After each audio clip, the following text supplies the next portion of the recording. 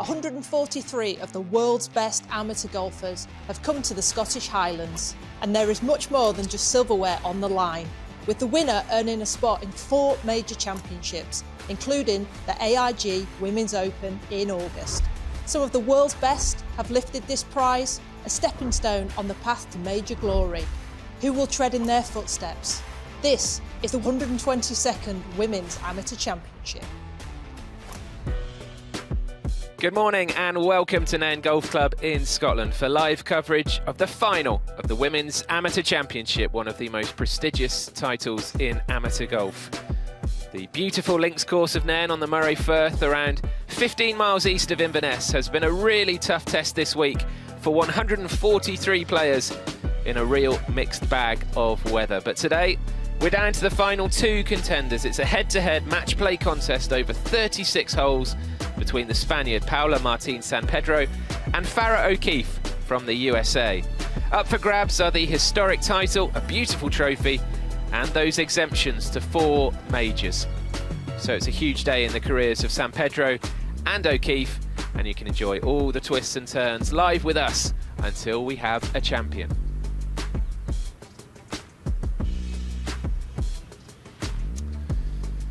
So here we go then, it's all built towards this. Our 2 finalists today have played 7 rounds already since Tuesday, and another 36 holes, maybe more, we'll get onto that in a second, but 36 holes ahead of them today. And they will join an incredible roster of past winners of this event. One of them will anyway.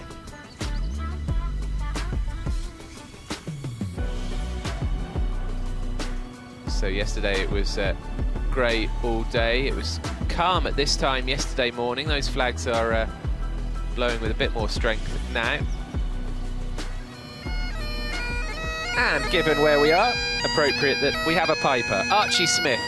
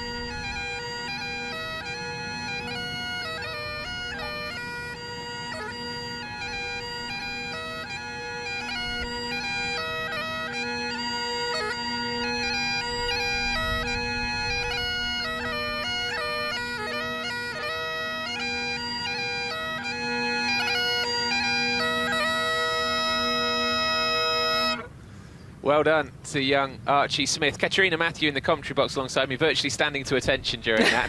That's a great way to start, isn't it? Rousing way to start the day, isn't it, for the start of this final. And this is Paula Martín San Pedro, the Spanish contender for today's title. 19 years old. She has had a very, very strong week. Already knocked out 2 American players. Will want to do the same today. And they are moments away now from teeing off in this final.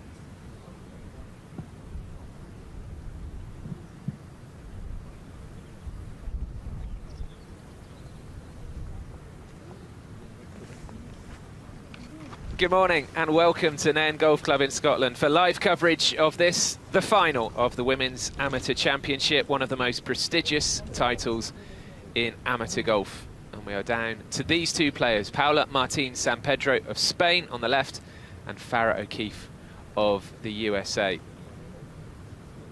Katrina Matthew alongside me in the commentary box. And Katrina, it feels fitting that it does feel like we have the two best players this week in the final. Yes, we do. Farah O'Keefe ranked number 8, Paula Martín Sampedro number 12 in the amateur world rankings. So quality has kind of risen to the top, and I think we're in for a cracking final today. Farah O'Keefe in particular had an incredible path to this final just yesterday, in fact, in both the quarter-final and semi-final, but the semi-final especially.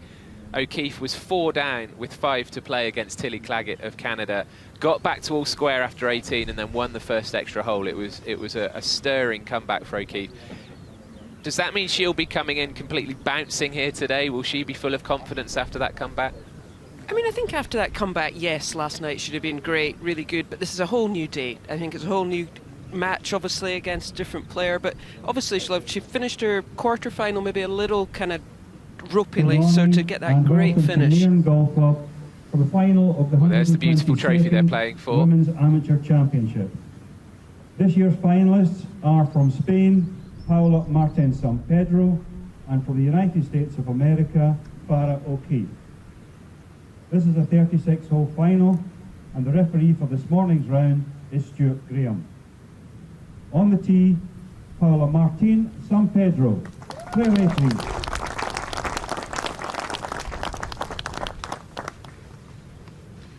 She was the best ranked European player in the field coming in this week, and here she is in the final.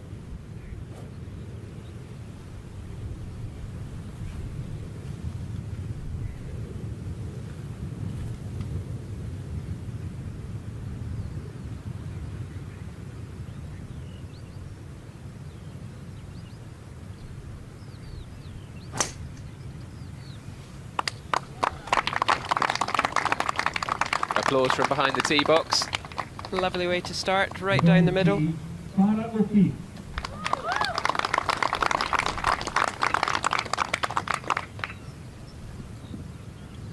Farah O'Keefe made the cut at the US Women's Open a fortnight ago.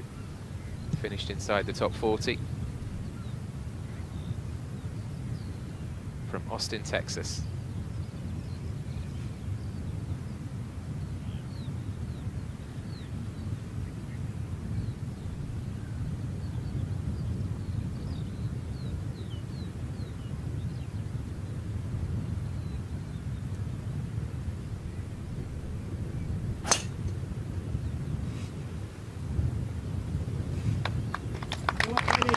Watching it slightly more anxiously.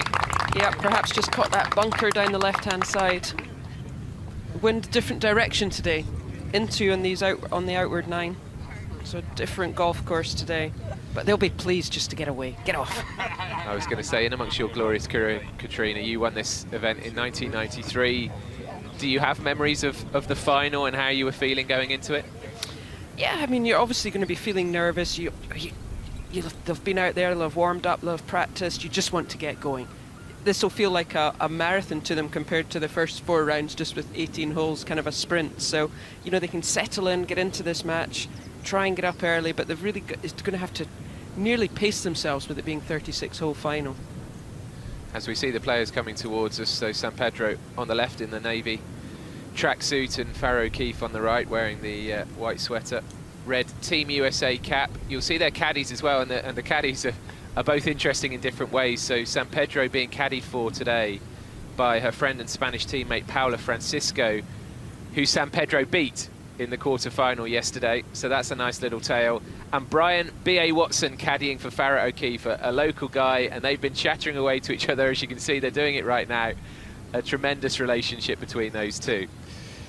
So our on-course reporter this week, and she's down there again today, following all 36 holes and maybe more if we need them, is Sophie Walker. Morning, Sophie. Good morning. Good morning, everybody, from the first tee at Nairn, and next to this wonderful trophy. We're looking for the 6th winner of this, a Spanish player.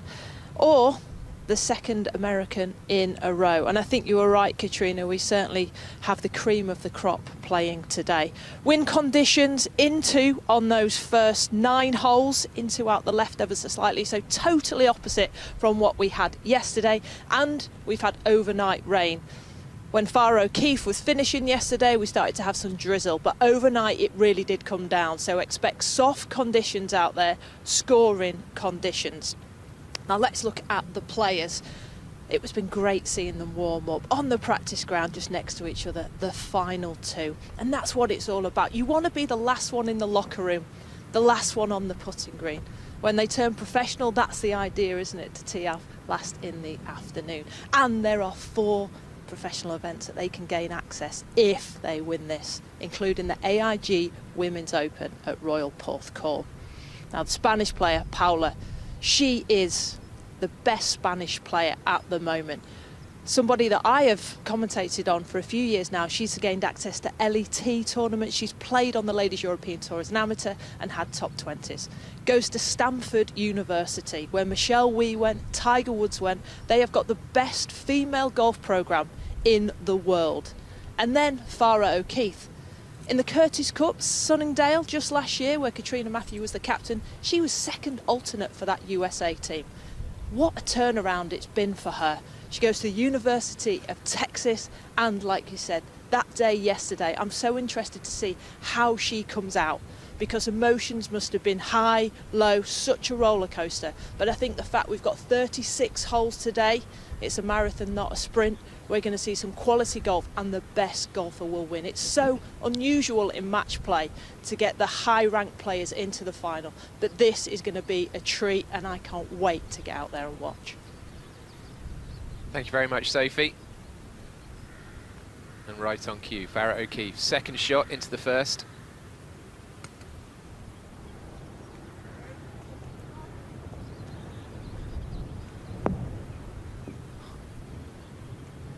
And a great start there. I thought she'd maybe caught the bunker off the tee, but hadn't.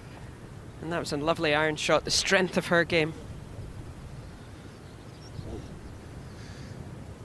And San Pedro, we've been impressed by all week. Very neat and tidy player. Wasn't quite ready for the Curtis Cup last year, but I have a feeling she might be in your team next year. We'll see. But San Pedro, second shot into this first hole.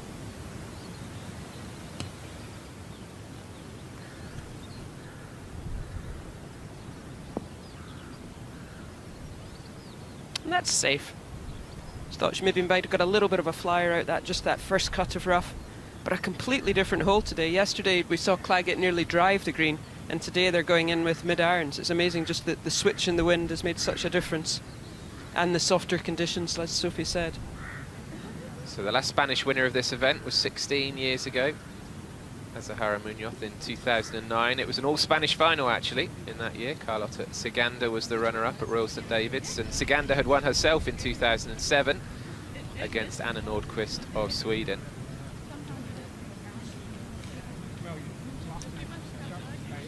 And the weather forecast, look at that, the word sunny's in there.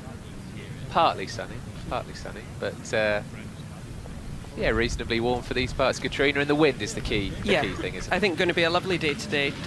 You know, getting up to 18 degrees, nice and warm, and as you say, the wind 12 to 15. That can, on the coast, that always just feels that little bit stronger. Just going back to the list of Spanish winners, we actually had 5 Spanish winners of this women's amateur in 9 years between 2001 and 2009. Belén Mozo was the other Spanish winner in 2006. And as Sophie mentioned, maybe 2 American winners in a row. Oh, there's the partly sunny. That's more than partly, I would say. I think we're going to have the sun out soon. Melanie Green of the USA won at Portmarnock 12 months ago. But before that, you have to go back 29 years to Kelly Keeney's victory at Royal Liverpool for another American win. So they've been few and far between, have really. Been few and far between, but I think with their Team USA concept now, they're bringing teams over now the last few years, so we'll perhaps see some more Americans contending for this championship in the future. And we have to be honest as well, Katrina, you know, lots of the European players, the British players spend so much time in US universities that they owe a lot to the American system as well, to a certain extent. Yeah, it's a fantastic system. You see a lot of the top European kind of amateurs going over, getting a college degree, and it's just the whole, they learn so much about themselves and how to travel, and it's a great program. They're all playing against each other, against the best amateurs in the world. That's a beautiful shot, isn't it? We can see the sun coming through the clouds there in the distance. We haven't seen that sand in the distance looking quite so bright, have we? We haven't. And San Pedro here, the pin's 15 yards on. So this will be a good test to see if she's got the pace of the greens today. Might be a little slower after the overnight rain.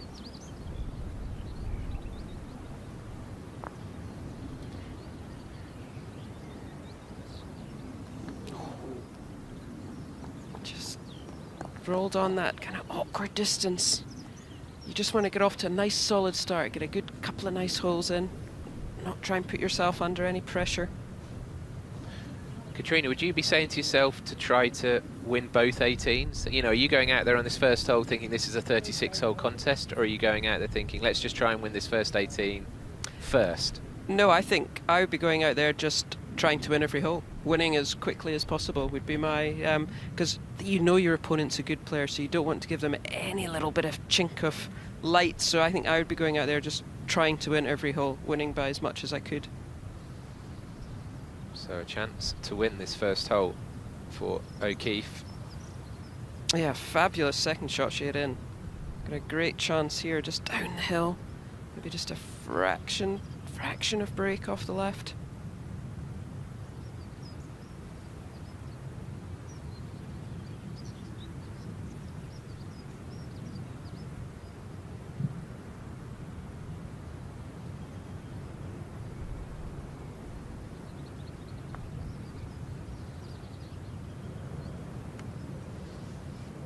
Not quite, but that's a gimme for a par. Yeah, I think with it being, as you say, 36 holes in a marathon, the less kind of pressure you can put on yourself with leaving yourself these kind of 6-7 footers, just kind of wears you out. So a test of San Pedro's putting right from the off here. Awkward length when you need to sink it to halve this first hole. One good thing is she got a good line from O'Keefe's putt. So inside left, firm.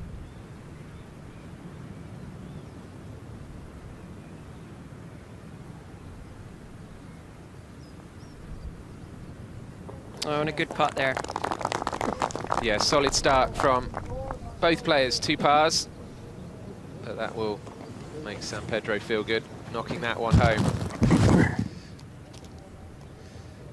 We've got two, as well as 2 great players, and you know, this might sound a bit sort of, I don't know, a bit sentimental almost, but we have 2 very, very nice people out there as well, don't we? Two very good characters. They play with a smile on their face, and that's actually great to see as well, isn't it? Yeah, they do. I mean, I think the 2 Paulas there, they had a difficult match in the quarter-final where we didn't see much emotion from either of them. Difficult to play a good friend, but you know, since then Paula Francisco's caddied the last 2 rounds now, and you can just see them chatting away. They look like they're having fun. And as you mentioned, Farah and her local caddy Brian are having a great time. 2 great characters. We're told that Brian's known as BA, aren't we? BA Watson. Yeah, and a former club champion at the other course, Nairn Dunbar. So a good player in his own right. More blue skies as we move on to the second hole, a par 5, 451 yards ahead of them. And Sophie mentioned about the wind being in a different direction today. How significant is that? Yeah, I mean, they were easily reaching this one yesterday, but I mean, only two good shots today back into this wind. 450 yards, so probably playing closer to about 480, 490 back into the breeze.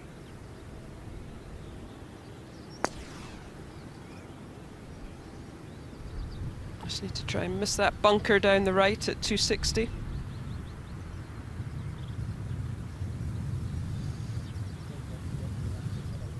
Have a look around, see where that one landed.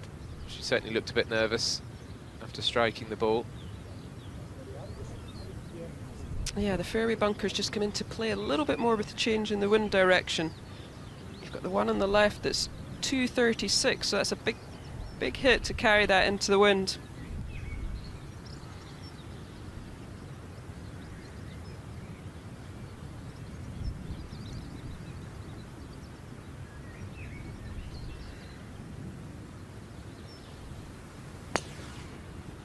Oh, and the arms come off.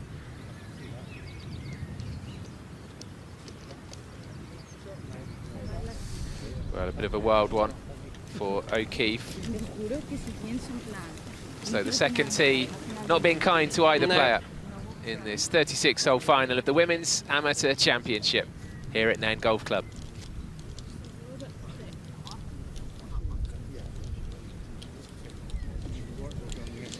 Right, whilst we go and try and find their golf balls, we'll take a look at the aerial view of this second hole, Katrina.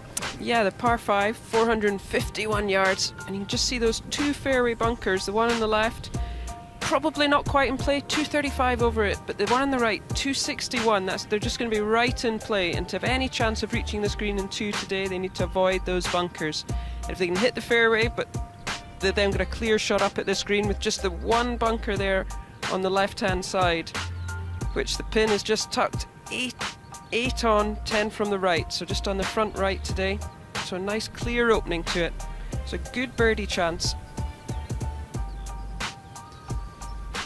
A good birdie chance if you hit it well off the tee, but we wait to see where the two players have ended up, because certainly O'Keefe, we could tell that the arm came off the club and could be well wide, whereas San Pedro, it felt as though maybe she was a bit closer to the fairway.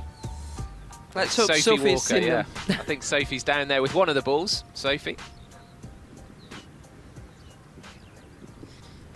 I am. I've found Paula's ball. It was the easiest to find, hence why me and Frank came down here just outside the gorse in a slightly bare lie, 219 yards to the flag. And as she's down that right-hand side, she has a better look. She can actually play towards the fairway bunkers and the greenside bunkers on the left-hand side into win second shot. So, probably Yeah, as pretty Sophie was fortunate. saying, it's going to be just very lie dependent. You'd think she's going to have to need a 3-wood, so it'll just depend whether she feels she can get a 3-wood out that lie. But as Sophie said, the one thing, she's got no trouble, so she can run it up, even if she can get it out and scuttle it up onto near the green. The one on the left. So Paula San Pedro is over to the right-hand side of the fairway. Meanwhile, Farrah O'Keefe a long way wide left. Yes, she has. Might be far enough left that she's actually got an okay lie. Looks like there's a walkway there, whether she's caught that or just the rough. We will find out. Yeah, if she's coming this way towards us, it means that her ball's on this walkway. So that's a real break, isn't it? Look, I mean, look at how thick the stuff is the other side of her and where the gorse is. That's a huge break. If she'd been in that heather, that would have been a real just chip out back onto the fairway.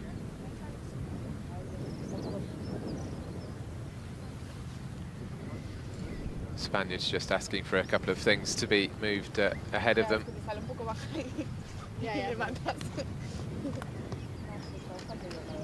A couple of buggies, etc. just need to be moved for San Pedro to take her second. But yeah, this is an incredible bit of fortune for O'Keefe, because she is well wide of the fairway.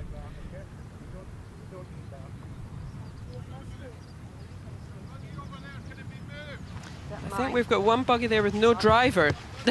We can just see it over there on the right-hand side. Driverless technology has not reached golf No. buggies yet. I mean, it probably But as has you somewhere, say, but gosh, look at this break. And she's managed to miss the 2 divots. She's just in a prime spot now.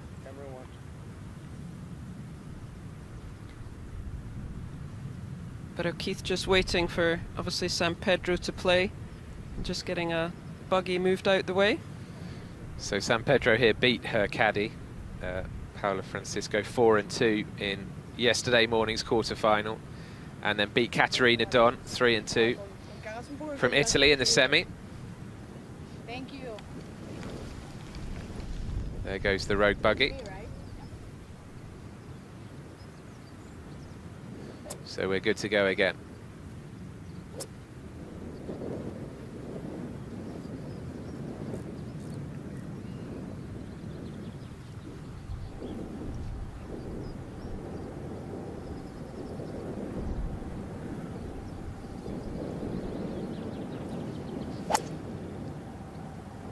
And it looks like she got a good contact on that, watching it. Oh, just look, running close to that bunker, might just have stayed just short of it. But you can hear the wind today. You could really hear can. it whistling there, maybe just picking up a little. Let's go down to Sophie again, who's with O'Keefe's ball. Well, we're closer to the 16th green than the second fairway, but like you said, missed some divots. Opting for an iron, 206 pin. Wants to be short left of this green, aiming at the green side bunker.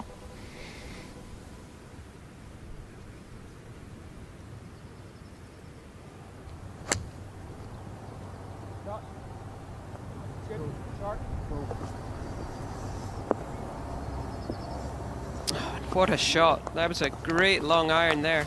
We saw her hit long iron off the tee a lot yesterday. That was a great shot. We spoke a lot yesterday about the short game being the best element of her game, but that was a cracker there. After that, really good bit of fortune, but making the most of it with a superb shot. And we've spoken already about her semi-final yesterday against Tilly Claggett, coming from 4 down with 5 to play. But before that, her quarter-final at this time yesterday morning, it was almost the reverse. She ended up beating Marie-Helene Madsen of Denmark by 1 hole, but it was O'Keefe who almost let her lead slip in that one. So she had a really topsy-turvy day. She did. Sometimes it can just, you know, she was kind of 2-3 up most of the round in that quarter-final and just kind of got a little nervous, a little edgy. Sometimes just trying to win that last hole to win the match can be difficult. And then, as you said, in the afternoon, it was the complete opposite. She was 4 down with 5 to go, and she played some good golf and won a couple of holes, and Claggett, you know, gave her perhaps a couple of holes. But sometimes it can just be that little bit easier trying to push and come from behind. She's had a really battling week. And this championship starts with 2 rounds of stroke play, right back at the start of the week, Tuesday and Wednesday. And O'Keefe finished 1 under through those 2 rounds of stroke play. San Pedro 3 under, so they were both around and about the top 10 of the stroke play element to get through to the match play rounds. And since then it's been straight knockout from 64 players down to these 2.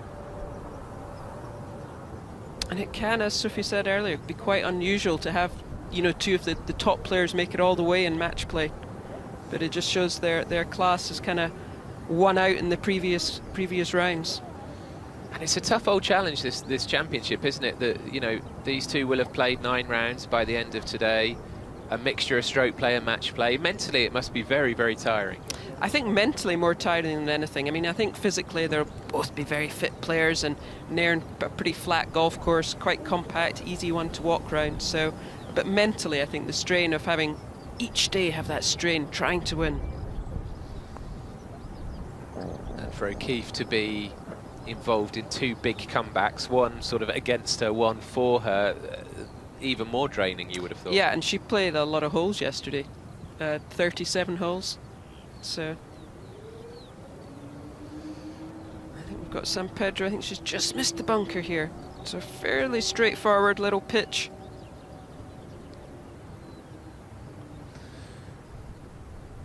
Just probably her kind of gap wedge. Clip this off the top. 1 bounce on the green. And just a little bit of check on the second bounce.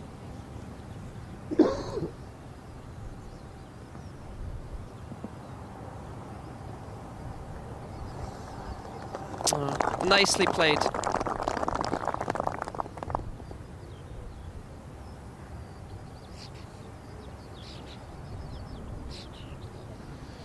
This has the feel of a match that could go a long way.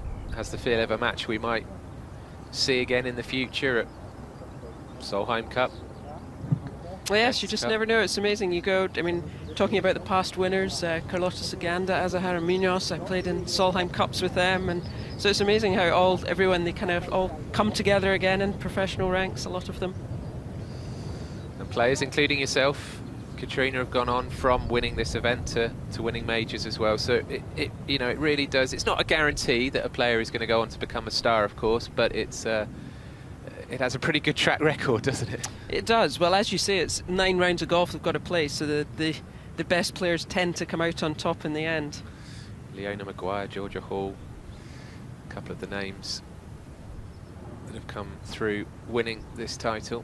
As O'Keefe lines this putt up, she's a good putter, has a very set, steady routine. Yeah, for eagle and to win.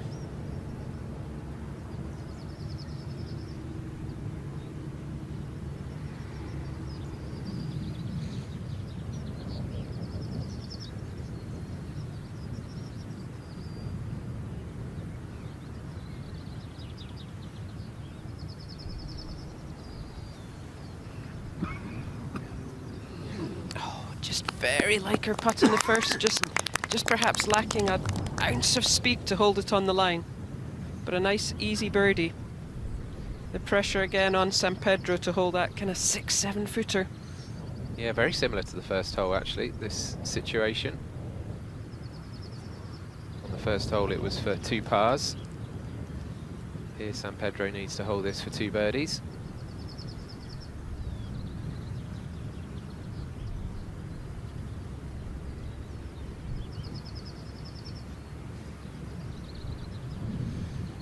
It's interesting, San Pedro just obviously likes doing her own thing, lining up her own putts.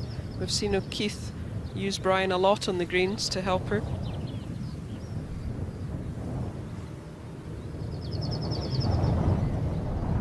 Oh, it's a good contest already, this, isn't it? And twice now San Pedro has sunk putts to halve the hole.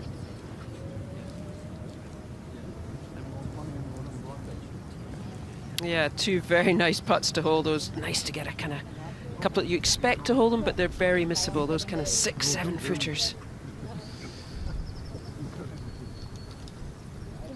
So they walk to the 3rd hole, which par 4, 371 yards ahead of them.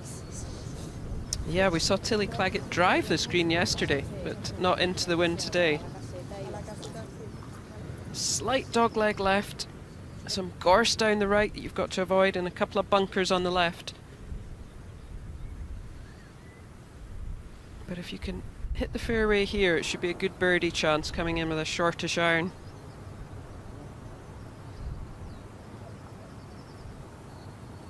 San Pedro just going with the 3-wood here, I think, just to take out the possibility of going in the gorse down the right-hand side. You don't need me to tell you it's windy, we can hear it on the microphones.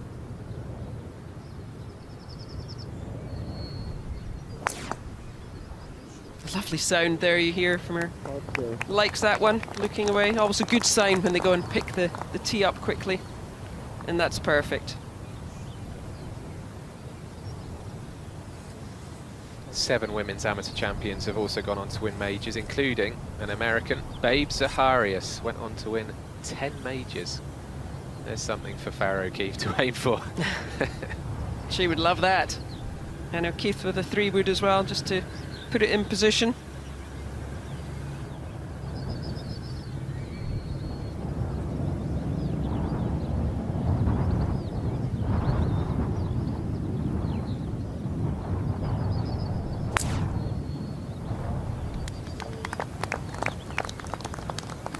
One looks good as well. And that will be a settler, won't it, after the wild tee shot on the previous hole. You can see the 2 balls have pretty much rested up level with each other on the fairway. So it's been a good solid start from both players in this final of the Women's Amateur Championship.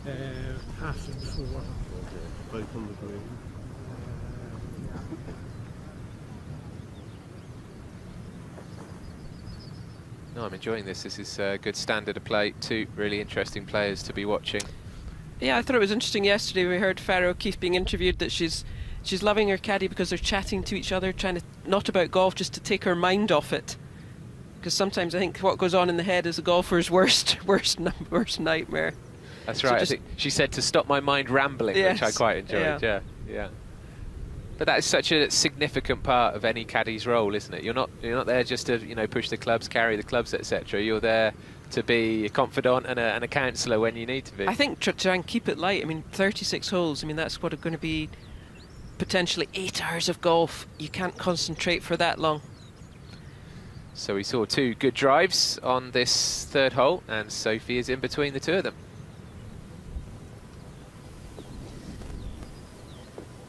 Yes, they're very close together. It looks like the Spanish player will be first. 154 yards to the front edge, 162 to a front left pin. There's at least a club wind up in the air. I would say Sarah's ball's slightly below her feet, so look for that left to right shape, but mid-iron at least in here. But it's very conservative off the tee. Bit of a slope to contend with for their seconds.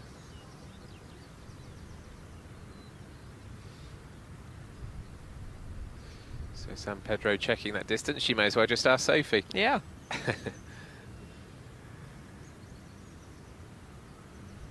It's nice to see a bit of brightness out there, bit of sunshine after the rain of some yesterday. shadows now, which is always nice.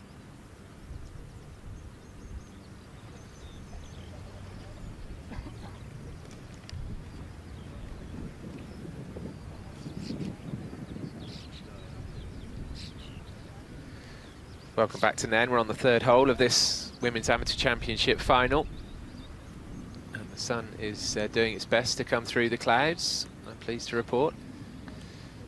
And if you're just joining us, it's Paula Martin San Pedro on the left of Spain up against Farah O'Keefe of the USA in this 36-hole match play final. This is O'Keefe with the Team USA cap on and her local caddy, B.A. Watson, who has helped her an incredible amount this week, keeps on chatting away to her, which she said has really helped her.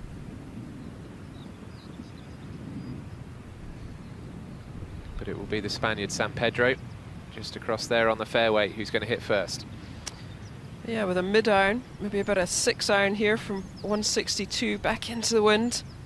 To a front left pin.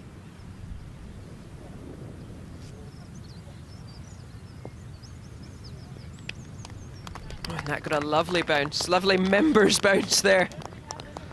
Lovely shot. I think she's liking that bounce she got. She really is, yeah. San Pedro and her teammate and caddy Francisco enjoying that one. So can Farah O'Keefe respond? Yeah, just a couple of yards closer. But as we saw from San Pedro, she can bring it in from that right-hand side, and the contours are going to kick it down. Again, I'll be looking at 20 feet right in the flag here, okay? Nice smooth one, okay? Not a big one.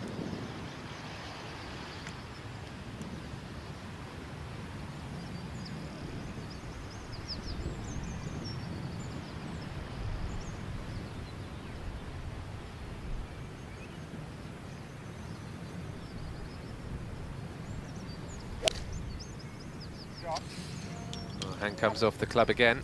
We saw that on the second tee shot. Well, I mean, that's not too bad. Obviously, it looked as though it was going to be much, much worse from her reaction. Yeah, she cleared that front left bunker. She's going to have a little chip. So it's the opposite from the first 2 holes. We've got San Pedro with the birdie chance and O'Keefe trying to get up and down from the side of the green. Her short game is very, very good. We'll see what she can produce down there next to the third green. Worth mentioning the 4 majors that the winner today will get exemptions for. The Evian Championship in France, the AIG Women's Open,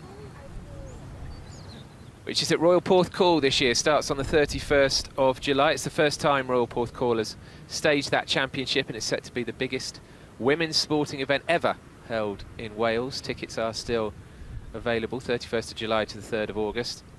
There's also an exemption for the US Women's Open next year, and the Chevron Championship as well. Yeah, that's fabulous to get a chance to play in all those 4 majors. And these two have both played in the Augusta National Women's Amateur, the ANWA as it's known as well. There is an exemption into that event, but both of these players would be there anyway. They have both played at Augusta already too. Yeah, they would be probably exempt with their high world rankings. And a Ladies European Tour event as well. So it is life-changing, it's career-changing to win this.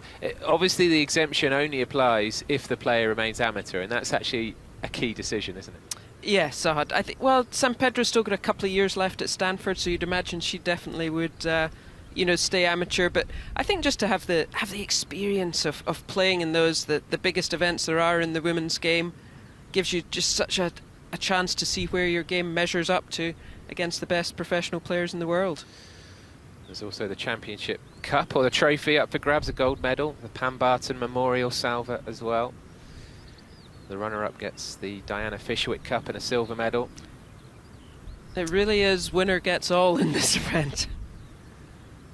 There's a lot up for grabs today, but being played in a good spirit, plenty of camaraderie. Because of that US collegiate system, these two will have played Yeah, they'll with know and each other. alongside each They'll other. Yeah. have played in many college tournaments together.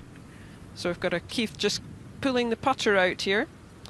Always a good play on links golf, I would say, from just round the fringes of the green. It's not a play we've seen very often, though, is it? We don't tend to see it, particularly from the American players who do seem to prefer to chip, but perhaps this is the caddy's influence. Perhaps, yeah. I mean, I think they're just so unused to putting from off the green. It is certainly something you have to get used to and practice.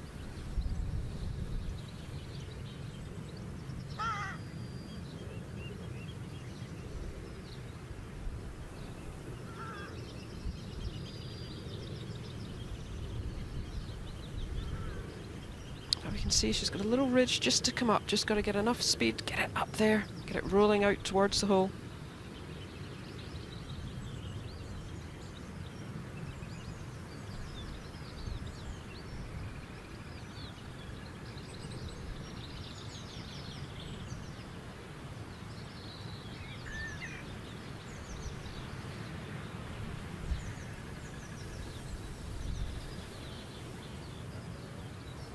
Very good from O'Keefe, judged that perfectly. She is very, very good around the greens.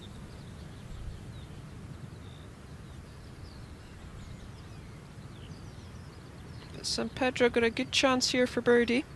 Pulled two good putts on the first two holes. This is the first time San Pedro has had an opportunity to putt for a win rather than putting to halve a hole.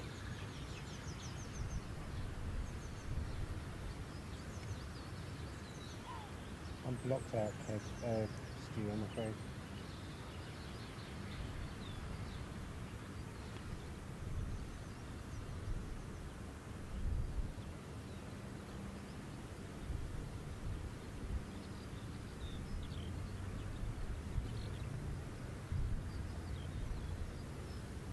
Oh, she's given that a tremendous roll.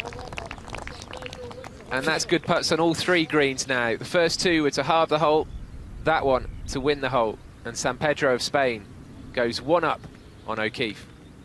Very good putt there, birdie putt. Single putted the first three greens now. So the first move of that final, and the two players making their way to the fourth hole, and Sophie Walker is up on the fourth green. Don't go in those bunkers on the fourth. A par three, we switch and come back towards the clubhouse, a downwind hole, 155 yards. It'll be about a 9-iron for these players. Now look at this pin position. It's in the most narrowest point of this green. Everything runs from right to left. So if you take it down the right hand side, flirt with these two bunkers, you can get a nice kick in. Everything funnels to that pin. But you want to get the right club. But boy, do you want to be accurate, because this green is tiny, but it's downwind, par three, the fourth. So the first par three challenge of the final. And a great description there from Sophie. Everything, just as she was saying, funnels in towards that pin there. We saw a lot of the players just in about that position yesterday. But downwind, I'd expect two good shots here.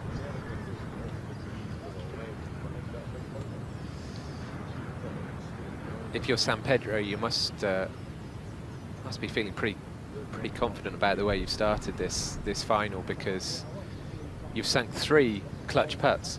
Yeah, definitely. 2 birdies, 2 under through 3. Very solid start. But here, 155, downwind, probably at least a club downwind.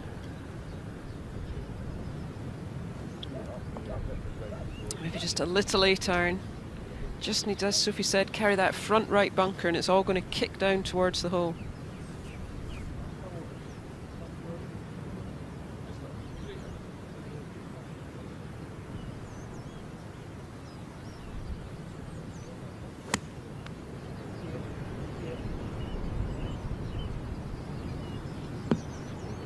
Oh, this time the bounce isn't so kind. She had a great bounce on the previous hole, but that one has sent the ball tumbling away to the back of the green.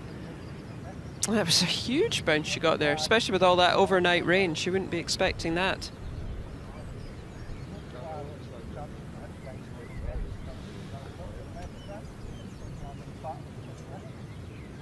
So O'Keefe to tee off second. Yeah, I think sometimes you can really learn a lot if you're teeing off second, because she'll have played, she'll know how far they hit it in relation to each other, whether they're the same club or one less, one more. So she'll have seen what club San Pedro hit.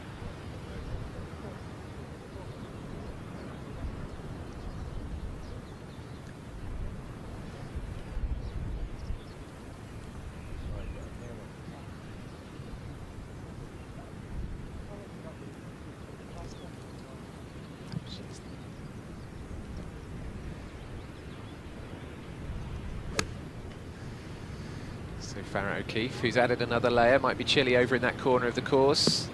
Oh, and this looks a beauty. What a tee shot on the 4th from Farrah O'Keefe. Goodness me, we're being treated to a high standard of golf so far this morning. She liked that one, didn't she? And why not? Had a flicker of a chance of going in. And I love her notebook, by the way. In the back pocket it says "Hook 'em" on it, the slogan of the University of Texas there. She doesn't hook many.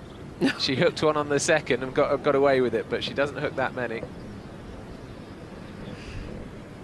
So Paula Martin, San Pedro, has been really impressing everybody this week. Let's find out a little bit more about her.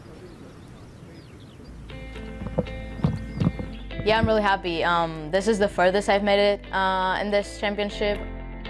I think it's gonna be really fun, especially because my family will probably get to watch it from home, so that's gonna be nice. And I really like it. It definitely shows the importance of this championship. I've played a few times before with cameras, and it's definitely a challenge, but getting used to it little by little, and really excited about tomorrow. It would mean a lot. This is a championship with a lot of history and legacy. A few Spanish players on both the men and women's side have won, so putting my name on that trophy would be definitely a dream come true. Yeah, it would be so good, especially I just played my first major, the US Open, a couple weeks ago, and it was such a great experience, so hopefully I can get to play many more in the future, and well, winning this championship will give me the chance to play the next 4, so that'd be really nice.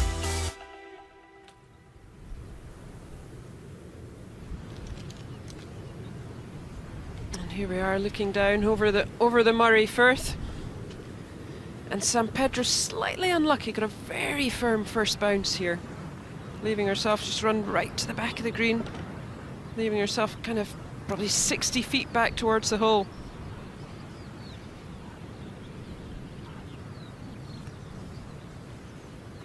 And more people on the beach today, I think, now the sun's out. All the dog walkers are going to be out in force today.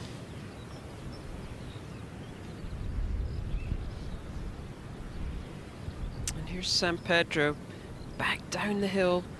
That shoulder of that bunker just going to affect the putt coming down. It's going to kick it from right to left.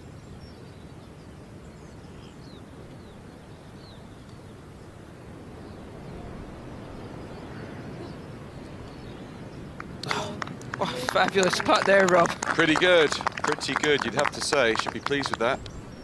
Get your iron distance-wise early in the round and you're up. It's going well. Make your partner have to make birdies to beat you. It's good. She was very composed yesterday. And Looked very much in control of what she's doing. She was. She just never really looked flustered. No. And I think holding those two good kind of 6-7 footers on the first and second, and then a 20 footer there in the third. She's obviously got her eye in on the greens. But a great chance here for O'Keefe to make birdie and get back to all square. Has Brian cracked the sweets open yet this morning? Not yet, but perhaps a birdie here. It's a hard taskmaster. Great tee shot. As you say, it had a little look.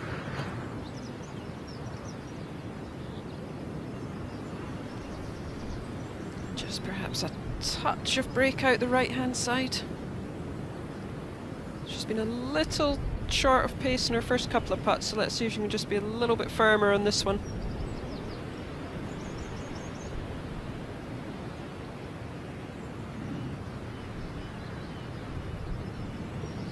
Brilliant.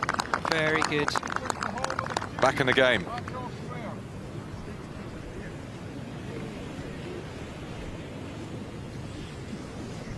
They've had a week, haven't they, those two? They have had a week, regardless of what happens today.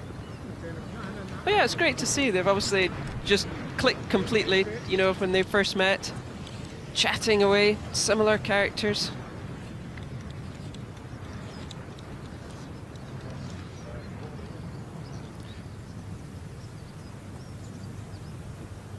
Not too much chance either of those will get sunburned today. They've got the layers on, look.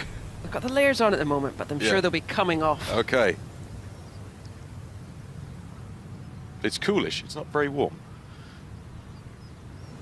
And the change in wind direction makes a difference. A huge difference. It's like playing a different golf course.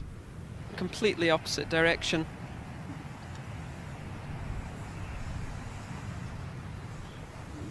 A lot of links courses are not like this. They might be coast side, but they're up a little bit and you look down onto the beach. This is almost beach level, all of it. Very close.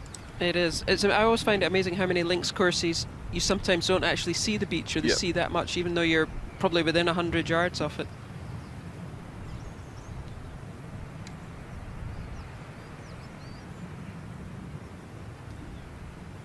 Yeah, it's blowing pretty good now. Driver.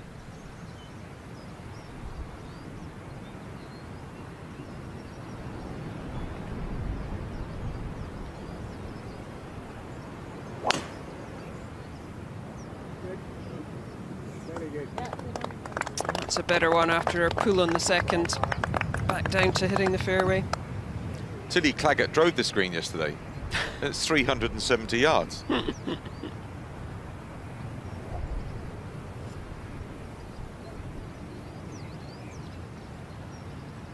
That's great, isn't it? See that the beach even comes into play. We've seen a couple of players play from the beach.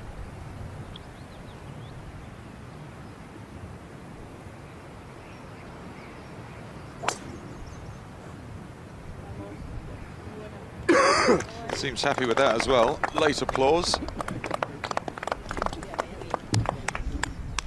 Yeah, I think that's fine. Just on the left-hand side of the fairway. They're both going to be playing from about the same spots, distance-wise, so that's a little more interesting than 30 or 40 yards removed from your opponent. I'll have a little look at what's in your bag. I know, especially in the par threes, and as a player, you have an idea of how far you hit it. Yeah.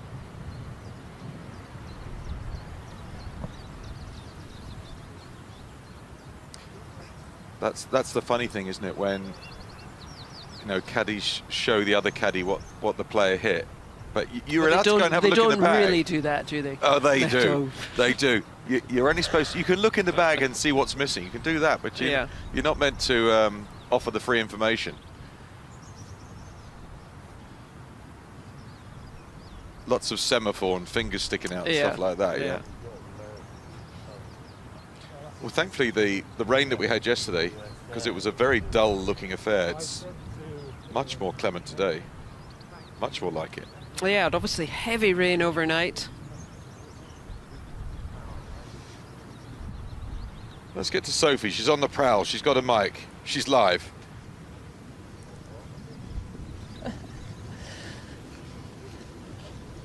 Farah, look at this. Look at all the people out watching and the dog walkers on the beach. This is pretty cool. I'd say this is probably a 3 in 365 day in Scotland because we've already had the other 2. So I don't know, I'm just enjoying it out here. A little breezy, but nothing compared to yesterday. No rain, so it's a dream. Yeah. Now, I was speaking to your caddy, Brian, and he says, well, when the Americans come out and play, I normally reward each shot or a birdie with a whiskey. Not for you, though. No, we have to go with the sweeties, so that's what I've got going this week. It's sports mix. I don't know. We don't have that in the States, but he gave it to me like the first day we were here, and I was like, yeah, that's my stuff. That's my candy. Yeah, I think we can get rid of the word candy now. It's definitely sweets. You need to take that back to America. Now, your American team, they've really embraced coming over to the women's amateur. We spoke about last year's winner. What's so good about being in this women's amateur as a team and individually? I think for us, when we go, we don't get to compete all that often overseas. A lot of our events are at home, and so especially like so many of us are playing in college, so we're in a college season all year round. So when we actually get the opportunity to go overseas and represent our country, whether it's as a team or an individual, it's a really special moment and kind of only something that you get to do a limited number of times. So we're just enjoying it here. I think it's the best of any golf that you could get. So I'm having a lot of fun. Well, we're enjoying watching you. Good luck and carry on. A little breezy, like it I is. said. Yeah. Thank you, guys. When you're an American competitor, you know that your wardrobe is going to consist of red, white and blue. Whether it's Solheim Cup, Ryder Cup, it never changes. Yes, they do love the red, white and blue. And why not? Representing their country, as she said, there's no greater honour. And here's San Pedro with their second shot. That pin's kind of tucked, 17 on 5 from the right. 2 big bunkers, kind of just looking to gobble this up on the right. But managed to avoid them in a good shot. Another good birdie chance, and you can see that flag now fluttering away, looks like it's getting a little stiffer. That looked like a 5-iron she hitting there. Very good shot.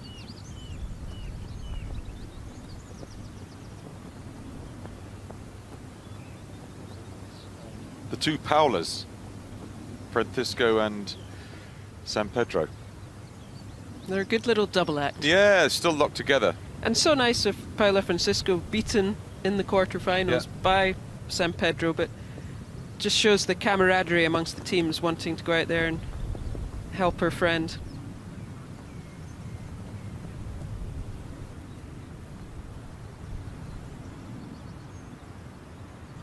Keith's perfect position here, be able to see that flag.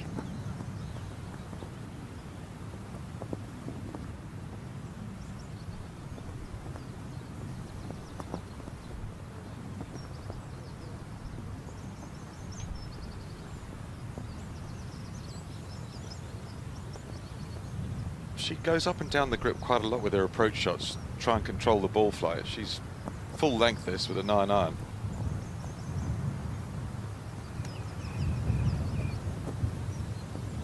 Doesn't like it. Ragged finish to the swing. Oh, maybe just caught one of those bunkers on the right that I was talking about. But she'll be used to playing in the wind. I mean, everyone always thinks the weather in America is perfect, but coming from Texas, they get a fair bit of wind.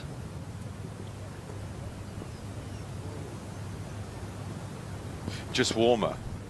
Warmer wind, which, to be fair, I don't think affects the ball quite as much. It's definitely a heavier wind over here. Very much so. How can it be that you have a heavy wind, but that is true at these courses? It's just denser. It just is. It's difficult to describe, but it just definitely affects the ball more, how it flies. I'm slightly concerned that she thinks we get such terrible weather here in Scotland. How ridiculous. How ridiculous. We've had a fantastic spring and lead into the summer.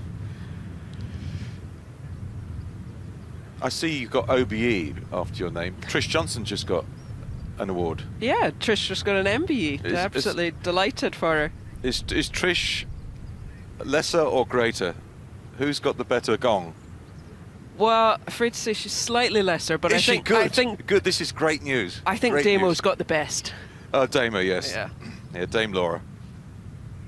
But yeah, no, delighted for Trish. Well deserved. She's been such a fantastic player in the Europe and supporter of the European Tour over many years.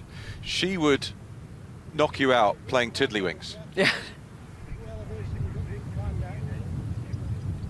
such a fierce competitor. Yeah, I was playing a tournament last week. I was partnering Becky Morgan, and Laura and Trish were playing together, and we had a little match in our practice round, and it was ferociously competitive. Right, chipping and putting required. Oh, fortunate to miss one of those bunkers.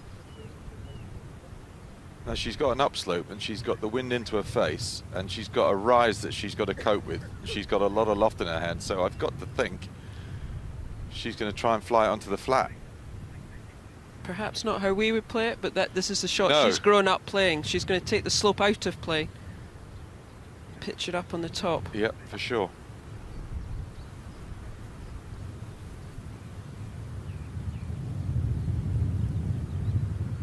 I love the way she just grips down there on it.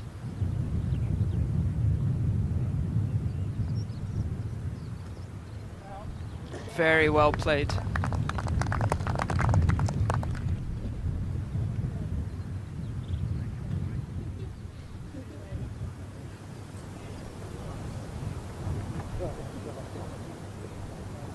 Well, that second shot would have annoyed her because she's, as she showed us yesterday, very, very capable with her irons. She got that one all wrong, but the recovery was very good. And she's just worked hard to get it back to all square, so don't want to give a cheap one away. And there, her second shot maybe just maybe caught up in the wind ever so slightly. Be interesting to hear what Sophie's got to say, but it definitely looks like it's just picking up a little bit. Yeah. It's got more of a linksy feel about it today. But a great shot in by San Pedro and another good birdie chance.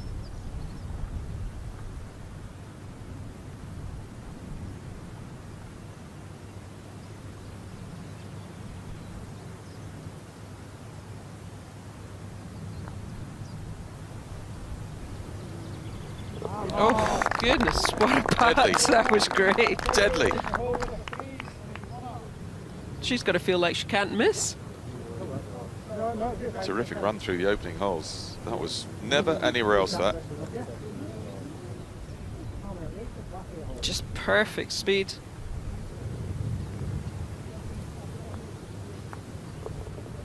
She knew that was in about 5 feet short of the hole. Lots of tooth enamel now. She's very pleased with life.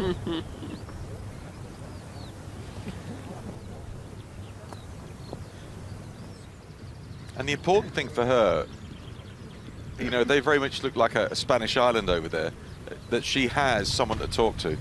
Because when she played the quarterfinals, pushing her own cart, or electric cart, as her opponent did, Francisco, they looked kind of lonely, didn't they? They were very much not talking to each other much, and it just looked like it was very arduous. Now they've got a bit of chat with American accents. Yeah, it really looked, well, maybe not when they're speaking Spanish. Yeah. But it really looked like they didn't really enjoy that quarter-final having to play against each other. But here we are on the 6th, the second par 3, 162 yards. Pin just 11 on and 8 from the right today. It was 11 on yesterday, so it's the same distance up the green, just slightly pushed to the other side.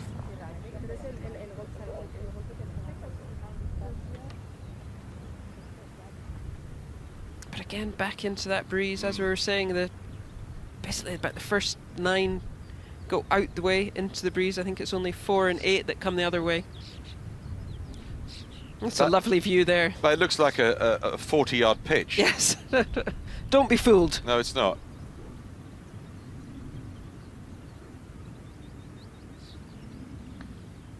You can see that.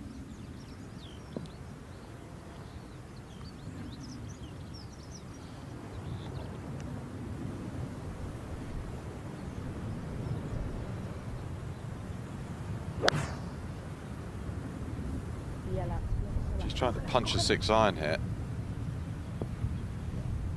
She's finding the greens, starting to.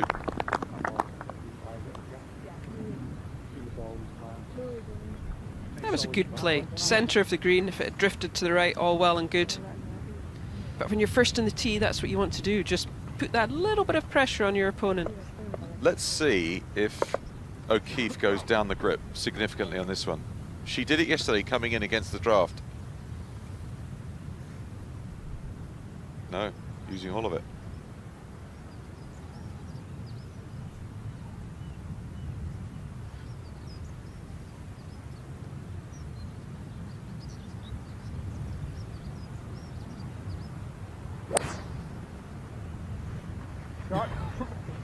She likes it. Be the right distance. Oh, it is. Great response to losing the previous hole. Two fantastic shots on the two par threes. Going Yeah, she might have 2 twos.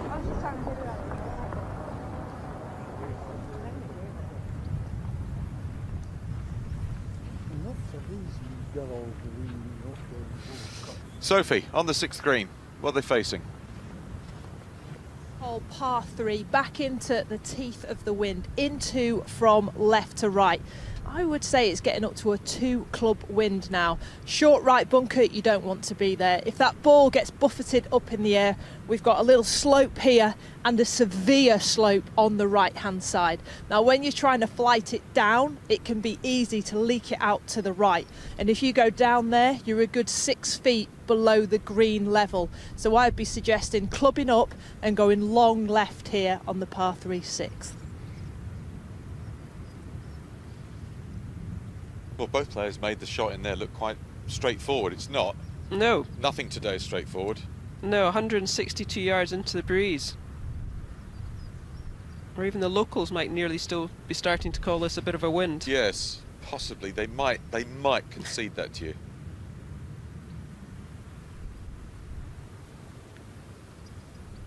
And that was 2 good shots. O'Keefe did there at about, what, 8 feet? 2 twos on the card, could it be on the front 9? It could easily be that. Do you think she went in the twos pool? Well, if she did, she's going to be collecting all the cash. The thing is, San Pedro's one up. She's going to go first. She holds her putt. Match play is such a nuanced game. You can be by far the least likely to hold the putt, but you make it, and then you make your other person miss. You impose your game on them, and they have to react to it. And the way she's been putting in these first 5 holes, you wouldn't count against this going in.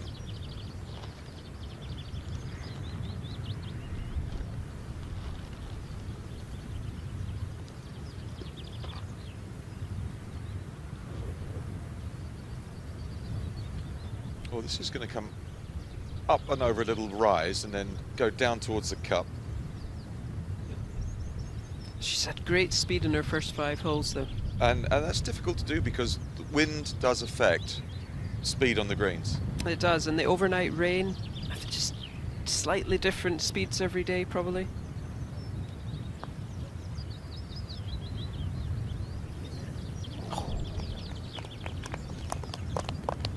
It was a good try. I think she feels she can hold everything. Very bold. Just about to say the same thing. She's only looking at holding it. Gone a little bit further past than perhaps she would have been wanting. But look at that, you can just see it rolling. You can see her line rolling. Oh, great putt.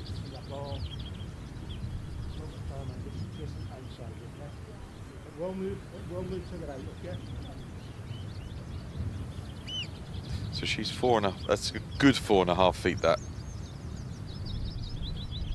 O'Keefe's got to assume that that's going to go in, so she has to hold this to square the game again. Yeah, just a fraction left to right. The same distance as she hold on the 4th for birdie. It can always be quite tricky putting over your shadow. Yeah. It's quite tricky when Brian keeps butting in.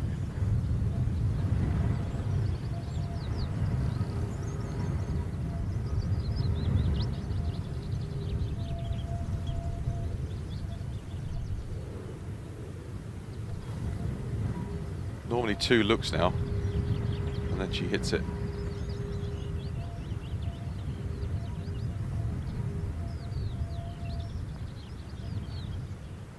Oh, great putt. What a final we've got. Fantastic. They're just trading birdies. Yeah. Her routine has not one jot has it wavered either way. It's exactly the same every time. Same amount of looks, same amount of practice putting strokes. And that's what you practice, do all these hours of practice for, but sometimes even with all those hours of practice, it's difficult sometimes. If you get nervous, you can fall out your routine. Or I'll just have another look, and then where does it end? Yeah. So they make their way to the 7th. Yep, the par 5. That'll play long today. Yeah, 5:31, but back into that strengthening breeze. If you're tuning in for the first time this week, we're at Nairn on the Moray Firth. And generally speaking, the course is straight out and straight back with a little wrinkle on the back 9, but it's into the wind on the way out and full sail coming back. That's the way it is. And just 2 bunkers down here on the left-hand side. She's obviously just going to play this as a 3-shot hole, just taking them out of play. A sensible play. I mean, links bunkers, they're stroking distance usually. 100%. If you can't reach it, use your 3 shots to get there.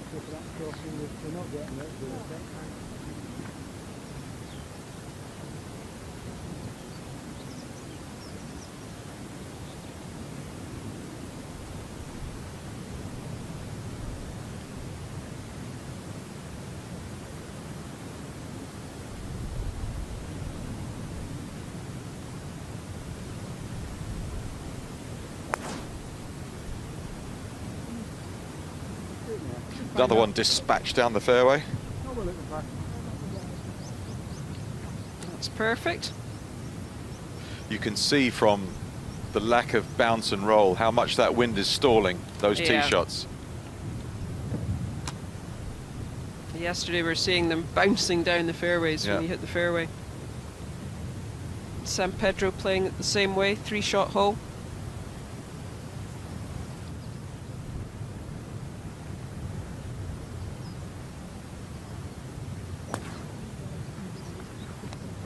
Left. Just watching that a little.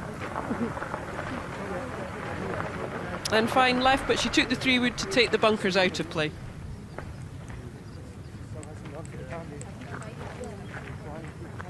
Well, both players must feel like the only way I'm going to win a hole is by making a birdie somewhere, the way they've started. Yeah, and on the more difficult 9 today into the wind. Which is great. It's great to see a great final, you know, 2 top players having a real ding-dong battle. And I was talking actually to Anne Walker, who's the Stanford coach, who's the coach of San Pedro, and said she's such a hard worker and just absolutely loves golf. And she kind of identified... Oh, sorry. Are we going to hear from Sophie Walker, maybe? And talking to San Pedro. You've done that beautifully.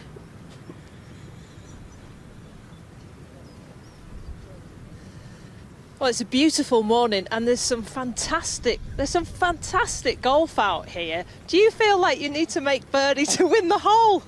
Yeah, 100%. The wind is blowing quite hard and we're definitely off to a great start, so it looks like it's going to be a great match, yeah. And you've got your friend Paula. Talk about on the golf course, you know, to keep your mind off being in the final. Yeah,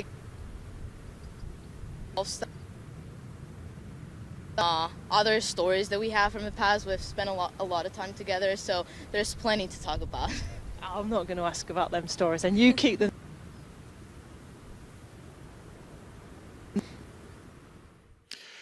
A little bit of break up there, don't worry about that. We'll hear from them again because there's only 2 players to watch today, so we've got all day.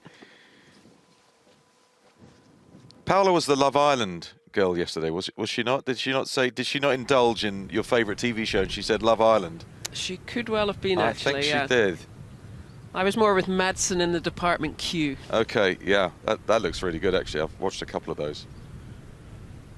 That's the tail of the tape, and nothing to separate the 2 players so far, as it should be with 2 high-quality, world-ranked amateur players playing in one of the big finals, the Women's Amateur. And no sign that that breeze is disappearing anywhere soon.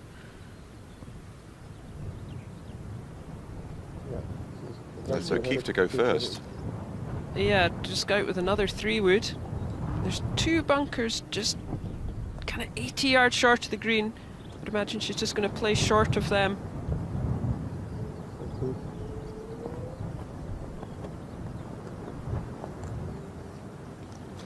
think that's something a lot of, you know, higher handicap amateurs can learn from, is strategy. It's not always perhaps driver and go for the green. On the right, got it. Well, these bunkers here, oh, they're sweeties. sweet. So you've They're done well. out. Fresh, got a fresh pack.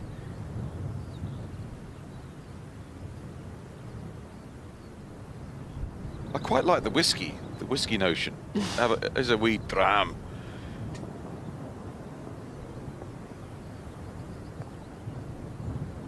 It's a bit deceiving, this. She's just edging the fairway on the left-hand side.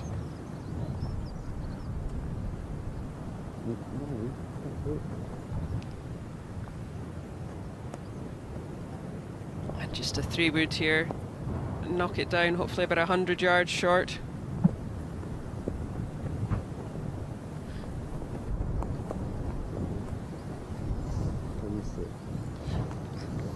She looked to me like she felt she tugged that one again. We'll see. She's smiling though, so that's good news. Sorry, I missed that.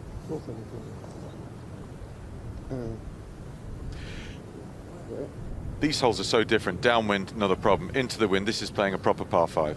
It is, isn't it? Yeah, you've got to have a bit of strategy here. You can see these 2 bunkers on the left that were about 225 off the tee, hence why they took the 3-wood, just to lay up short of them. So then from there they want to then navigate their way down this fairway. You can see how close it is to the water, and just lay up short of these 2 bunkers, which are just 80 yards short of the front of the green, and then leave yourself a short iron into the green. The pin's 15 yards on, just 8 from the left, so tucked over perhaps that front left bunker.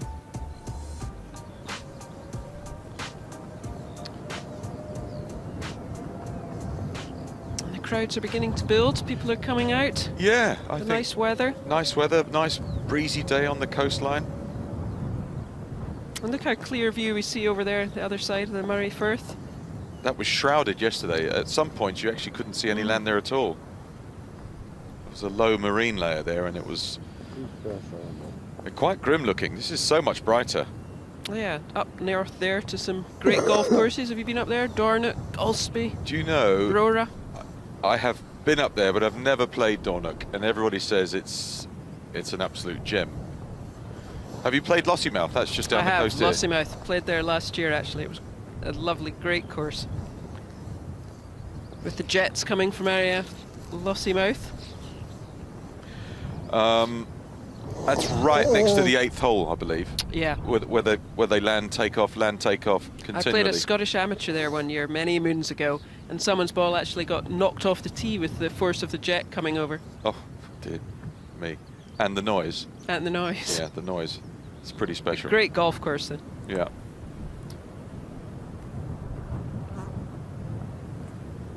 No, there's a whole slew of courses I haven't been to. Dornoch, one of those. Everyone talks about Machrihanish. They keep talking about that. You go on the other side. That's a tough one to get to, but a great golf course. Yep. And then you've obviously Castle Stewart, just west of here. Yeah. So battle of the short irons now into this par 5. Yeah, and not so short maybe.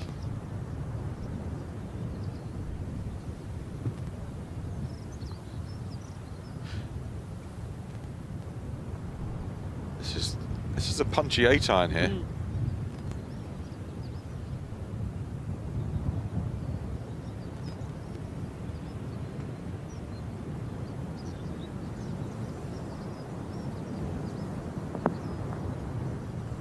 Another quality iron shot.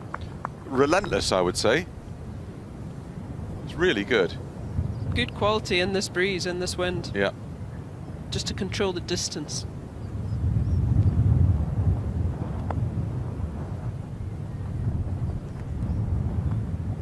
Well, here's a player that lives in Austin. So if you go Texas College like she does, like we mentioned, you play in the wind all the time. See, she's way down the grip here. Just probably taking an extra club and just doing a little punch. Try and keep the spin off the ball.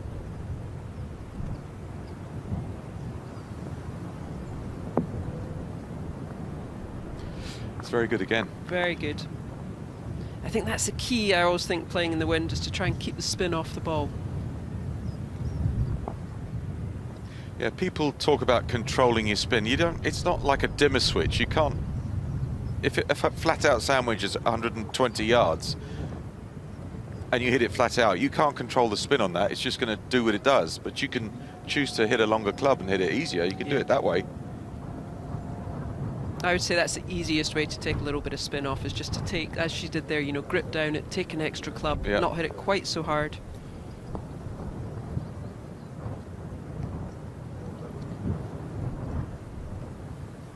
And there we go. The Spaniards they've done well in this championship over the years. Yeah, no one anywhere near the English though, with 50+ wins in this.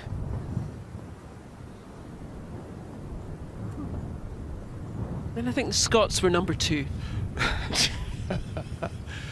Not this year, for either of us. This, we might be looking at a Solheim Cup singles here down the road. Absolutely. I mean, obviously the previous winners, Munoz and Saganda. She would love to follow in their footsteps. And O'Keefe and Kelly Keeney, Solheim Cupper. Let me replay, please. It's a funny time to be, you know, in your journey to being a top professional. You'll go through what they're doing, playing these top amateur events, but you never know. Even if you're highly fated, you'll never actually know what it's going to look like. What will it? When I look at my career, what will it look like when you're at this stage? No, it's your dreams, isn't it? You can only imagine.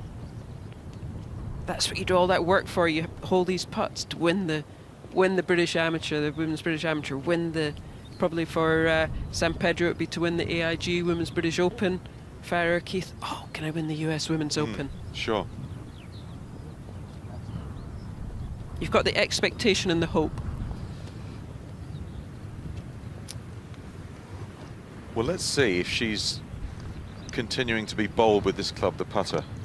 Everything's being run at the hole.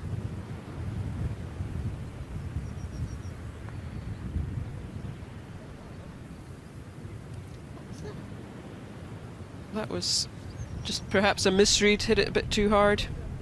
Certainly bold still. Yeah, putting a bit into the wind and went off in her hands a little bit, so not the best one she's hit.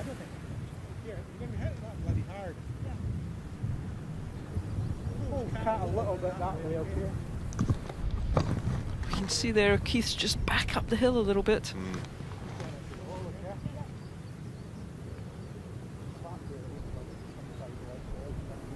But they do love a chat about the lines, don't they? Brian walks 2 rounds for every round.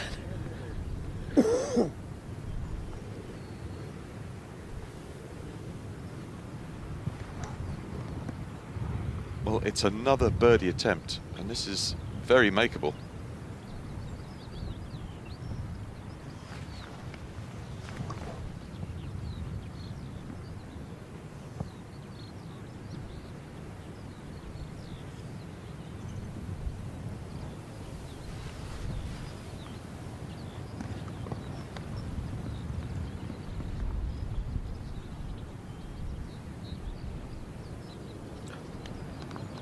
Just did everything but go in. No sweeties. No. But San Pedro, she keeps leaving herself these awkward distance. I just don't think you can keep holding them. See, I look at it the other way around. I think if you give your putts a go and you've got 3 or 4 feet every time, you make the other person think, maybe I don't have to hold this to win the game. You almost force them into hitting a more defensive putt. Yes, you've got to stand up now, make the 3 or 4 footer, but I think it affects what the other player does. You were maybe a better putter than me. I was always just wanting to get them closer, get them in the hole. I didn't want these knee knockers.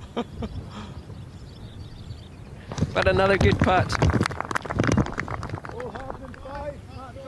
I think that would exhaust me, having to hole all these ones. Well, she's backing herself, isn't she? Yeah.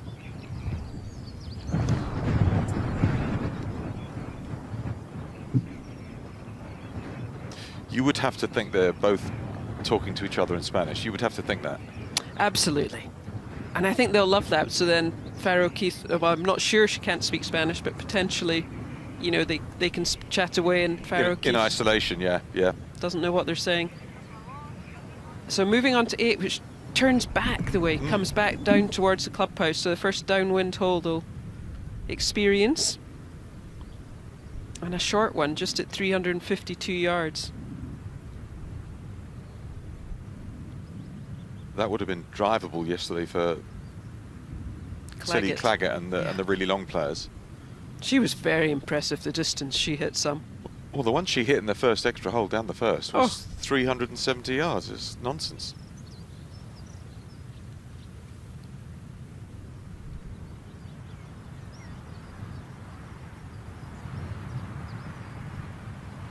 Now the club choice when the wind is blowing this strong can change by the day, and this is, as we said, a completely different wind. There's a really good view of the hole. Straight down gale. And I think they're both who's smashing their drivers down here.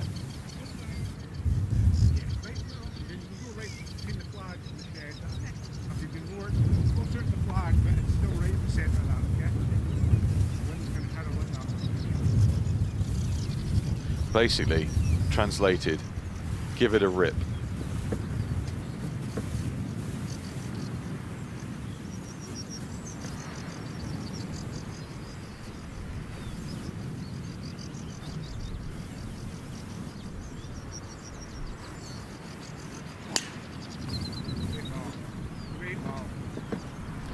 Brian loves it.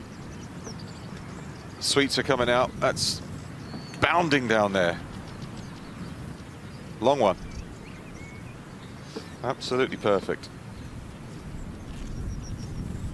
Oh yeah, you don't want that one back.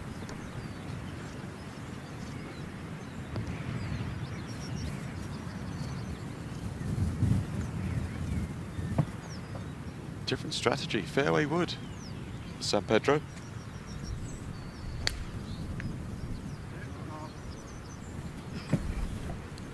No, this will not go as far down, but she's split the fairway once again.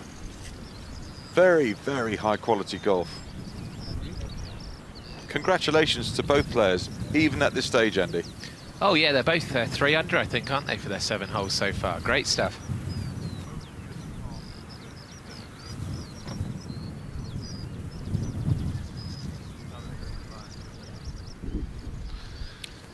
So they're going to keep striding down here. They're going to be just flicking little lob wedges into this one. The 8, 352 yards. Pretty much straight downwind. There might be a hair off the right. But the wind is such when you're playing with the breeze behind you that it straightens the ball flight out. So where you start the ball is really important. It's not going to swing that much in the air. It's the opposite when you turn back into the draft. It's exaggerated if you've got any spin bias on it. And they're bowling along as well, aren't they? They're playing at a good pace. They are. I looked at through 6 holes. I reckon its pace is 3 hours 15. Yeah.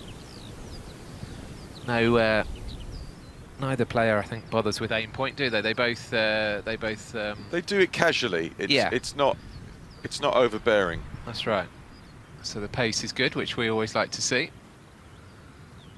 The spectators are increasing by number all the time as the weather improves, and obviously people have had their breakfast and are heading out there completely free of charge. If you are watching us and are anywhere near there, and don't forget it's a 36-hole final, so there'll be another round this afternoon that you could get along to and watch. The way it feels at the moment, it's hard to see that either player can finish 18 holes with the thought of another go this afternoon and have a 4-5 up lead. It doesn't look like it. No, not at all. I mean, I hesitate to agree with you in the sense of I think You've got something to do this afternoon, have you? No, I made predictions yesterday that went all wrong because of the big comebacks. Right. But no, I mean, this looks like a real tussle, doesn't it?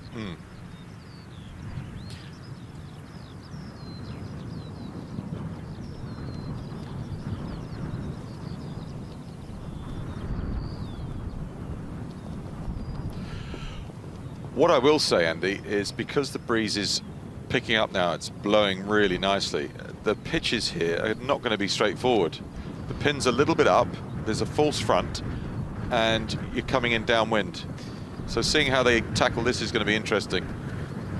Yeah, it's interesting seeing the variety of challenges this course poses these two, and neither player will be suited or experienced in links golf, will they? But what we have seen, even just this morning, the short game from both these players is absolutely top draw. And it's just been a superb match so far. It's everything we hope for.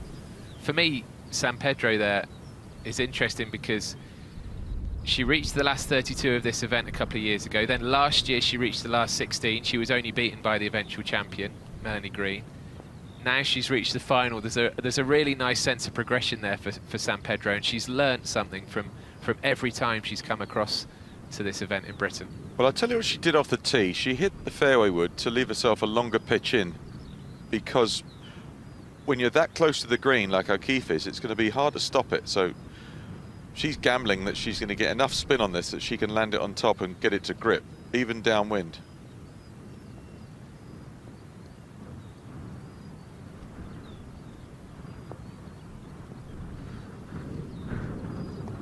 I don't think O'Keefe has got to hit this bumbling. It's got to run up that slope to where the pin is. I know Americans see the game through the air, but if she wants to get it close to that hole, she's going to have to pitch it short of the upslope. And you would think that's what Brian or B.A. Watson, as we're told he's known, that's what B.A. would surely be recommending. It's the shot he would play. Yeah, it's just a shunt along the ground. You can't pitch this up on top. Mind you, of course, there's no point a caddy suggesting a type of shot to a player if they're not comfortable playing it, but let's see.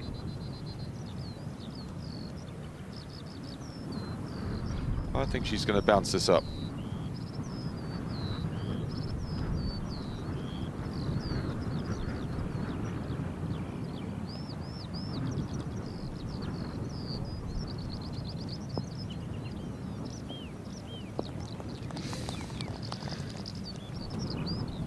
She played the wrong shot.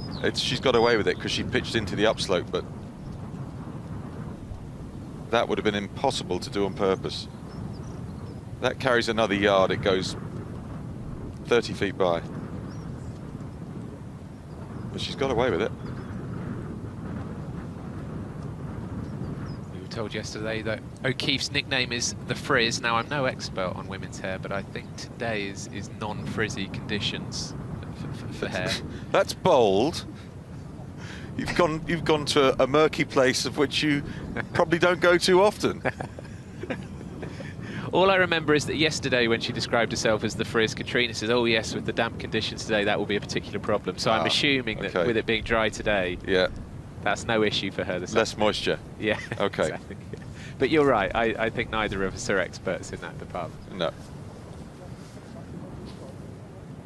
Yeah, it's definitely very breezy out there. Beautiful, to, as you said earlier, to be able to see across the coastline there.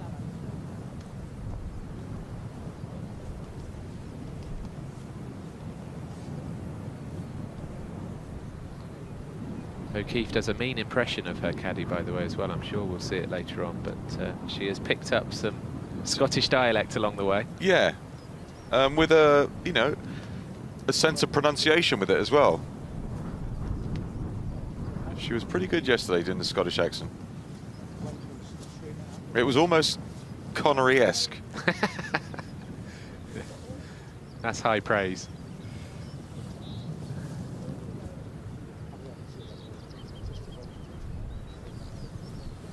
Well, she's by far the closest, but her putt downwind tips away about 4 feet short the hole. It starts to run away from her, so the speed of her putt's not going to be very easy to judge. This, in many ways, is easier. It's back up the hill and into the wind. So long attempt here for San Pedro.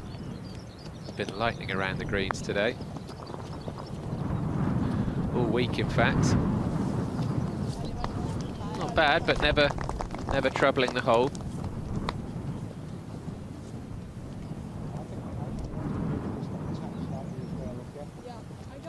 It'll be easy for O'Keefe to knock this putt 4 or 5 feet by in a flash. because the wind does affect speeds when you're putting, and the second half of her journey is downhill.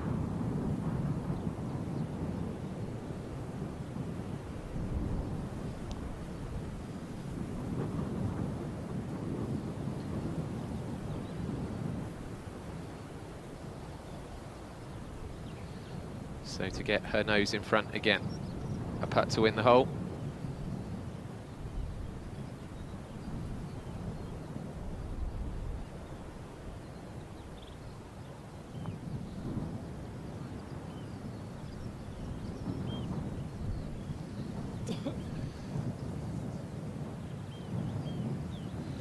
Made sure of the par, but a bit tentative, I felt there.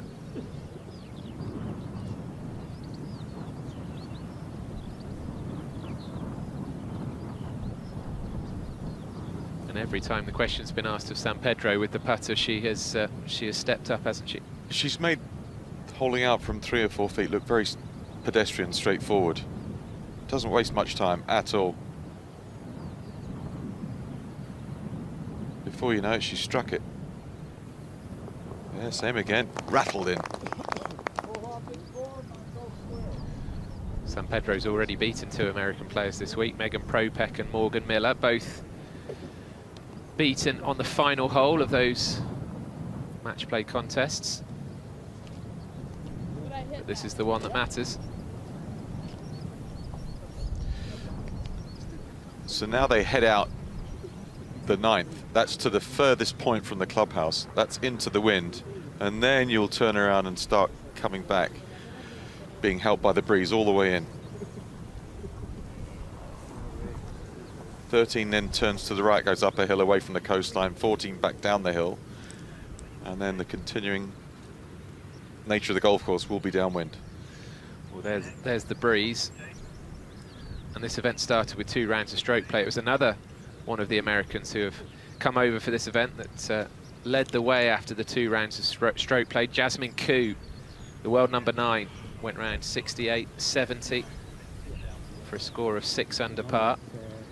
And she was looking really, really good, eventually knocked out in one of the match play stages, but she does get to take home, Jasmine Koo, the Doris Chambers Trophy for being that leading qualifier in the stroke play competition, and I'm sure Jasmine has stuck around to support her teammate this weekend. Well, 9th hole isn't long, it's only 322 yards, and again, there are 3 bunkers that you need to avoid. So it's an iron off the tee. Strategy from the American. She used this a lot yesterday into the wind on the back 9 holes. So this is very similar.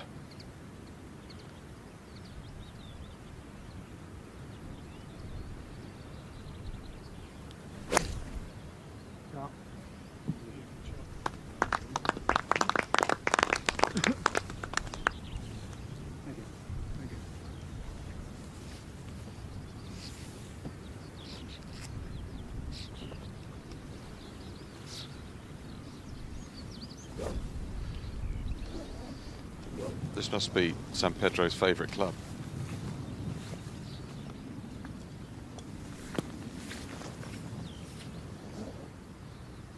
Three wood.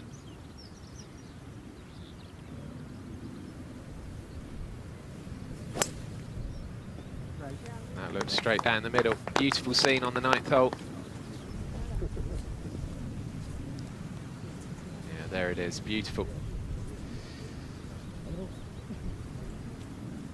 The sun properly out now, and it's a great spectacle. And I think Sophie Walker has reached the halfway house. It's a stunning view, isn't it? And check out this halfway house at Nairn Golf Club, the Bothy. 1877, that fisherman's cottage has been there since, and the ice house. So the fishermen used to catch the salmon on the Firth, bring it in, store it in that ice house, and you can either eat it in that cottage or they went on to sell the salmon down at the market.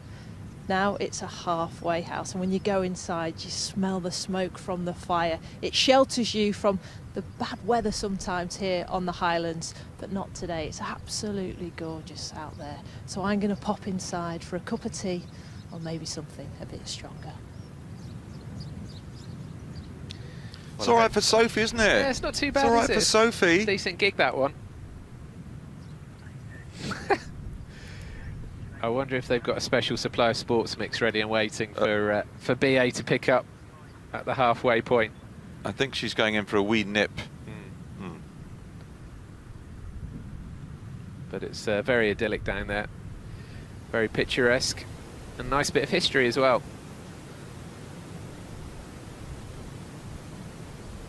We're not far away from the longest day, which in this part of the world is probably getting dark at 10:30, 11 o'clock at night. But everyone's got 8 layers on. The woolly hats. There is a woolly hat there, yes. On the right-hand side there. June the 15th. That's the one. There you go. Yeah, which is... It's tomorrow, isn't it? What's the date today? 15th. No, it's today. Yeah. Today. The 21st is the longest day, so we're only, days away from that. It's the men's amateur next weekend at Royal St George's. Yeah, what a golf course, one of my favourites. It's a Marmite course, St George's. Either love it or you think it's unfair. I absolutely adore it. The men will play one of the stroke play rounds at Royal Cinque Ports as well, but all the match play will be at Royal St George's. St Ports is a little bit like this, all the way out and all the way back. All right, second shot for O'Keefe. She might be on a little bit of an upslope here, and if she is into the breeze, that's not much of a help.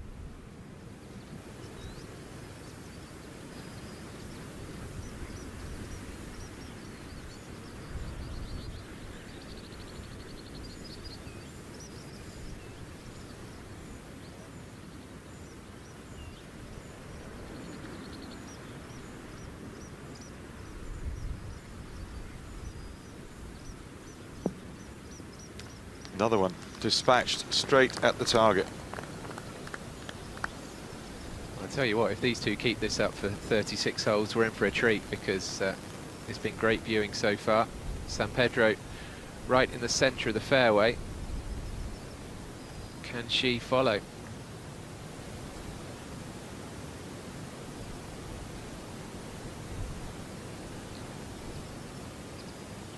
Again, trying to three-quarter it, keep the ball flatter so it doesn't stall in the air. That's a punch with an 8 iron, which she doesn't seem to like. Right hand off means the ball's going left.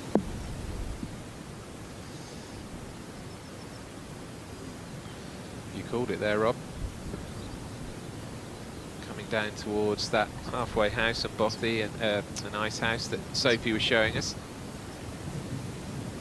So definitely advantage O'Keefe. And this great course has got quite a pedigree when it comes to amateur golf. It's held the Walker Cup, the Curtis Cup, the men's and women's amateurs. It was the 1999 Walker Cup, and the GB and Ireland team that year included Luke Donald, Paul Casey, a couple of other big names in there as well. It hosted a brilliant men's amateur this course in 2021. Laird Shepherd beat Monty Scouser at the 38th hole, but Shepherd had trailed by 8 holes after the 17th of the morning round. That's a comeback. That's Gary Player-esque. He won the 18th, so he was 7 down at lunch, 7 down at the halfway point, and managed to come back and eventually win on the 38th. So if this matches that, we'll be in for a long but fascinating day. San Pedro's shot's going to be interesting here because she's fallen off the back left of the green, and it's not far from where the cuff of rough starts. So if she's going with a putter to try and bat it up that slope, she might have problems with the backswing, which might mean she's going to have to back foot something with a bit of loft and jam it up that slope and try and get it to grip. If the putter's not going to swing back easily. Yeah, it's option 2.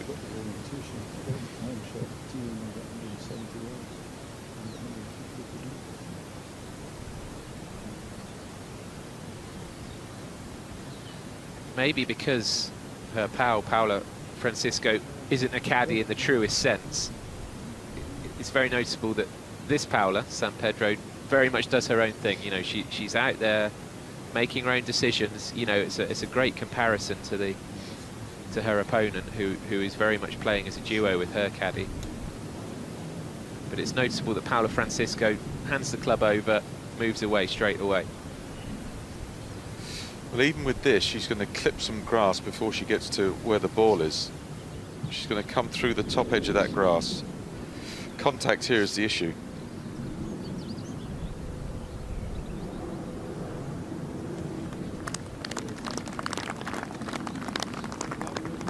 Average.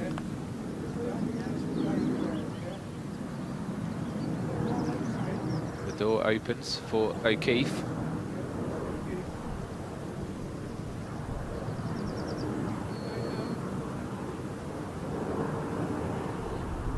There's been no hint that someone can win a hole with a par. And they've made the largely into the wind front nine look very straightforward. Almost like it wasn't windy at all. They've been that impressive.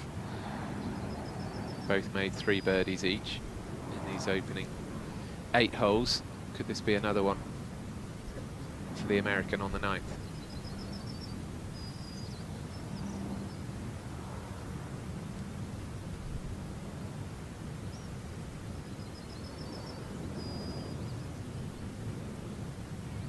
It's going to be fast. Downhill, downwind.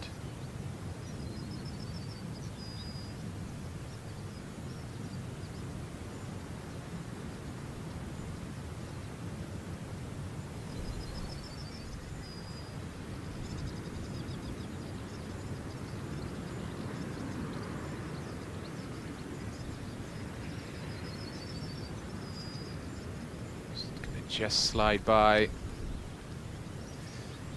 Good attempt though.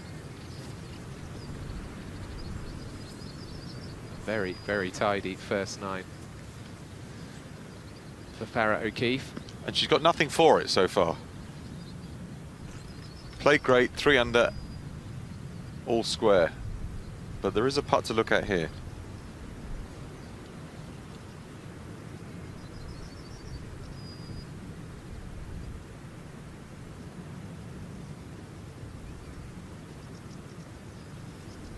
Her 3 and 4 footers have been metronomic. This is double that. This is 9 feet.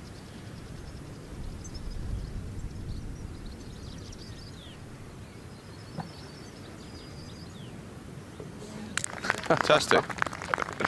Goodness me. What a putter she is. Yeah. Just takes it all in her stride, doesn't she? There's no problems out there at the moment. Good stuff. So that's 9 of 36 holes done and dusted. Nothing to separate San Pedro and O'Keefe. 1887. That's a long time ago. I think that's a year before Celtic Football Club was instituted. I think that's 1888. Oh, well, hello. They must have lost a bet. Has to be for charity. No one surely. does that for nothing. Nobody. Honestly. I reckon there's an ambulance down there behind that bush.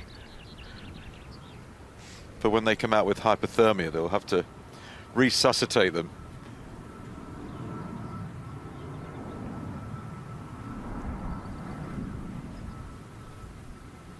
They would not have been doing that yesterday.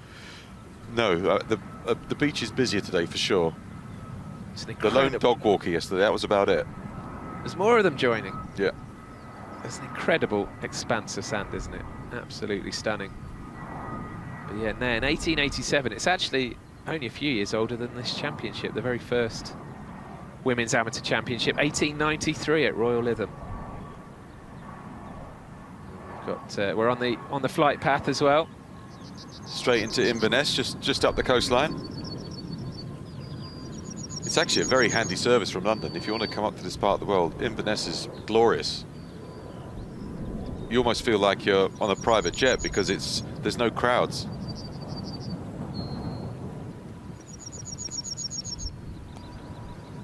Well, this is the day, weather-wise, that they were hoping for. Yeah. Granted, maybe a couple of degrees warmer, but It's just beautiful links weather. Bright, windy, into the wind going out, downwind coming back. Couldn't be better. Yeah, everything is absolutely set up perfectly. We've got two players around and about the top 10 of the world rankings. They're both playing at the top of their game. They've had brilliant weeks, both of them as well. And sometimes in a situation like this, across all sports, you can get to a position where a final is set up and you think this is absolutely perfect. We've got everything set, and then the two players or one player just well off their game. Yeah, it can happen. And yeah, that's not the case so far. No, what you think is the perfect match doesn't always work out. And often things that are gerrymandered, you know, fixed draws and stuff like that, just don't work. So, heading for home, they couldn't smell this green yesterday, 533 yards, but today, downwind, they can get there.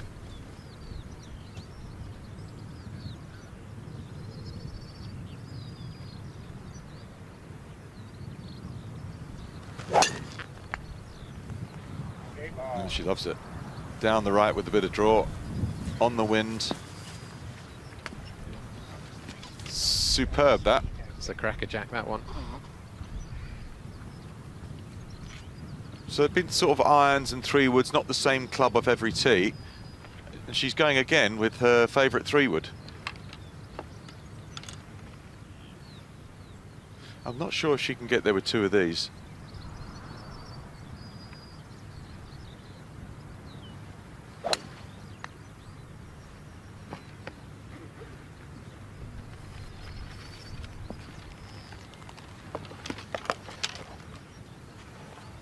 We're going to find out, aren't we? Yeah, that's come round nicely for her as well. So obviously a bit behind O'Keefe. Well, we're enjoying a fantastic women's amateur championship final so far. Long may it continue. We have O'Keefe's second shot setting that one up. And whilst the players walk off the tee, we'll take a closer look for you at this 10th hole from above. Yes, what you've got to avoid, the three bunkers down the left-hand side. 290 yards to reach that second one. So if you're going in the middle of all those, you've got to be very accurate. And then the mouth of the green, if you can reach in two, is quite straightforward. Split the bunkers and run it up the putting surface. It's a birdie hole today, big style. But I will be interested to see if San Pedro can get there in two after having hit a fairway wood off the tee box. I'm not so sure. Sophie, you're with the longer of the two tee shots.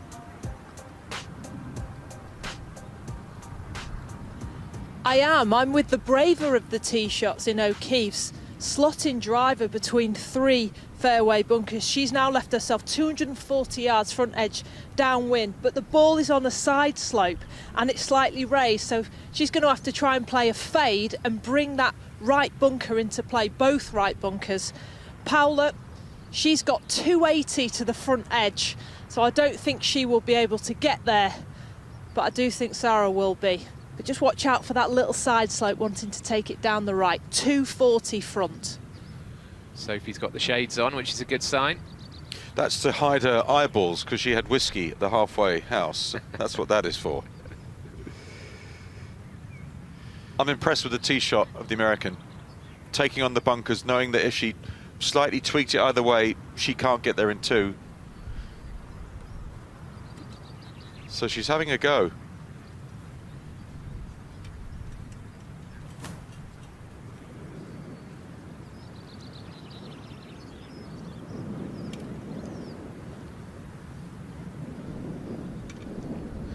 In amongst the rich heritage of Nairn Golf Club, it's hosted the Women's Amateur once before, and you will recognise the name of the winner, I'm sure. It was 46 years ago, 1979, Maureen Medill beat Jane Locke of Australia.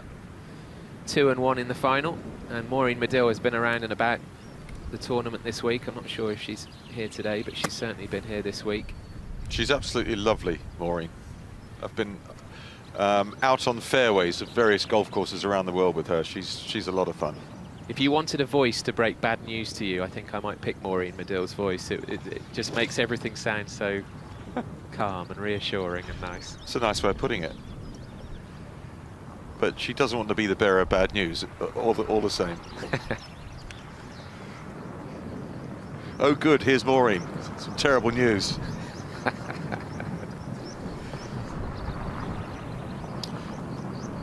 So San Pedro took 3-wood off the tee, and as you said, Rob, she's going to struggle to make the green in 2, which she would have known when she chose 3-wood. Yep.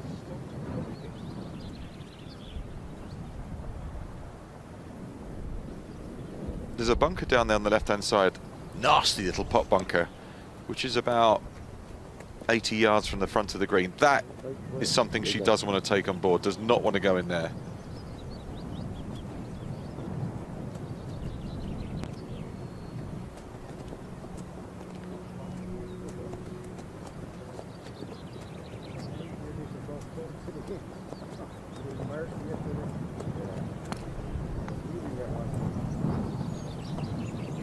Is that flying a little bit left?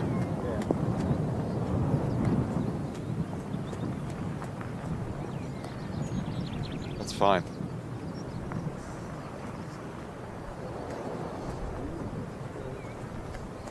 So O'Keefe absolutely bombed her drive. Straight down the centre of the fairway. Great line in. And with her opponent short of the green, can she put this one close on the par 5? She's only going to fly at about 200 and it will release down onto the green and run up the spine. So with this strong wind, looks like a 4-iron in her hand.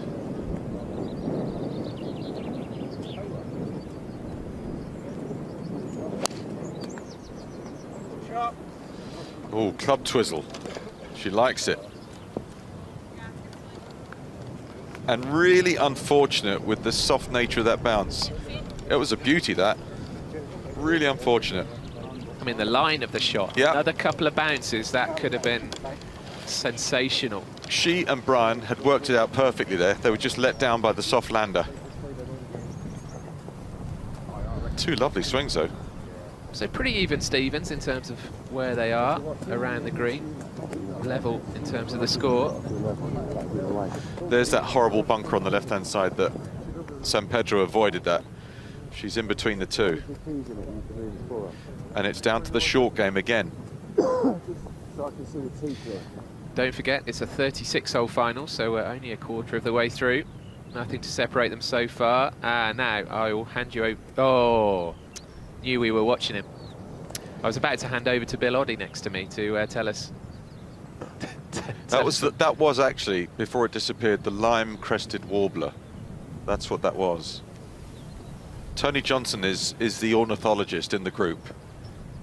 You need to hear from Tony if there's any wild animals out there, birds, lizards, anything. He's got them all, and the Latin genus as well.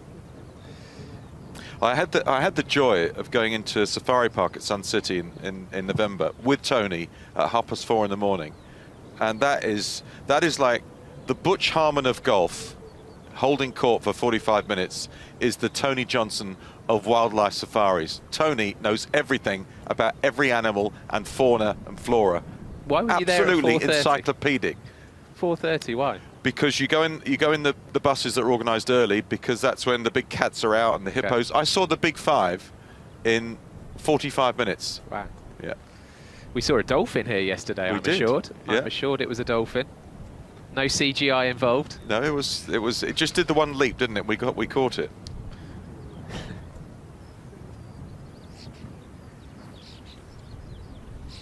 That's a lot choppier than it was yesterday.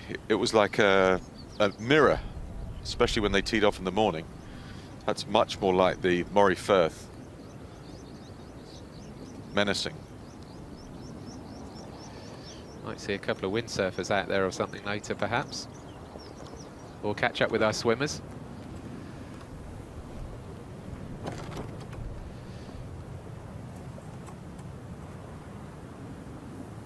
So San Pedro, really, the hole has gone as well as it possibly could have for her, because she knew she was going to be short of the green. She's backed herself with her short clubs, her wedges.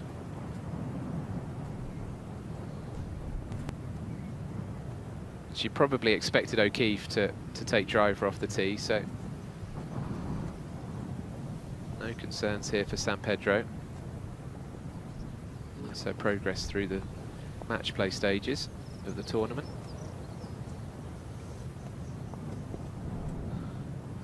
This is round number 8 for these two this week around this golf course.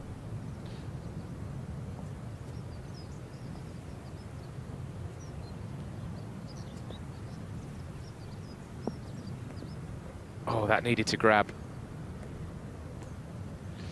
So a misjudgment. A big misjudgment. Hugely. She was in the first cut of rough, and that could affect how much chew she'd get on the ball, but yeah, long way away in 3. An opening for O'Keefe, you fancy. Much more straightforward chip. When to push it this way, just a touch, okay?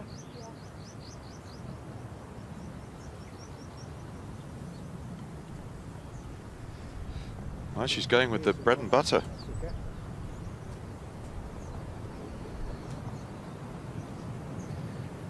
Not seen this too often this week from O'Keefe.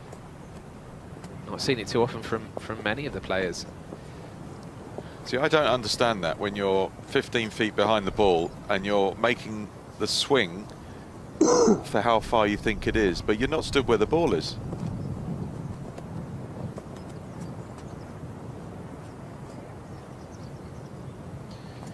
So this is to win the hole. It would be a remarkable putt to knock this one in, but realistically just needs to get this one close.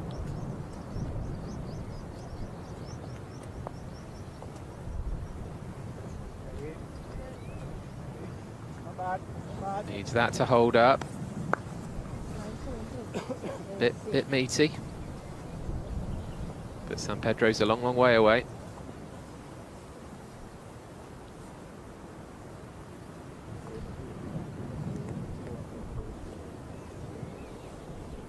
Should really have been a couple of feet closer. Oh, she was nearer the practice swing from where she did make the practice swing. This is going to be a slow putt for San Pedro. Back up the green, into the wind.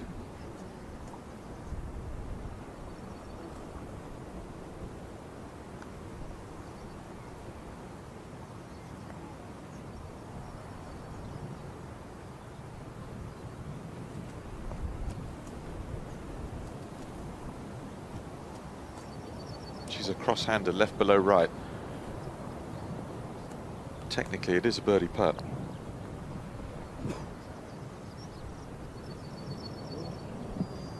Oh, she gave that a real chance. Fantastic putt again from the Spaniard. Her pace judgment on these putts is extraordinary. No, that was very good, very strong. So in for a par, which means O'Keefe will rue being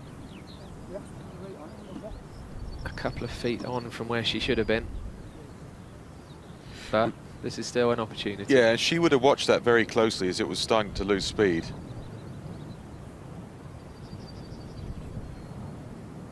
This is left half and well struck.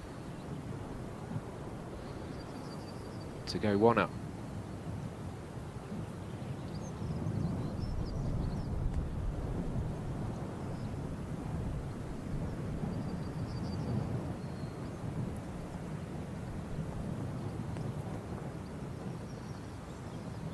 No.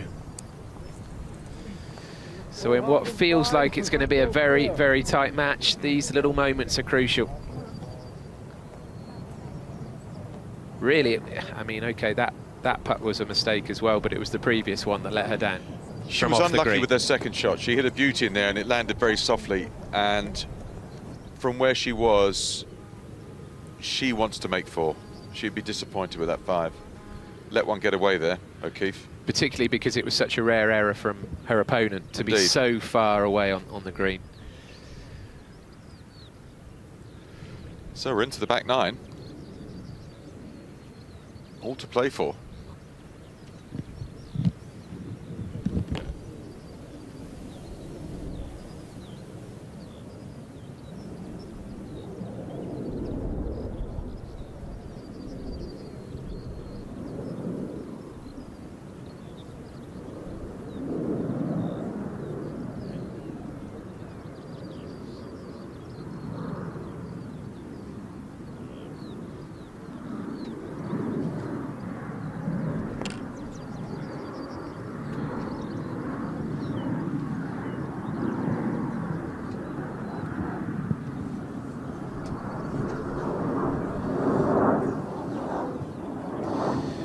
Had a little shuffle round in the commentary box.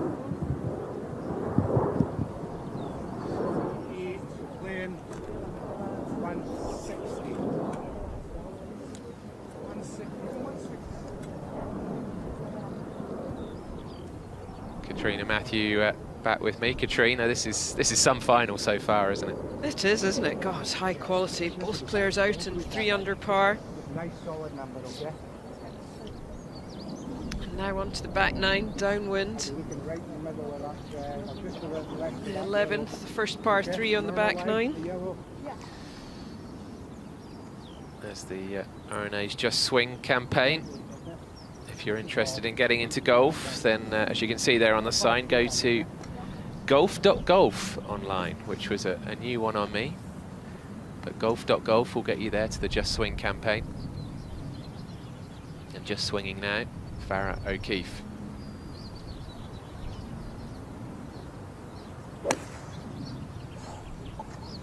Very good.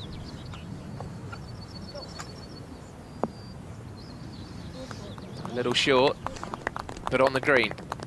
She'll be so frustrated about that previous hole, O'Keefe. Yeah, a golden opportunity. Just the three putts from just off the green at the front.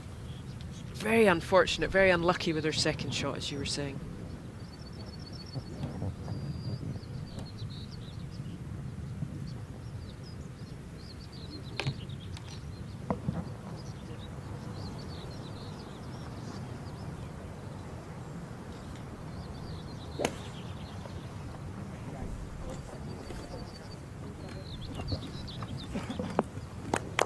Oh, that is a cracker from the Spaniard. Just what the doctor ordered.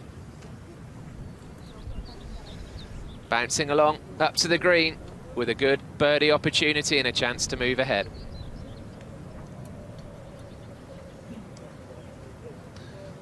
That was a great tee shot, wasn't it, Katrina? That was. Very good tee shot.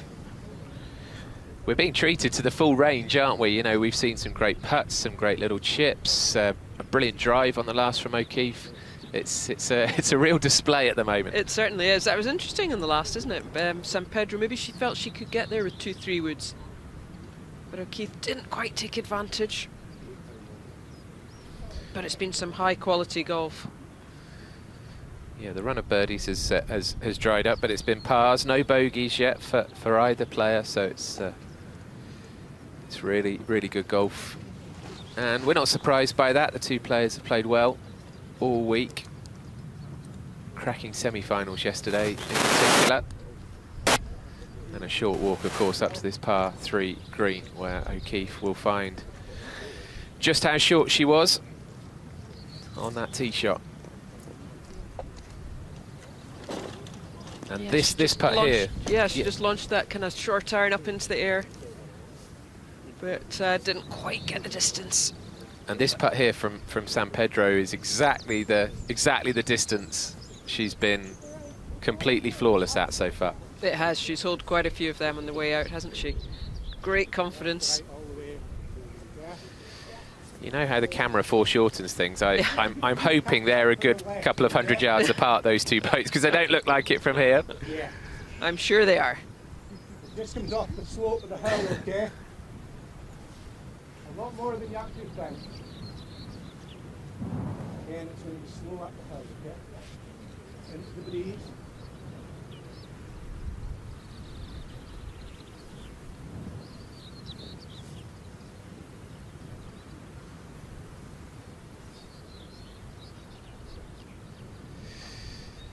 Welcome back to the 11th green, the final of the Women's Amateur Championship. Hope you're enjoying it as much as we are. And all square between the Spaniard and the American, and it's the American Farah O'Keefe here in the red Team USA cap, who has come up short with her tee shot on this par 3. So a long birdie attempt. Yeah, back up the hill, into the breeze.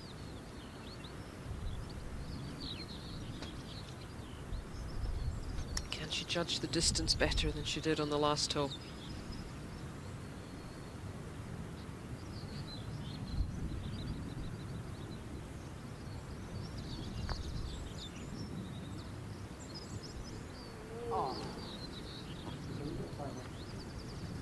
gave it a try. But just left that awkward distance. But San Pedro's got a golden opportunity here to go one up.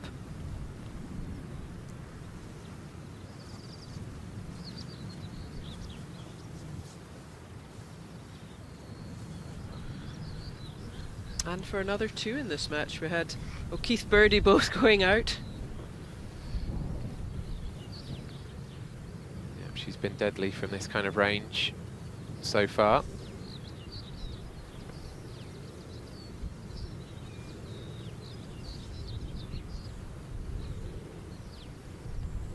Neither player has been more than one up ahead. This is to get to that mark. Another good putt. Well done. And they're going right in the middle. It's not like they're just going in round the corners, the edges.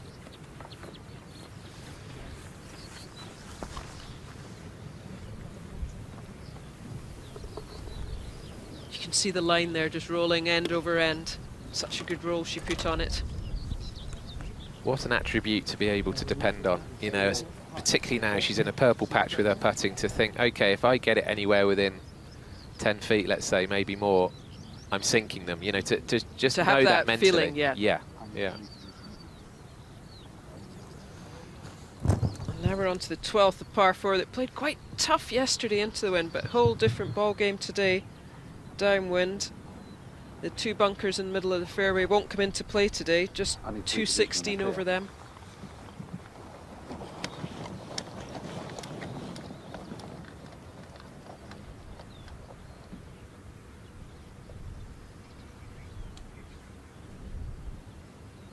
Yeah, out with the driver, just smash it over these two bunkers.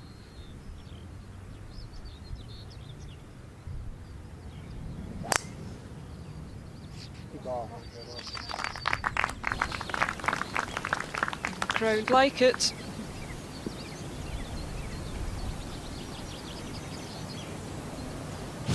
Yeah, that's okay. That's sitting up okay by the looks of it.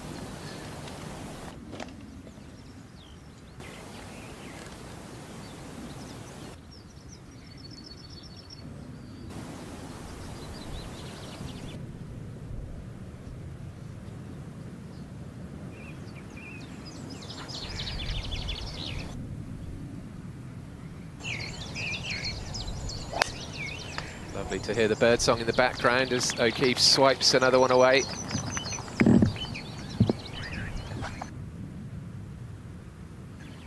And another great, good tee shot down in similar spot. Yeah, that looked as though it was going to be okay, probably inside San Pedro's. Now then, over the course of the week, we've learnt that Farrah O'Keefe is quite the character. I think you'll enjoy this. Yeah, it's pretty cool. I won't lie. It's been a good week so far, and I think it's one of those weeks where you just have to play as hard as you can, as long as you can, and wherever if you make it to the Sweet 16, if you make it to the quarterfinals, semis, if you make it to the final, it's whatever. It's you can't play the whole field. You can only play one match at a time, and so obviously I never come to a tournament without thinking that I can win. But I never think about it along the way. That's just how I start my week. And at the end of the week, if I win, I win. If I don't, it's, you know, I take something away from it and I learn something and I move on. Played in a couple of match play events and I was lucky enough to come out on top of the Western last summer. And it was my first experience of, you know, trekking along, making it to the final. And I think every step of the way, every time you reach a new benchmark in match play, there's a little more hype, a little more expectation. It's very cool that this is televised, that's for sure.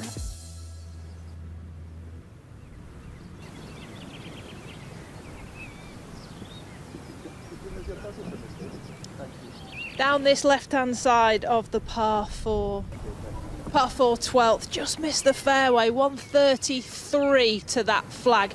Now there's a bunker that's blocking the pin, but it's really not in play. But this ball slightly below the feet, it's going to come out a little bit low and right to left, which brings the slope of the green on the right-hand side into play. Downwind, don't feel like it's as windy as it was on the earlier golf holes, but we're looking like probably a a little wedge in there, trying to get it to stop, but keep it left of the pin.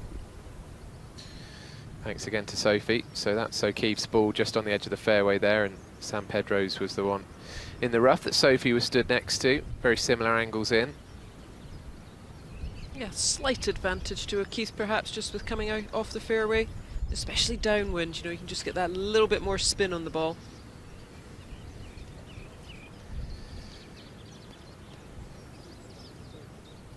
So San Pedro just coming to her ball now and assessing what she needs to do. Checking Sophie's yardage there, 132 was it?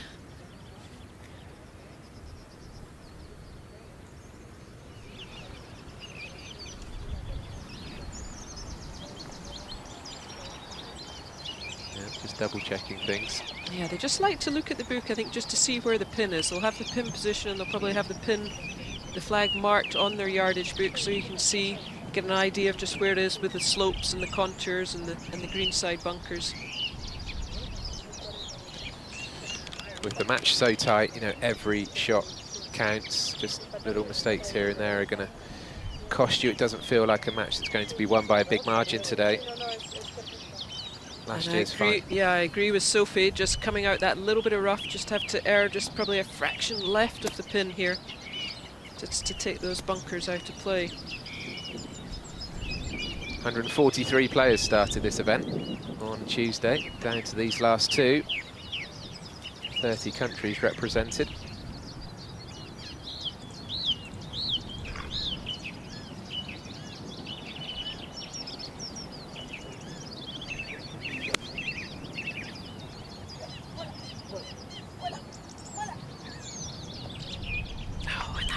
Fraction unlucky, needed maybe a yard more just to carry that little slope and it would have bounced down towards the hole. But we're getting picky now, they're playing so well.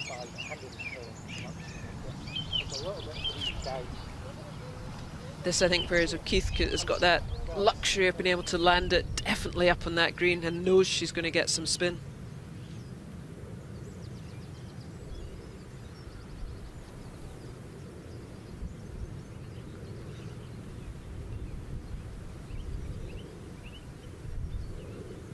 Galleries building all the time as we head back towards the clubhouse. Nice event to come and watch. You've got real freedom to get up nice and close to the players and to see the shots, see their skill levels. We've been treated to some excellent golf from both players so far. This is O'Keefe then. One down, needs a good shot here. A real green light pin for her with one of her wedges, aiming straight at it.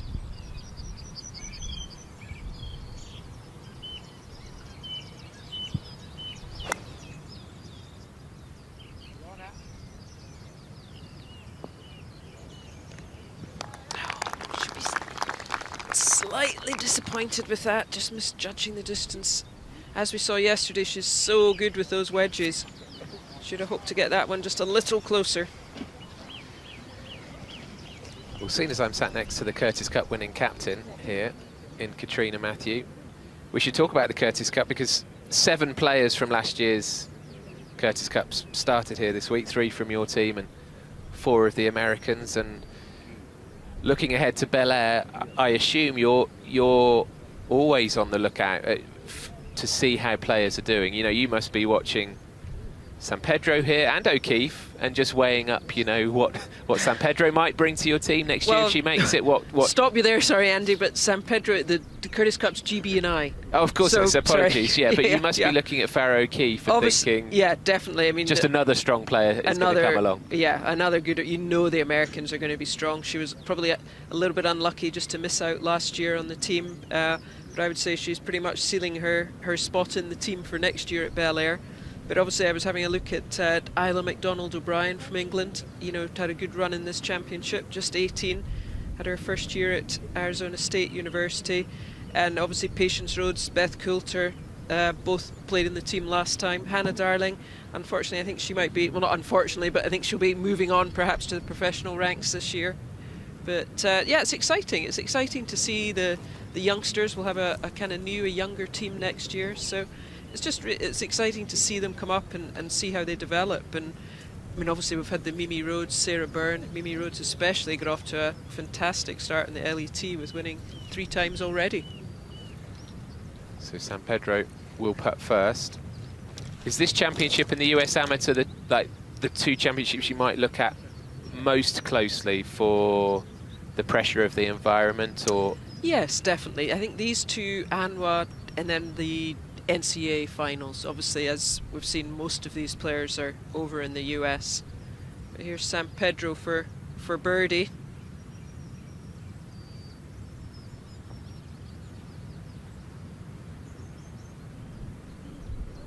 And another good putt.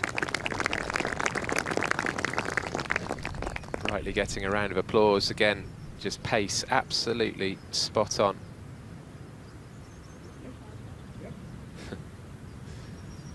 Enjoying her golf. And enjoying this experience, enjoying this contest, both players. Yeah, Keith here, she's bounced back well each time she's gone 1 down, so can she do it again? Got a nice line there from San Pedro, and just probably a little bit off the left.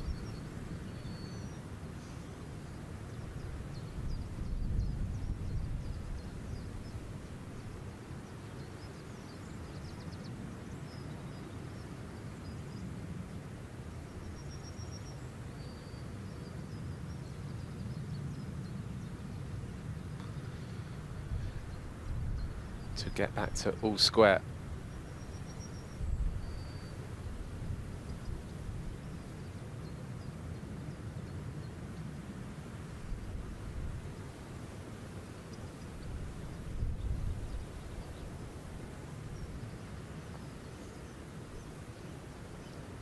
Doesn't look like she's given it enough.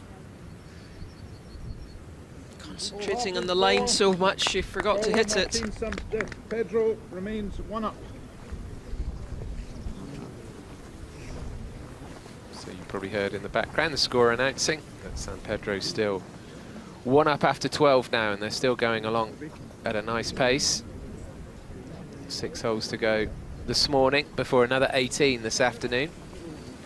She almost holed it that time on her practice attempt. It's amazing how often you usually hold them second time. I mean, interesting, because we've spoken a lot about psychology. Is there an argument to say actually why bother doing that? Because surely if you do hold that one, it just adds to your frustration, doesn't it? Yeah, and sometimes I think when you do have another putt like that, a little practice, you know, you've perhaps not lined it up like you would have done, you would not gone through your usual routine. And here's 13. We kind of jink back up away from the Murray Firth here now, back up the hill. The par 4 13th at 397 yards. And they've all just, mostly, we saw Claggett take this bunker on the left on, but most of the other players are just laying up short of the bunker on the left, which is 242 off the tee, as San Pedro here is going to do.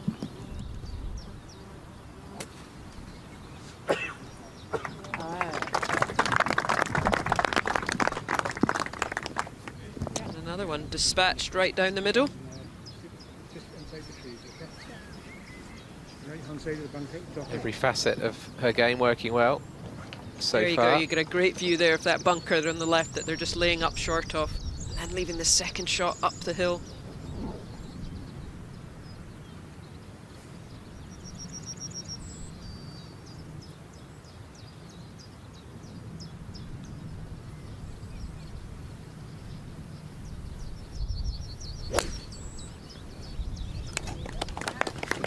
And a good one out with her trusty long iron. Quite unusual to see in this day and age in women's golf. Usually we've got the hybrids. Well, they're going blow for blow, toe to toe here, O'Keefe and San Pedro. It's the Women's Amateur Championship final from Nairn Golf Club.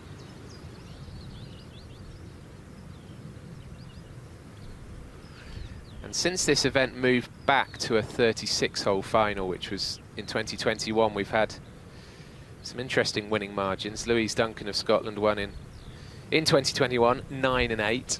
So that was an early finish. Jess Baker, following year, beat Louise Rydquist of Sweden, 4 and 3. Chiara Horder, 7 and 6 against Annabelle Pancake at Prince's. That was in 2023. And then last year, Melanie Green, the American, 2 up against Lorna McClymont of Scotland at Portmarnock. So we've had a couple of different winning margins. 9 and 8 is an incredible margin to win by over 36 holes. Doesn't look like we're going to get anything like that. This is going to be close all the way, and Sophie is walking up the fairway with them.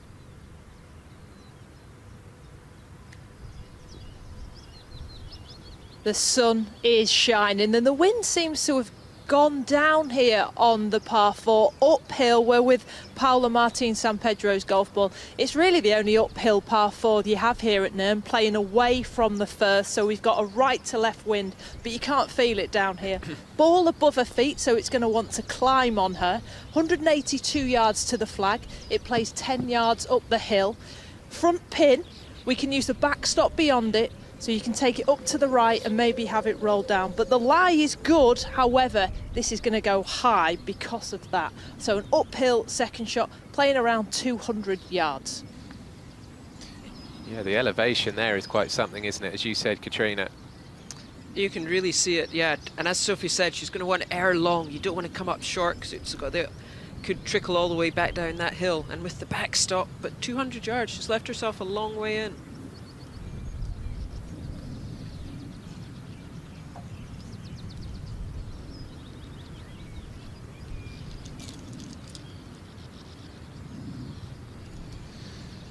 Beautiful scene as we look back down the 13th hole here at Nairn Golf Club, final of the Women's Amateur Championship.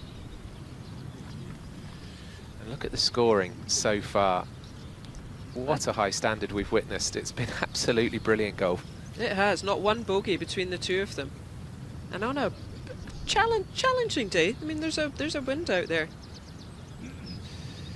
And this is a rare example of the players now having to hit uphill, and they're hitting into a green that faces slopes back down towards them.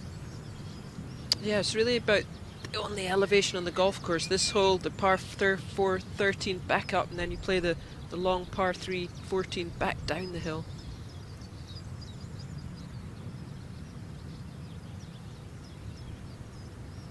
This is San Pedro wearing the red of Spain.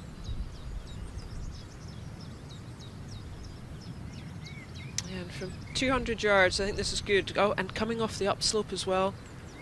Just making sure she's taking enough club, going with the hybrid. Try and use that slope behind.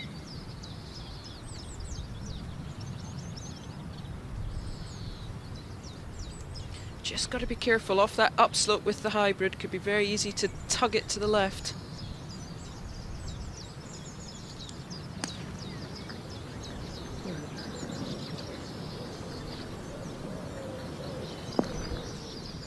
Oh, that is so unlucky. So unlucky. I'm not sure some of the spectators realise that the ball has dribbled all the way back down, but she can see the funny side of it, which is actually really nice to see in amongst the pressure of this championship. But I think she hit a good shot there, maybe just fooled by the little upslope she was on, just took a little bit of distance off the club.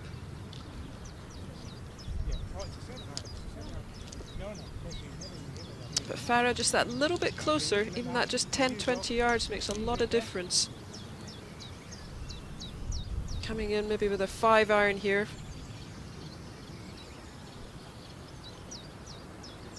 And a classic match play. After seeing San Pedro come up short, I think I'd be taking half a club more, making sure I get up there.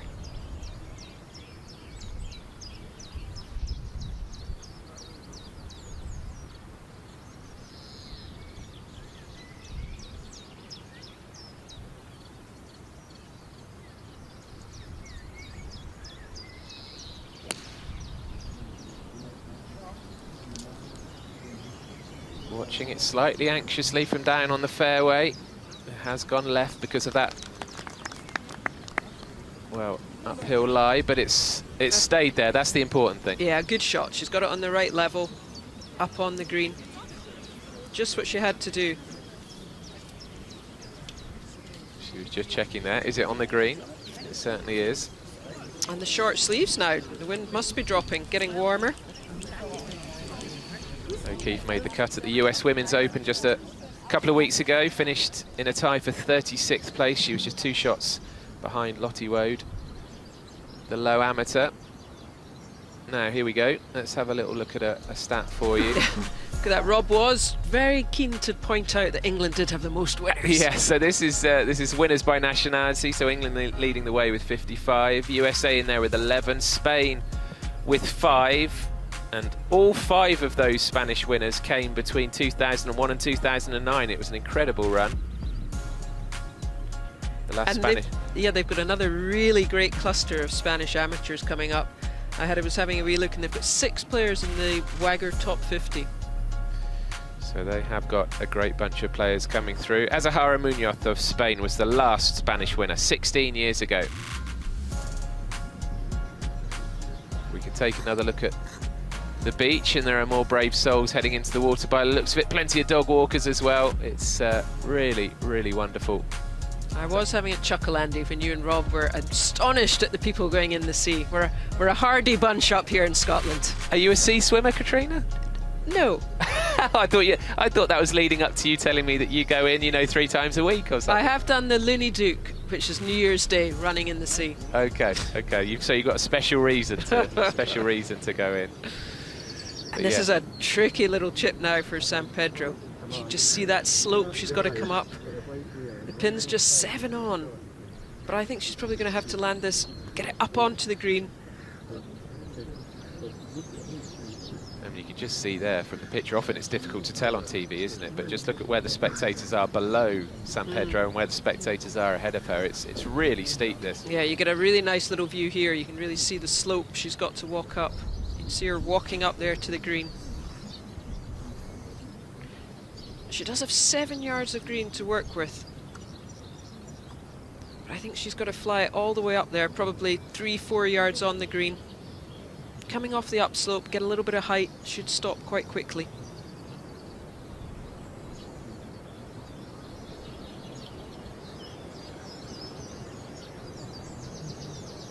So this is a high tariff shot.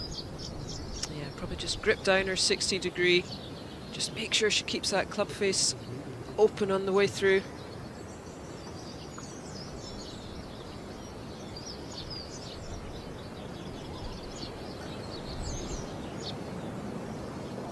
Played that nicely. That's nearly a gimme for the way she's been putting today. When it came off the club face, I was slightly worried she hadn't given it enough, but her judgment has been brilliant all day. And as you say, the way she's been putting, she'll knock that one in, no problem.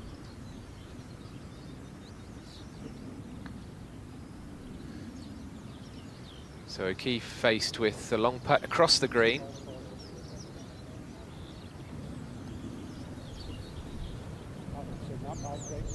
But a 2-tier green here, Andy, and she's on the right level, which is great. There's a really another quality iron shot she hit in here.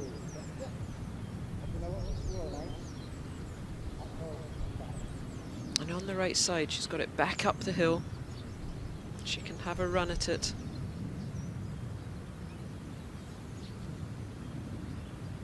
Still conditions in this part of the course.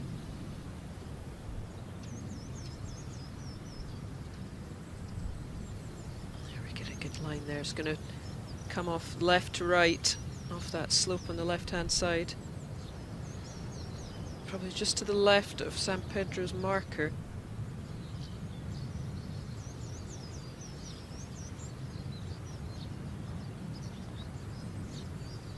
Oh, and she didn't hit it. She was trying to go left of that marker, just never quite got it on the right line or with the right speed. But we can just see from that how tricky a putt here San Pedro's got. Just a left to right swinger. Now O'Keefe's putt hasn't been conceded by San Pedro.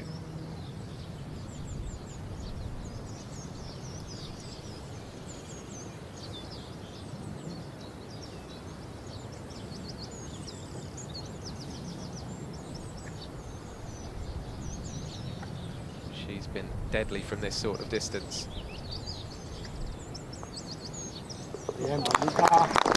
Very good. You see that? She just hit that in with pace to keep it on the line.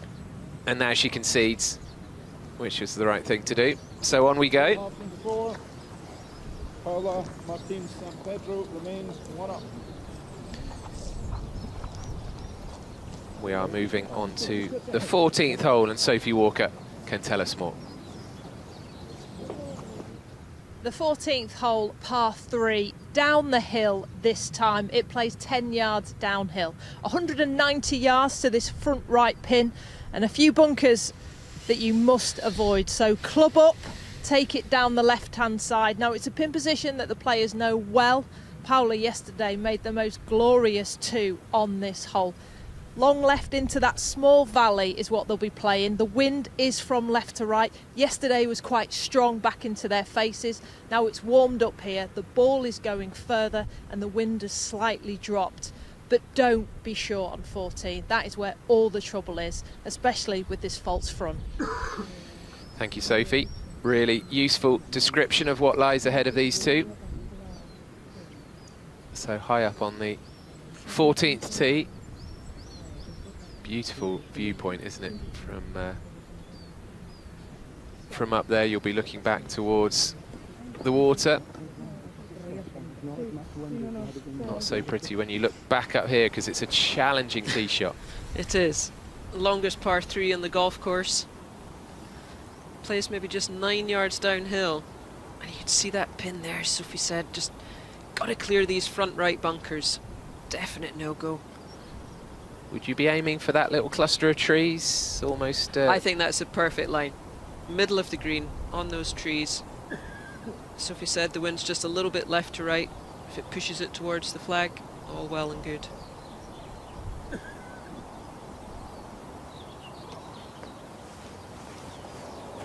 That was straight at those trees, I think, as it came off the club. But short. She Just didn't watch Sophie's short. piece, did she? No, she didn't. But she would have known that was what she had to avoid. And But that's not too bad. She's got up the slope a little bit, and I think she'll have the putter on that one.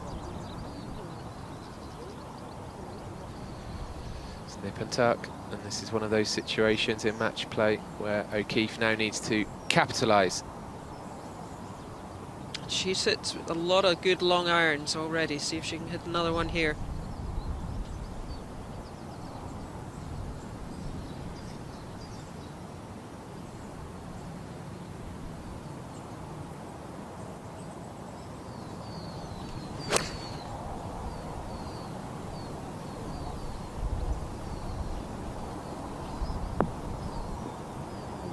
Oh, And another, what a great shot. Look at the difference. Will it sank it hopefully sit there? Oh yes, oh, it's it's come to a stopped. hole. My goodness me. Very good. That pin's just 9 on, so good chance. Go and mark that one quickly. Cracking final at the Women's Amateur Championship. Plenty more to come.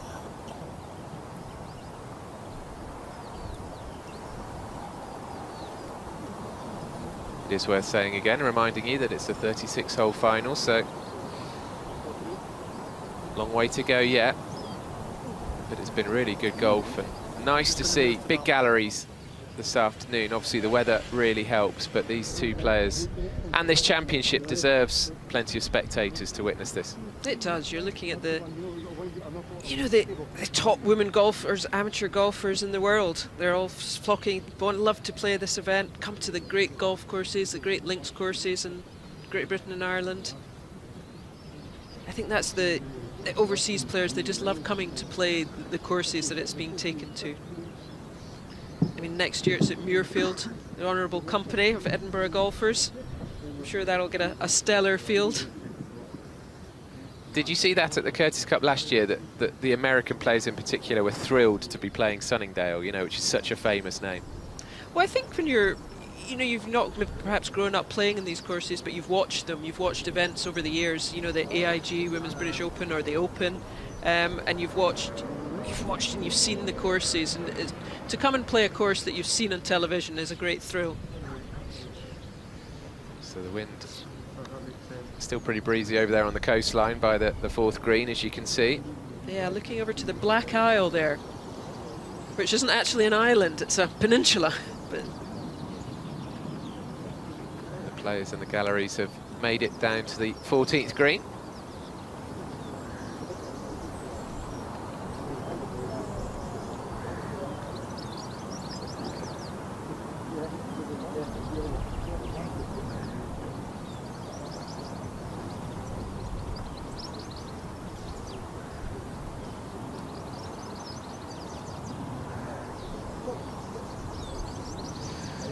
Welcome back on Sky Sports Golf to the Women's Amateur Championship. Good time to mention that the AIG Women's Open is not far away, round the corner at Royal, or round the corner in terms of dates, not round the corner in terms of location. Royal Porthcawl in Wales, but 3rd of August is the final day of that Women's Open as San Pedro lines up this second shot chip.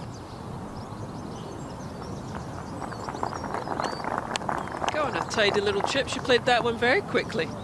I thought she might have perhaps got the O'Keefe's ball marked, but it makes your chipping everything so much easier when you've obviously got the confidence she does at the moment with these kind of 5-6 footers.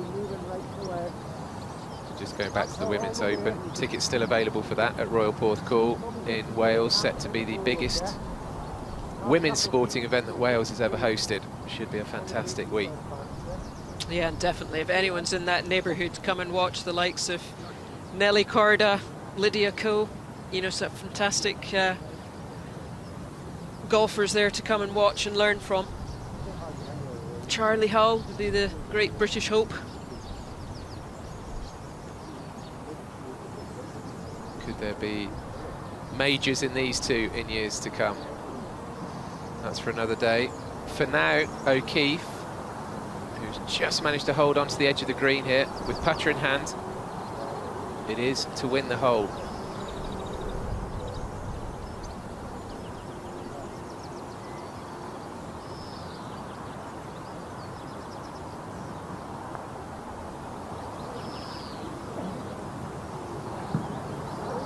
It's actually quite a long way short from where she was. Yeah, that was a poor putt there. It's going to be quite close as to who's to go first.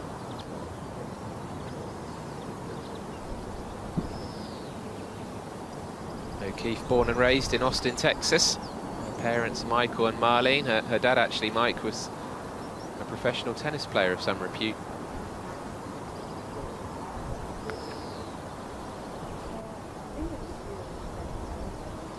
Just working out, aren't they, who's first to putt here, and it looks like it will be the Spaniard. This is classic match play, isn't it, Andy? Could it be first in wins? Well, the way San Pedro's been putting, you can almost guarantee this, exactly. Yes. You can almost guarantee she's going to knock this one home. I think in this situation, I would always be wanting to putt first.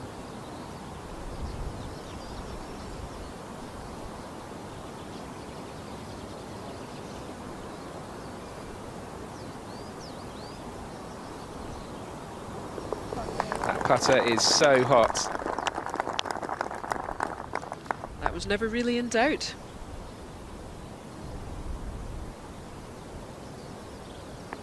Now O'Keefe's has grown by a couple of feet, I think. So she'll be kind of annoyed at herself at her first putt. So you come back of the hole.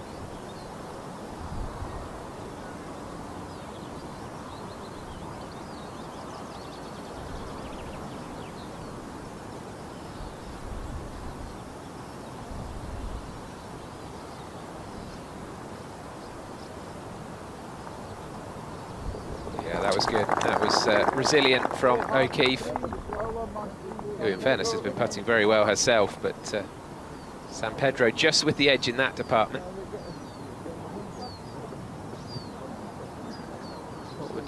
What would that be about? The referee just picking up on something there? Not sure. I'm not sure.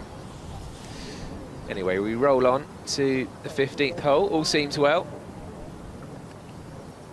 But I wonder, Katrina, when all's said and done at the end of today, you know, long way to go, of course, but if San Pedro were to take this title, it feels like it would be her putting that would have taken her to the victory, because it's just been so relentlessly good. Yeah, if they both keep up this level of play, it is going to be just who can hold that extra 1-2 putts from the other one. So, yep, I think it could all come down to the putting.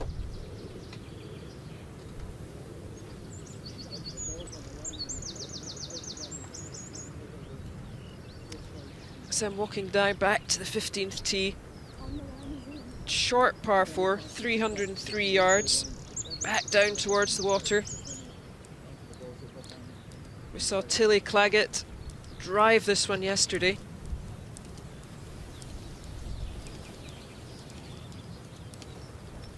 There's just 3 bunkers lurking down there that you need to avoid. You wouldn't want to be in them because they're a good kind of 50 yards short of the green. And you can't really see them, which is difficult, because you can't see them from the tee with all the humps and hollows. Yeah, very different today. Nice view of the fairways. They've got a mixture here of kind of flattish looking fairways and the sort of hump sphere that you see Yeah, there. the humps and hollows, which I think is what can drive you crazy on links golf, because you can hit a good shot and it can kick off in all sorts of different directions. We talked about Royal St George's, which is going to be used for the men's amateur. Yeah, I've never played there, but Oh, it's brilliant, but it's very much like that. You know, you can hit one right down the middle and it ends up in the rough, and you think, well, that's unfair. But it's kind of the nature of it.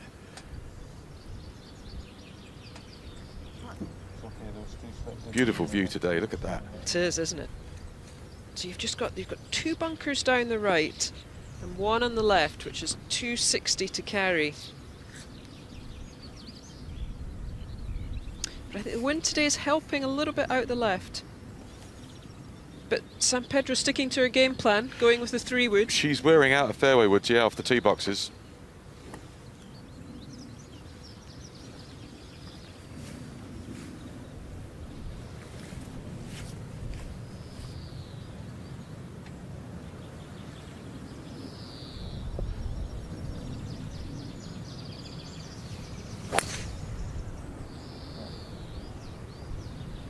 Watching a little anxiously. It's right. It's going to be interesting. Dicing with that one of those bunkers down the right. Yeah. And that drives you mad. You take the 3-wood to kind of If you play lay safe. up, play safe. Wind straight across,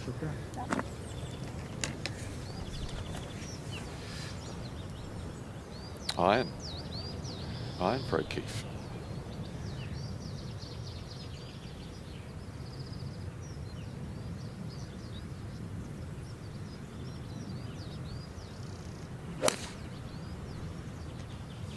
She's had a couple of those with the arm off, but they've ended up okay. Oh, kind of similar position. First kind of real couple of mistakes we've maybe seen. Yeah, a couple of sloppy ones.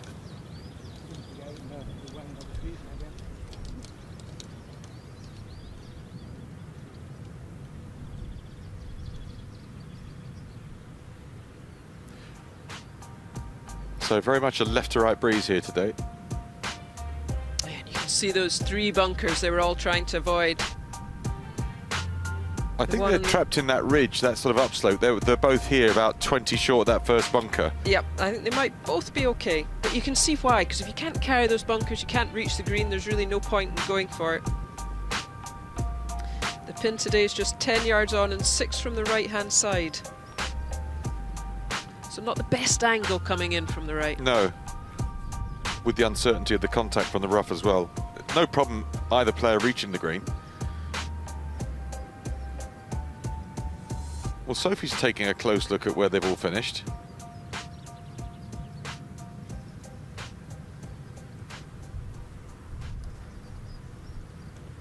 Where you don't want to be. The first mistake we've really seen from the Spanish player. She has found this bunker down the right-hand side, Paula Martin San Pedro. She's got 64 yards to the pin, quite a significant upslope.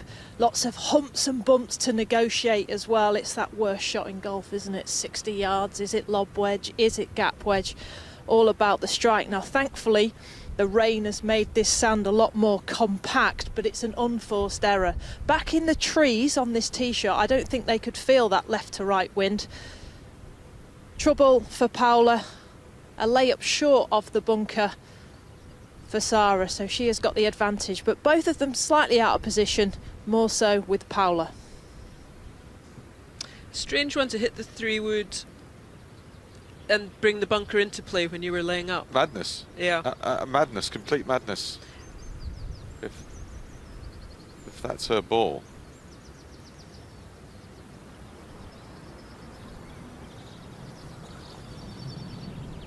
Yeah, if you're going to lay up, lay up. Yeah, it's a classic, isn't it? Lay up, you're going to lay up. You're better off having 10 yards further in. Of course. But, I mean, she's only got 60 yards, as Sophie said. I mean, she'll still be able to get the green, even out the bunker. Yeah, it won't be distance that's the issue for her. It'll be contact. Yep. And I think O'Keefe is further right than she is off the tee. So she's okay. And I do think hitting the iron, she completely took that bunker out of play.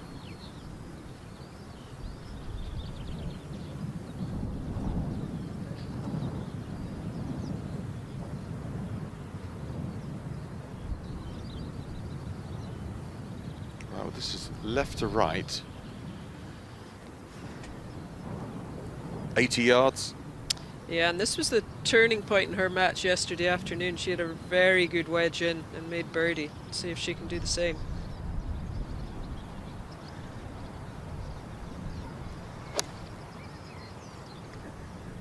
It's good. Go. She knew, didn't she? Maybe just didn't quite get the contact she wanted. It's amazing how a player can know within 3 yards. If that's 3 yards further hit, she's not even talking to it. You can feel it in your hands, can't you? You can tell if it's so many shots from that distance, you can just feel it. Well, we saw Paula play some amazing bunker shots yesterday, but that was around the greens. This is a very different skill. Yeah, I do think though with the rain they've had, you can see that bunker, so we said, a bit more compact. It does make this a lot easier. But it's, as you said, it's all in the contact. She can just clip it off nicely. She'll probably have to throw this past the hole though to do generate a lot of spin out the bunker. She can't see it anyway. She's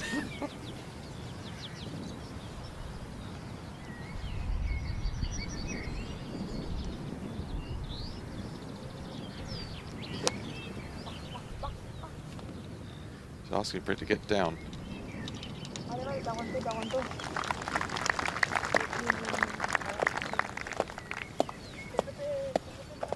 Difficult if you've not got a full shot out sometimes out the buck when you're trying to hit that kind of in-betweeny distance. I think she'll take that. Yep. She made sure she got the ball first. Baja, Baja, she was shouting. Your Spanish is better than mine. Well, I'd say it's beginner level. But yeah, you're probably right. She'd have taken on the green. Yeah. Especially as this is quite awkward for O'Keefe, the next one. It's spun back off the downslope, back off the green. She's probably going to putt this, I would have thought.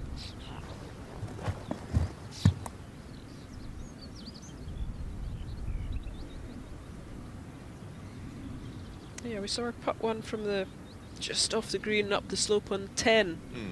Longer, to be fair, she had there, but she didn't make the best of jobs of it. That's a good view of what she's got. It's quite a climb up to where the hole is. And quite a lot of fairway to putt through. Yeah. 4 could win this. Crazy, isn't it, with the shortest par 4. Yeah.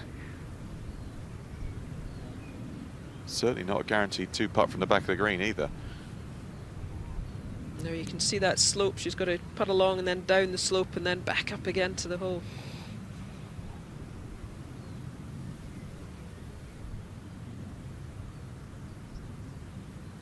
One of the few times she's called in Paula to help her perhaps a little bit. She's not really had many long putts though. She has been putting from places you can make birdies from most of the time.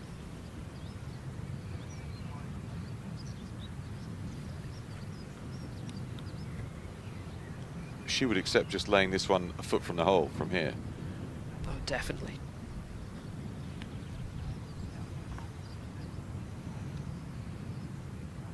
It's downhill, wind off the right. There it is, down the slope, back up. Very good speeds. That was a very good putt.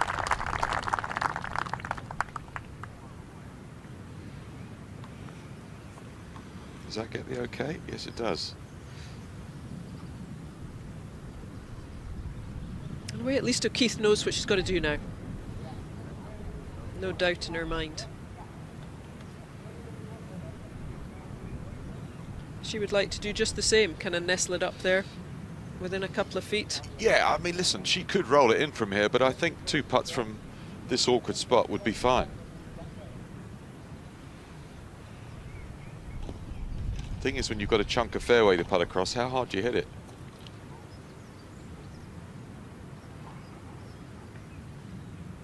From this angle, it looks like she's a foot off the green, but we know she isn't. Yeah.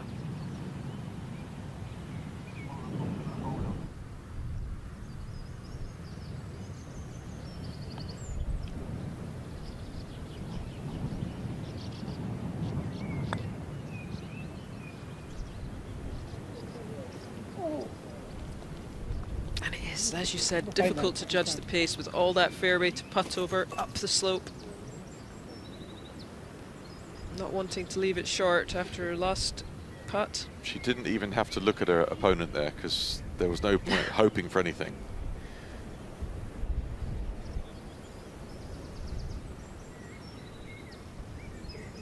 So let's see if she can do what San Pedro's been doing the whole match, holding these 5-6 footers back for the half.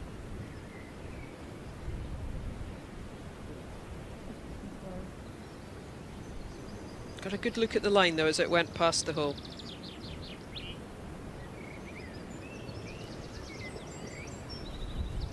Not wasting any time.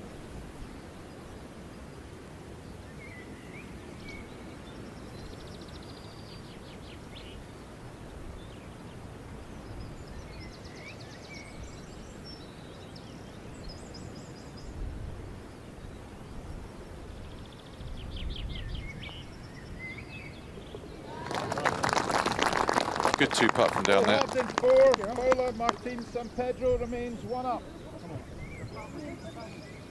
Knuckles, the caddy. I thought, And another little chat. Yeah. I know my wedges go 5 yards shorter here. Just I think with the colder temperature. For anyone who's played golf abroad, somewhere where it's warm, you suddenly gain 5-10 yards. Yeah. She should obviously try playing golf in winter in Scotland. I feel like I'm hitting it about 100 yards. It's just pure survival. It's not called golf anymore. I always loved it when I played on tour. I'd practice over the winter here, and then we'd go to Arizona to start the tour. And suddenly I'm hitting it like 50 yards further. Lovely. With 1 layer of clothing on.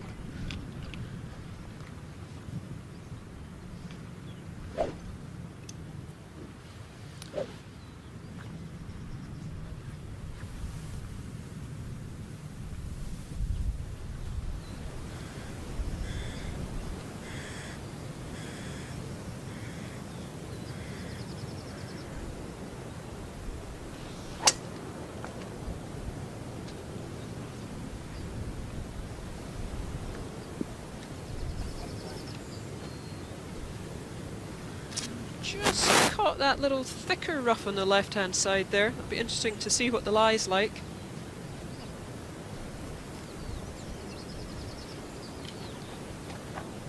(16) the par 4. No fairway bunkers to worry about on this hole.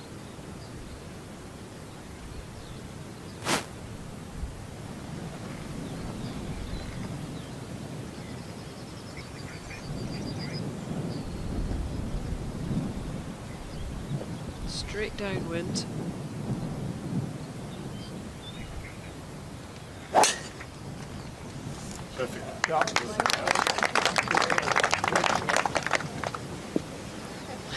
shot hits the fairway. You can see it scampering down. Oh, and is that same bird? Lovely drive. Hopefully it won't pick it up. No, it's a good point. Very good point. They can do that. 2 4s and a 5 to finish the last 3 holes here. Nairn. I wonder, do you look at this like there's 21 holes left in this match, or do you look at it right now, there's 3 holes from the clubhouse? How do you view it? I think you have to view it as 21 holes to go. But 3 holes to go. I think San Pedro's thinking, can I get another win? Can I get to 2 up maybe? And obviously O'Keefe's going to be thinking, can I get back to square? Go into lunch.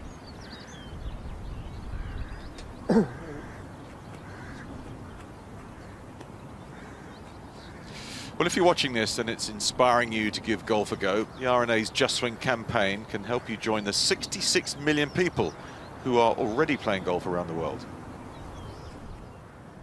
Just Swing. Visit golf.golf to find out more.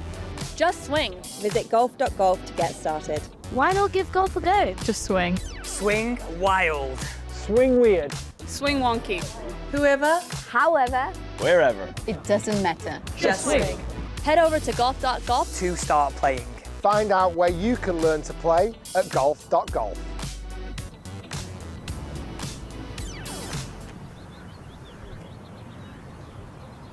Sophie, how's the lie down the left-hand side? Okay? It's sat up very nicely down this left-hand side of the 16th for Paolo Martin San Pedro. She can get into the back of the ball.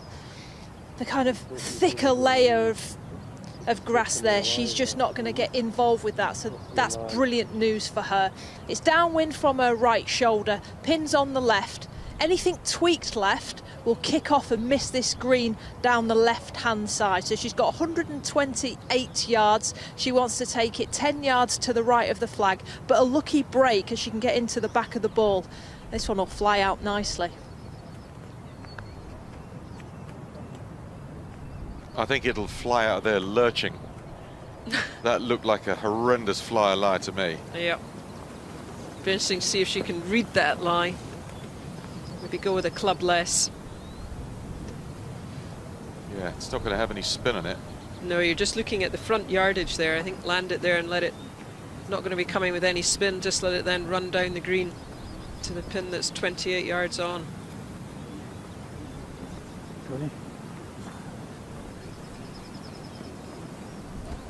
But she was pretty lucky, as Sophie said, when you see that grass looking there. Just it could have been in a pretty thick patch. Yeah, better than it could have been.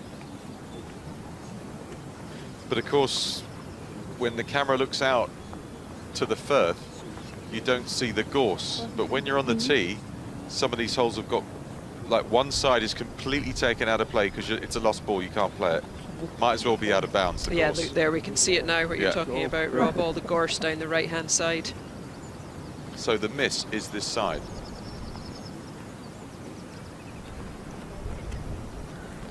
That's why this hole doesn't really need fairway bunkers, because it's got the gorse there as a hazard.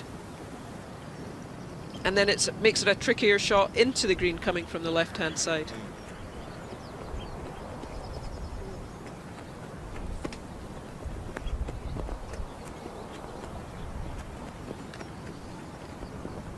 See that flag flapping? Maybe now they're getting back down towards the Firth. It's getting more of the brunt of the breeze.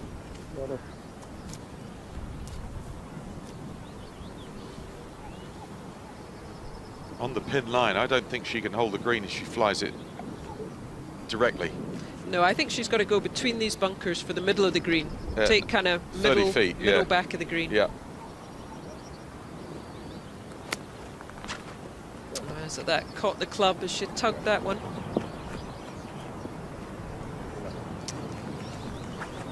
Just didn't get great contact on that at all. Caught one of those front bunkers.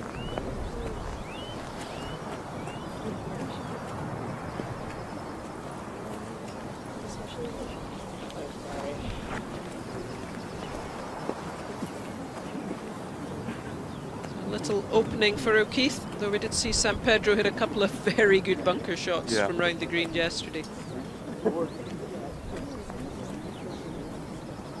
She's not bunkered, I don't think, San Pedro. She's in a... Oh, you don't? You think she's just missed? Yeah, I think she's in kind of ridge. Well, we'll see.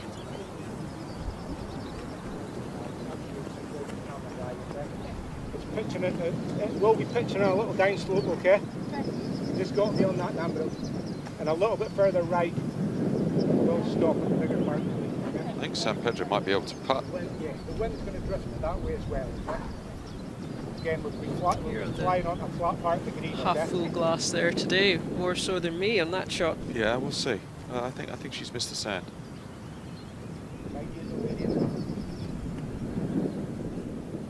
Again, even from here on the pin line, this will do well. She lands it on the putting surface to stay short the hole.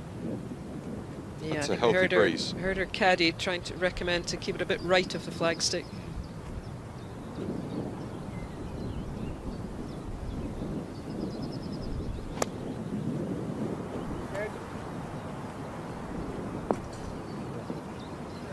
Good shot, really good shot. Done very well. Done very well. Very good shot. Amazing how far down the grip she goes sometimes. That was, I mean, it's like a junior club, but the length of it she was playing it with. Right forefinger almost on the steel. It's as if perhaps she prefers her kind of gap wedge rather than hitting her 60, you know, for these fuller shots.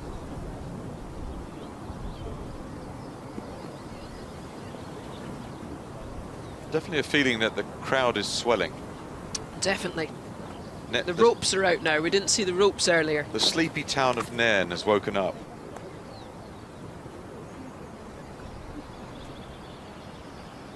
She's moving the rake.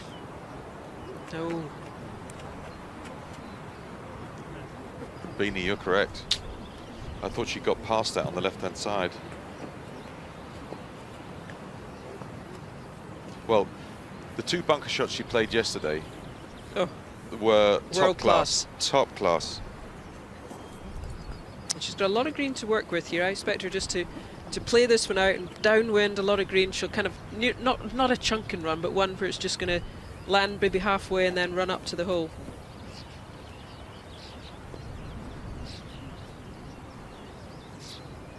Would be how I see it. We will see how San Pedro pictures it. How does it look to you, Sophie?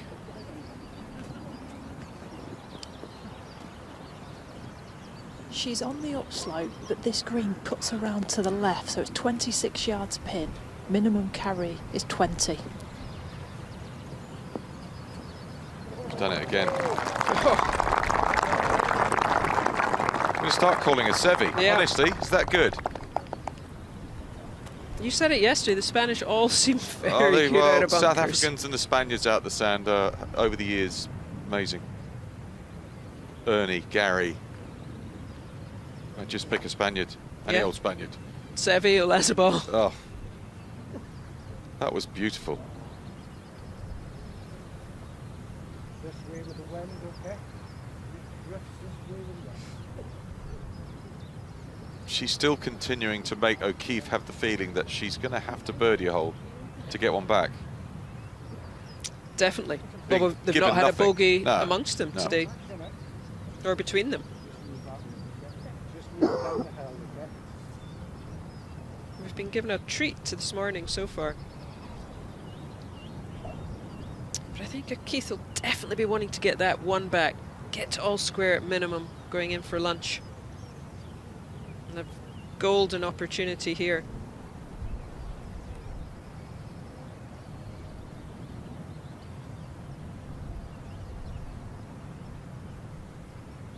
So this to square the match.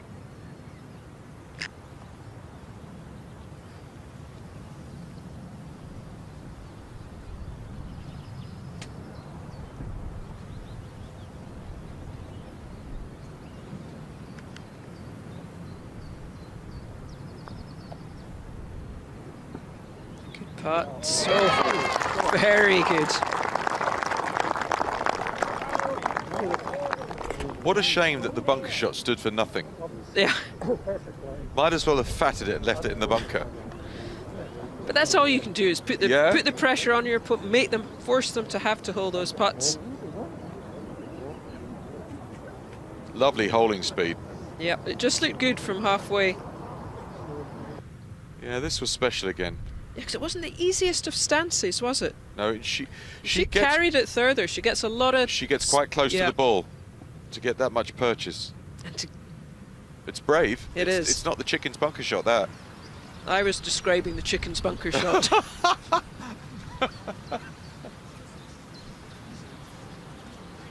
Well, all square, potentially another 20 holes of this, plus extra time.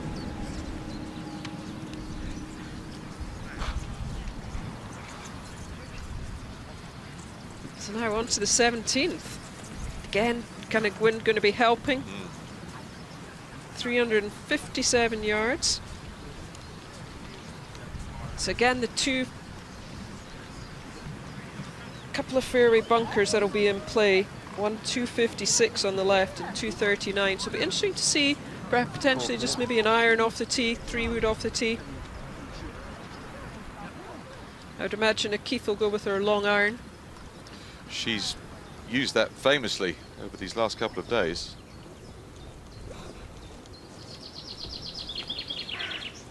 There's really no benefit in trying to take those 2 bunkers on, it just being a short hole. There you go, you get a lovely view of them there. You can see the one on the right-hand side and the 2 on that left-hand side of the fairway. There's a ditch at 300 as well, if it really got a gallop on down that fairway. Dark bunker all day. Virtually straight downwind here, okay? Yeah. So that dark bunker is good. Yeah, she's got her iron out, just to aim it on that left-hand far bunker. No fear of reaching it.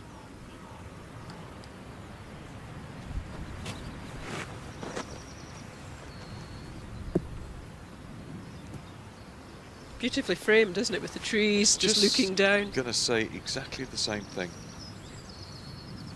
Look at the tee, it's beautiful. Just brush the top, don't take a divot. Upset the greenkeepers. Lovely. Very good.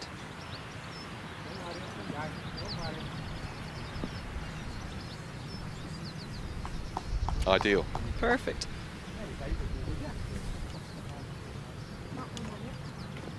She got close to that left-hand bunker though, didn't she? Distance-wise. Well, that's the problem with links courses and laying up. How far is it going to bounce and run? That is guesswork. It's a 3-wood for St. Pedro. She maybe just has to watch that left-hand bunker.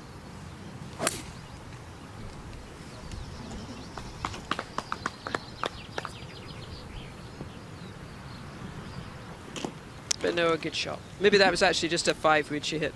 Small head, wasn't it? Yeah, smaller head. Yeah. So 2 excellent tee shots from 2 excellent players at the peak of their powers. 18's going to be very reachable, the par 5, downwind. They should be able to clear all the bunkers.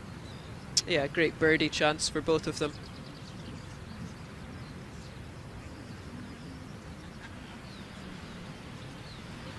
But the members will be itching to get out on their golf course.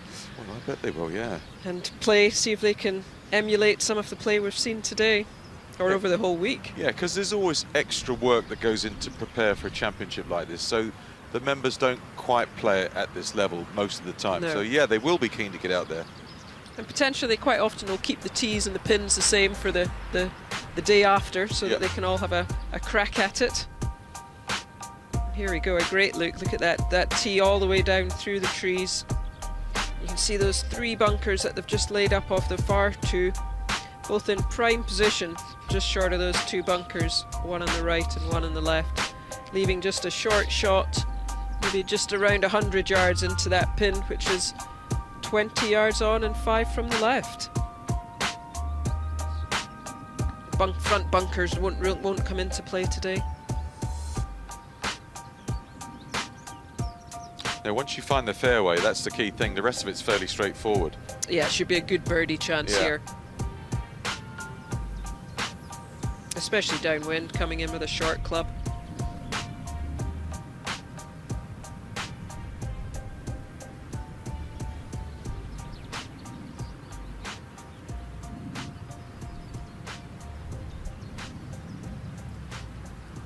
Paula Francisco, caddy, just taking a little shortcut there. I don't think she made it all the way back to that 17th tee. That's good foursomes play.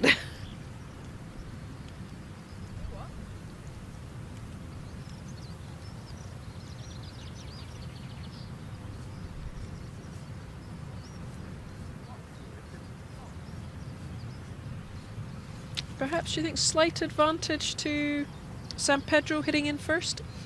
Oh, if she can hit a good one? Yeah. You want to go first.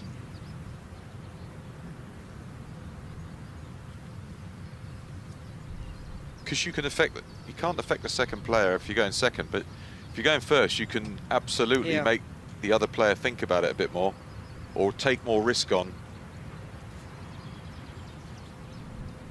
Yeah, if San Pedro can put one in here to, I don't know, 10 feet, forces O'Keefe to maybe just go at it a little bit more.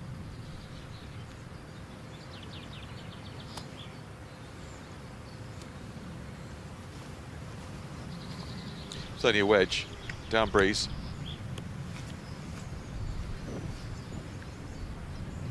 Anything pitching over that bunker at the front should kick forward down to where the hole is. Yeah. Just got to be careful they don't just tug it a little left or it'll kick off the green.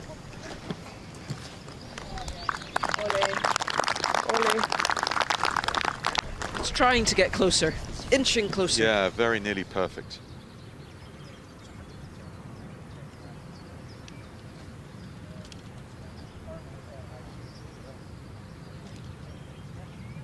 But from what we've seen of O'Keefe, I would expect her to get this inside that one. Yeah, this is her game. This is her game, and she has a lot of variety in how far she hits the wedges with how long she holds the club. Yeah, that's a very easy way to take a little bit of distance off a club, is just to grip down it a little bit, which looks exactly what she's doing here.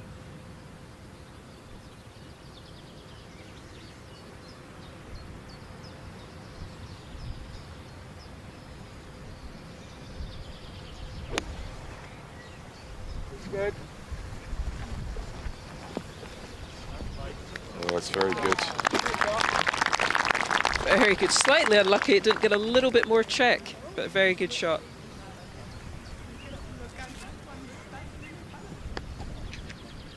It's very difficult to see either of these two players getting away. You know, 3-4 up, it's hard to see it. They've been locked together pretty much, lockstep for this entire 18 holes. Yeah, no hole's been given to the other player. No. Each player's won whichever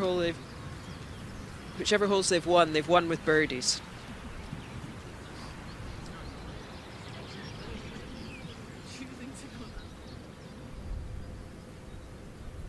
Stars and stripes fluttering in the wind. Have we seen a Spanish flag today? I saw one round the clubhouse, yes. Very good. I think they've got one from every country round the clubhouse. Again, San We could do Pedro's a gonna flag have the quiz, chance. couldn't we, going round them? Well, you could. I mean, if we stay on air through lunch, we could do that.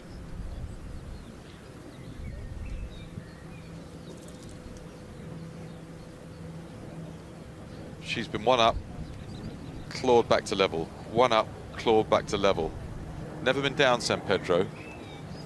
But just can't get to that two up. Every time she gets to one, it's as if it's just about the next hole. Yep. A couple of the times that O'Keefe's got it back. A nice little vantage point for those spectators.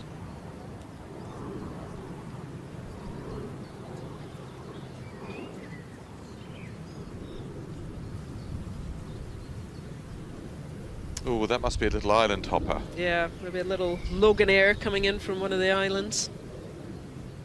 Oh, see him. Little prop jet. Yeah. I'm always slightly nervous about getting on those ones. The little ones. Yeah. You do feel the bumps more.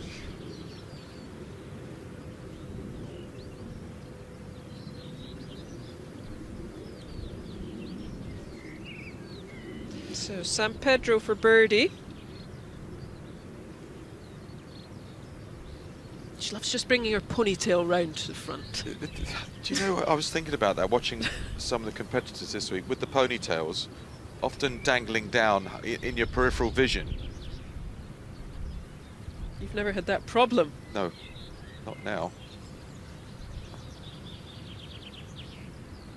It's getting there. Oh, good try, and still staying bold, which I like. Giving them a go. But another chance now for Keith to get to one up, her first lead. She's waited a long time for this point in the match. A putt to get ahead.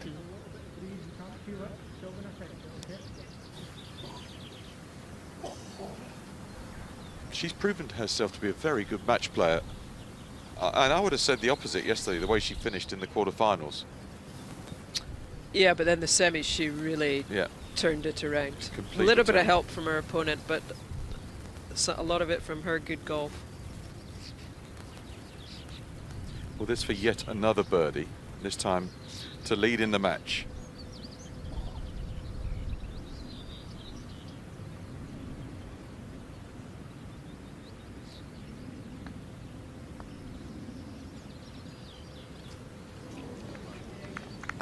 Nearly. Good try. She likes to have a couple of return putts when she misses one. She does. She's about the only player I've seen having it. Obviously, it's allowed in the rules, but taking a little practice.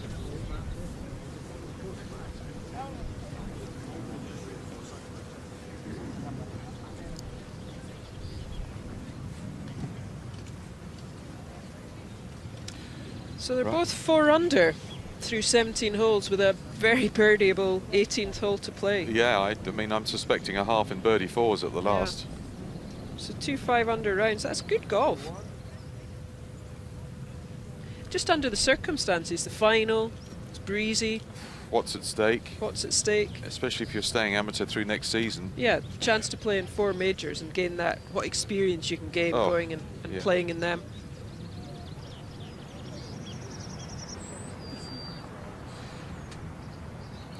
Carry down the last hole.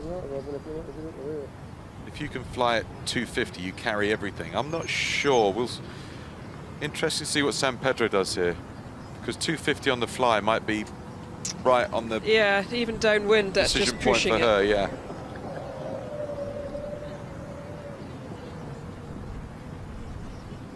One advantage, the wind's maybe slightly helping out the right, which she could, fire it down those right bunkers and just with a little draw. She's got the driver in her hand. She's made the long walk.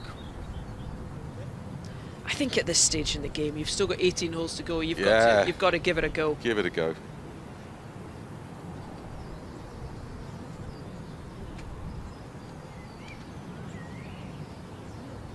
So you can just see there the 2 bunkers down the right-hand side. 250 carry over that one, we just see. Yeah.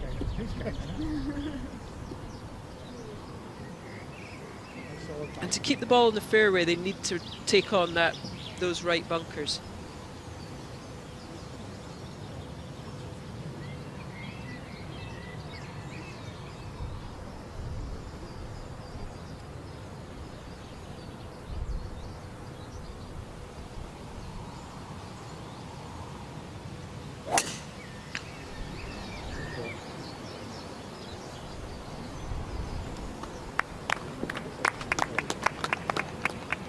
Perfect. Yeah, that's absolutely fine down there.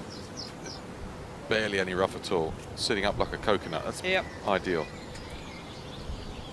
Over to you now, Paola. It's a much shorter carry over that left-hand bunker. That's not a problem even for Paola.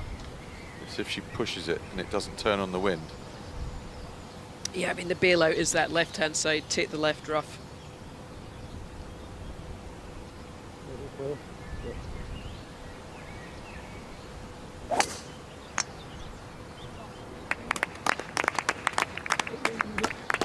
Like it's turning into the middle of the fairway. And that's superb. Yeah. Very good. And talking to her coach, Ann Walker at Stanford, she identified distance as of a potential weakness she had, and she's worked extremely hard over the winter in the gym to try and put on a bit more distance.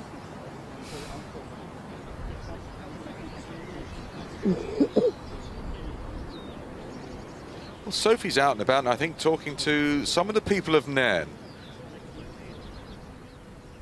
So the crowd this week at Nairn has been sensational. Now the weather has certainly brought out a few more people. We've got Leslie, Kian and Annika. What a name for a young girl that's coming to watch the golf. Now Leslie, tell me what brings you here today. Our daughter's carrying the scoreboard and is one of the champions from Nairn, and Cian, he was greenkeeping this week. He's a greenkeeper at Elgin, so we just love Nairn and we just live in Forest, so it's lovely to come and watch a good golfers playing on a lovely day. Cian, you've been up early all this week, so thank you for coming out. And who is Annika? Is your little girl? Oh, great. It must be amazing to show her, you know, these exceptional women golfers.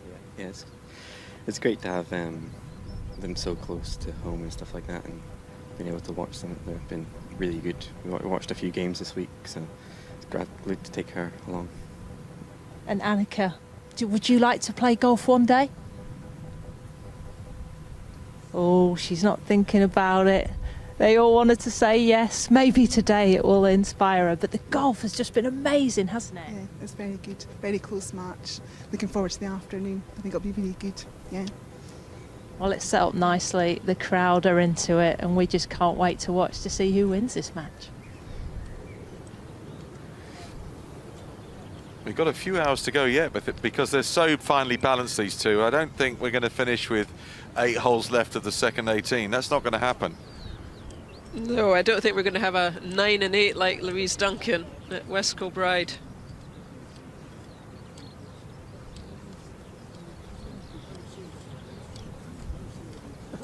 Well played, all of those, because they have got this golf course in absolutely supreme condition. They should be very proud. It is. It's looking in fantastic shape. And I wonder if they've brought in some greenkeepers. Quite often the clubs will bring in ones from local courses, you know, just to help them for the week. Well, the Open in Portrush, when they get there, they'll be coming in from all sorts of places. They need men on the ground to get... Just to get it in condition. the condition, oh, yeah. Get all the prep done in the mornings. I played at Portrush last week. Spectacular. First time there. So good. It's going to be an amazing Open. Yeah, my first time was a couple of weeks ago. I only got to play one hole though. Played the 13th, par 3. I think it's the 13th, down the hill. 13 or 14. Oh, yeah. Where was the wind when you played it? Kind of into out the right. Oh, the other way, okay. But a huge amount of elevation change that unusual for a links golf course. Yes, there is a bit of up and down. Surprised me. Yeah.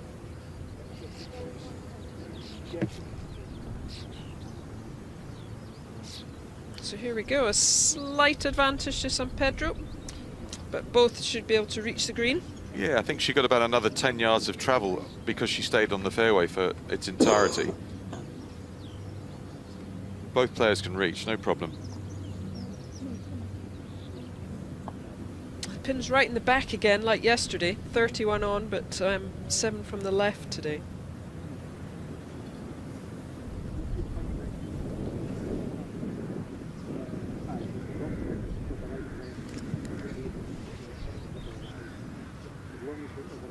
With downwind, I think she'd probably just want to try and land this on the green. It's a little upslope to the green, so probably land it on the green and then let it run down. It's going to run out, okay? Do you think she's going to fly this on the green? I think just to the front. Yeah, the pin's 31 yards on. Yeah. So to get it back there. I think if it comes out of here, you know, lurching out of here, it's going to gallop in the mouth of the green up the putting surface. We'll see. I'll be amazed if she pitches it on.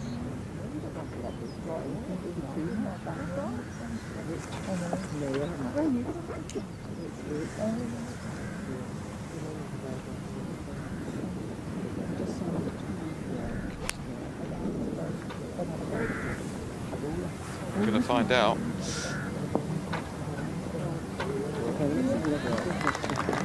Tough to know whether that landed on or just maybe just short. Yeah, just short. Yeah, and just a little short. unfortunate again. Again, a soft bounce. Yeah. I think they're thinking really well. They're executing the shots really well. Yeah, it's a couple of times she's hit really good long irons and they've just taken very soft bounces.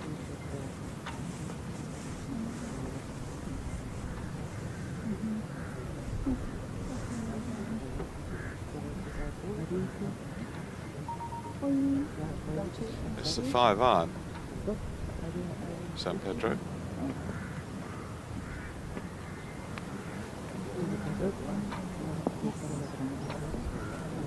Just exactly the same. I think to get back to that pin, you had to land it on the green, just over. There's a little kind of upslope just at the very front that they've both hit into. It's funny because the surrounds of the greens are a lot softer than the fairways.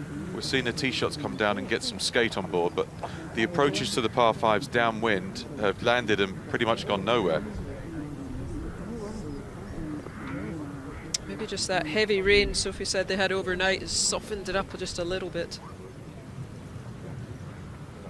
But it looks so flat with that in the camera angle. Yeah. It's a lot more up to that second shot than you may think.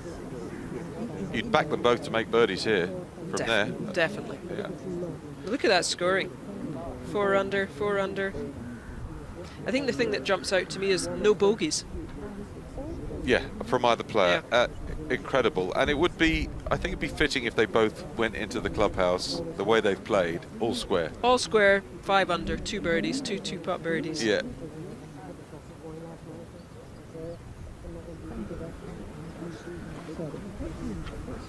You know what golf's like? You come out on a different day and you're a different person. You could be hacking it.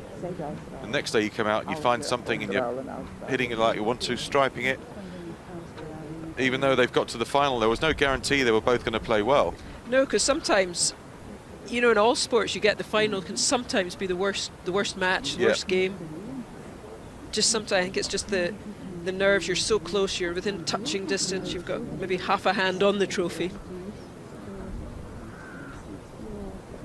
I love the way the 18th green's just so close to the clubhouse.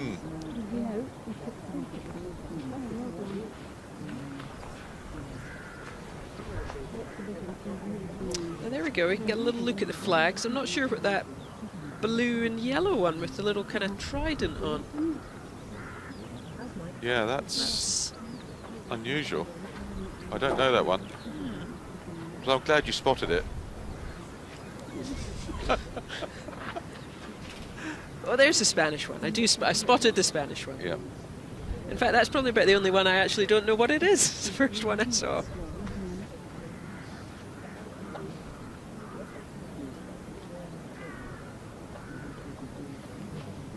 Good with all those.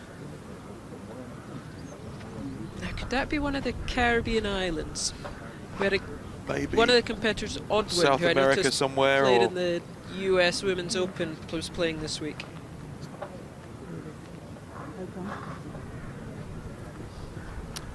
Katrina Matthew, Google. Now, someone's actually just texted me. Oh, my is that nephew, right? Is that right? Barbados. Oh, Barbados. Well done. So, you were spot on. Caribbean island, pretty much.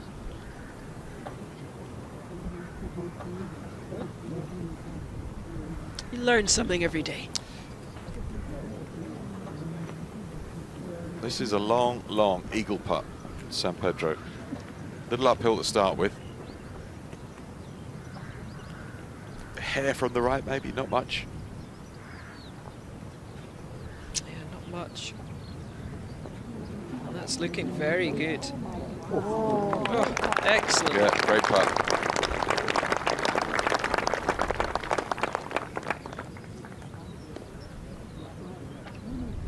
Didn't do a lot. It's pretty straight, wasn't it?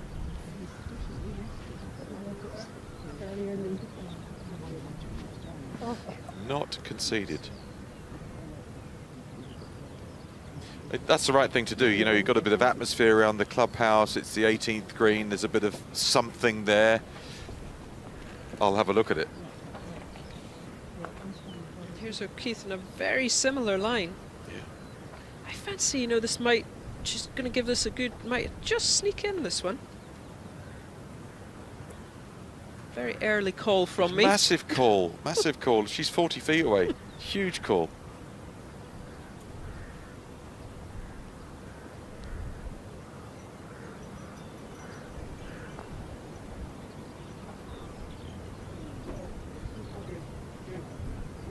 And another good putt. Yeah, barely Two does good anything.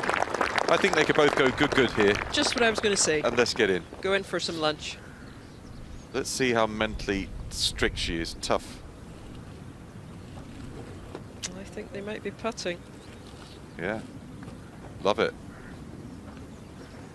No one wants to give an inch.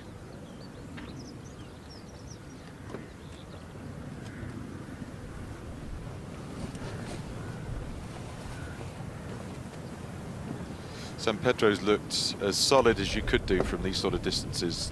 It barely bats an eyelid at them. And they go in with some pace. Yeah, half a look and she's very sure what she's doing.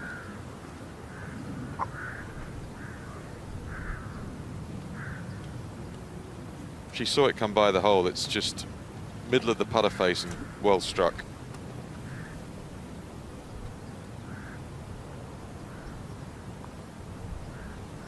Yes, very good again. Right in the middle.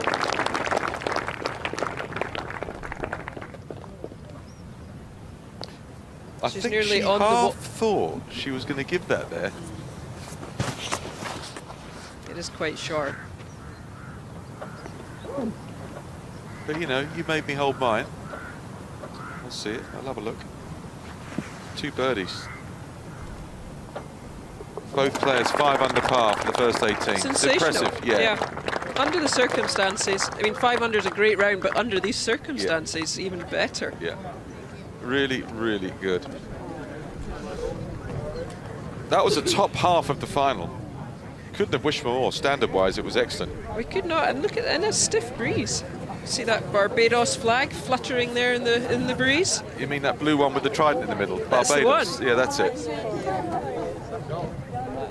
But yeah, I must say, really looking forward to the afternoon round if we see more of this. They have, and all credit to them both, set this up for something to go out there and watch if you're spectators.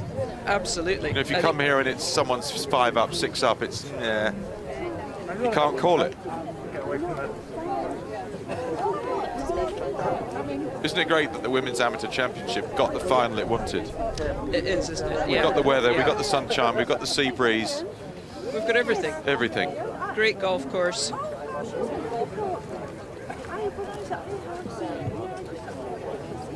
So they got quite a lunch break now, I think. Oh my goodness, that's quite the little Yeah. dandelion crown she's been given. Indeed. They're having fun, this American team. Yeah. Well, going back to your point during the week where they've made it more team, they've made the team actually a thing. It's got writing, it's got icons.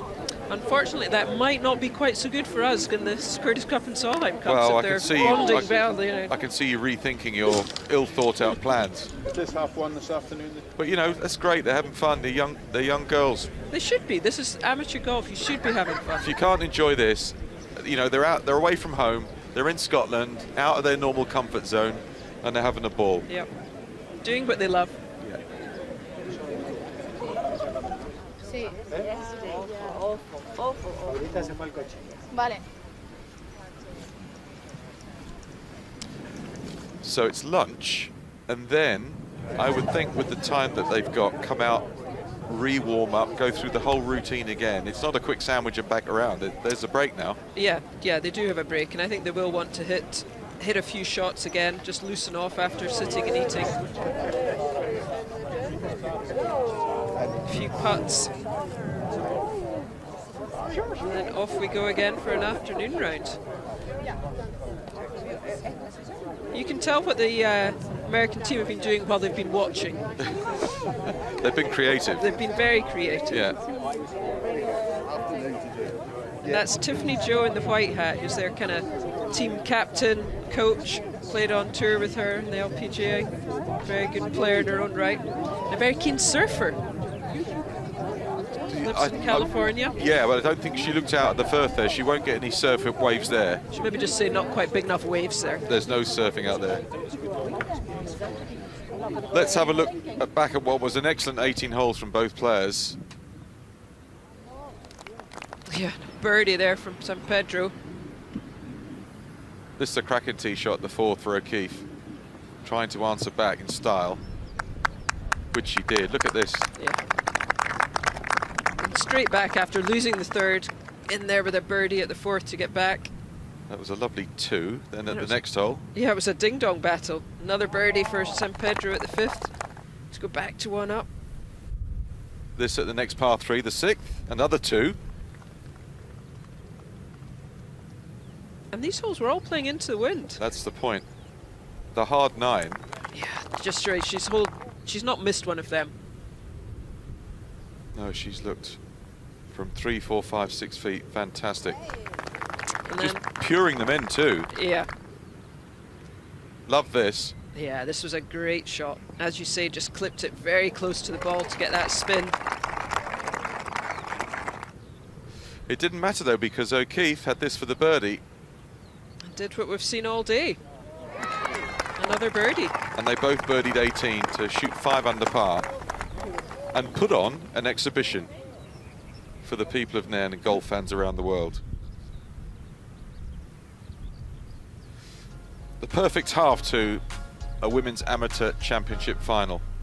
That's the tale of the tape. 5 birdies each, no mistakes, 13 pars. Yeah. Who's you feeling for? That's very difficult. Who's going to be the first one to blink, really? Who's going to be the first to make a mistake? I think it's honestly, for me who likes doing the early calls, it's too early for me to call. Okay, I'm going to make a call. Okay. I'm going to go Farah O'Keefe because of how she managed to turn it around yesterday. Okay. I thought the difference in her finish in the quarters and the semis was poles apart. I was super impressed with that. Well, I'll maybe go for San Pedro. I think just the way she's been putting, holding out those 5-6 footers. Not that Keefe's been putting badly, but I just give the edge a little bit to San Pedro on the greens, which might just make the difference this afternoon. Does it help them the fact they've now played the course with what is normally the wind into your face going out, downwind coming back? Does that help them this afternoon? Because yesterday was a very strange wind. I think it helps them this afternoon. They've got more idea. They've got more idea how the ball's going to react, perhaps into the wind. They play the same pins this afternoon, so any little maybe mistake or wrong club they had this morning, you know, they might just be able to correct this afternoon.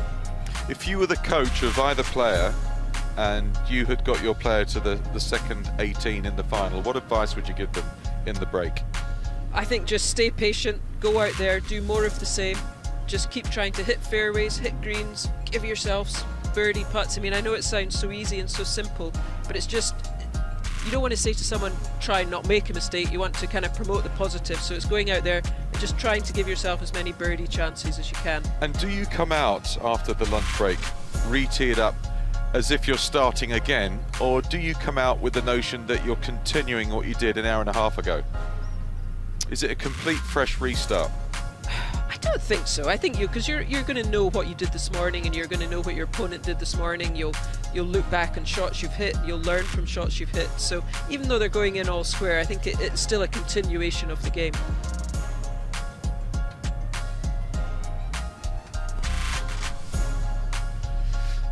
Well, that's the scene that we were hoping yesterday we would see for what it has been so far an epic final.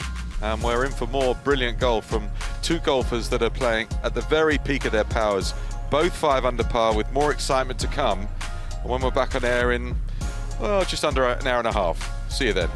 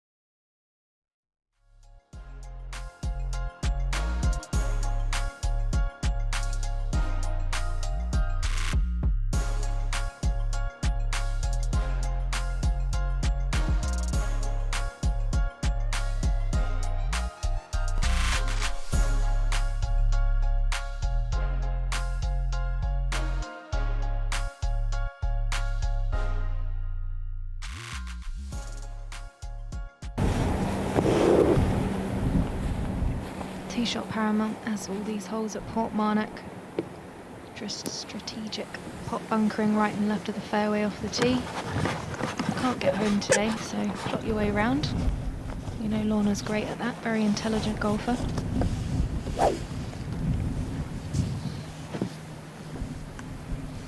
And Melanie Green's got that dynamite hybrid that she likes for a second shot as well.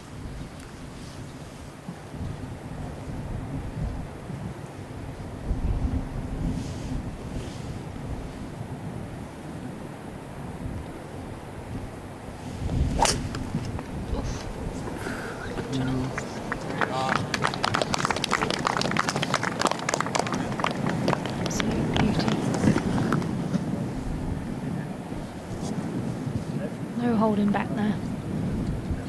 A little bit more of a spring in the step and the swing for McClymont now.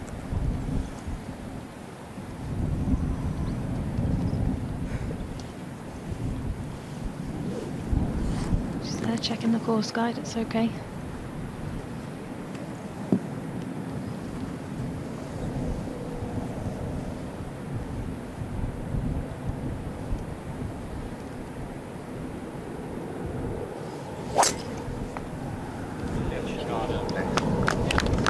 Free swing. I love that.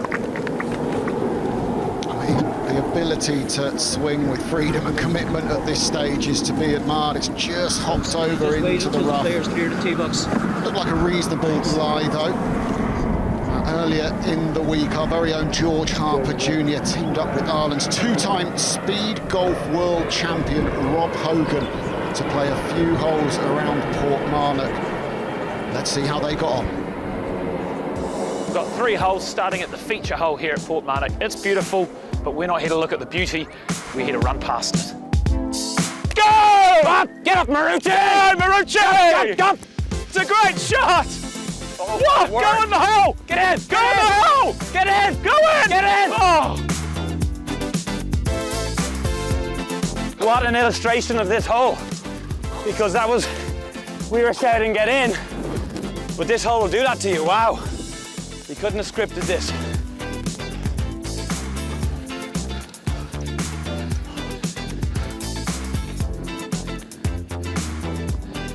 Oh no. This is an opportunity to exercise and display our virtue. No! Yeah! Come on, Marucci. Come on, beautiful. Come on. Look at that. Here you go.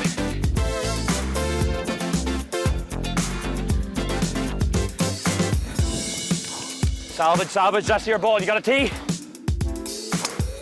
Beautiful, beautiful. It's a cracker. Yeah. It's the best drive of the week. Right swing. What a shot! We're putting for eagle, baby. I can't reach your hand.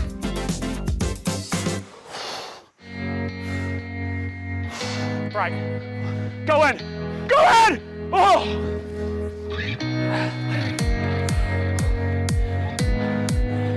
Perfect birdie. Well done. Beautiful swing.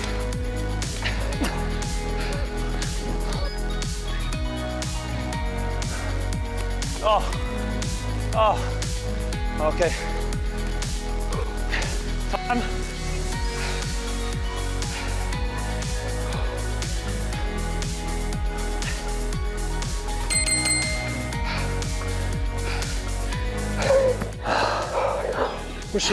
What shampoo do you use? It's fantastic. Oyster. So this is the ball here of Melanie Green out on the left-hand side in the rough, but actually it's not found too bad of a lie. It has missed that pop bunker. Melanie Green just walking over towards it. It's about 230 yards in towards this green on the long par 5. Lorna Clement has already reached her ball, so we will see what Melanie does with this. And if you have a look right behind, you can see there's this bank of 3 pop bunkers that guard this fairway on the way into the green, the pin cut on the back right, so it does provide a favourable angle in. However, Melanie is slightly blindsided by just a knuckle of a hill just in front that will slightly just interfere with her eye line when she's making this shot. She's got wood out.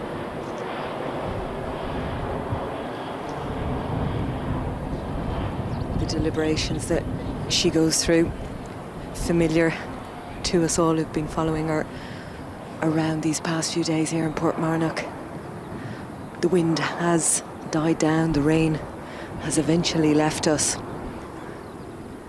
The sun just warming things up a little bit. Hasn't quite dried out this hay though, or those fairways or greens.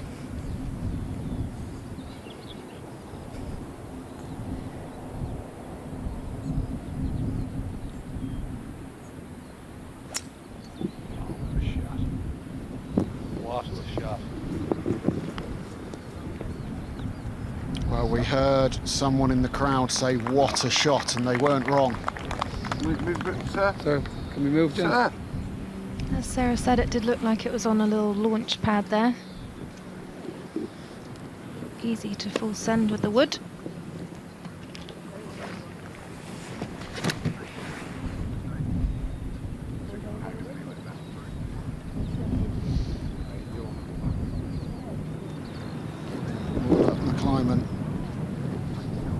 Also taking the fairway metal for the second shot here, par 5, 16th, 34th hole of this wonderful final.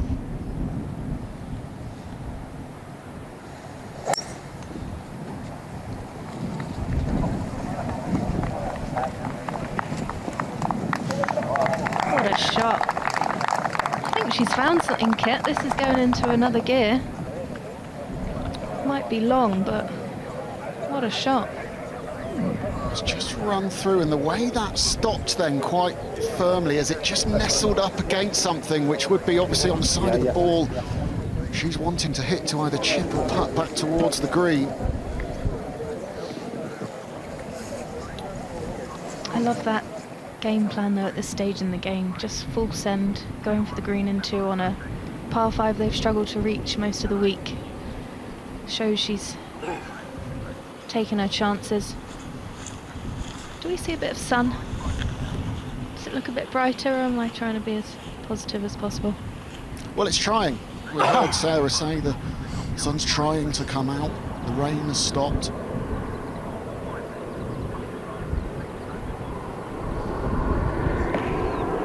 the green just short of this par 5 in 2. Climate just long in 2. Level pegging, you'd say, on this particular hole, but the Scot, of course, 1 up. Just 3 holes to play, including this one. Taking on some fuel there, Kit. Boy, is it needed.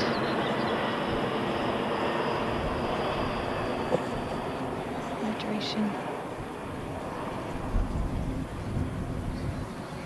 And still carrying her own clubs, of course, as she has done all week. I'd love to know what her step count is for this week. My whoop would blow up, I think. Well, it's about 13,000 steps per 18 holes of golf on average. This is their 9th round, so I'll let you do the maths on that, but it's a lot. And next week she's at La Hinch in the Arnold Palmer Cup. If this isn't links preparation for her, I don't know what is. Might be too much preparation. She's going to need a bit of a recovery for a few days, I think, after this. No doubt the adrenaline has carried both of these players through today. Well, you think about Bryson, who just lifted the trophy. The amount of adrenaline he brought into his next event. Said he had 12 hours sleep in about 4 days. Just shows what the adrenaline can do, get you over the line. Well, Green hit an absolute stunner of a little chip pitch shot on the previous hole from a similar sort of position on that tight line near a bunker. She's got a little bit more green to work with on this occasion, but she can draw upon that previous shot here. Yeah, the bank's going to help you get access to that pin. Just get the landing area right, get the right loft in your hand. Looks like it's going to go left to right as well. Just a few things you've got to think about when you pick your shot. All part of the many, many calculations that go into it.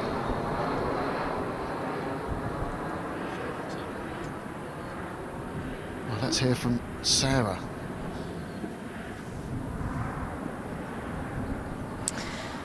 Yeah, we're just having a look at Melanie Green address her ball at the front edge of this green here on the 17th Lorna.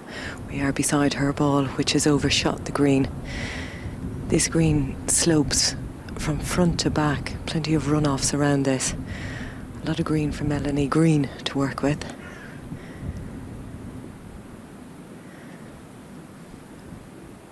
So let's see.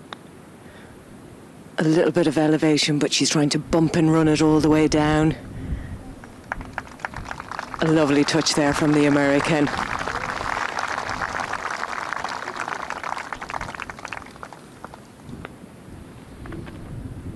Yeah, she did it brilliantly on 15. Executed that really well there on 16. And those chips off of the tight lies can be really difficult when the nerves set in. Not such a tight lie here, Rachel. No, this is a tricky shot here. How many's she got? She's got about 7 to land on. Be interesting to see what shot on a side slope gonna de-loft it slightly. Looks like she's gonna try and pitch it into that slope and let it release. Use the lie.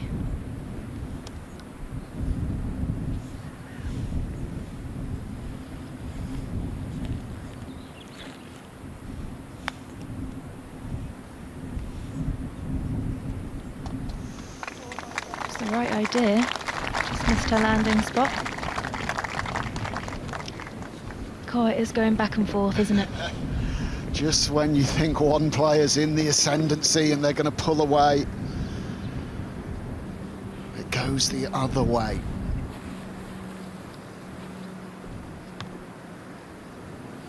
I mean, the tension in this commentary box is palpable. I can't imagine what it's like out there at Portmarnock. Glances between the players. Is that good? Is it a gimme? What have they done? And if you are just joining us, we had a 4 up from Lorna through 8, which then went to 2 up for Melanie. And now it's been 2-in and throw-in.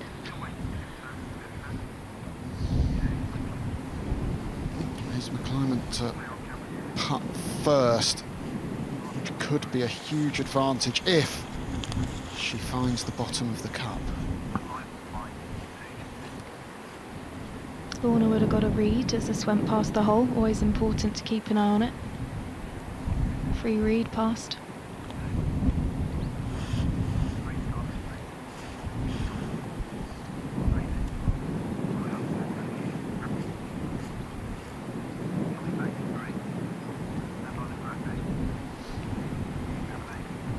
A little left to right to me.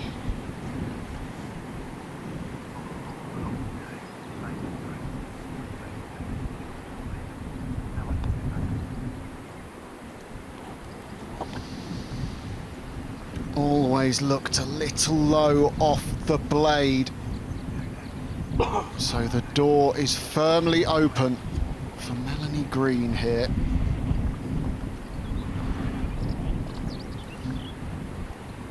Lorna knows it.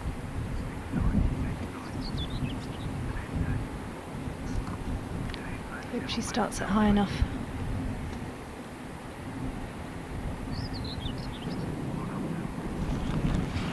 She's just building the tension, isn't she? What a showwoman. Steps in, steps off of it. I might fall off my chair in a minute. Huge moment, 34th hole to win it and haul herself back to all square with 2 to play. Yeah! Of course she does. Of course she does, Rachel. That is a massive putt, Kit. It was not an easy one, it was not straight. left to right. She has not missed though from 3-4 feet in at all. Woo. 27th hole, 28th hole, the sun will come out and you get all the pictures you want. So look at this, just look at the pace that it goes in with as well. Centre cup. You know you're putting well if you find middle of hole. Great pace, great read.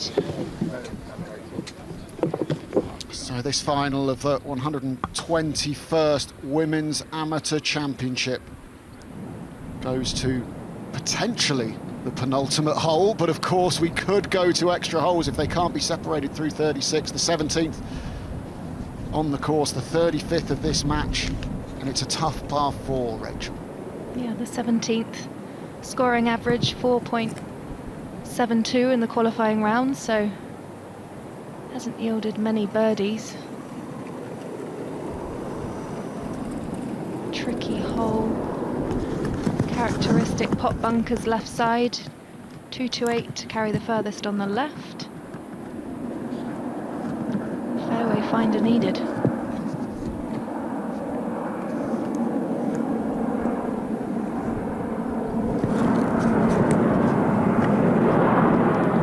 It's nice to be on that tee first though.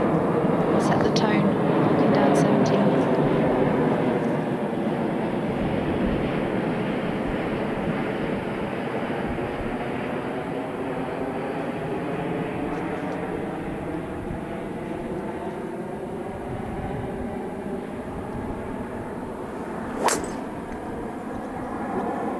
Straight down to pick up the tee. Oh, that's gone miles down there. Bit of adrenaline in that one. That was a fantastic shot, Ken. Characteristically gripping down the club, that was an absolute peach. Right, Lorna, response?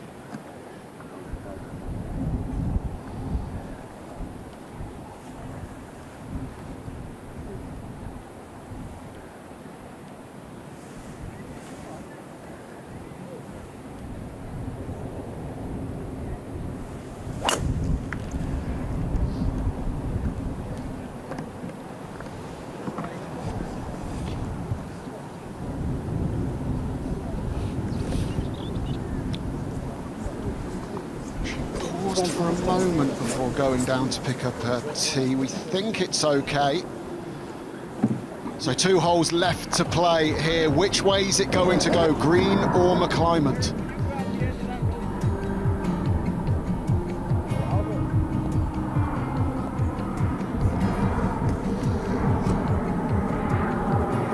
Incredible entertainment here at the Women's Amateur Championship, and there's plenty more entertainment coming your way in a fantastic summer of live golf.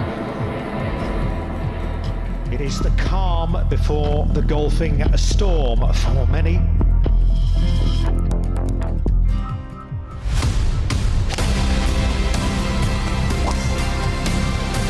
Can he swing it back in his favour again? Oh yes. That is sensational, just brilliant. And Brian Harman is the champion golfer of the year.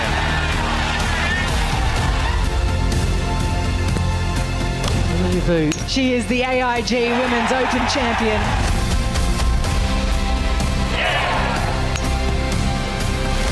And the Curtis Cup belongs to Team USA.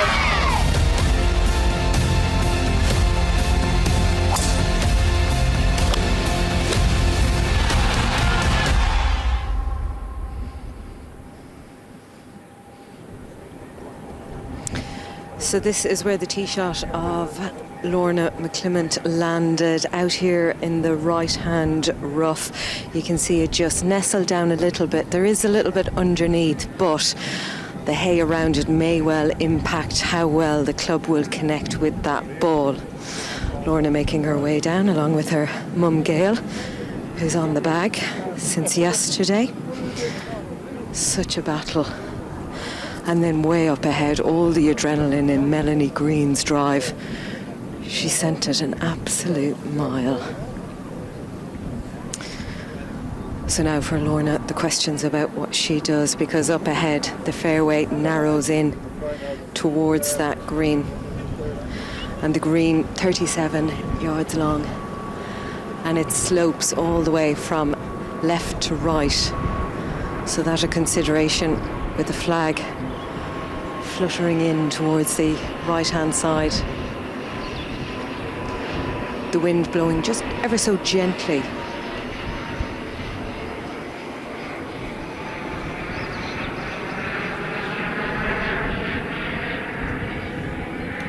So penultimate hole, the 17th, the 35th of this magnificent final that still has more to give at the 121st Women's Amateur Championship. And Lorna McClymont is in the fescue down the right-hand side. Can she get this to the green?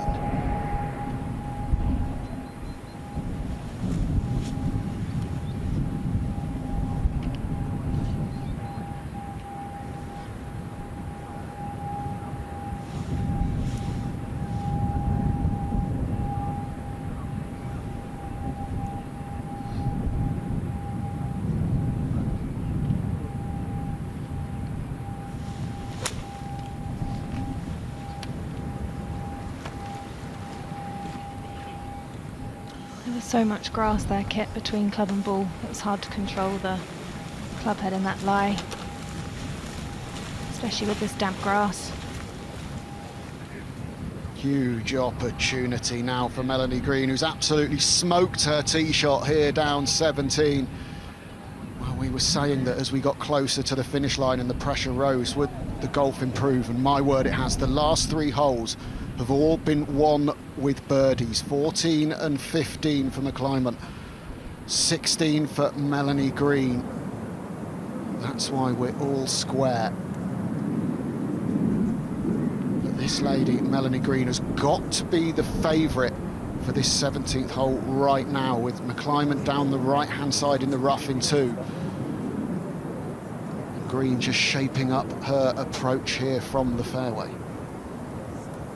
Must have been around the 270 number, that drive. I think the adrenaline kicked in. She's got 130 front edge, pin on 22. Flag tucked on the right hand side, but as Sarah mentioned, the green does slope left to right, so anything middle of green, use the contours. One to hit close, put a bit of pressure on Lorna. Well, it's a different day, isn't it? We've been putting up with the rain all day, as have the players, and now it's shifted. The sun's even trying to creep through. And quite right for what promises to be an amazing finish to this epic final that is ebbed and flowed. Who is going to end with their hands on the trophy? A good shot here. Might get one hand on the trophy for Melanie Green.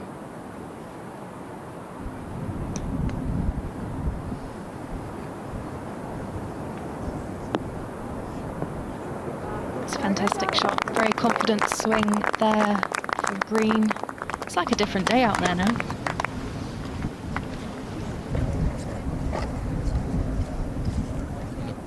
Bit of reward for these fantastic Irish fans who've been out there in these numbers all day, even when the waterproofs were on and the umbrellas were up, showing their support for these 2 finalists. And they certainly won't have been disappointed by the intensity of this match. As we said early on, Lorna McClymont got 4 up through 8 holes. Then Green picked up her first win of the match on the 9th, the first time round, and then everything went in her favour. She was 1 up at lunch, the American. She managed to get 3 up through 6 holes of this second 18, but then it swung back the other way. We were all square. Both players managed to sneak 1 up over the last few holes. And right now, with 2 holes left to play, we are no closer to knowing which way this is going. Yeah, this is going to be a tricky shot for McClymont. We've got a right pin, she's missed on the right. There was hardly any room to work with from that angle. However, Sterling, head coach, says she's got an array of short game shots, so now's the time to showcase.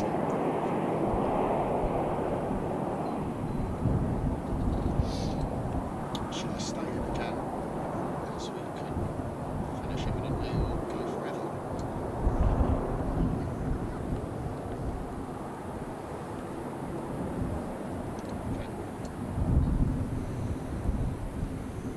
Just doesn't look inviting going over those bunkers. No, you'd call this short-sided. It was tough out of that layer, out the rough. So much grass, wet rough between club and ball. She's got some room though. Just going to have to try and land it as cute as possible over that pot bunker. It's going to come out with no spin.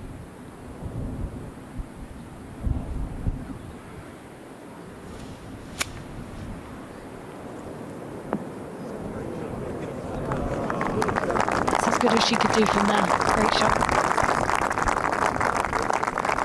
She was out of position on the hole and she's done what she needed to do, which is ask the question of Melanie Green. Make the American earn it. Don't just give it away.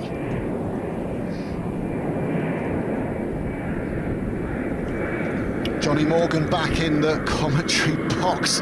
What a final, John. Oh, what have I missed? You and Rachel have been having a field day the last couple of holes. It's turned it on its head. Where's it going to go? Nobody knows. And the sun's finally come out to play. We got shadows on the greens.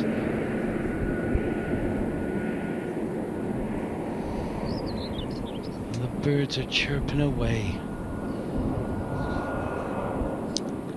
What a wonderful advert for women's golf this has been, John. Oh, amazing. Absolutely amazing. Nail-biting stuff as well. Wire to wire.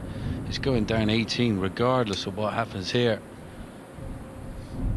Who's going to be up after 17, taking a one up lead going down 18, or is it going to be all square? We'll have to wait and see. Melanie Green has this putt to take a one-up lead to 18. Oh my goodness, could you imagine the joyous occasion she's going to give us if she slots this one in? This might be a little march towards the hole with a fist pump as she slots it in.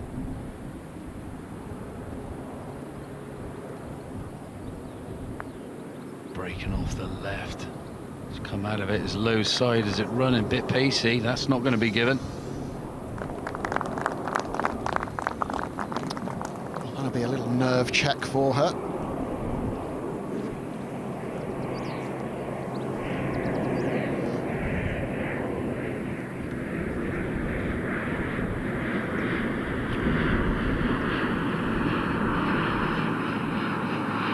Over to McClymonth now.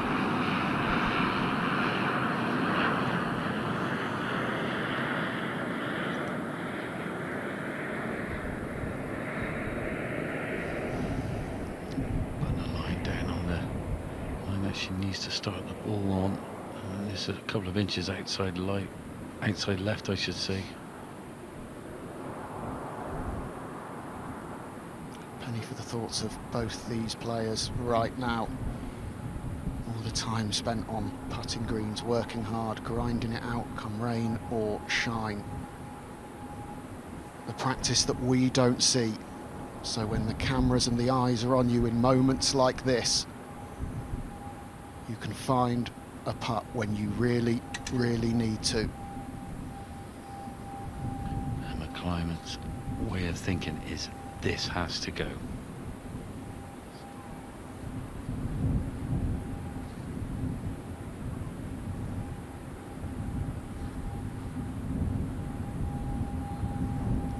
It's on its way. It's a good roll and it's low side. That's going to hurt. So it's conceded 4 or 5 for McClymonth.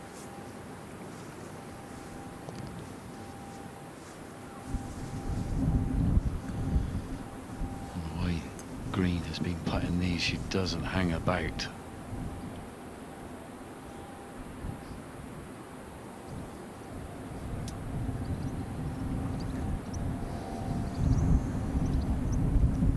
used to it by now, the one-time step off, the two-time step off. You might think she's looking nervous, but she does that every time. Straight putt this kit. Take a one-up lead going up 18.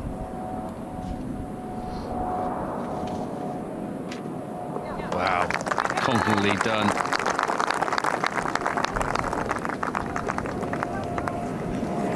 So in it goes, back-to-back wins for Melanie Green on 16 and 17. She's one up, going to the 36th hole of the final of the 121st Women's Amateur Championship here at Portmarnock. And the situation is crystal clear. If you're Lorna McClymont, you have to win this hole, the 18th. What will they be faced with, John? Hole 18. There's the tee box back there as they get prepared. Everyone's going to jostle for position round the tee box. It's a wondrous little par 4. This one, 386 yards. It is on the card.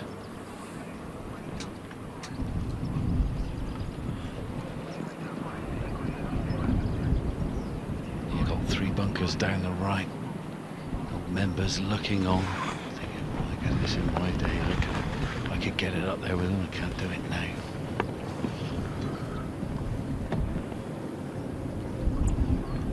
This is when you feel the ultimate pressure now. This is it. It's within touching distance, reach. You can nearly smell the silver on the cup. You're like, there, come on, come on.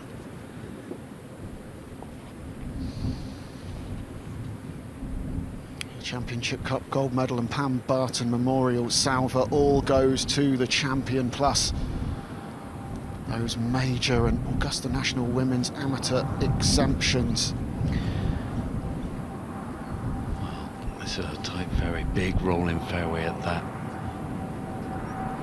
You see a lot of balls not hitting this tight target with the 3 bunkers down the right hand side. The last bunker down is 242 yards to carry. Changing club, going for accuracy over length.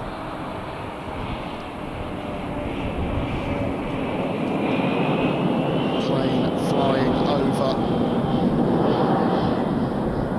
They've got a great view of this final, but we've got the best seat in the house. This one's playing downwind. Breeze is downwind here at 18. Now there's a little ridge. If you can get it around about, pitching about the 250 mark, if you can, it will propel the ball miles forward, leave you next to nothing in for your second.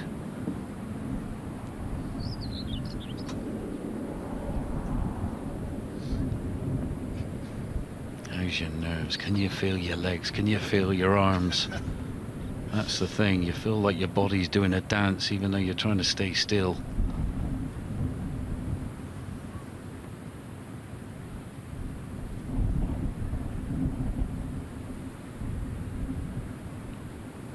Oh,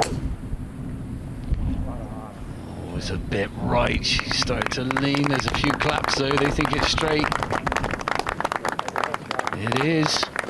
Coming down that hill, and there you go, getting a little bit extra pace there, bounding on. You've absolutely called it there, John. Oh, there's McCaffrey there, the cameraman looking on. He's from Ireland, right on his doorstep, grabbing some top photos. And driver for McClymont, no surprise, she has to put the foot down. It's now or never. Full systems go, here we go. No holding back, all your energy and all your passion in one shot. Little ripper down the left, there's no bunkers there apart from thick rough. Hopefully get a good lie, but not the place to leave yourself. With the pin on the left, tucked over that bunker, is not easy to get to. Just looked like it might have settled down a little bit as well. John, you've played the Amateur Championship, you've played on the DP World Tour, the PGA Tour. This is the biggest day of these young ladies' golfing lives. This is the biggest hole, the biggest moment. What's going through their minds right now? Well, that's it, and it is the biggest moment. There's nerves they've never felt before. They think they felt it, but they've never felt this. They're coming down here. They wouldn't have felt their golf swing on that tee shot, I can tell you that.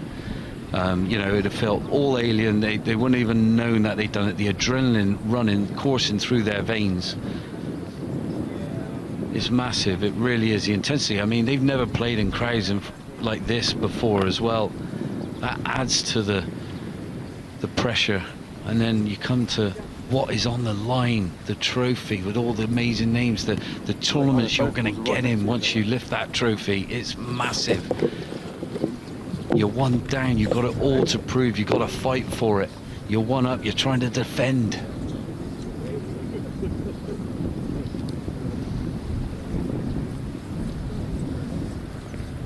Well, we want to hear what you think about this incredible match on social media. Join in the conversation, tell us where you're watching from. Who do you think's going to win at this point? Hashtag the women's amateur on Instagram, the R&A Golf, at R&A on X, and the R&A on Facebook and YouTube. There's loads of great extra content there as well. Of course, Melanie Green one up right now as she marches up the 18th, the 36th hole of this final, like the Pied Piper of Portmarnock. All those fans following on behind and carrying her clubs. It's a marathon anyway. 9 rounds of golf now this week, and she's carried those clubs every step of the way. Yeah, unbelievable, isn't it? She's done it her way. We should have a song for her by Frank Sinatra after this. If she can get over the line, she's definitely done it her way. In contrast, for Lorna McClymont, she's got her mum on the bag, Gail, which is absolutely lovely to have shared these last couple of days with her, pushing along the electric trolley. And this week's Women's Amateur Championship is the first R&A Championship to use an all-electric fleet of machinery for course setup as well. And powered by solar energy, and fortunately, we've got a bit of solar out there now. The rain has stopped. I wonder if there's a little bit of deliberation about perhaps who's to play first here, which of course at any point in match play is vital, but right now in the final hole of the women's amateur final could be pivotal. Here we go, jostling who's to go first and put the pressure on. They look pretty neck and neck on the angle. I would say it's McClymont to go first. What do you think of that lie from what we can see of it, John? Well, unfortunately, that's one-dimensional for me. That's a kind of carbon copy of the previous time she faced this hole here in the first round on the 18th, and then, but she was further right. She was able to play up the green. Now she's coming from a completely different angle. She's not going to be able to get spin from that lie, but it looks like green's to go first. She's on the fairway. This is sitting pretty. Perfect location on this fairway as well to attack this left flag. And just to remind you, Melanie Green only needs to halve this hole to win the championship. Lovely little upslope as well here, kid. That's going to propel the ball up nicely, generate that little bit of spin. Pins on 11, 10 off that left, covered by that lovely pop bunker short and left of this green. Falls away all the way around this putted surface.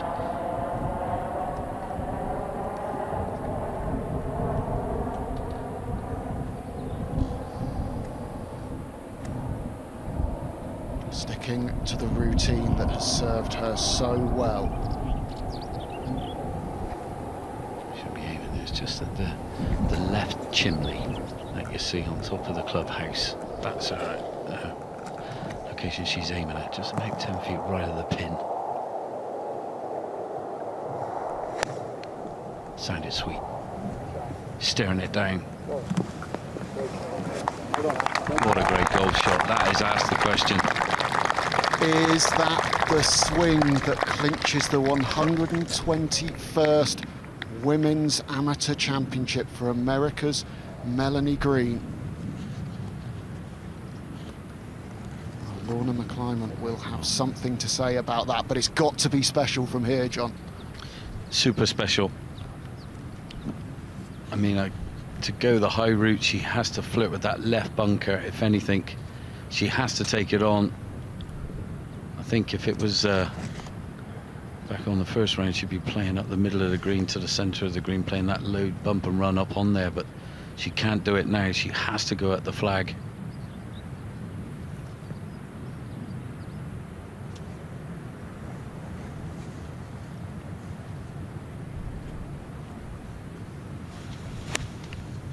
High lofted, hands off it. She's come out of it. It's heading right, I feel. Bailed out last minute. There's a big fall off on the right hand side. Hold the green. It's giving her a chance. Great shot.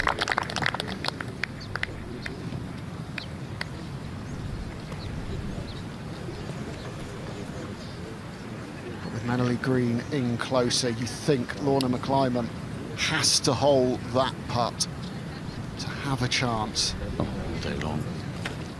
But nerves, we've seen it already. Anything can happen. They've never felt this pressure before. Their hands are going to be like jelly.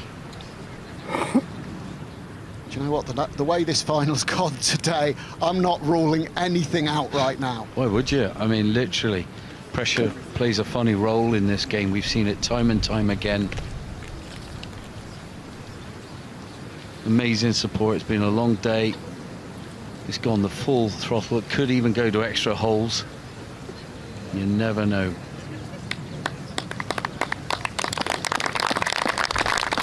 Let's hear this applause for the players.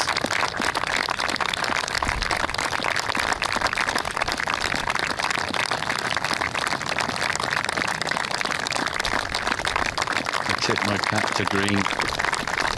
She's put herself through, carrying her own bag, 36 hole. She did it yesterday. Better day yesterday, but it's been raining cats and dogs for the majority of the day, and she's had to deal with that. And this is her first ever appearance in the Women's Amateur Championship green. Her first ever time playing Irish links golf. God, what a mic drop that would be, huh? One and in. One and done.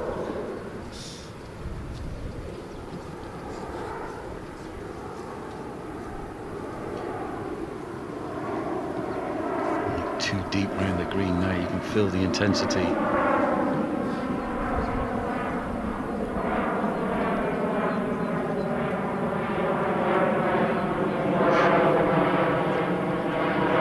Both players crashing down to eye up their putts.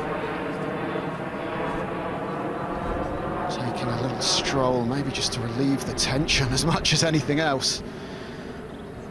Climb on here. The one-track mind has to go in. Got to assume your opponent's going to do the deed and take two putts, and that would be enough for Green.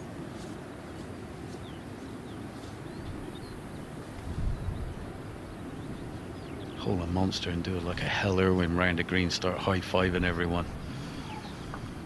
Well, those young fans are absolutely loving this, so are we.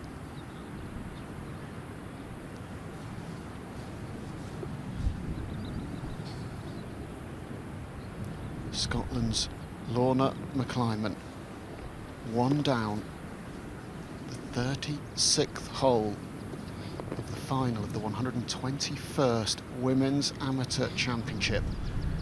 Melanie Green in much closer. She has to win the hole to extend the match. You would think she has to hole this for birdie.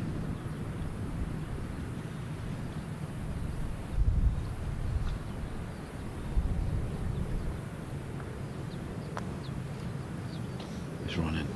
It's got to go. It's low side. Wow.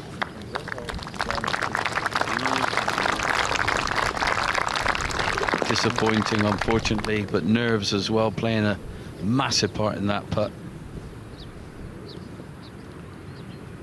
That clears the stage for Melanie Green. 22 years old. She could be about to get her hands on that magnificent trophy, about to write her name into the golfing history books. She has two putts for the title. But it would be great to do it in one, John. Well, That would be heaven now. Cozy this whole side. It's all done and dusted. Come on, green. 2 putts to win the Women's Amateur Championship. Wow. You'd have said that to her at the start of the week. She probably wouldn't have believed you.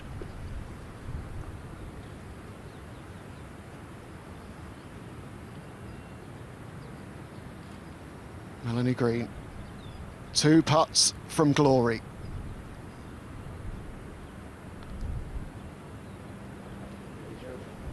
And she's done it in one. One and done. Green does it, Kit. In her debut appearance in the Women's Amateur Championship, America's Melanie Green is the champion. And what a performance, what a final. And she applauds the fans who applaud her.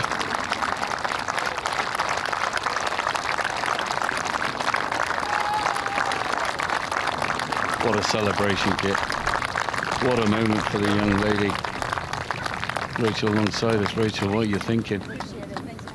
Just the sheer exhaustion in her face and celebration. She's been waiting for this moment. One of her teammates for next week said, playing the Women's Amateur Championship, and she said, what's that? And here she is, lifting the trophy. And what a way to do it. She's overcome adversity all week. She's had to fight back from behind in matches. She did it today. She was 4 down through 8 holes. And she has won it in some fashion, winning the 16th, 17th and 18th holes for a 2-up victory.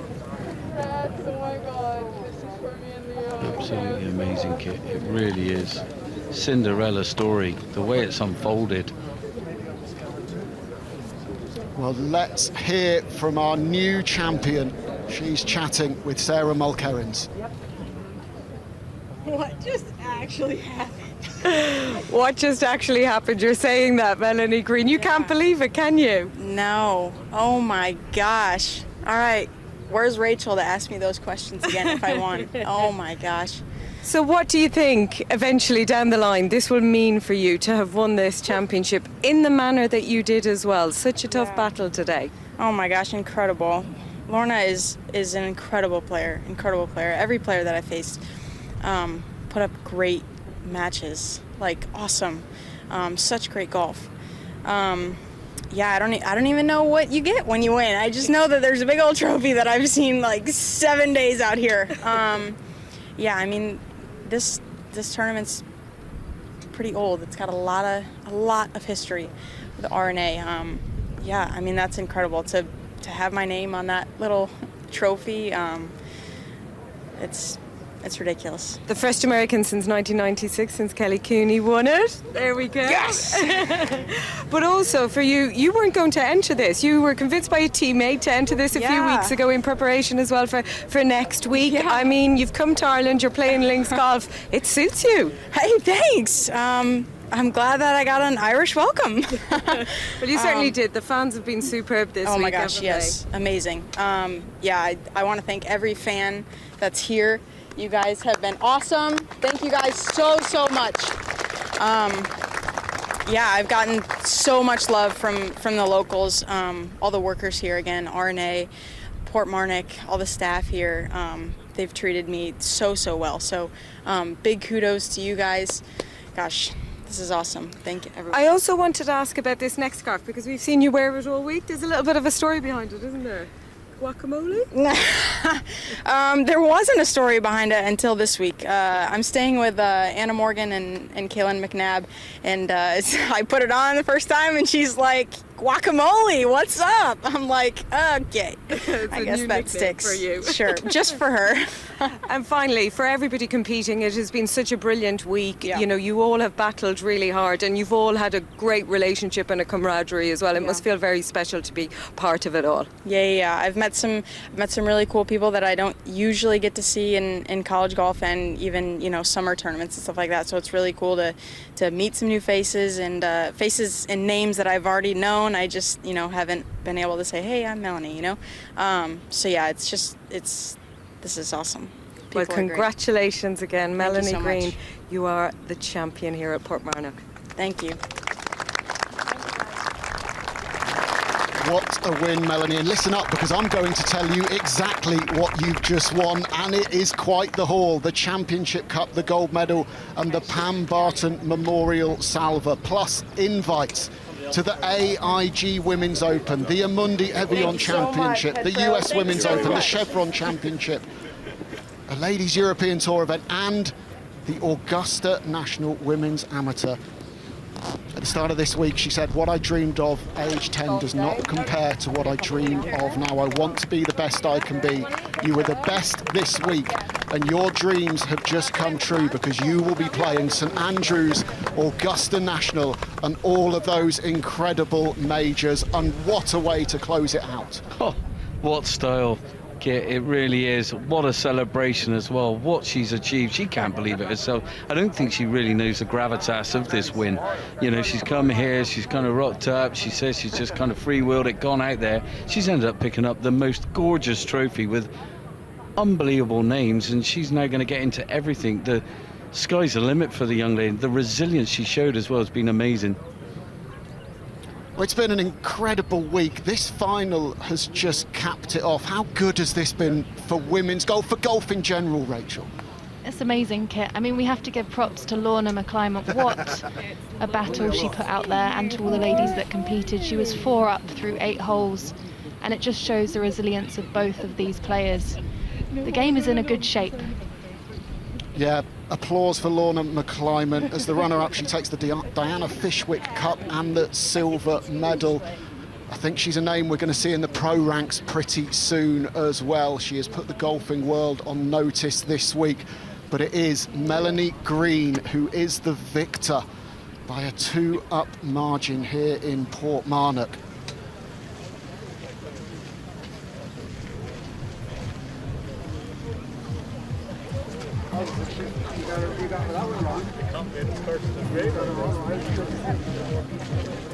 Oh, John, I think my heart rate is only just starting to come down after that. That's what golf is all about. That's the joy of match play. You've got to love it. I mean, what a spectacle it's been here at Portmarnock. We've had everything. We've had terrible weather, we've had great weather, we've had, well, rain coming in sideways in the final. The sun came out to play right at the very end. Putt goes in, grandstand finish, green surrounded by local support, absolutely loving life. And it's just been a great championship. We see that gleaming, beautiful trophy. She's going to be putting her name on that and lifting that up very shortly. It's been absolutely amazing. And you know, golf is the winner here, because I love match play. What can I say? I just love it because it's entertaining. You know, it's entertainment through and through. You never know what you're going to get. 1 minute you're on a run, next minute you know, down in the dumps. The other person comes back and gets you, and that's exactly what happened in the final. Melanie Green said when asked what she'd do to celebrate, she hadn't really thought about it, obviously, and she said, oh, well, I think I'll go to the pub. That's what people in Ireland do, isn't it? It certainly is. It'll be a well-deserved pint of Guinness if she hasn't already tried it this week. You can get a fair few pints of Guinness in that trophy. I was going to say, is she old enough then, Kit, in America? But yeah, she's 22. She's good to have a couple of pints. And in what style, how she finished. A couple of birdies. We didn't see the course yielding many throughout the whole week, so to finish in that style was magnificent. I can only imagine what her father Ron, mother Melissa and sister Tiffany, brother Dylan are thinking back home, hopefully watching us now, trying to get hold of Melanie, I'm sure, on the phone. Oh, mate, they'll be welling up just thinking about it, because you've got to try and put yourself in their position, watching their little girl on the TV screen fulfill all the goals that you'd ever dream of ever doing, and I guarantee they wish they were there to pick her up. Well, their little girl is about to pick up that sensational trophy, so let's head down to the presentation. Yes, the time has come to award this trophy. So let me introduce the captain of the Royal and Ancient Golf Club of St Andrews, Neil Donaldson, to make the presentation.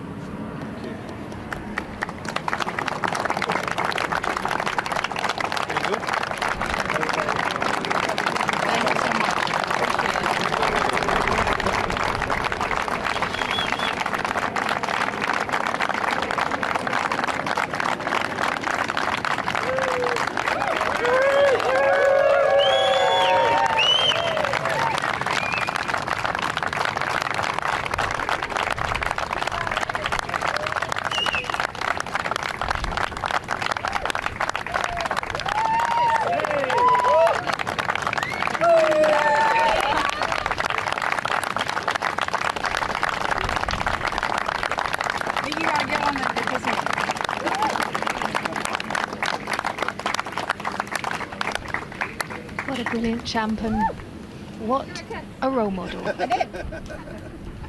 Holy guacamole, what a week. We're all a bit emotional in here, aren't we? What's happening here? It's big for ladies golf. That level of golf, attitude, camaraderie with all the ladies out there. Melanie Green with the trophy above her head. She is our 121st Women's Amateur Champion. Well done. And let's take a little look back at just how she did it. I don't know either.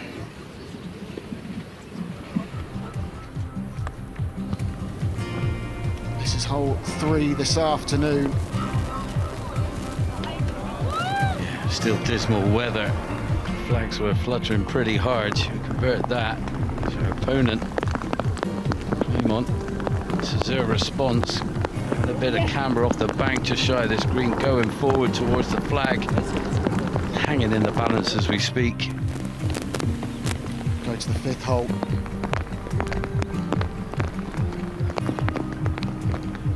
Great approach, and that would double the advantage to 2 up. It was amazing, Kit, it really was. And we come forward to 7. Big putt. You're thinking, is it? This is what she was doing all day, leaving it in the jaws. We would miss that one. That got McClyman back into it. And the Scot would continue that momentum with this wonderful approach.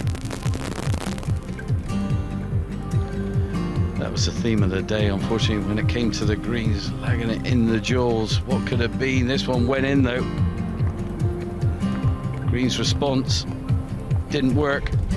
Yeah, this was the 13th. She had a golden opportunity, but just let that one slide by.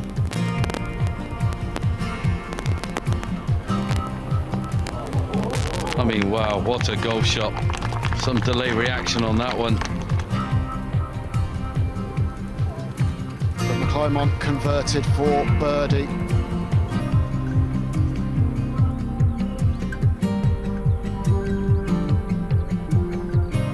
'15th, what a hole that was. An absolute peach of a recovery pitch shot from Green, but the McClymont just poured it in for birdie. Green did the same at 16. And then it went in her favour. 17, she made the par to win and get 1 up.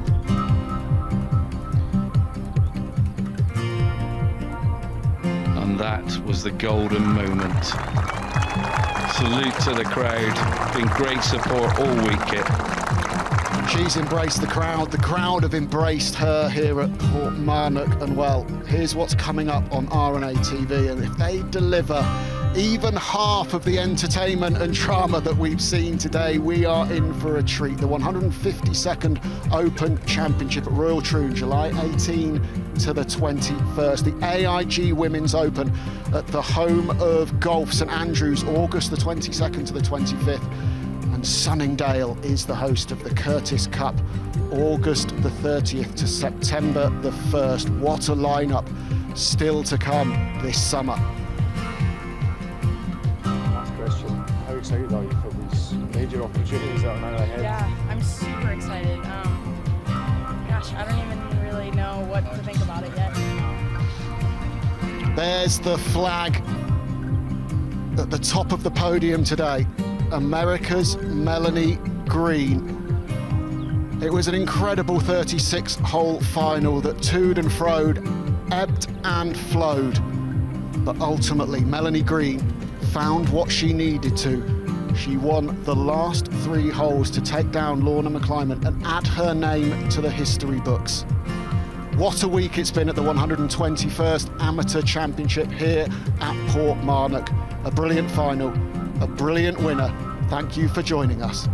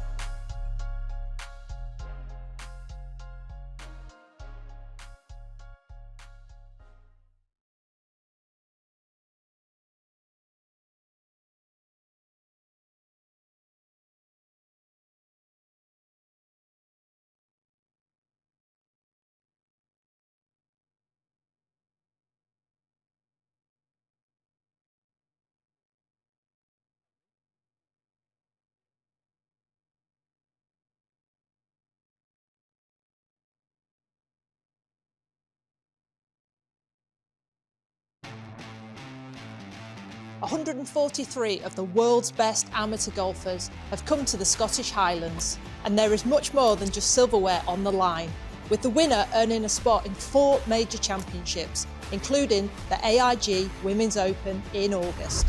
Some of the world's best have lifted this prize, a stepping stone on the path to major glory. Who will tread in their footsteps? This is the 122nd Women's Amateur Championship. Good afternoon and welcome back to Nairn Golf Club in Scotland. We are halfway through the final of the Women's Amateur Championship, one of the most prestigious titles in amateur golf. And we have been treated to a brilliant final so far. Paula Martin San Pedro of Spain and the American Farrah O'Keefe have gone blow for blow in their first 18 holes this morning. Both players hitting 5 birdies and no bogeys on the card. We now have one more round of 18 holes, or maybe more, around this beautiful links course of Nairn on the Moray Firth, around 15 miles east of Inverness. At the start of the week, we had 143 players teeing off, now just 2. Up for grabs are the historic title, a beautiful trophy, and exemptions to 4 majors. We really do have everything set up perfectly. You can settle back and enjoy live coverage with us until we find a champion. And look at how the players have been brought on to the first tee this afternoon.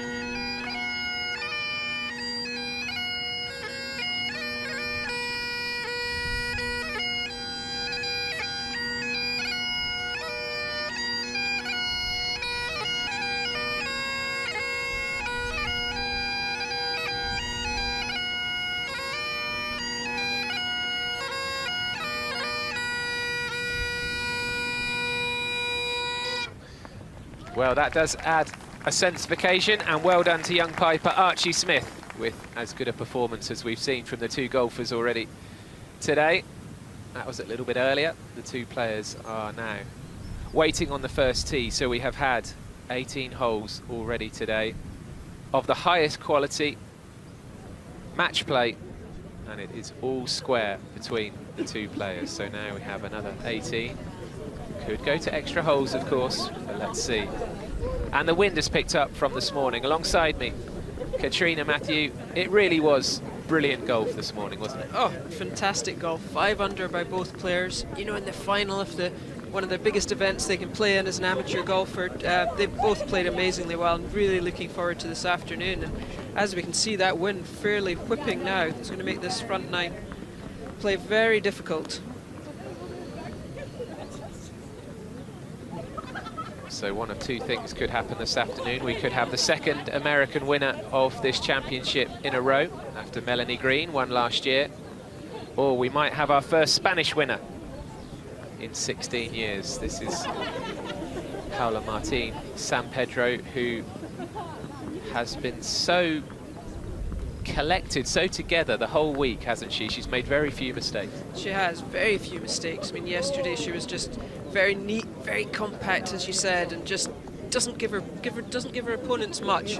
She's not the one who's likely to make many mistakes. So we're in for a real tussle this afternoon. I mean, as I said, they both played magnificent golf this afternoon, but a slightly harder task this afternoon in this wind. Looking very relaxed. Absolutely, it's good to see San Pedro, 19 years old, and talking about relaxed and enjoying herself, Farrah O'Keefe, 20 years old, from Austin, Texas, with some of her American teammates there on the right. And you wouldn't know these 2 were about to set off on one of the biggest rounds of their career. They are both really soaking all of this in, aren't they? They are, and great to see her teammates out there, you know, cheering her on. They sound like they've been having a blast, that American team over here in Nairn. So all square after the first 18 holes. Both players, if you were counting the strokes, were 5 under this morning.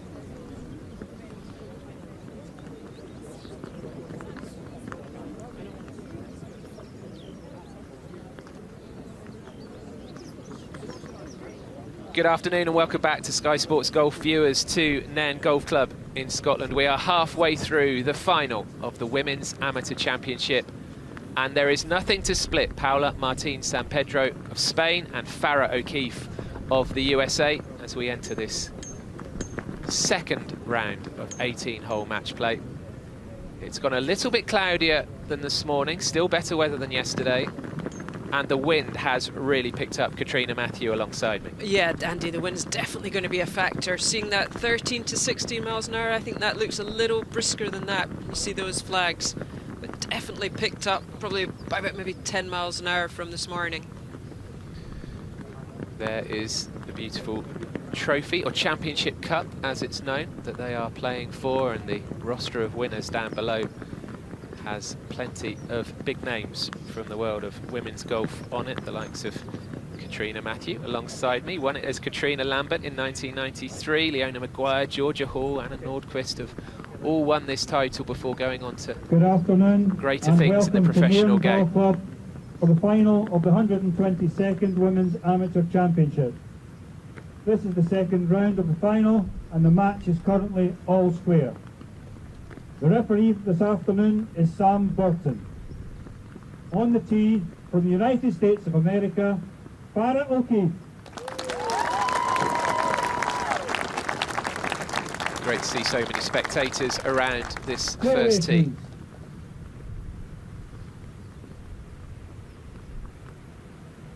Farah O'Keefe will get us underway.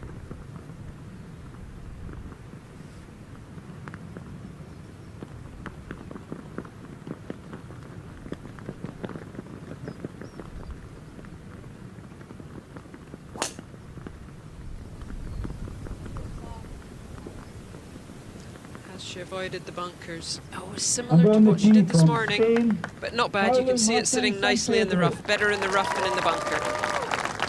Looking on the Relieved right side to get that first tee shot over with. So Paula Martín San Pedro from Madrid in Spain. Hello to you, especially this afternoon. If you are family or friends of these two players, I'm sure plenty of you tuning in. Wishing you were in there.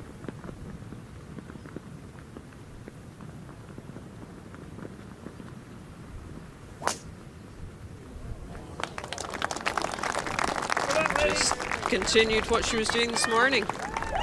Right down the middle. Good drive there from San Pedro. And you've been here before, Katrina. You know, you've won this event yourself back in '93, as I say, at Royal Lytham at St Anne's, where you went on to win your major title as well. That's one of the quirky things about quite that unusual to win both on the same golf course. But back when you were playing as an amateur, like these women are today, try and sum up your feelings on, at this point of the final. You've got another 18 holes to go. Can you remember how you were feeling on that first tee? Like in the morning, I think you're just, you know, you've had that break, they've had, what, an hour and a half off. They'll just be relieved to get going again. They'll have probably hit a few shots in the range, a few more putts, but they're all square, nothing to pick between them, just looking forward to getting, and now it's back to just 18 holes match play. You know, just get back out there, try, and they've both played so well this morning. I think they'll just be keen to play the same way they did this morning.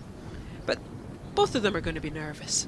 I mean, if they can keep anything like the standard up from this morning, we're in for an absolute roller coaster ride, because they were so solid. The putting especially, I mean, I think we focused on San Pedro's putting, but actually both of them sunk really important putts along the way. Yeah, they did, and I think what impressed me as well was their iron play, because it wasn't quite as windy as it is this afternoon, but it was still a bit of a breeze, and they had a lot of quality iron shots, just getting the distance right, which is always can be difficult when it gets windy. There is that wind that Katrina's referencing, and that is definitely stronger than we've seen all day, which adds just another layer of intrigue, doesn't it? And excitement for us who are able to just sit back and watch this. It does. This is links golf at its best, isn't it? Nice, bright, breezy day. Well, our on-course reporter all week has been Sophie Walker, and Sophie is with the supporting contingent for Farah O'Keefe this afternoon.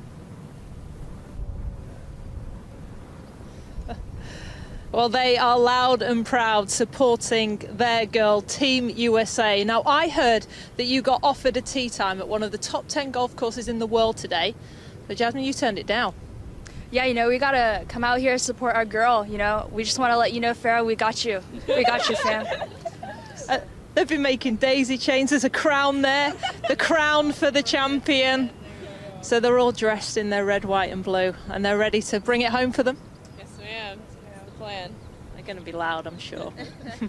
Right, we'll let you go out. Go and cheer your girl on. Thank you. Thank you. Jasmine Koo, who Sophie spoke to there to begin with.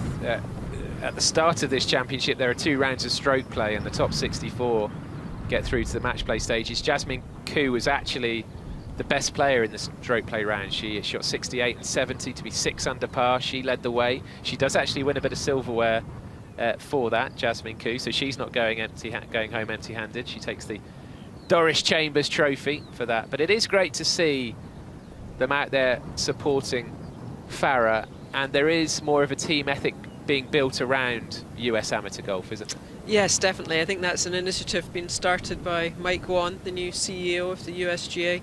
And I think it's great. Just gets them more together, because America, as we know, is a vast country. So they could play and not really get to know, and then they're thrust together in team competitions like Curtis Cup, Solheim Cup. Talking of team spirit, San Pedro here is being caddied for by her teammate Paolo Francisco, who she beat in the quarter-final yesterday. So San Pedro to hit first. You can just tell the strength of the wind now. Coming in here with maybe a 5 wood, even maybe a 3 wood. Trying to punch that in, keep it under the wind. And just very easy to tug them when you're trying to keep them low under the wind. Already got a very different field this morning, hasn't it? Just everything about it. A little bit more pressure. The weather's a bit worse. The crowds are bigger. This is going to be good fun for us watching. And this is it. This is what it's all about. This is see who's got the metal. See who can cope with the pressure the best.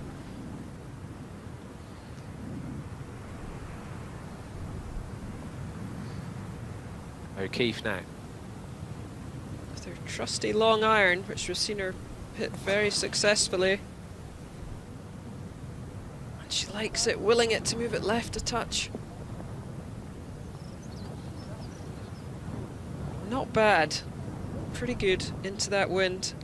Maybe just a club short. And O'Keefe here made the cut at the US Women's Open a fortnight ago. She finished 2 shots behind Lottie Wode in a tie for 36th place. So she's tasted major golf already, O'Keefe, but would get a place in 4 majors if she will to win today, including that US Women's Open again next year. Yeah, that's a fantastic bonus for them, isn't it?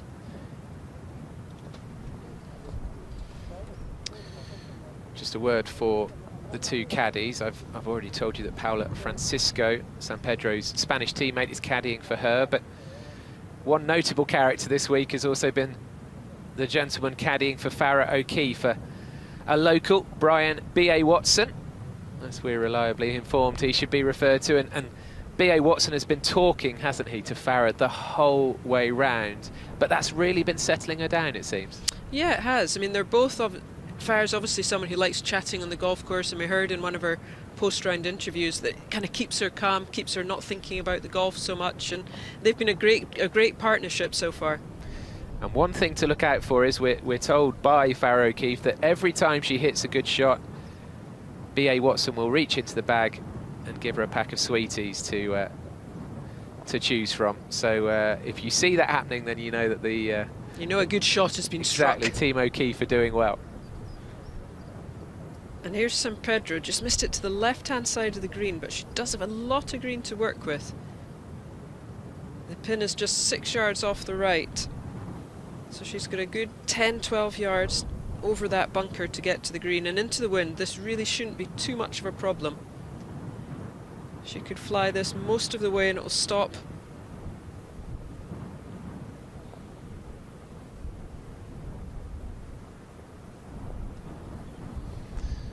Brilliant to see so many people out there on the course. They can get really close up to the players. Only the one match to follow, of course, so galleries around the greens in particular are going to be growing all the time. think they're just waiting for a judgment here on who should play first, is it? Or is there something specifically going on?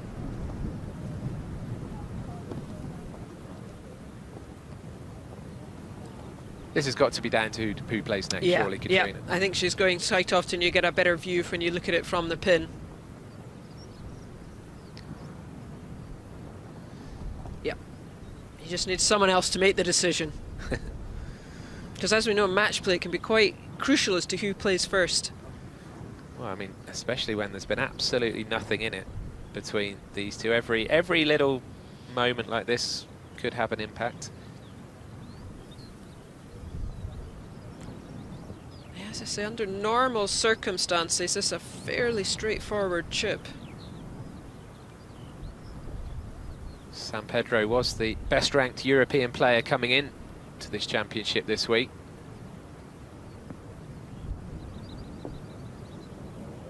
Yeah, and she's played that. Oh, goodness me! What a shot! We had no bogeys this morning, and they're desperate to continue that. Oh, that was a great shot. Easy, this game, isn't it? It really is. I tell you what, she hasn't missed a putt of the length that she's left herself all day. Just the technique there was really good. Oh. Did everything but go in.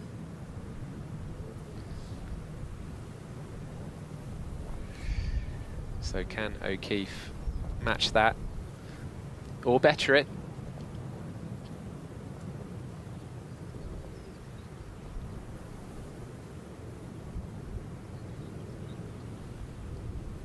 And O'Keefe with the more straightforward little chip. Surprised she didn't get that one marked, actually, just behind, or that San Pedro didn't mark. Oh, she has marked it, sorry. And again, chipping rather than putting from off the green.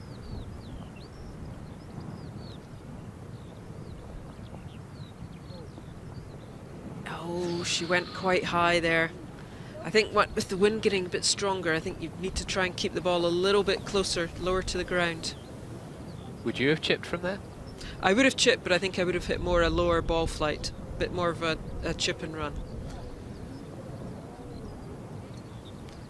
The first little chink. Yep, an error. We didn't see too many of them earlier on. A remarkable path to this final from O'Keefe, because yesterday she had to go to a 19th hole against Tilly Claggett, but O'Keefe was 4 down with 5 to play against the Canadian, got back to all square after 18 and then won the first extra hole. It really was an amazing turnaround. So she's a fighter.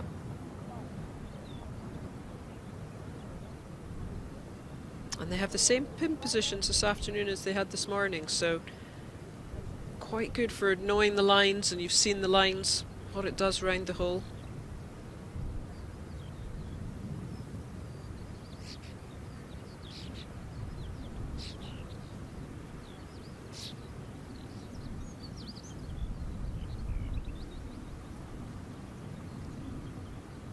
Now can she get the pace back up the hill into the breeze? Need to give it a hit.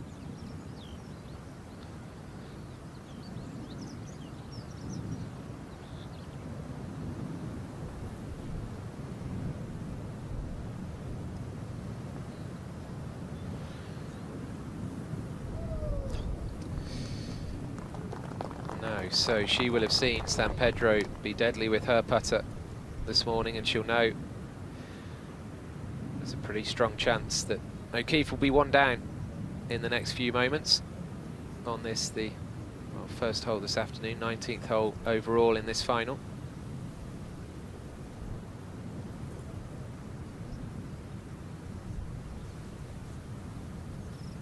Pulls the ponytail down over her shoulder.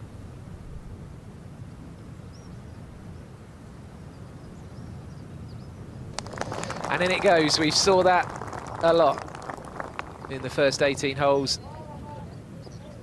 And San Pedro goes 1 up. Yep. 1 up. Good par 4 there today, this afternoon. And I don't think we saw either player, did we? I'm just double checking, but neither player got beyond 1 up. We didn't see either player get to 2 up at all. No, each time San Pedro went 1 up, O'Keefe tended to get the next hole back, so let's see if she can get this second hole back. So the last Spanish winner, as I said, was 16 years ago. It was Azahara Munoz in 2009. It was actually an all-Spanish final that year against Carlota Ciganda at Royal St David's. And Ciganda had won 2 years previous, 2007. And another Spaniard, Belén Mozo, won in 2006 at Royal County Down. So we actually had 5 Spanish winners in 9 years between 2001 and 2009. So it would be a good list for San Pedro to join. Melanie Green won for the USA last year at Portmarnock. But before that, you'd have to go back 29 years to Kelly Keeney's victory for another American win. So what can you tell us, Katrina, about this second hole? Yeah, onto the par 5 second, 451 yards. But back into that stiffer breeze. It's going to be 2 big shots to try and get this green this afternoon. There's 2 fairway bunkers to try and avoid. This one's going a little left. But that is absolutely fine. O'Keefe is the bigger hitter, isn't she? She generally hit it a little bit further, didn't she?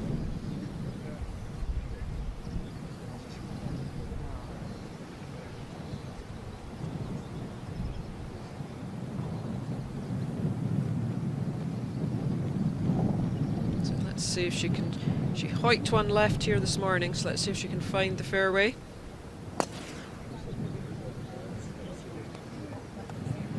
Anxious face.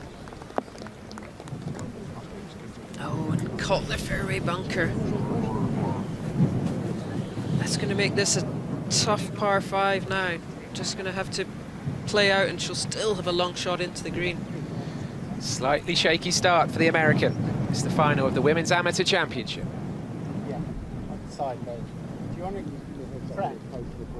take this one?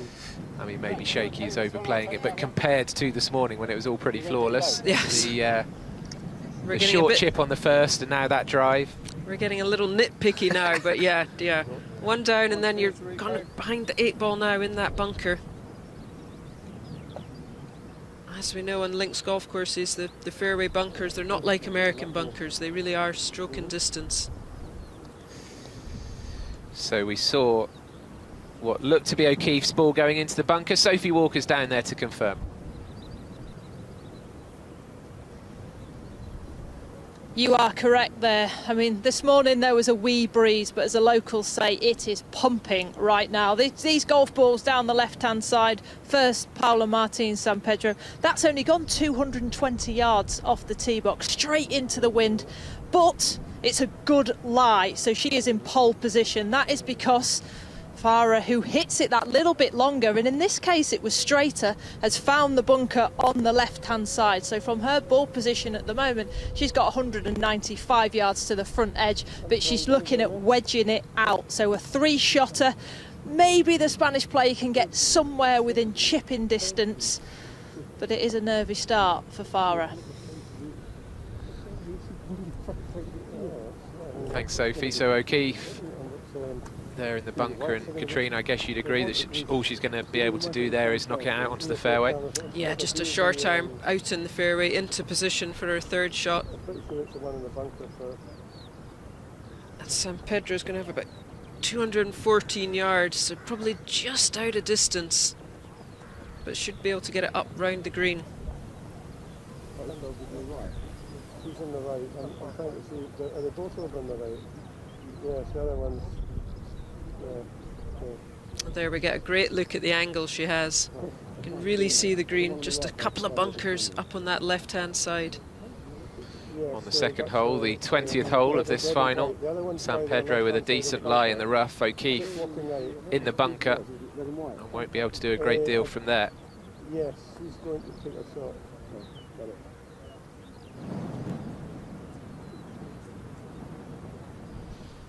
Now Let's see how close she can get. Can she get a kind of low, runny 3-wood?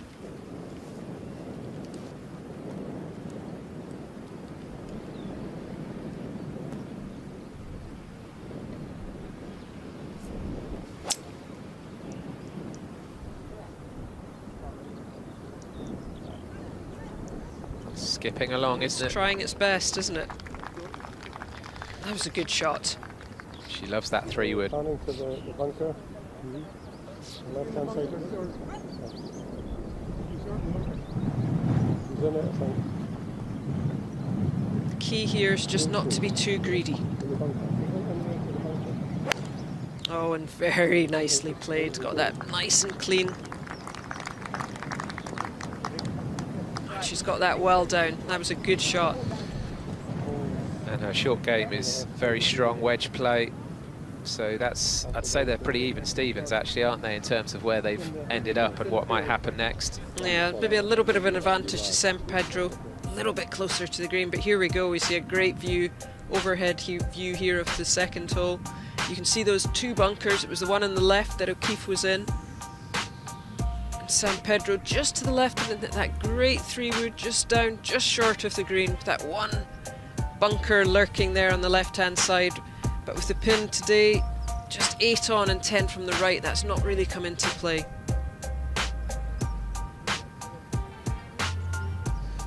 And Katrina, you were the victorious Curtis Cup winning captain last year at Sunningdale. Farrah O'Keefe, one of the alternates, wasn't she, for that event? So that just underlines what a strong American team you beat. Yeah, doesn't it just? I expect to see her featuring next year at Bel Air in the Curtis Cup, especially after a performance like this. And like this championship, the Curtis Cup, hugely important for women's golf generally, isn't it? Yeah, and especially for, amateur women's golf. It's, USA against GB&I, the ladies, the women's equivalent of the Walker Cup, and the crowds at Sunningdale last year were fantastic. It was an amazing venue, and the standard of golf. I mean, I think generally just from hearing any of the crowd watching, they were just so impressed by the standard of golf by both teams. And this Nairn Golf Club hosted the Curtis Cup back in 2012.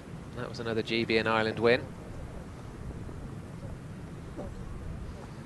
So O'Keefe here with work to do, but she's been very, very strong in this element of the game all week. She has. She's kind of excelled at her wedge play.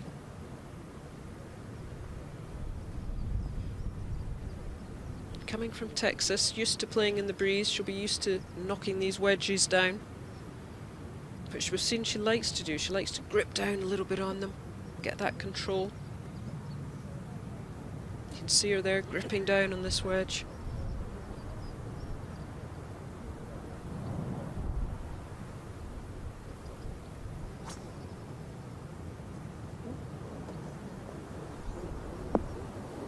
Oh, superb. Very Absolutely good. Getting a big round of applause from the crowd, a few whoops from her American teammates, I'm sure, but that's really good match play golf again, isn't it, from O'Keefe, having had the disappointment of being in the bunker, seeing her opponent get pretty close up to the green with her second shot. That's exactly what she needed to do. Yeah, she's responded, as you said, she's responded very well so far every time she's happened to lose a hole.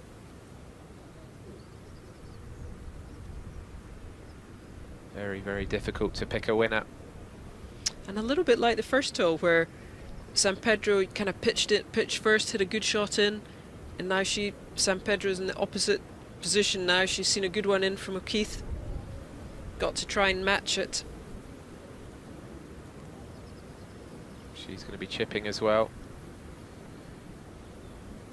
Just plotting where to land the ball and let it release.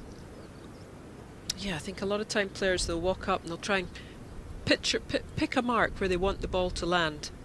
So then when she goes back to the ball, she'll be taking a couple of little practice swings, looking at that point, wanting to land it there.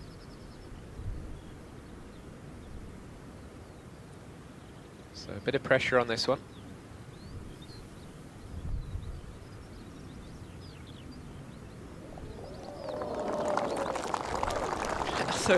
Just skimming past the edge again.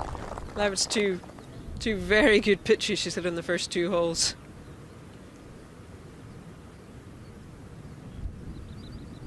conceded. So Keith's got this for the half.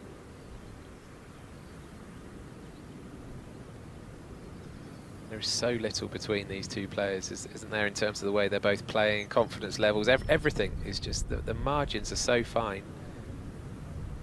Yeah, it's made for a fascinating, a very enjoyable watch.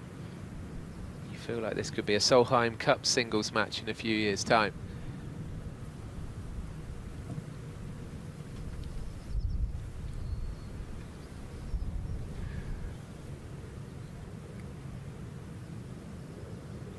So to halve the hole on hole number 20.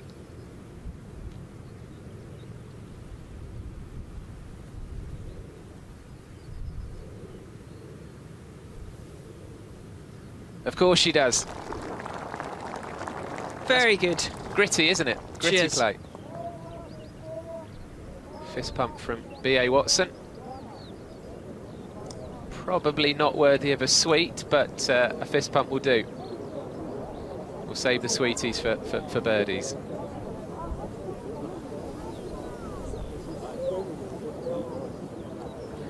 Birdies that win holes, shall I say. So, on to the third. Yeah, the 371-yard par 4, slight dogleg left. Gorse bushes down the right, which they've... In the morning they took 3 woods to kind of keep themselves short of them, but this afternoon with that breeze it might well be a driver. And it's interesting when you see it from angles like this, and certainly the overheads. It's the first, 7 holes of Nairn run right along the beach, and it's close, you know, for oh, you could easily for mere hit mortals. There must be lots of balls go on the beach. You could easily hit it on the beach. That's when you want the tide to be out so you can go down and hit it.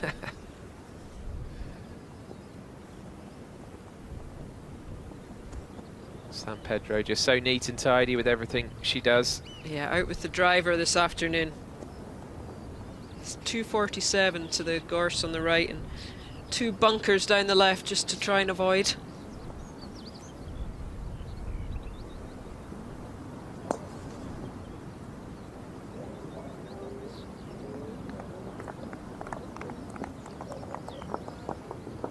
Ooh, it's sand.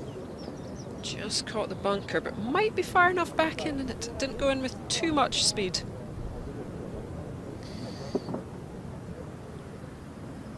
One thing I didn't mention on the first hole was O'Keefe's bogey was the first bogey from either player in this entire final.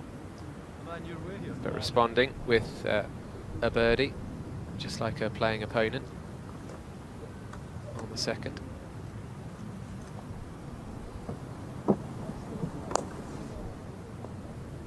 I've seen a few where the hand comes off the club. Oh gosh, that's be horrible. A wicked lie. Should have been better off in the bunker. Be very interesting if Sophie can see if she's got even a stance to that one.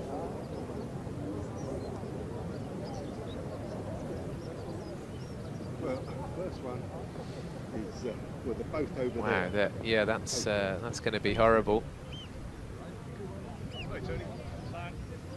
Sophie's going straight in for a look, but yeah, it's just on that little finger, isn't it, of the thick rough. You'd rather be left-handed here, wouldn't you? Because right-handed, your balance is going to be severely tested. Left-handers could probably stand in the bunker, couldn't they, and hit out. Yeah, I'm not sure. I'm not sure. Sophie, how bad is it?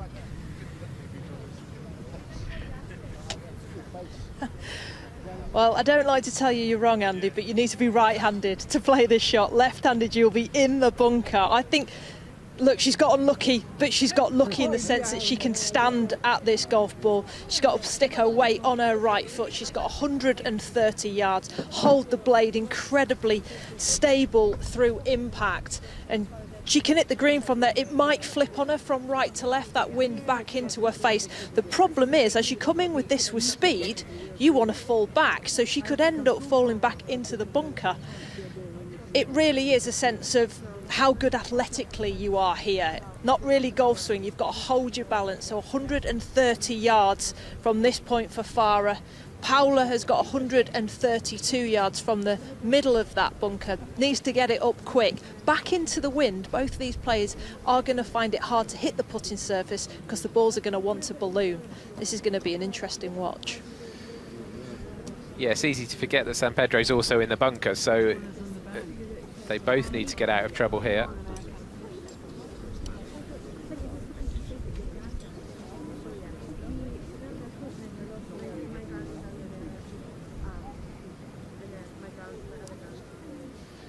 This is what we find on the third fairway. Hole number 21 for these two in this final, and yeah, look both at the in kind of stats. awkward spots, aren't they? Farrah O'Keefe's ball is just at the bottom of that little patch of grass. Thick, long grass it is too, just for good measure. San Pedro in the sand. Yeah, San Pedro with 132 yards to the flag, into the wind. And you can just see how quickly she's going to have to get it up. I think she'll struggle potentially, the best maybe the front of the green, but it's going to have to be an awful good shot to get there.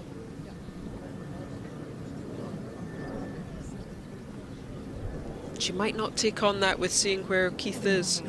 She might just take a club more and get it, make sure she gets it out, rely on her short game.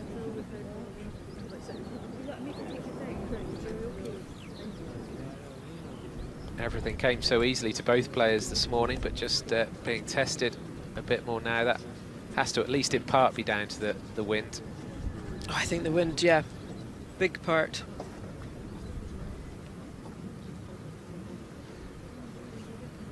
It's always so tempting just to maybe think you can get that little bit more, take a club more.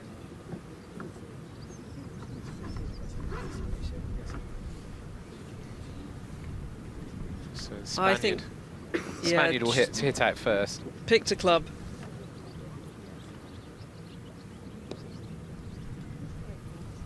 Some dark clouds top left, isn't there? Let's hope they stay away.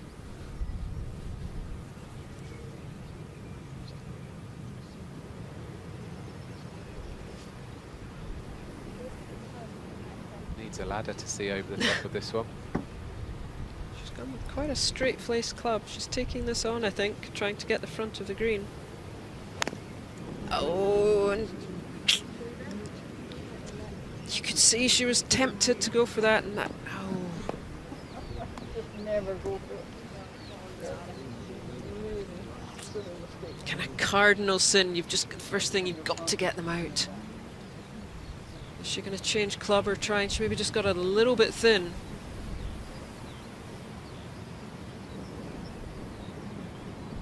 Take two.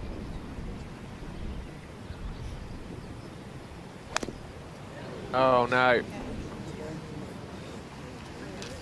Oh golly. Oh, just getting greedy. You can see O'Keefe's going to change club. I think she's just going to chip out now. You've got to just play your opponent.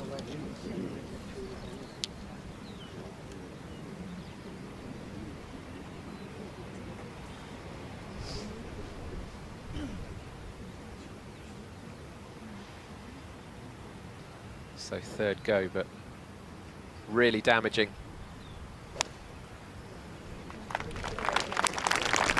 Sympathetic round of applause from the gallery. Oh my word! Gee, well, goodness what a me. shot. Well, that's a 5. My goodness, I cannot believe that was quite the shot. I mean, in amongst all that, of course, you'll be thinking, why didn't I just do that the first time? Yeah. Anyway, this is really tough. I think she's just chipping out. Yeah, she's got shots in hand now.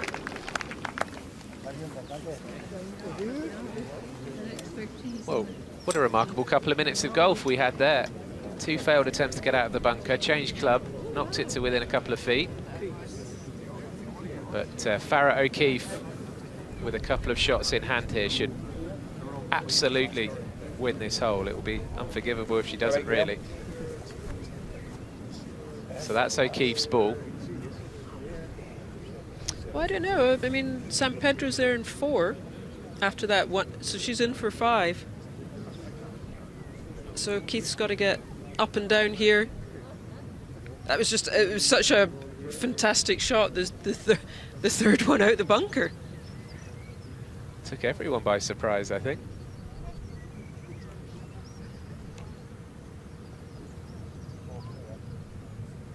It's a good point, actually, because I've kind of just conceded that putt already. You kind of think to a certain extent, 3 shots so in a bunker, you've lost a hole. She'd be in for 5 there. Yeah.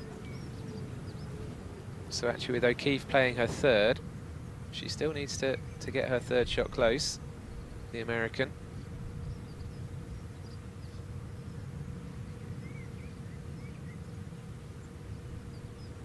Anyway, she needs to shrug 2 of those bunker shots off. Very level-headed. Didn't show any signs of anger or anything like that, so she's still no, smiling still at smiling. Probably saying, why didn't I hit that club the first time?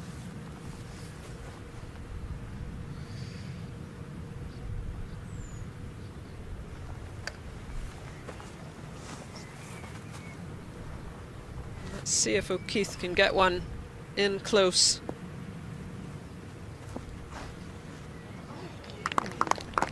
Oh, and a good shot. So Keith's got that one to win the hole. Oh, what a strange hole this has been. We've spoken about how San Pedro's been caddied for by her friend, her teammate, another player, Paula Francisco. Perhaps an out-and-out caddy, a true caddy, might have had more of an influence on San Pedro in that bunker, or do you not think so? She seems to be her own person, in fairness. So. She does seem to be picking her own clubs, but you know, they might have just said, you know, just make sure you get it out. You've got to get it out. I think a player, you're always tempted just to think you can get it, go a little bit more. But it's tricky. It's up to the player to. They know how they can hit the ball, how high they hit it, what the lie's like in the bunker.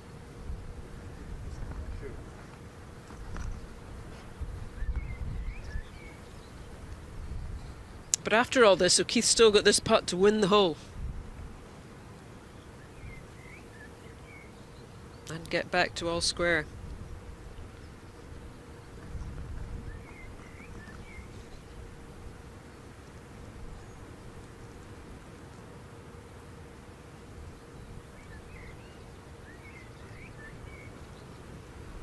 Both her and her caddy both study the line. They've been doing this for the last few days. She's taking a lot of input from her local caddy, Brian.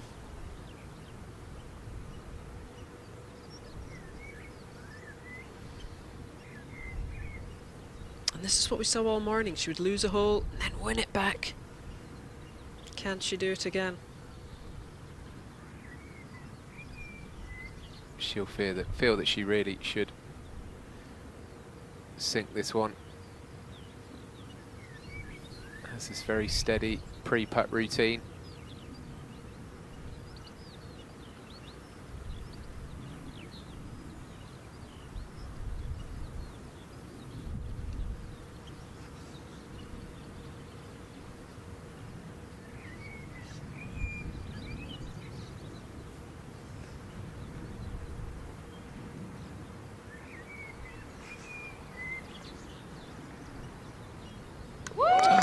Good putt there. Back we go to all square, and another birdie. Game face on. We've seen a lot of O'Keefe smiling and joking, and I'm sure there'll be more of that, don't get me wrong, but it's getting a bit serious now. A little edgy now. But off to the fourth, the first par 3. And this one will be downwind now. Back downwind, back towards the clubhouse. 21 holes down, maybe 15 to go. Let's watch that birdie putt again. Right in the heart of the hole. Great putt. And she'd have felt, you know, she was standing watching San Pedro take those 3 shots out of the bunker, and she would be thinking, oh, I'm going to win this hole. And then suddenly she has to hole a good putt to win it. First of the par 3s then. yeah, 155 yards back downwind. You can just see that kind of ridge there, the bunker. They've got to clear that, ideally clear the downslope, get onto the putting surface, and then it should just kick down to the hole. But just going to be a short iron with the wind behind. Probably just a 9 iron or a little 8, probably a 9 iron.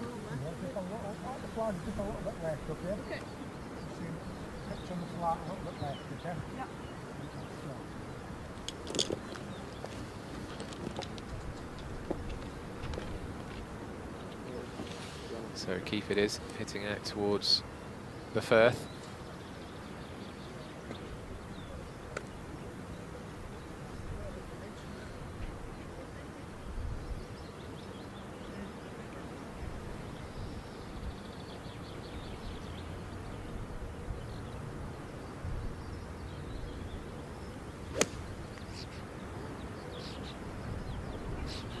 Wants it to come left. Well, she'll take that, I think. I mean, she doesn't look happy, but that's okay. That's okay. She had a wonderful shot in there this morning to about 5 feet. Sometimes quite difficult when you're just playing the same golf course again, same pins. You remember what you did in the morning.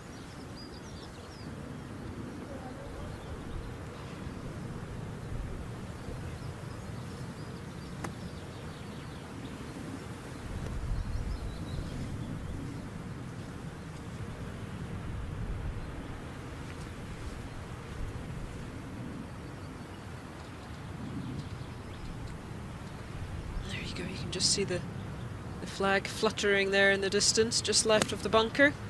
Aim for that sailing boat in the distance and bring it round. She wants it to sit. Oh, and she got a big bounce there, just didn't quite carry it far enough and caught the downslope.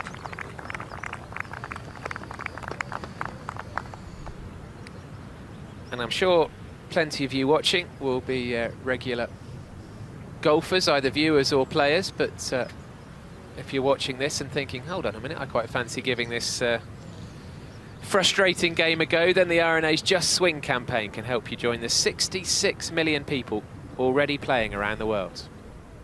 Just Swing. Visit golf.golf to find out more.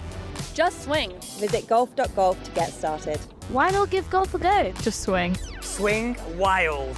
Swing weird. Swing wonky. Whoever, however, wherever. It doesn't matter. Just swing. Head over to golf.golf to start playing. Find out where you can learn to play at golf.golf.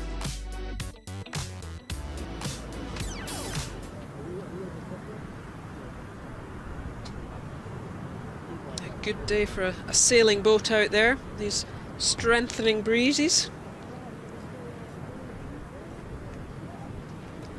Lots of ways to join the conversation and follow this women's amateur. Are you a good sailor, Beanie? No. No, I'm not particularly. I've lived by the seaside my whole life, but never really got into sailing. It was either sailing or golf. No, I went the golf. Yeah, I mean, you can throw up on the golf course, but I'm on about can you manage the motion of a boat? No. I'm not a roller coaster person. I like firm Okay, so that's ground. a great sign. If you're not a roller coaster person, you're not going to enjoy boats.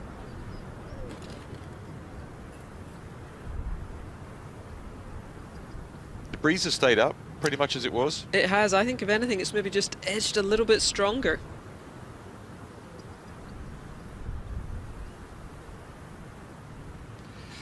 I've got a terrible story when I was in Brazil, 1985. Which I will not tell on here, but it's to do with boats. and it didn't go well, that's all I'm saying. I think we'll all just have our own thoughts on what may have happened. No, you will find out. You will find out. Yeah. And I think the crowds have heard what's been happening down here at Nairn Golf Club. Yeah, I think this morning. I think the news has got out there. Yeah, we got two girls playing some unbelievably good golf. This could be one of the best finals for some time, this. Yeah, the standard of play has been second to none.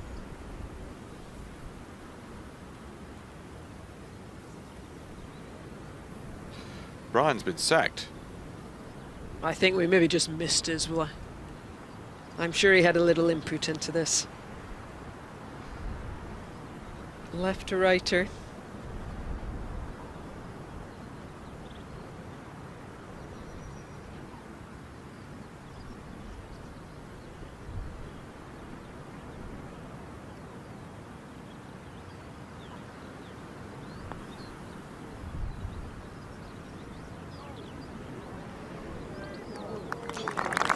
Good try there. Read that one very well.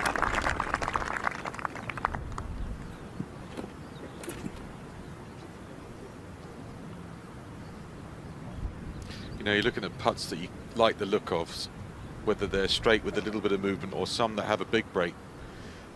You've got to love a curly. That was terrific. That was.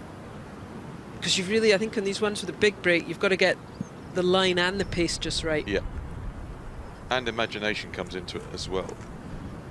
And this is where it's quite interesting with the same pins. San Pedro had a longer putt, but on a very similar line this morning.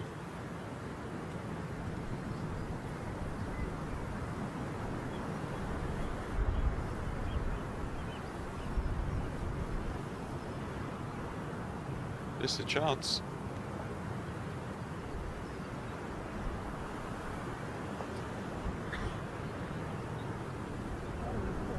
Good try, good try. When you look at the score graphic that comes up in the corner, 22 doesn't look right, does it? Because you're so conditioned to 1 to 18 in terms of what hole are they on. It's hole 22. Yeah. And just making her putt this one. She's on the beanie plan, just mix it up. Mix it up, I think that's the best thing, mix it up.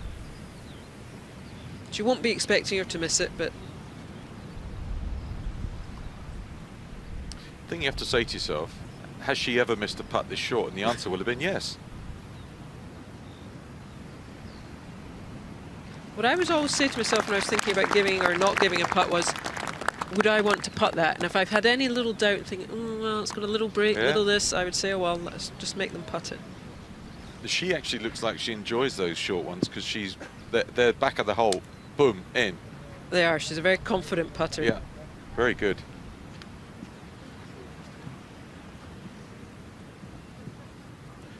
I mean, I can see these two being all square after 36 and all square after another 9. We may need to book another night. On to the 5th. Par 4, just right along the beach. I think this is a lovely tee shot. And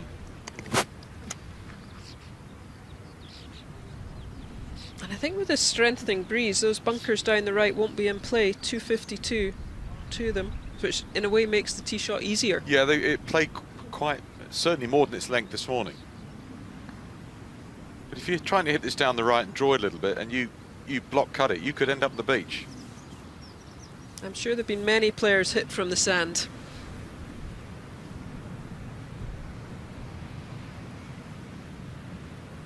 She's almost aiming at those bunkers, which is over the heads of those people on the corner, with a bit of turn from right to left.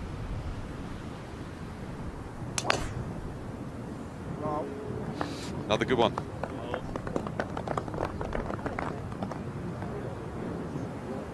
See, that's not a million miles from the coastline. From It's the not, edge. no, It's not. no. Very good.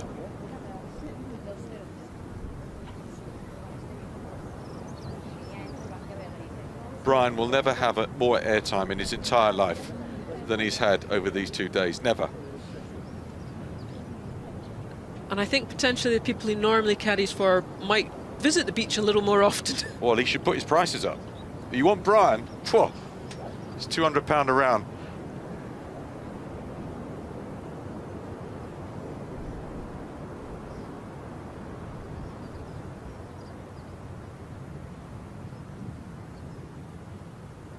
That looks fairly new. There's not a blemish on it. Another lovely drive. Another good drive, though. It's been a pattern. It's been hit, strike, applause. Hit, strike, applause. Nearly every shot they've hit.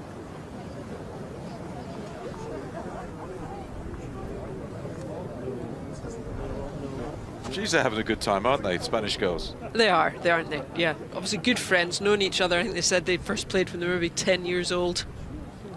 The So two known Paulas. each other a long yeah, time. the two and Paula Francisco is never going to forget this either. She had a great run herself.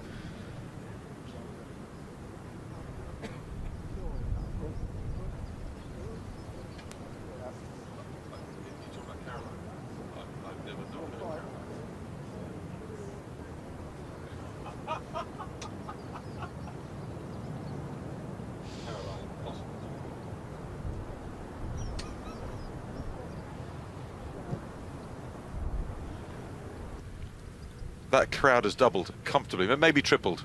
Absolutely. And a lot of youngsters, which is great to see. That's really, you know, if you're the RNA, That's and you're what they trying to want grow to the see. game, that's 100% what they want to see.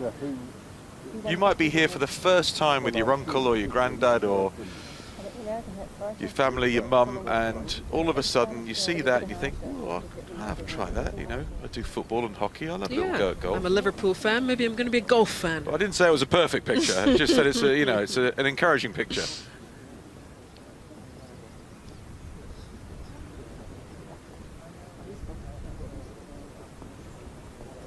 It's got the goalie's number on there, isn't it? Yeah. Goodness.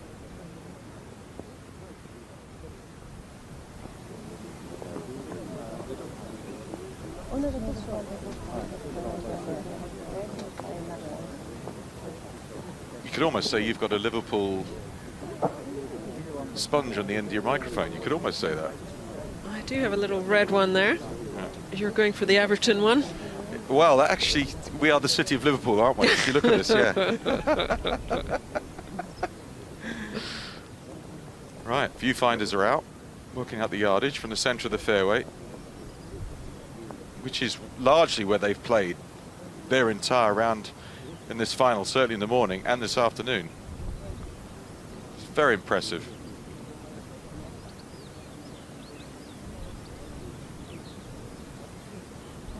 A lot of Liverpool fans in our gallery, you know that, don't you? Well, perhaps they're Spanish fans or American. We've got the red covered anyway. Yeah. Everyone's got the red covered today. Do we know who's first to hit? But I've already seen San Pedro hit a wood into the first hole. But looking like coming out with the iron here. Yeah, it's 374. It's just, as we've talked about, the golf course Nairn has got its heavy wind back. And even a shot of 150 yards with a heavy wind. You're probably looking at 10, 15 yards. Yeah, easily. With the wind. But sometimes it's a two-club wind out here. So this is going to be a longish iron. 6 iron.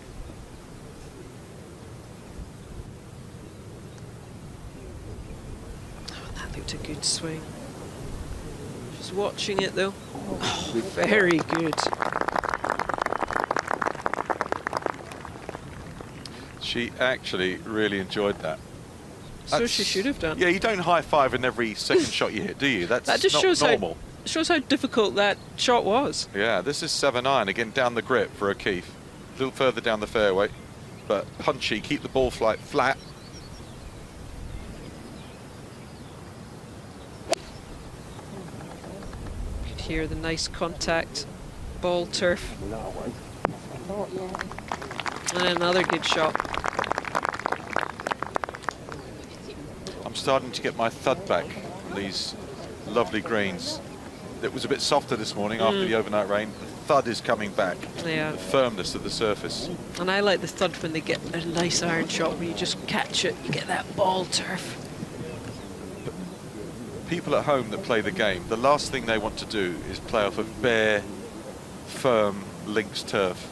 And all a professional wants That's to do what they love. is hit Yeah. iron shots off bare, firm links turf. It's a complete turnaround. It's like in the winter in Scotland, a lot of the courses go to mats, and a lot of the members just love it. You get that, you can play off a mat. Very difficult to hit a bad shot. Don't talk to me about mats. Especially for the chipping, because you get that little bit of spin.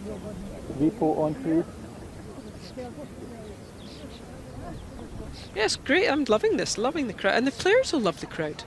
just adds to the excitement. If you're anything worth your salt, you want to play in front of a crowd. You do. If you're playing well, you want to impress them. Because I'm it's loving the feedback. dog there, the collie.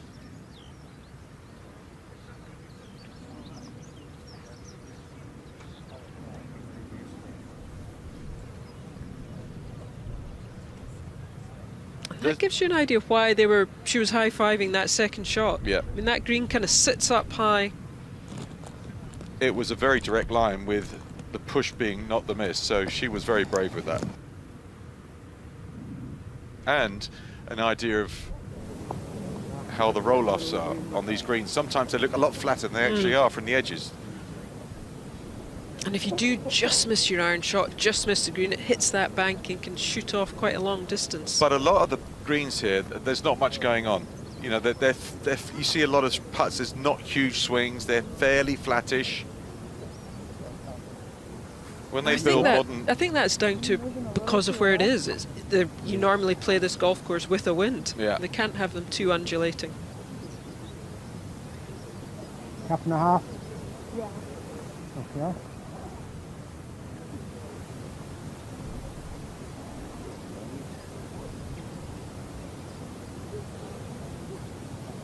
Happy with Anne? Happy with Anne? I notice when she feels the ground, she does one straddle, All a bit basic, eh? Miss O'Keefe, and that's enough. Others pigeon step their way up the entire putt, you know, with the feet barely 6 inches apart. I think what she did there is fine. But you could argue on a putt this length, it's going to maybe have more than 1 or 2 breaks. Yeah, you so could. should you have to do it in more places?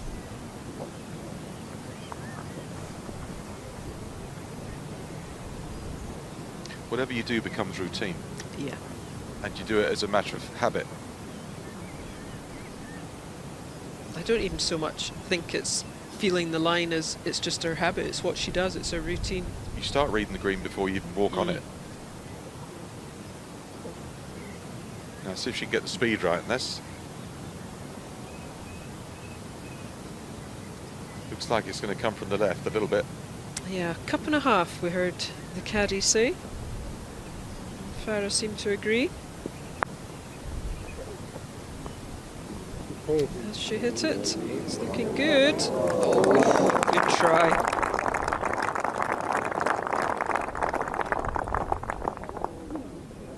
It was a good read because she hit it about 3 cups left, so it would have gone in. Brian can say, told you. Maybe not at the time. We hit 2 terrific shots in there and you missed the putt.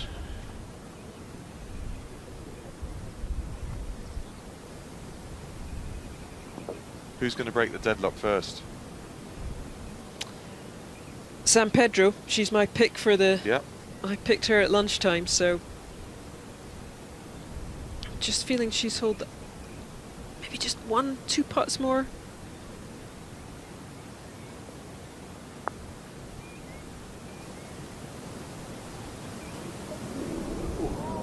That was 2 good putts. Yeah, 2 Gave good them pars. a run. 2 good 2 pars. good pars. Yeah, good shots. Into a heavy wind.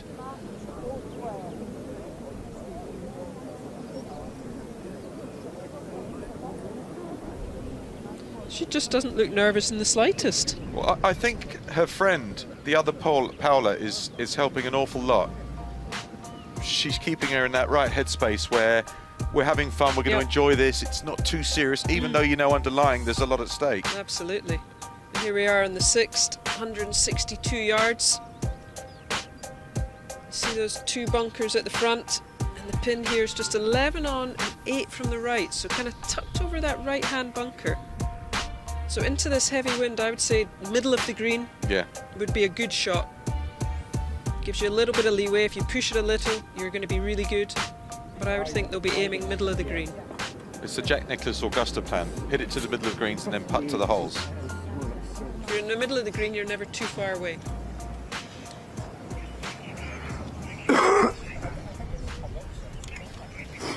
$11 on yesterday, 11 on today.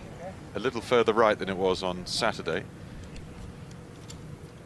But if you're going at the pin here, you are taking on with a slight push, missing it right and then falling away off the putting surface. So you're right, Beanie. Left of the pin, centre of the green. It's not a birdie hole. No. Not really. No.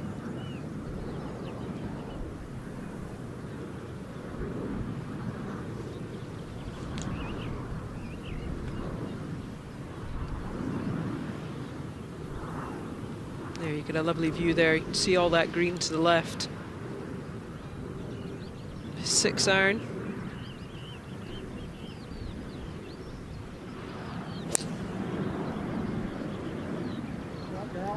Oh, is this good? Is this good?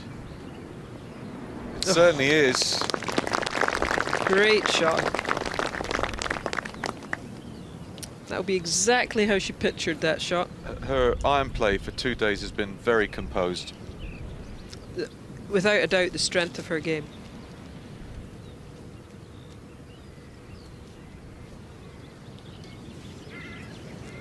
Well, she keeps putting the hammer down, and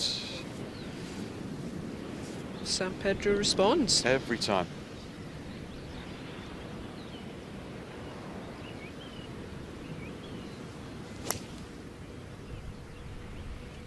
Now she's trying to draw this one in. Is it hooking enough?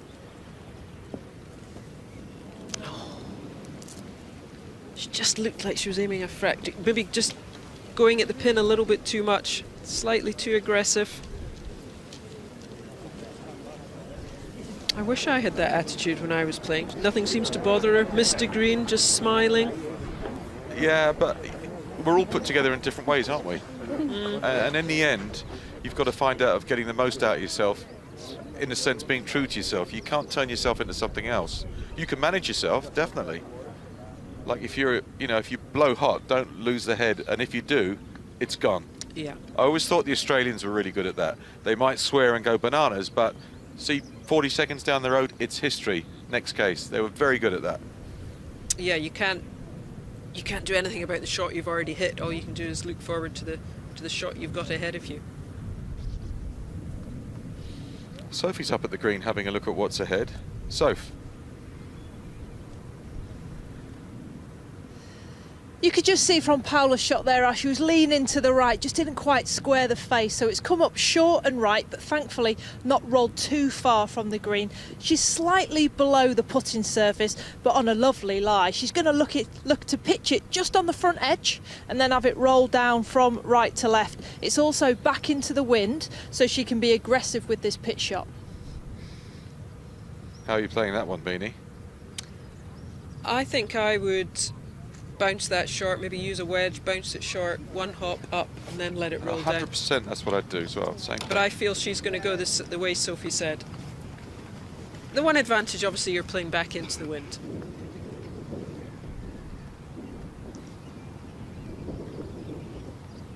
Once it pitches onto where the putting surface starts, it starts to tip down towards the hole. That's not helping her. But the only thing going for her is that it's into the wind. Yeah. Now she's able to get very close to the ball when she's playing bunker shots, so she must be very assured that she can deliver that club head properly. We've seen her hit a couple of lovely little pitches so far this afternoon. I still like your shot, into the bank, one hop over the top and just trundle down, but she's going upstairs. I think she's going to carry it onto the button surface.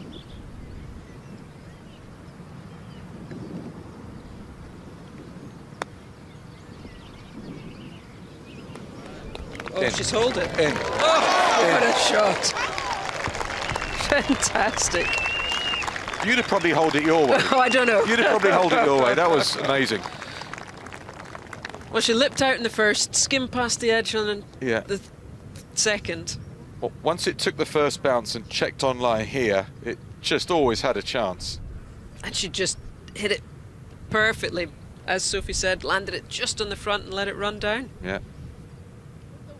I'm sure she's related to Sevi. I'm sure she is. Three amazing bunker shots and a chip in there. Yeah. Phew. And what a blow to O'Keefe. Hit a fantastic shot in and now having to hold this putt just to half the hole. I think a half in twos here would be otherworldly. A difficult pin position.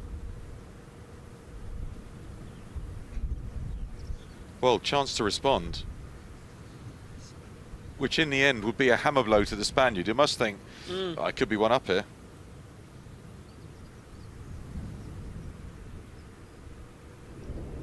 It looks like it's going to come a little bit right to left, this. Yeah, just San Pedro's pitch just came in a little bit left to right, so just coming from the other way.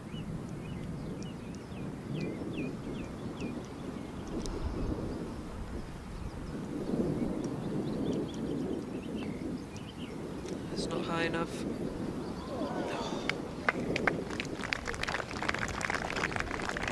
That was a real steal for San Pedro. Wasn't it? Wasn't it really? That was the classic topsy-turvy match play hole. In control of the hole, and then you walk off one down. I don't know why she keeps hitting these practice spots, because I've not actually seen her hole one yet. Haven't seen the second one go in. No. Yeah, it's not really bearing much fruit. No. Other than, it's part of her routine. It's the thing that she always does. But you can't always really do that, because you Can't don't do it in normally stroke play play. match play. Yeah.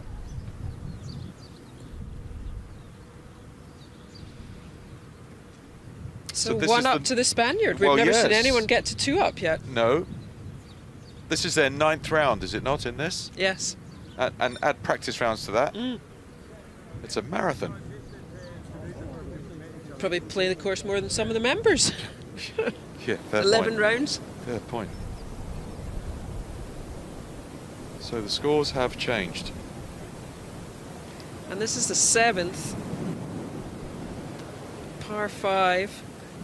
And not reachable into this wind. So we saw this morning. They were hitting 3 woods just to take the fairway bunkers out of play.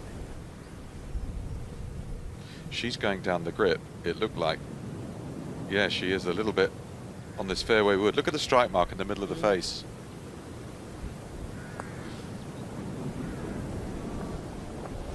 Maybe just down it slightly to keep it a fraction lower. Yeah.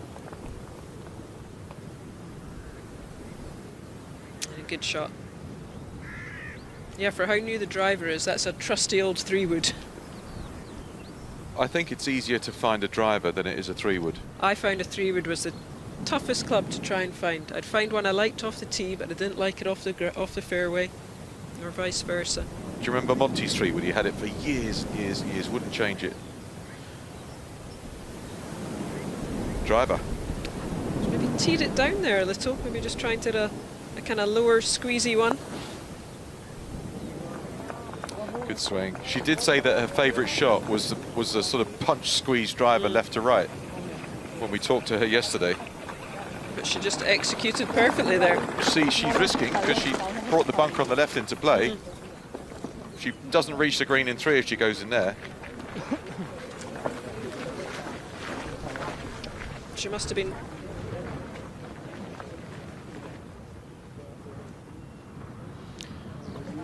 Maybe she's trying to change how she feels about the match. She's just gone one down and she'd done nothing wrong on the previous hole. Here we get a good look at the 7th. There's those 2 bunkers just down the left-hand side that San Pedro kept short off with 3-wood. But O'Keefe kind of took on a little bit. And then these 2 little bunkers here, just short of the green, about 80 yards short of the green. They're the 2 that San Pedro's maybe going to have to wonder, can I get over them to have to lay short? No, she can't get over those. Maybe that's why O'Keefe went with driver, to take those 2 bunkers out. It's definitely her gamble. To just get in closer to the green. Yeah, that's her gamble. You know, rather go into the green for 3rd shot with maybe a little pitch rather than a kind of wedge 9-iron. It can even be, if you're going to make sure you're not in those bunkers, it can even be more club than that with this wind. That was the first 18 holes. No one ever more than 1 up, but it was always the Spaniard. She's back in that position again. She's used to being 1 up. Yeah. All you need is that 1 up on the 36th hole. Yes, that's very true. What she doesn't want here, though, is an upslope. Because she's very close to one.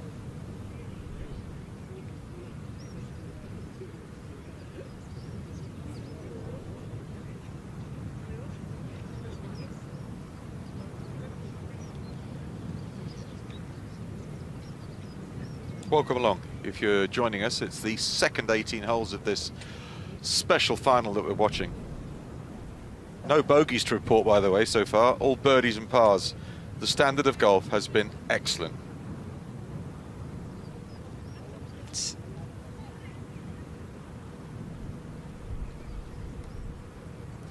That's a wood in her hand. Yeah, she's just got to be very careful of those two bunkers in the middle of the fairway, 80 yards short.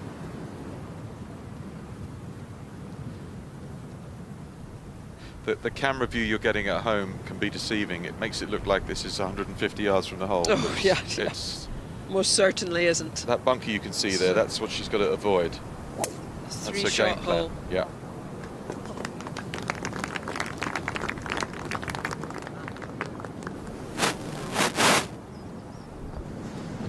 That was a brave layup, judged perfectly. And that's what we were saying with the Keith hitting the driver. I think she might be able to take them on, get over them. Otherwise, there's no point hitting it. Yeah, I think she's going to have a rattle with a 3-wood here and try and get it to within pitching distance.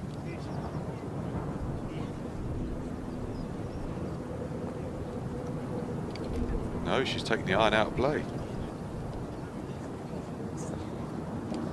She's not going over the bunkers with this.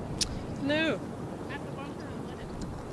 Which makes it an odd play with the driver. Yes, there's no point hitting drive if you're doing this. Unless she just didn't get it as far up as she thought she might and feels she can't carry the bunkers comfortably.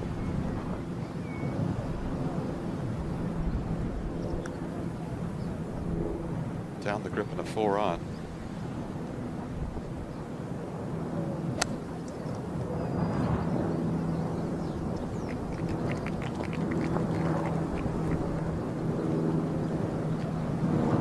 Two ways of doing the same thing. Yep, both. Battle of the third shots.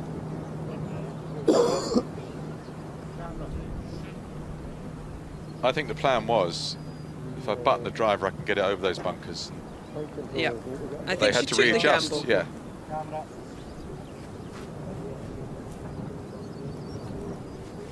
But that can be a good thing, you know. It didn't work out the way she wanted, but she had the commitment to hit the tee shot from the tee box. And that gives you a little bit of pep. And shows she's confident with the driver. Yeah.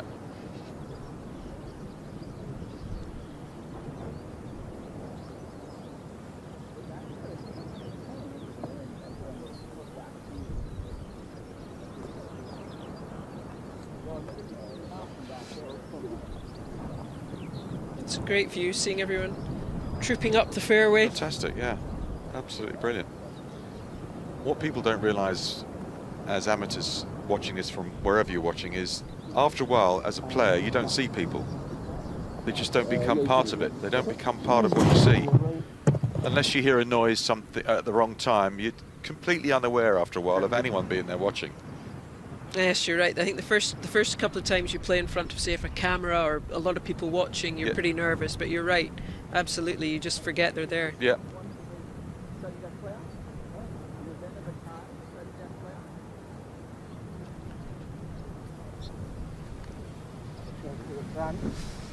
Pin's 27 up, so it's quite a long way into the green. 136. Yeah, 136 there, you're hearing the caddy saying. 150, 155, okay? Yeah. Nothing short here, okay? It's at least a 7-iron. Yeah. And it's, you know, he's just going to go in the air. Yeah. He just had a 6 at the last, and that was a, what was that, 160? Yeah. So, I mean, it's the right number, okay? Yeah, we were just saying that earlier, that's the difficulty in links of laying up. Yeah. You never quite know what bounce you're going to get. And as we say, if you lay up, you want to make sure you lay up. So leaving her with a 7-iron in here. 136 is the mean yardage. Of the winds obviously make it play over 150.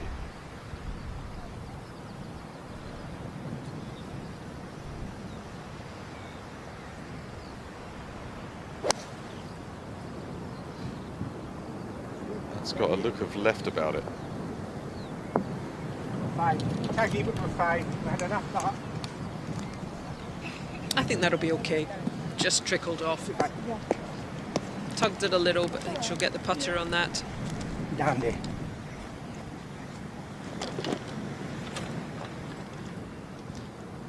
Oh, she's got about 120 yards here. I think she just wants to hit this maybe 5 yards right of the hole. She likes to hit that little draw in.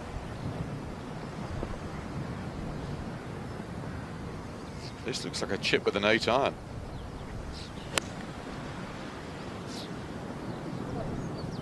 She likes it, walking after it. Good shot. That's 3 very good shots she hit there. 2 fairway woods and an 8-iron and a chance for another birdie. Played that hole exactly how she would have pictured it in her head.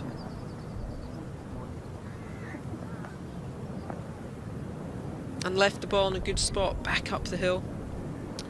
It's almost a little bit gusty now. And it's getting to that strength where it's being downwind's not going to be a whole lot easier.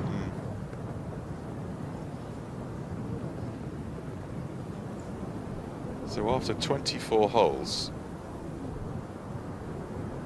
that represents some high quality golf, it really does. 5 under par for O'Keefe in total, and 1 shot better for San Pedro. 11 under par the pair. That is Strong. good golf. Yeah. Good golf.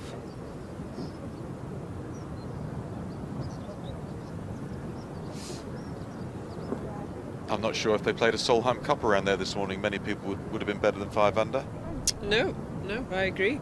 It just shows that I think in both the men's and the women's game, there's between the top level amateurs and the pros, there's not a huge amount of difference these days.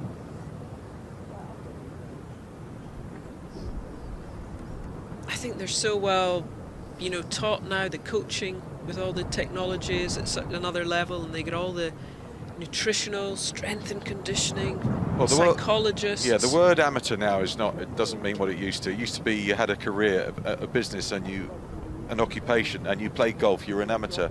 These are professional amateurs. I would agree. They're 24/7 pouring everything into their golf.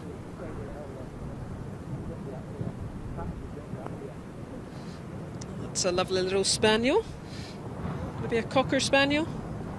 You're the dog guru. I do love a dog, yeah, I do. I mean, it's got a bit of spaniel about it, certainly looking as it is. Maybe a bit of something else in there. They can run, by the way. You better have some space and some time if you've got a cocker spaniel. Oh, we have a cockapoo. Oh, do you? So a non-molter. Very jumpy non-molter. Is it a boy or a girl? A boy. What have you called him? Funny story on that one. Called Rio. Okay. After I played in the Olympics in Rio, and you know how a lot of players get a tattoo? I thought I'd go for a dog called Rio instead. Well, let's see this chip from O'Keefe before I add to that. It was an unlucky little, very nicely played, but an unlucky little kind of nudge on the grass. Yeah, it was very good. A lot of check. I was going to say maybe you got the dog and the tattoo. I resisted the tattoo. Okay. If it would have been a tattoo, what would it have been? Well, the Olympic rings. Okay. Right, no 4 for O'Keefe. And her opposition has a really makeable putt for yet another birdie, which would be birdie number 7 for the day. And it's windy.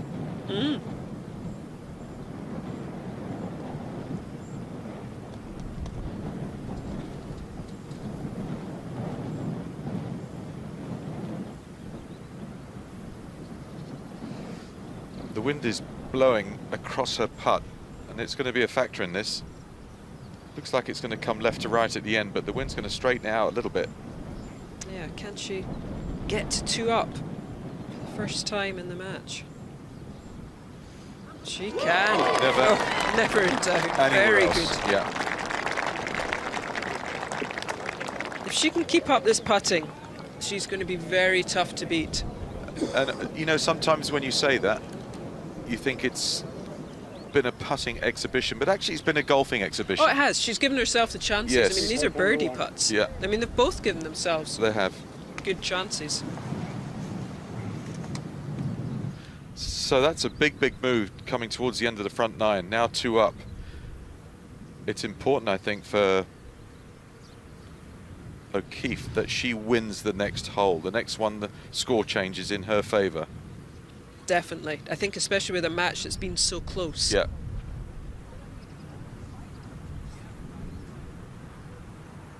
Oh, she just poured those 2 putts in. She did. And on to the 8th, which just plays downhill. This one plays back towards the clubhouse before you go back out to the 9th, out to the bothy in the ice house. Where Sophie maybe is already. Oh, she had one little nip this morning. I think she's probably going to go for 3 nips this afternoon before she hits the back 9. I noticed the sunglasses went on very quickly after that. Absolutely. Mirrored ones as well. You couldn't see through them. Down off the right then for tee shots on the 8th. Yeah, short 8th downwind, only 352.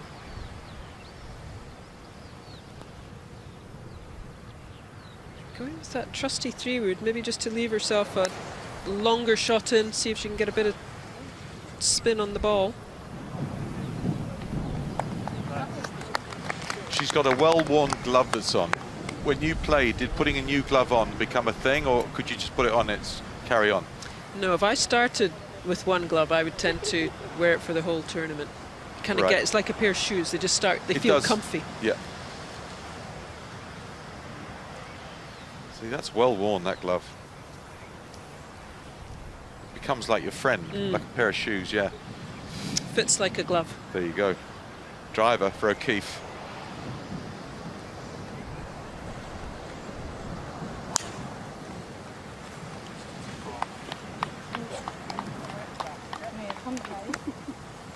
She launched that one downwind. See, it's running on. She's got a nice bare lie in the rough there, so getting a bit of purchase on the ball, that's not going to be a problem. Changing her luck into the sweep bag. Yeah, she liked that drive. Here we go, back down towards the clubhouse. First hole, well, 4 and 8, the 2 downwind ones on the front 9. And that bunker we see not in play at all today downwind. And they've just driven it right down there past that little bunker on the right, and they're just going to leave themselves a little short, nearly pitches into this hole. It's all going to be whether you can control the spin, get it to stop.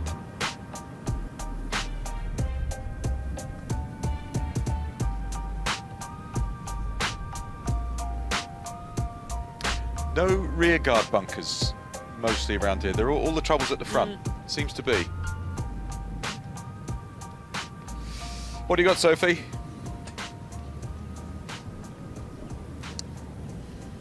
Well, in terms of tactics, we've seen something different. Paula laid up short of that bunker at 285. She's got 101 yards pin.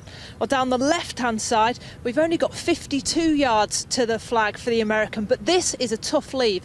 It's downwind, the lie's great, but it's like a turtle's shell as you hit to this green. So it all folds away short and left. You're going to have to nip this one perfect, hope for a little bounce, because we've got a front pin here, only 10 on. So it's a lot more feel in this shot. The 100-yard shot is just going to be that gap wedge, a fuller shot, so you can get more spin. This one is going to take some creativity.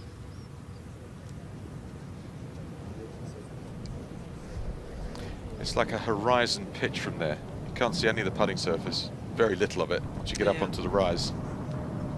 Yeah, really good explanation there from Sophie. I think I prefer the 100-yard shot. Just to have a fuller shot in, especially with a front pin.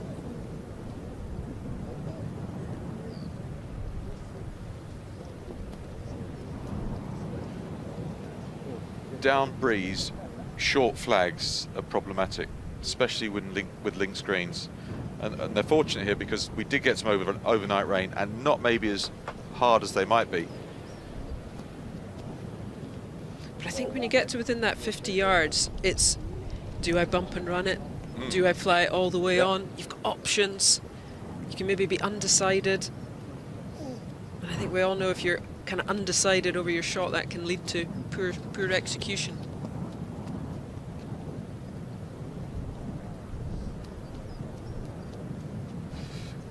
Well, it's not straightforward. She's taken her time over this one.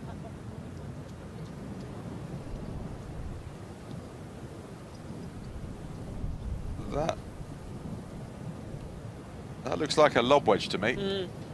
So this is going to be flat out. Pitch it 90 with the strong draft. One big bounce and come to a stop. Yes.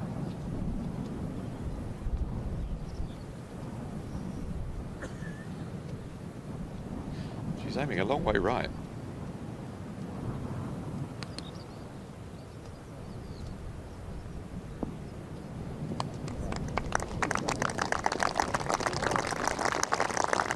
Well played. I think again that wasn't where she was trying to pitch it. She caught the upslope and it stunned it.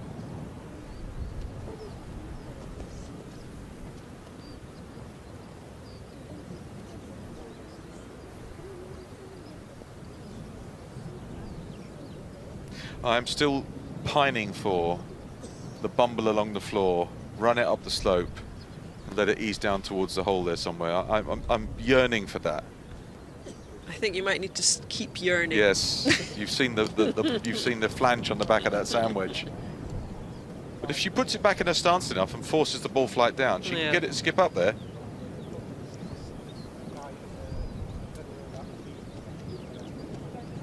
I kind of think she's looking to pitch this just in the front. And bounce it up the bank. No, I think she'll take the bank out of play.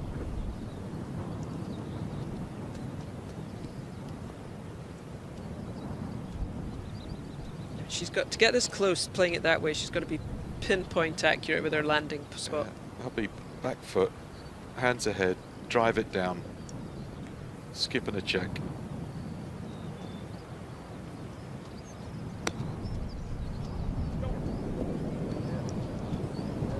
Or duff it. I think that's from indecision. Yeah. She was a little bit unsure.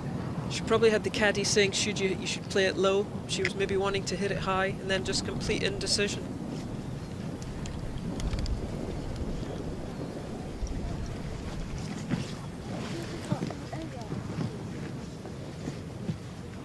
But that's the beauty of links golf and the creativity. It gives you. It drives you mad as a golfer because it gives you so many options. No, but yes, it does. But it kind of tells you, it's talking to you, and it's saying, really, this is the shot you should be hitting. You can find other ways to do it, but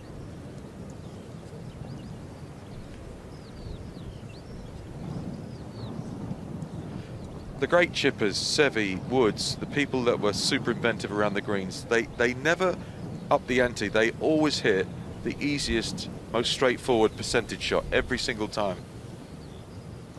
But I think what that, in a way, is what these players will learn. We've got to remember they're still only, what, 19 and 20. The young people, yeah. I understand They're that. still learning their craft. Yeah.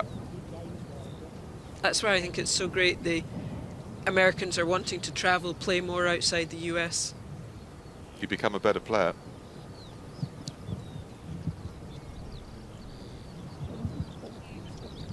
Well, there's a slope to navigate here for Farah O'Keefe. And she's not got loft in her hand this time. She's going to bat it up the slope.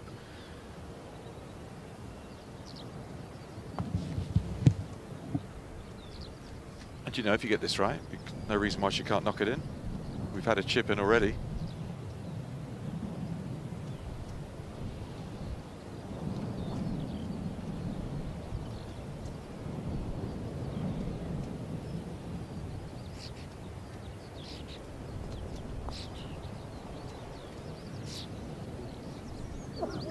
Very good try. Very good try.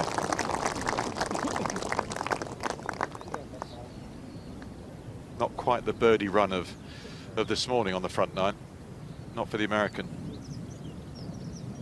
It was a good attempt. It's quite steep up that first bit, and then it's going to turn from right to left.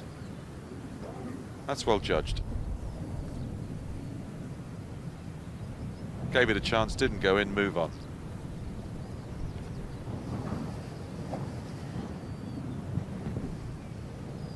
San Pedro's just holed 2 wonderful putts in the last 2 greens and has, Andy, another opportunity here. Yeah, I love the way she putts, and things are definitely leaning towards her at the moment. Don't forget though, O'Keefe came from 4 down with 5 to go yesterday against Tilly Claggett. But here's a chance to go 3 up, which would be a significant cushion. Leaves one short. Don't think we've seen her leave one short. When she's missed, it's tended to be either side. But O'Keefe hasn't been ahead in the whole final. I double-checked that because I thought, no, surely she has. But the holes she's won have always been to come back. She's only been level, the best she's been. And this is to stay 1 down.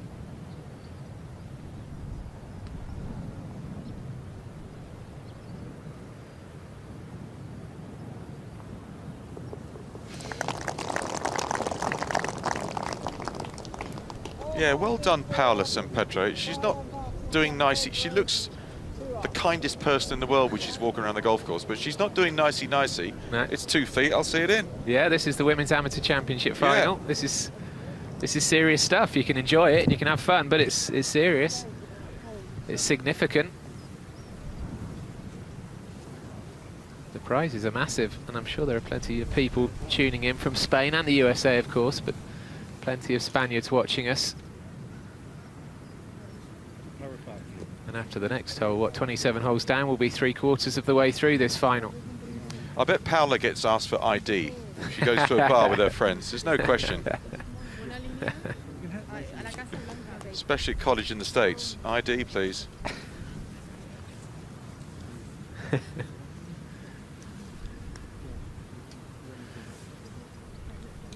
So this is the 9th, isn't it? 9th hole, 27th hole of the final. Back up towards the halfway house, the ice house in the distance there.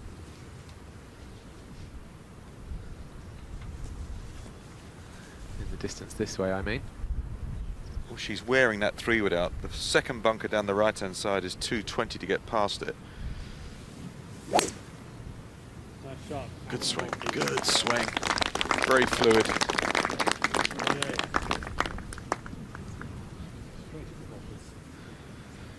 The chip in a couple of holes ago, I was enjoying that, watching and listening to you and Katrina. It was a great moment, definitely one for the highlights reel.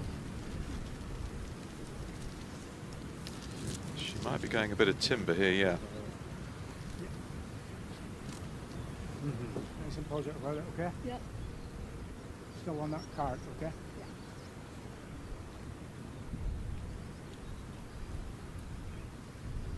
322 yards straight into the draft. Anywhere but right.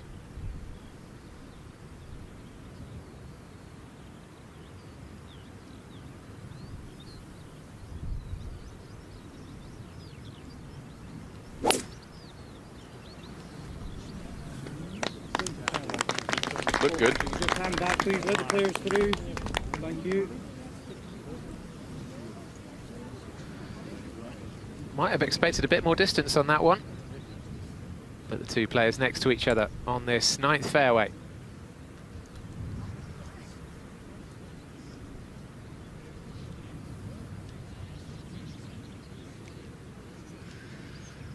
Well, we're enjoying a great final, and we're enjoying some great pictures from Nairn Golf Club this week. We can look in a bit more detail about how we're bringing this tournament to you at home. Women's Amateur Championship, in order for us to send this amazing golf around the world, we've got some new technology.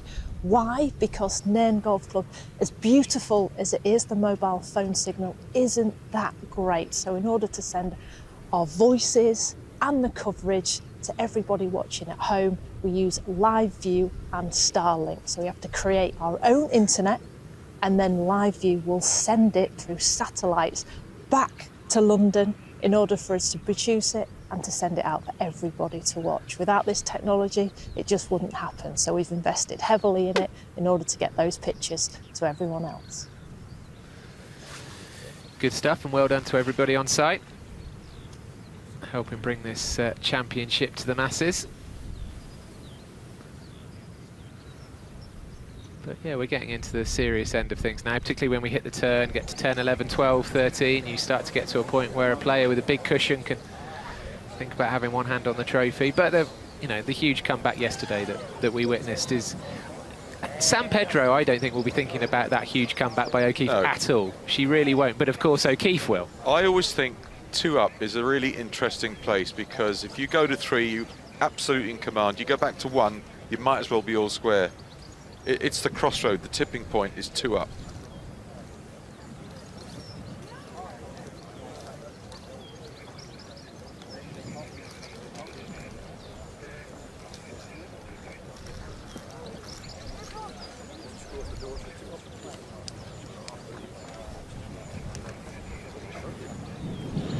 So on the 9th fairway of this Women's Amateur Championship final, it's going to be tough because I'm in front. Paula San Pedro to hit first. She was the Spanish Amateur Champion in 2022. She's made good progression in this championship. She made the last 32 in 2023, then the last 16 last year, now here in the final. So she's grown and learnt every time she's come to play in this great event.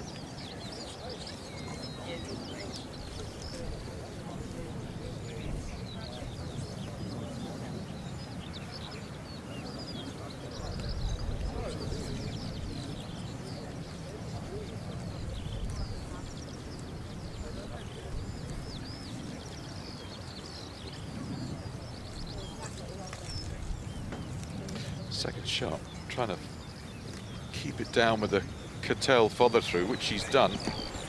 Go, she's saying, voila.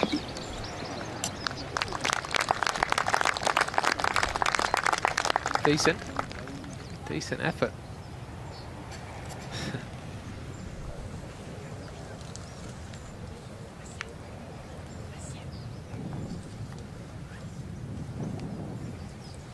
So now O'Keeffe with that Hookham logo on the notebook, the logo of Texas University.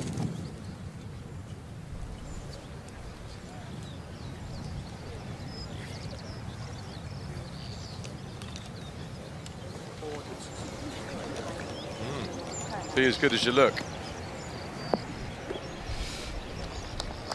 Line-wise, it was all over it. At least a club out.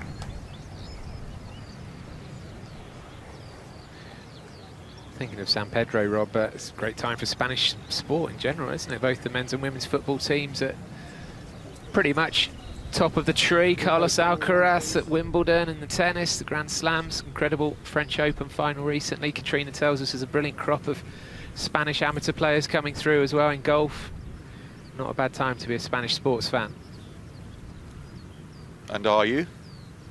No. Okay, just checking. If I were, I'd be cock-a-hoop, though. Yeah. I've been really impressed with both these players. The demeanour, though, of San Pedro has been, I think, fantastic.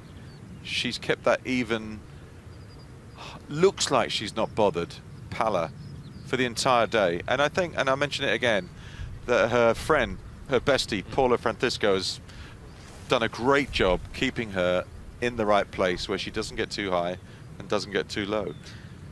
And consequently, when she's got on the greens, she has looked the more relaxed of the two with the putter.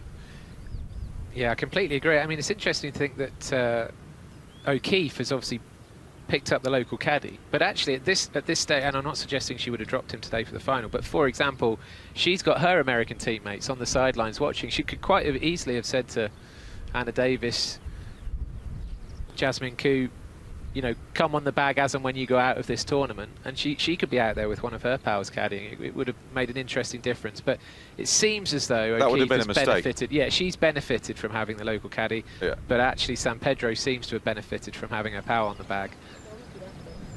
But only since the semi-final. She was caddying for herself before then. Yeah.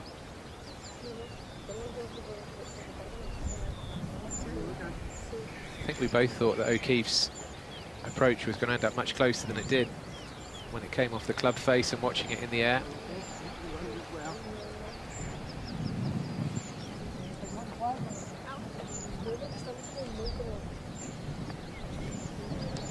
That's interesting. She's putted from this sort of distance, leaving the pin in, and she's going again, this time taking the pin out. I'm not sure what separates those two views.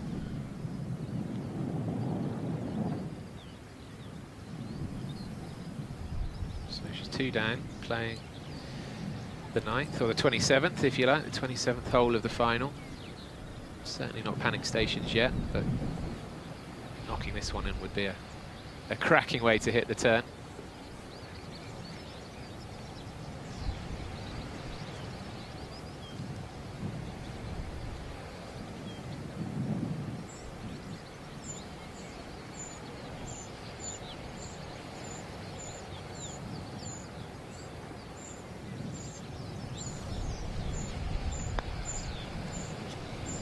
She's giving it a rattle. Oh, what a putt! Sensational putt from O'Keefe, game face on this time. And what an impact that could have on this final. I was waiting for a big smile there when she was on the walk. Once this went in at some speed, I thought on the walk up she's going to be laughing. But she was not. Amazing putt to hole. Now I think the strength of the Spaniard's game has been not making or looking like she's going to make any mistakes. So the American feels like she's got to make it happen. It's not going to come to her. Great effort.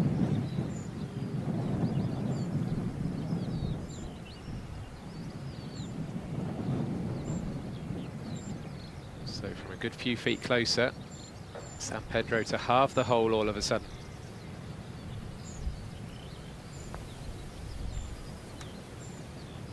And she's not followed O'Keefe in, so big move on the 9th. O'Keefe back to just 1 down as they go into the final 9 holes of this final. Huge, I would say. Massive. Because this morning Farah hit the driver at 10 to take it on. Different tactic for San Pedro, and this is the 10th hole. 533 yards. It's nearly 300 yards to get past that last bunker. So if you're going to take a driver with this wind, you've got to navigate your ball flight and the run through the middle of that horrible patch of fairway with the traps. If you can do that, then you can knock it on the green. It was 3 wood, 20 yards short for the Spanish player this morning. Interesting to see if they make the same hole choices again. Driver for the American, 3 wood for the Spaniard.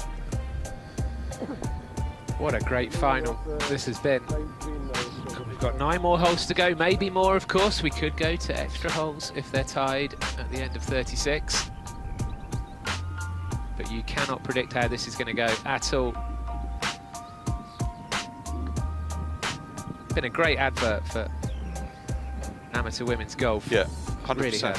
Really has. Really good. Yesterday as well, not just today. Yesterday, the quarterfinals, semi-finals. Aline Madsen played really well at times. Katarina Don had her moments. Tilly Claggett was brilliant until they got to about, what, 14? I think the RNA should be commended because this is giving a really good showcase over these 2 days of how good these young women are.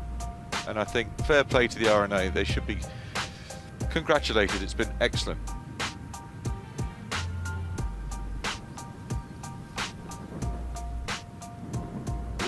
There's a, now is that a kayaker? Looks like it, yeah. Kayaker out there, right in the centre of your picture.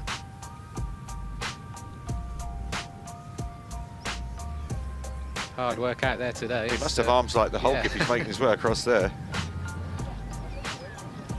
Right, so the all-important club selection on the 10th tee.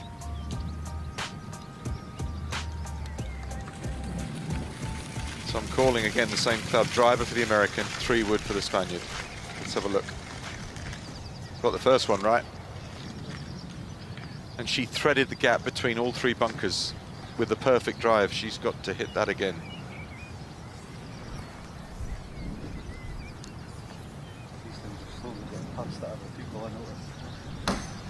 I don't just mean this moment here, Rob, but do you think there's been a shade less chat between the two of them today, O'Keefe and Caddy? I haven't noticed that. I think they're, you know, they're being friendly, but they're in their competitive bubble. It's not, you know, we're great mates all the way around. You can't play like that. Certainly respect, though, and be ready to applaud the other player if they do something good. This has got to be straight and well hit.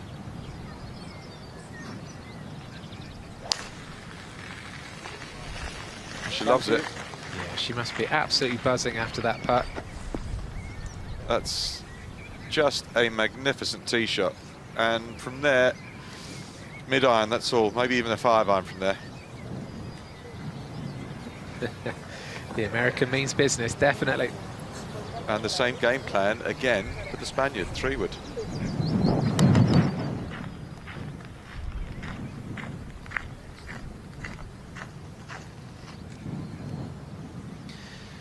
Yeah, we called it, Rob. So driver for the American and 3-wood for the Spaniard.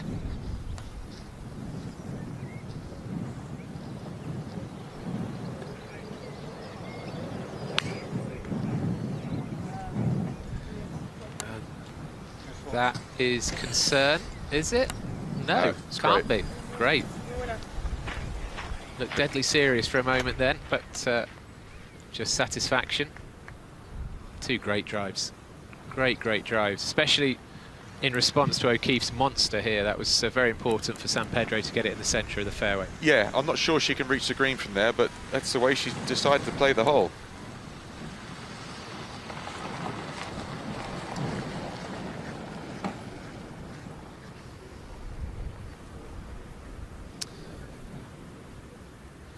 Completely in the balance, isn't it?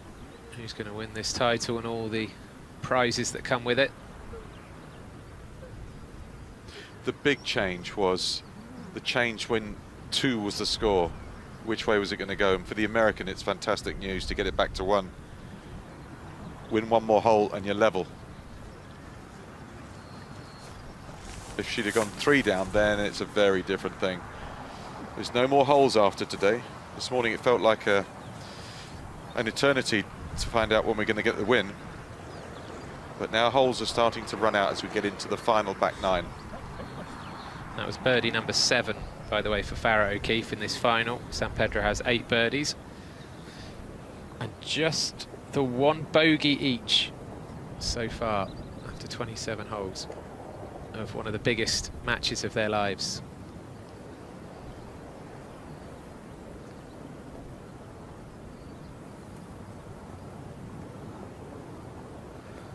Still breezy out there, isn't it? Well, that right-hand bunker is 270 yards to the front. And there's a little shy of that, I think, is the Spanish ball.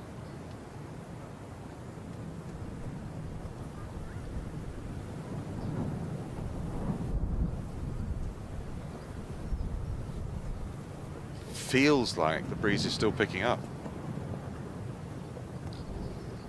The absolute cherry on the cake is if the sun would probably come out again for these last 9 holes. That would be nice, but maybe we're asking a bit too much. The cherry is the lack of rain. That's the cherry. This is great.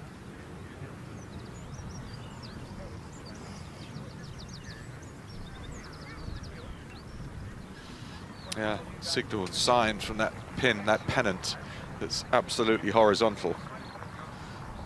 A lot of help for the players hitting their seconds into this par 5. It's actually quite hard from 260 odd yards, 270 to the front, to get a pin reading on those shot scopes. Rangefinders, it's quite hard to find the pin when you're getting buffeted. San Pedro still trying to get a read.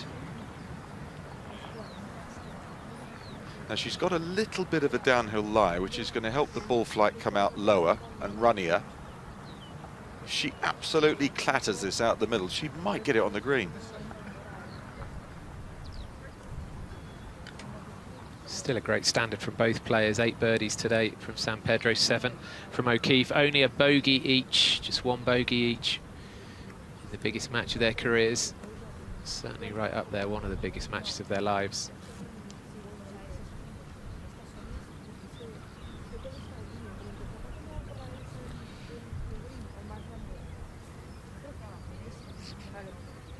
She hasn't changed that club for a long, long time. When you get a close up of the face, it's got a spot worn out, which she strikes it every time. I'd say it's her favourite club. Seen so much of it. 2 3-woods here to find the green. If she really nails this, would be super impressive. It's 280 plus from here.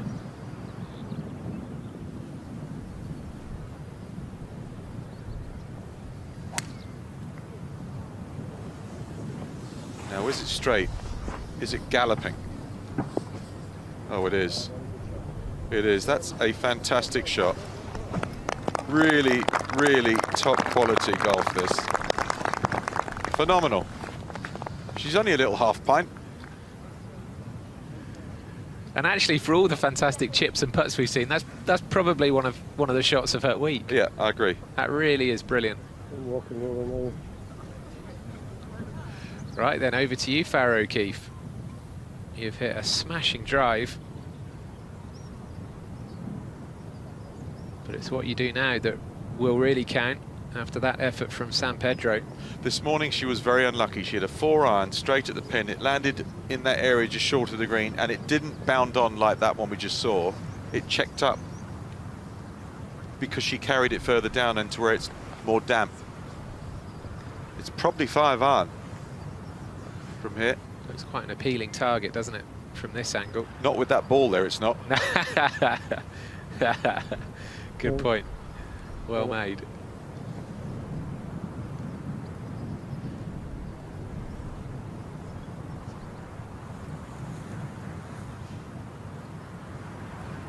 She's 220-ish the front.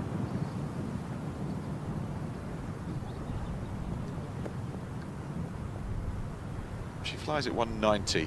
You would think it would gather momentum and bounce on, but getting it straight is another matter.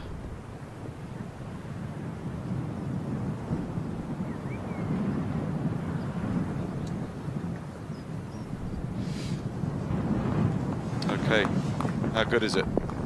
It's terrific. It's magnificent. Albatross. Oh! Well, those are 2 shots you'll never see again.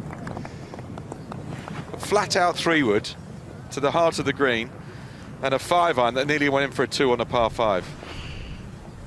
They are spoiling us. That is absolutely unbelievable.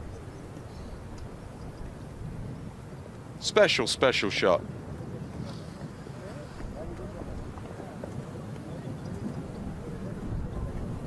Here I thought it had a chance. Oh. If they half in eagles, I'm going home.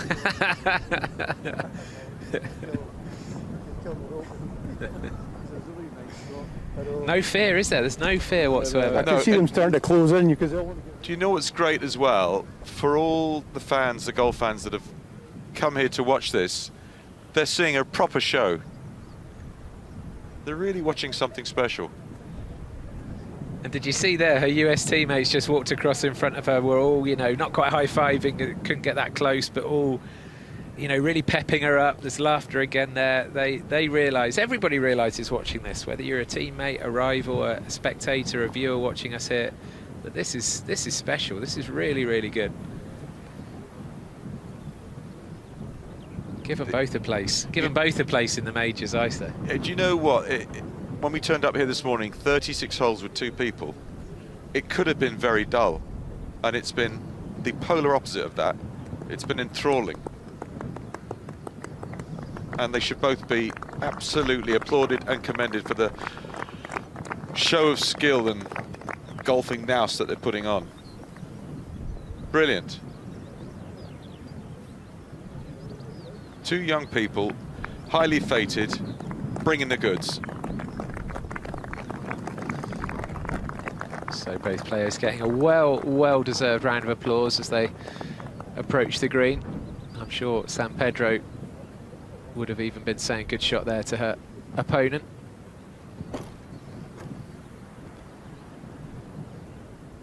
Right, calm down everyone. Let's see what happens with these putts. They can't, can they? They can't. They surely can't both put these in. It'll be the whole of their lives if they do. It'll be the half of their lives as well. one putt's much easier than the other. I know it's shorter, but it's coming straight back up the green into the wind, and it's one you can be more aggressive on. That's the O'Keefe putt for the eagle. This one can start to run away as it gets to the cup downwind.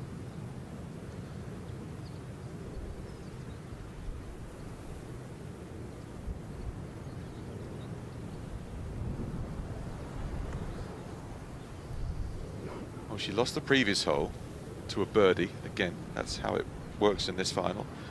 She's got an eagle putt. An eagle is the one thing we haven't seen in this final yet from either player.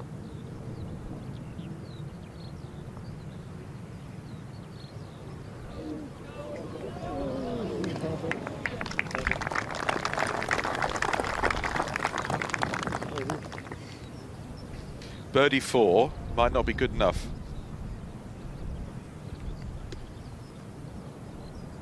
Terrific though, really well done.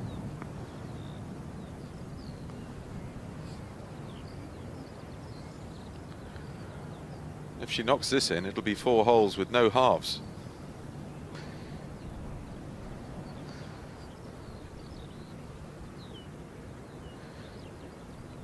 I was just looking back, 2 par 5s from these two this morning. That's right.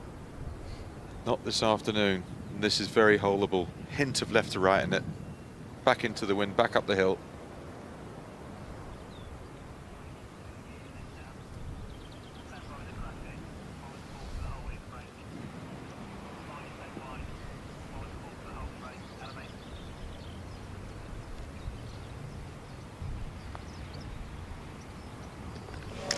Absolutely fantastic.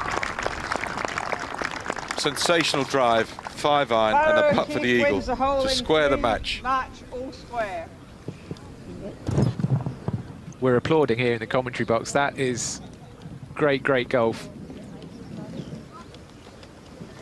Yes, in it goes, she says. And we're back to all square. I mean, that's the other thrilling thing about that. We are back to all square with 7 holes to go. When we saw them toe-to-toe on the front 9 this morning, that was hard into the breeze as it was this afternoon, it felt like there was just nothing to separate the two players. And here we are, despite the fireworks, it's still all square. O'Keefe is now 8 under. 8 under for the 28 holes, as is San Pedro, in fact. Sorry, 9 under for San Pedro. So, standard sensational.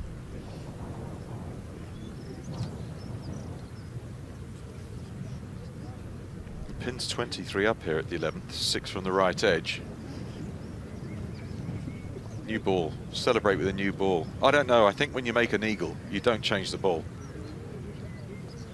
Eagle ball, you're not going to put that away, are you? Even if there was ears hanging off it. You're going to play with it. Real money, okay, that. More like Well, if she does go on to win, she'll remember the 10th hole for some time. And it will definitely be a hole that Sophie would ask her about at the end. Unless there's even better fireworks to come in the next 7 holes or so. There are the teammates with the flower crowns that they were making at the end of the first round.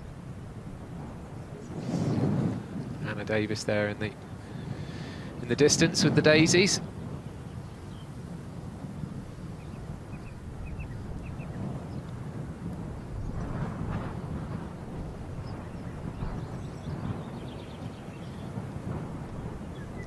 One, 5, 2.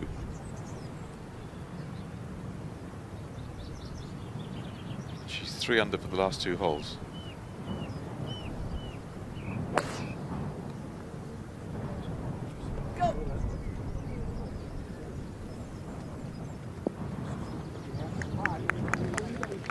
It's okay, it's stalled into that breeze.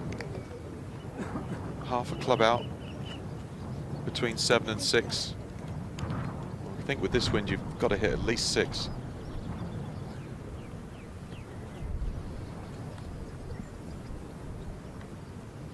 Right, for briefly in this match she had complete control. 2 up, looking good, going in her favour. That's disappeared, evaporated. Now she's got to start again.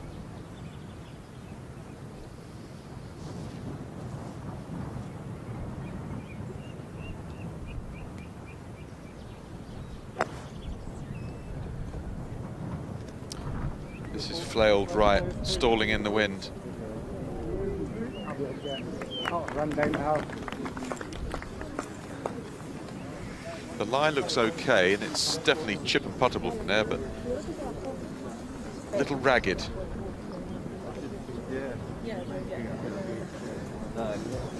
As a neutral, it would be interesting to see San Pedro go behind and see how she reacted, because we've seen O'Keefe behind on a number of occasions, not just today in the final, but yesterday, especially in the semi, and she seems to play better when she's behind.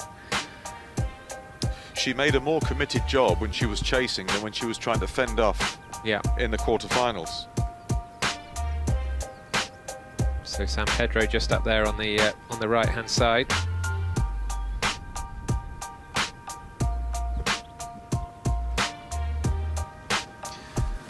Well, I hope you're enjoying this at home. How can you not be?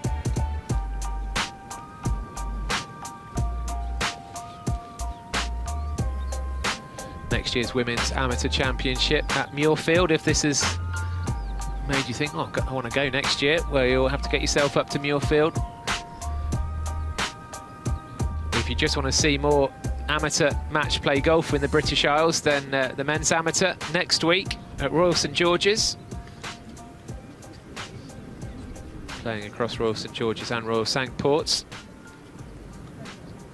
But the closing stages will be at RSG.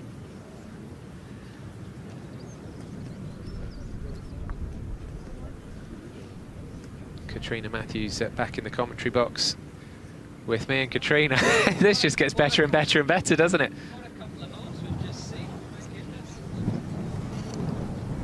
Sorry, what a couple of holes we've just seen. Birdie eagle, back to all square.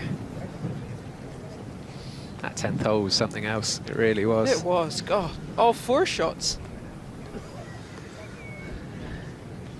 Anything could happen in the next couple of hours. Interesting little chip down here, just out the rough. Take the slope out, land it on the green. Looks like it's lying nicely. Beautifully played. Her chipping, especially this afternoon, has been top-notch.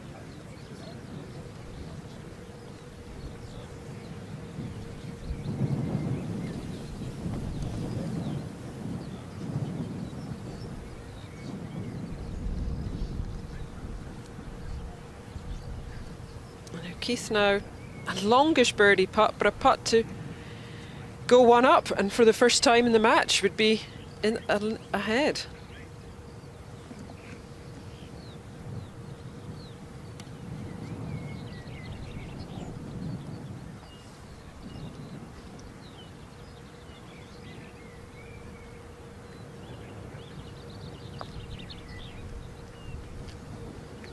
She stood up on it.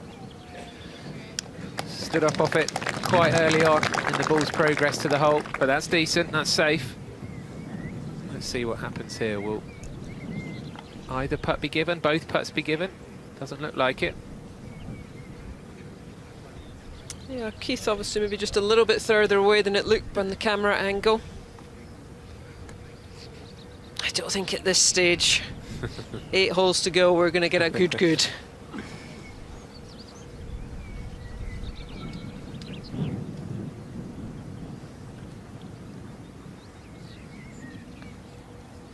Can't take your eyes off this one.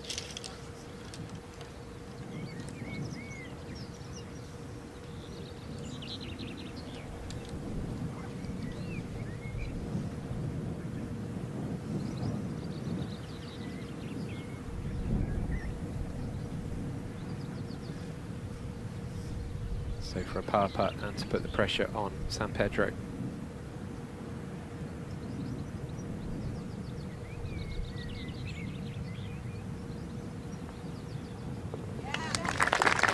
Very good, nice 3. And she has given the San Pedro putt, so, well, good sportsmanship from O'Keefe. She didn't have to do that, but I don't think the Spaniard would have missed from there anyway. So the 12th is done and dusted. All square after 29 holes.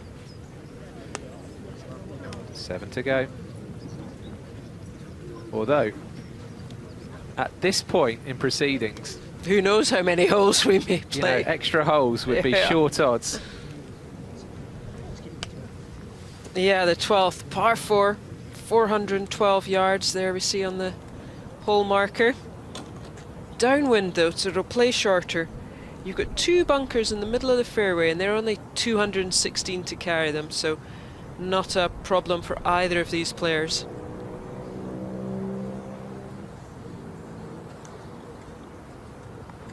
The big bopper is out again for O'Keefe.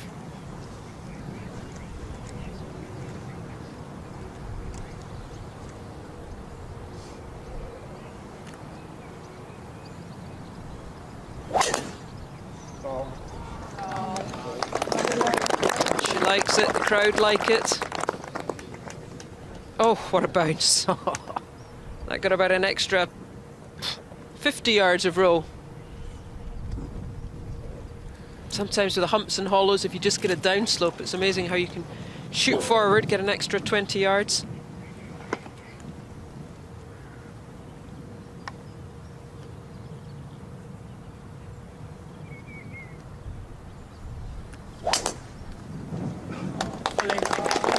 Action replay by the sounds of it, by the looks of it. Not quite the huge leap forward from the bounce, but as long as that's just, I think that's okay. Just stop short of the long stuff. You can see the ball nicely. How you do? This is fantastic. The final of the Women's Amateur Championship getting better and better and better.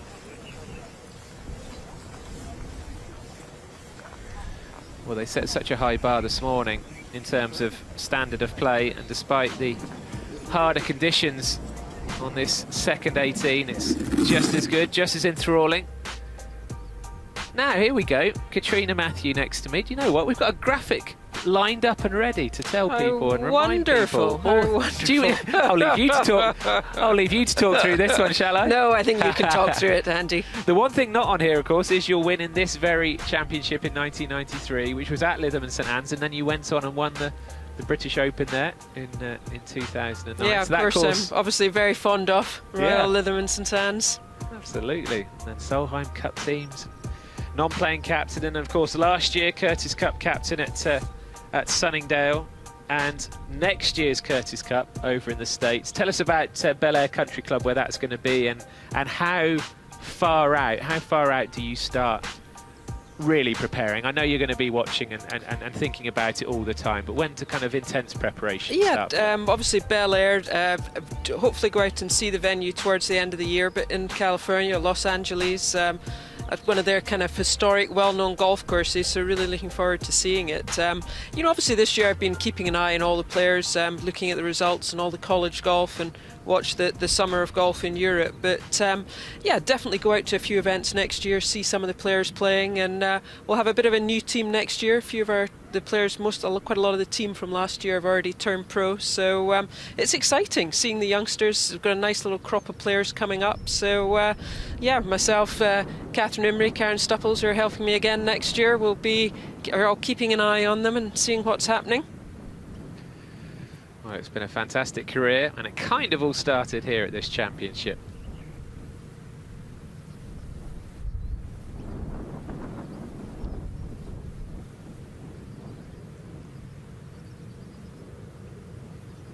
On the left-hand side of 12 with Paula Martin San Pedro's golf ball. She's got 105 yards to the front edge, 121 to the pin, straight downwind, can't see the green, the bunker's blocking her out. But the lie, it's a touch flyery, so you want to be keeping it left of this pin and hit a wedge.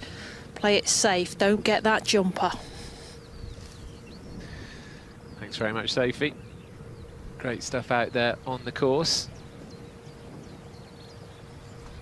You can't take your eyes off this match at the moment.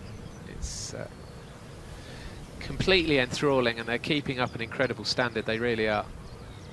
Yeah, it's a whole art, even just that little bit of rough. I know it doesn't look much if you're just looking at it through the TV screens, but just that little bit of rough can make such a difference. You learn how to, I think the more times you play out of lies like that, you learn to judge whether you're going to get a flyer or not. Both players the equivalent of 8 under par if we were playing stroke play. We've only had one bogey apiece. Yeah, short iron in, just 121 yards, as Sophie said. But even with this short distance, coming from that rough, I think she does have to just go more centre of the green.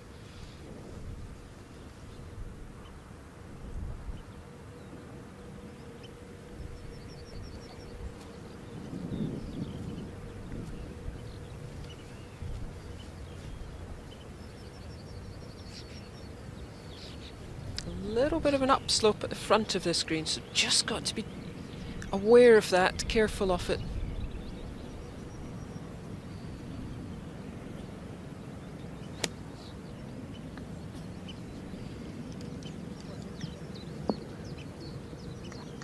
Now, is it just going to hold on there? Yeah, just tugged it a little. I think she was aiming middle of the green, just tugged it a little bit. Interesting, because you would think that tension will really start to build over these next few holes, but the demeanour of both players, watching them over the last few days, I mean, I know in particular O'Keefe had a roller coaster yesterday, because in the quarter-final it looked like she was easing through, suddenly crumbled a bit. Semi-final, completely the opposite. It looked like she was going home, somehow came back to win. But today I'm just not sure the tension is going to really, it looks like they're both kind of, you know, playing in quite a calm fashion. They're both a bit more serious than they were earlier. It will be interesting to see if the pressure gets to either of them in these closing holes. It will be. I think, you know, both Keith's matches this morning, she was well up in one yesterday and then well down in one. This one's been kind of nip and tuck the whole way. So I think it just makes a little bit of a difference. They're both playing great golf. She still hasn't been ahead at any point in this final. The only time you really need to be ahead is right at the end, though.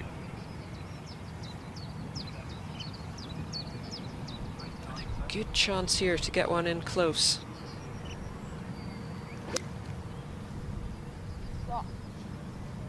She got a bit of a jumper. Oh, nicely played. Setting up another good birdie chance there. She's come out on fire on this back nine. Looking to go birdie, eagle, par, birdie.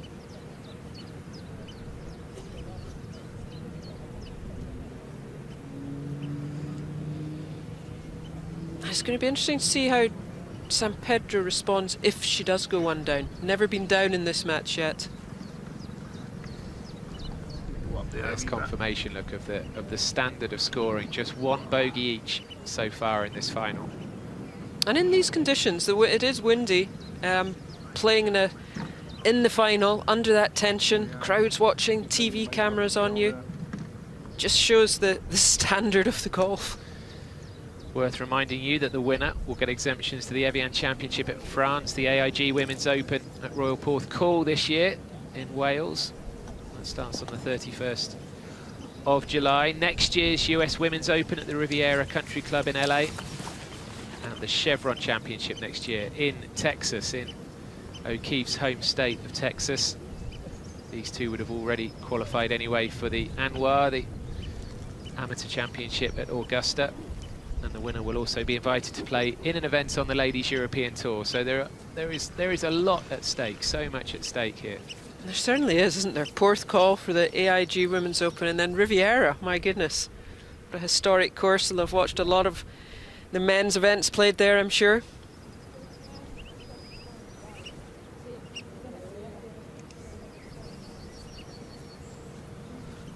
It's lovely in the background, isn't it?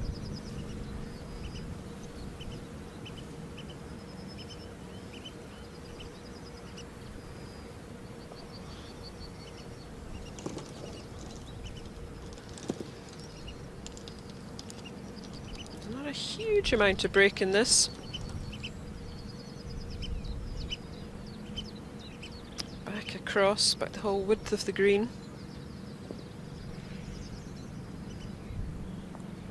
Her speed control's been exemplary so far. And another one, very good.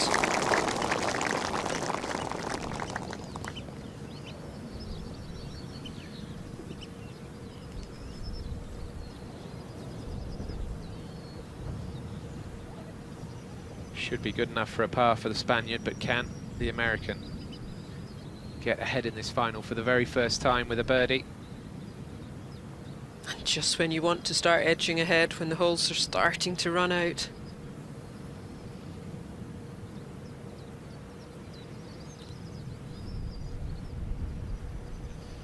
Up and over that ridge. Yeah, very good chance here. After the bomb she holed on 9, the good one on 10.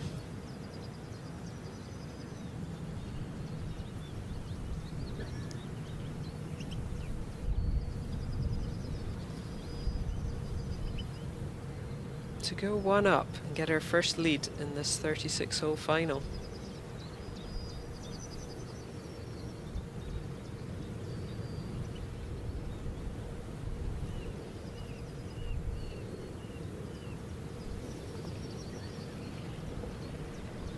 She hit it. Oh!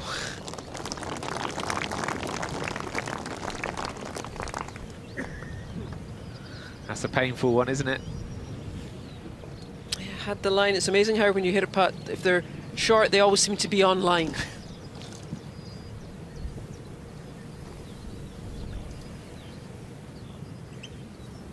No move to pick up the marker of San Pedro, so making the Spaniard putt out.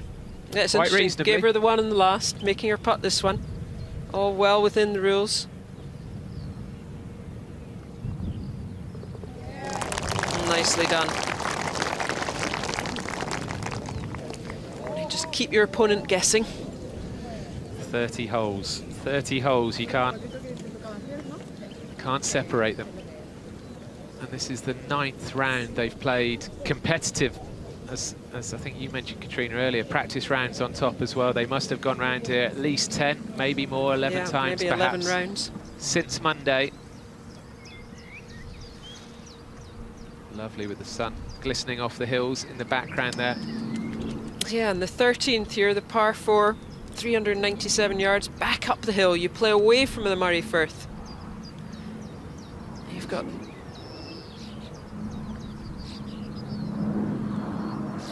It's certainly not been easy today, has it? No. But if they've played, 11 rounds here this week, let's say, for example, since Monday, that's like 200 holes they've played. It's an incredible mental test, and it really means that the winner of this championship has been tested in every possible way. And this is the play O'Keefe's had on this hole, just the iron off the tee to keep short of the bunker down the left at 242.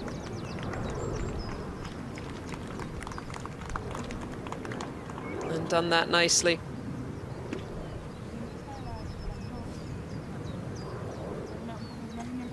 This is the hole that comes back up. Goes back up the hill, yes.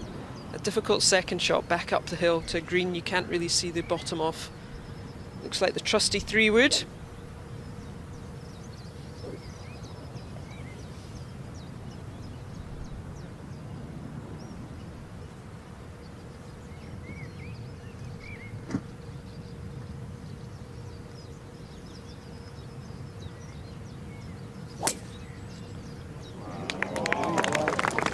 Everybody seemed happy with that one. Quite rightly so. So 2 great drives on this 13th hole. 2 pars this morning from these 2 players. They would love a birdie if they possibly can. Meanwhile, as we watch, look at the hordes of spectators coming towards us. That's fantastic. Sophie's caught up with some of the locals. I'm here with John, Jim, Jackie and Lorna. Now, you've been out here watching this final. It's quite amazing, the standard, isn't it, Lorna? It's absolutely excellent. They're both playing so well. What about the chipping? Did you see that one? Fabulous. I've had that chip many's a time. I've taken more than that to get down. No, it's been great. They're highly skilled girls who really are fabulous. And have you enjoyed having this tournament up in Nairn and seeing all of this wonderful golf? Absolutely. I mean, they've been working on the course for many months to prepare it, and this has been watched worldwide, and it's great advert for the club, wonderful advert for the club.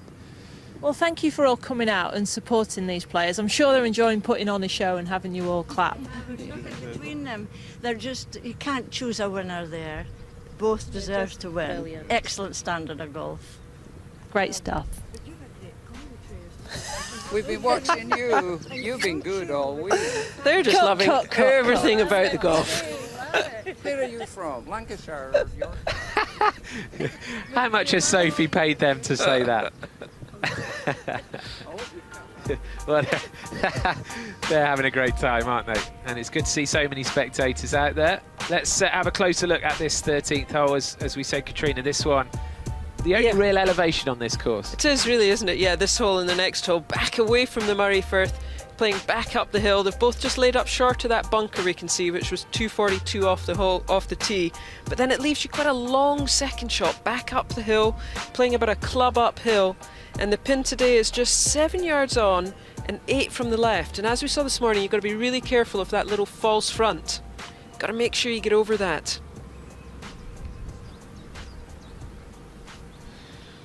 So 2 big hits required here to get up and onto the green.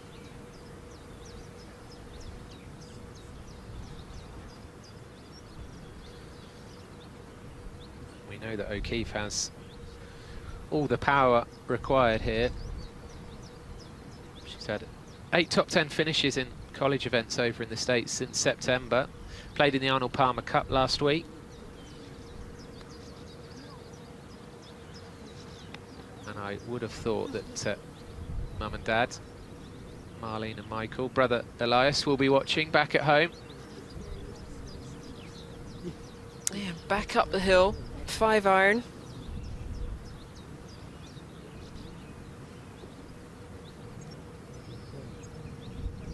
Just got to hit enough to cover that false front. Oh, keep coming, come on. Oh, she just pushed it out a little bit to the right. You can see that running back down. Still going. Is it going to stop? It might go right. Oh, that was unlucky. That's gone right back down. That's a good probably 20 yards now back down the hill.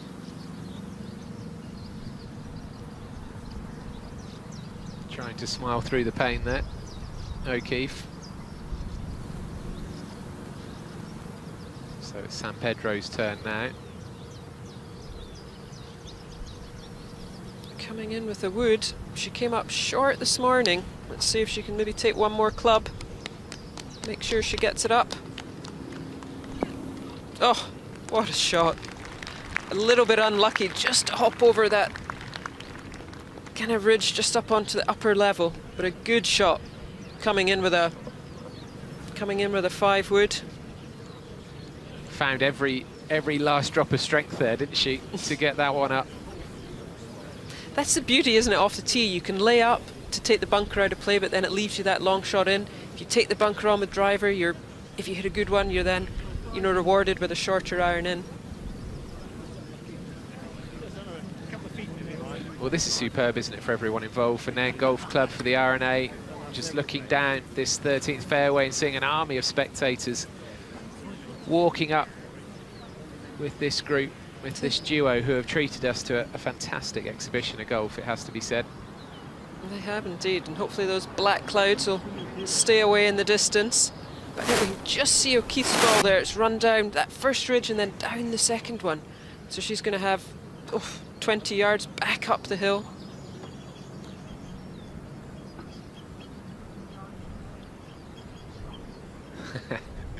Oh, to have the energy of youth, eh? Running up the hill. Getting his fitness in, maybe just trying to keep up with Sophie there. Maybe she's already jogged up.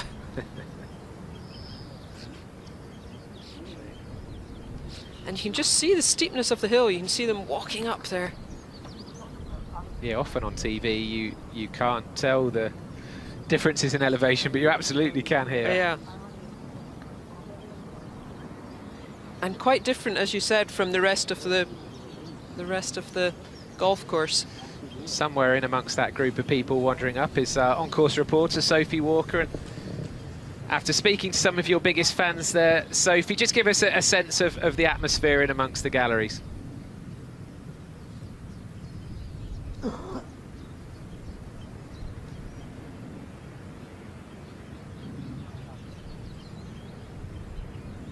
Sophie's maybe run up that hill and she's out to puff. We might come back to her.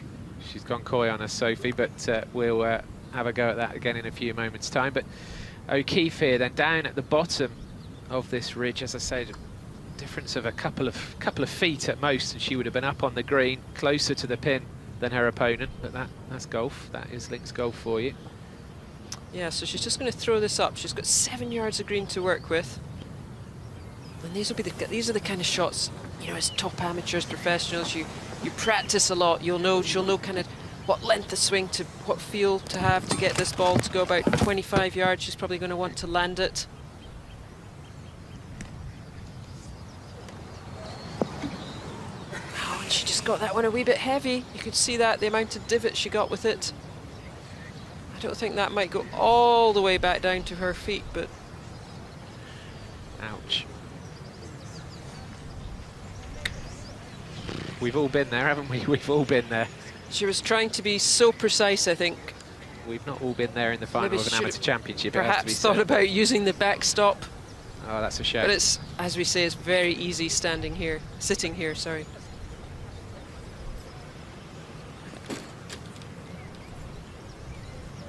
And golf can be a cruel game. You've hit that shot and kind of duffed it a little bit, and what does it do? Gives you the same shot again.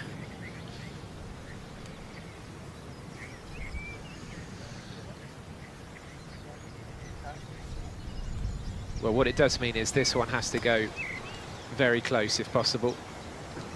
Yeah, she has to try and get this close and force San Pedro to at least 2-putt.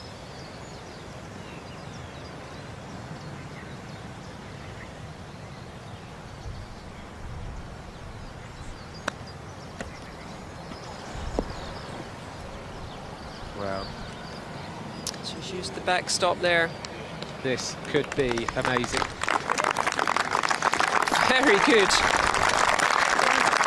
I'm not quite sure she intended that. I felt she got that a little on the clean side, but it's worked out very well. Yeah, for a second it looked like it was going to stop dead, didn't it? Up at the top of the hill. Okay, well, she's done what she needed to do there, which actually is really commendable. So she is forcing San Pedro to... And she's not got the easiest of putts. She went up onto that top level, so she's going to have to kind of putt across the slope and then let it run down the slope that we just saw O'Keefe's ball come back on.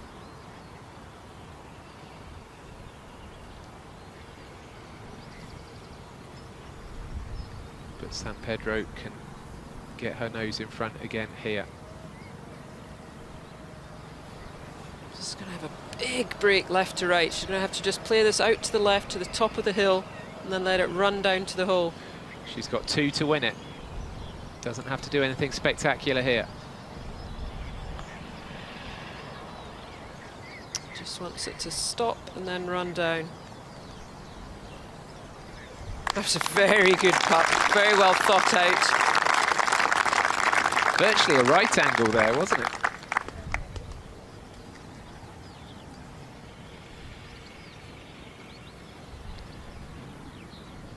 Her putting has been absolutely superb. And now this little short putt to get back to 1 up. She'd make this 99 times out of 100 this week. Maybe even 100 times out of 100. Can she do it now in the heat of battle? Of course she can. And the little fist pump, you can tell we're getting down to the nitty-gritty of this match now. We really are. 5 holes to go, 1 up. It's a slim cushion, but it's a cushion.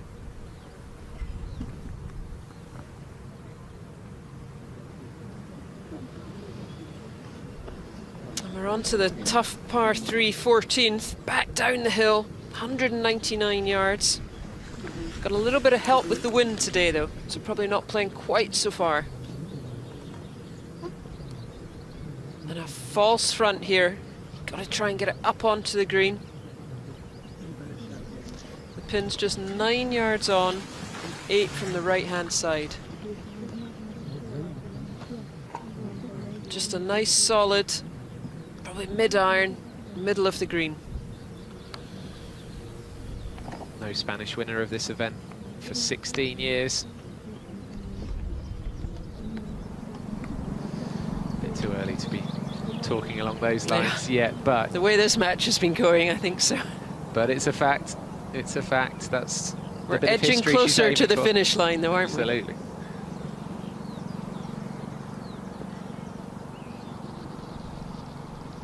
I think at this stage, every shot, every hole just takes on that extra significance.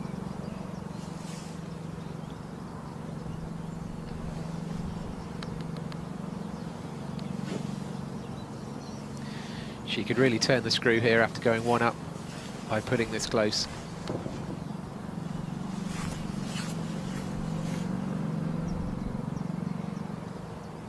So just at that lone tree, you can see perfect line.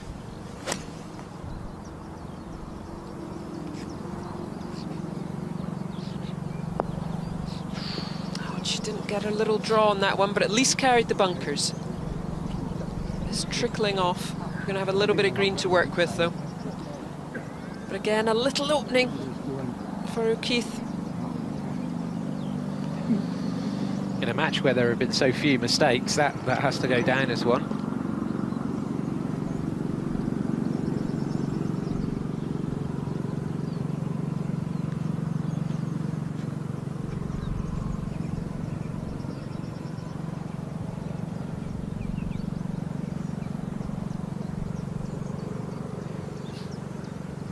Aim at the trees right in front of you.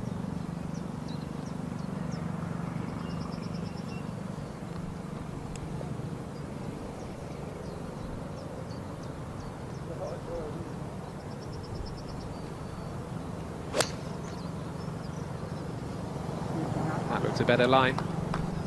Looks nice. Very good shots. I'm just going to stay up on that level. Yes, very good. Well, this is all set for a thrilling conclusion. It's been brilliant all the way. The Women's Amateur Championship final.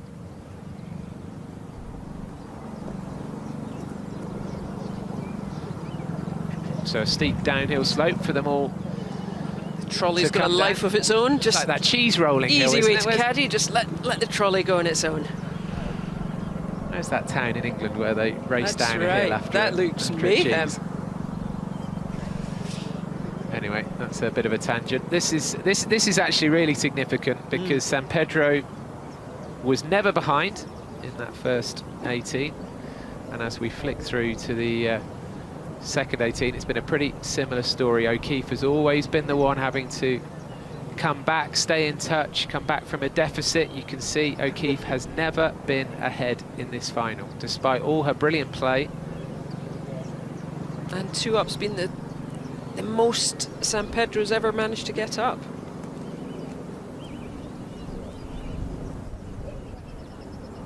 Hundreds of people, probably. Keeps growing. You keep talking, Katrina, and I'm going to do a bit of counting here because I might need to talk for a while. There's so many to count. And I'm sure there's plenty more waiting near the clubhouse at the 18th green. We can just see San Pedro's ball there that she's walking to. The way she's been chipping this afternoon, this should be fairly straightforward.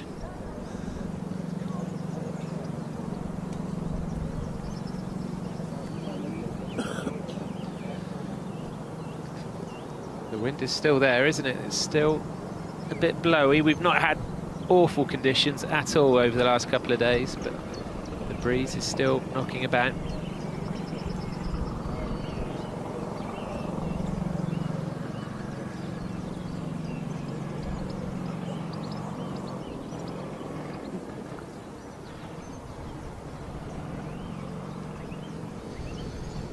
So Nairn Golf Club looking a picture on this Sunday afternoon, the final of the Women's Amateur Championship. If you're just joining us, you've missed a cracker, but stay with us now because these last few holes could be wonderful. Paula Martin San Pedro of Spain is 1 up on Farah O'Keefe of the USA. with 5 holes to go. This is San Pedro off the side of the green.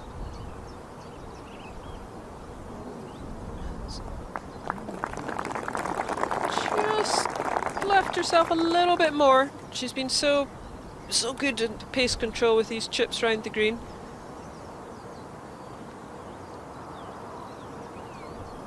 This is as prestigious as it gets in the amateur game.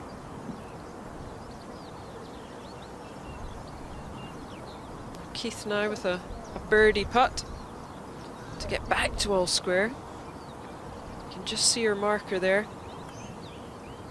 She just stayed on that top level. So it's going to break a little bit left to right.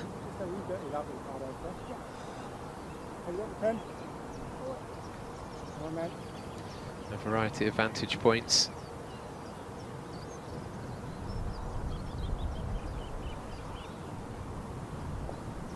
Well, we're looking right over O'Keefe's shoulder here, aren't we? Down to the hole. Yeah, maybe even a fraction of a double breaker here.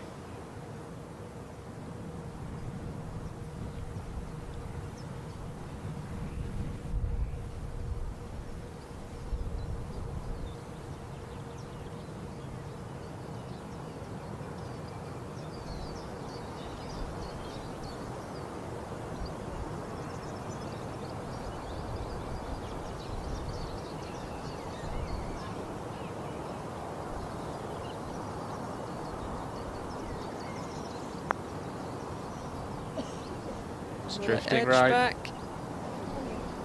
Drifting right and not coming back. And run on a little bit. Yeah, that'll be further than it looks from here. Won't be conceded.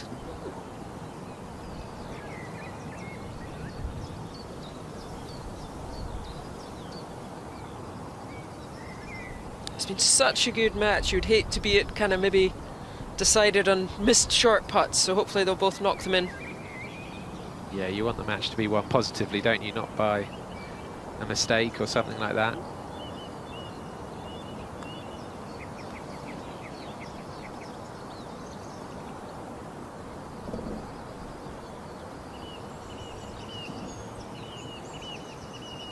San Pedro's been very solid over these kind of 5-footers today. All been going in with pace, right in the middle.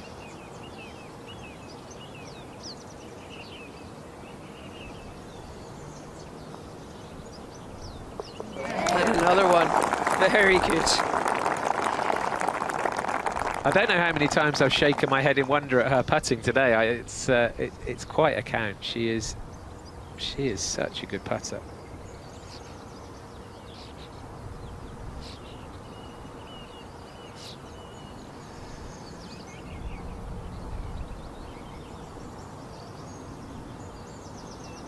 So to halve the hole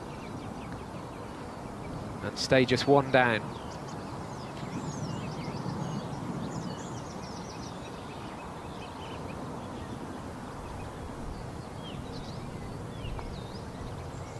Oh! Oh no. Oh, what a shame for O'Keefe. Exactly what you were saying just now, Katrina. You wouldn't want a match as good as this to be decided on a missed putt like that. Of course, that's not the end of the final by any means, but 2 down with 4 to play is significant. Yeah, that was a real body blow. Just pushed it slightly. Sorry. Just as you get, I mean, these kind of 4 or 5 footers as you get closer to the end of a match do just start getting a little bit more difficult. It's worth saying again though, yesterday in the semi-final, Farrah O'Keefe was 4 down with 5 holes to play. Came back to win that match on the first extra hole. So this is a walk in the park compared to that. Having said that, this is the final. And there's a lot of pressure now. That was a shame, it has to be said. And she needs to just erase that from her mind. Shake that off. Yeah, definitely. She had another good shot off this tee. Short par 4, set up a good birdie chance. It'll be interesting to see if San Pedro, she laid up this morning but dropped into the bunker, so got 2 clubs back with her. Might just go with a shorter one. If you're going to lay up, lay up. It's just a short par 4, this 15, 303 yards. But you've got 2 bunkers down the right and 1 down the left. They're kind of all in range with driver, 3-wood, but you can't carry them. So both these players have opted to lay up short. I mean, in fairness to San Pedro, although she was given the hole by O'Keefe Smith's putt there, her own pitch, and then yet another solid putt, you know, she did exactly what she needed to do as well for her bit of the equation.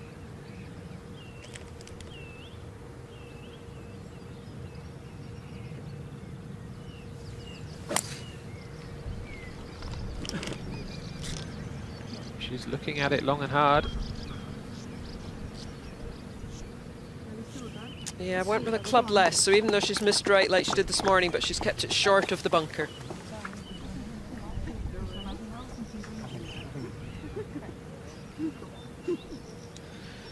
There we see another example of how the friendship between the two Powlers is really helping San Pedro, I think, just keeping her not just calm, but happy, being able to share a giggle about something. Yeah, left of the flag. Yeah, on hammock, yeah? Okay. Coming that way, okay. Keith here's going with the driver, feeling she has to do something. 2 down with 4 to go, taking on these bunkers.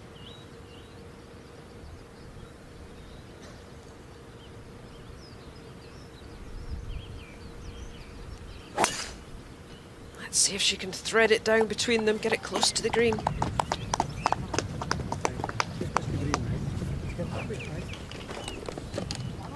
Oh, that's run on. That's very nice, good drive there. Nice little run on.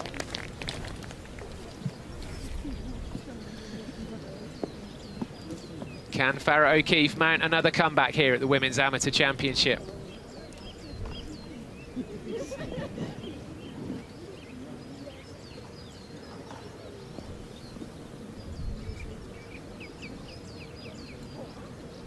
And that was a great drive from O'Keefe.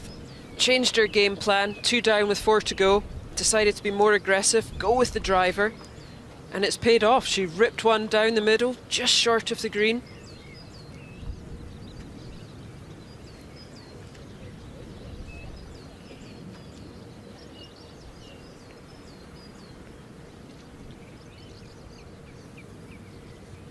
So San Pedro just down the right side, but kept it out the bunker this time.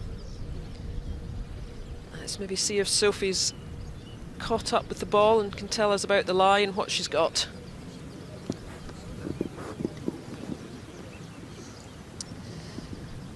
I'm up by the green, so I've got O'Keefe's ball. Paula Martin San Pedro, she's just got inside 100 yards, but like you said, she has made sure that she has not gone in that bunker. O'Keefe's got some mounding to contend with. The lie's pretty good. She wants to land it a couple of yards short of that green, but that 3-putt, it really pressed her to hit driver, and she's hit a good one here down the 15th.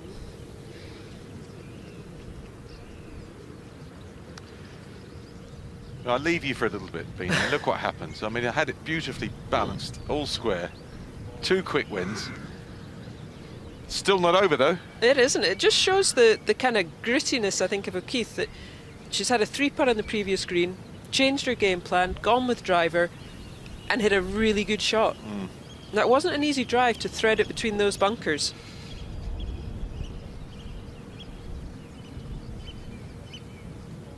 It's almost like she pushed all the chips in.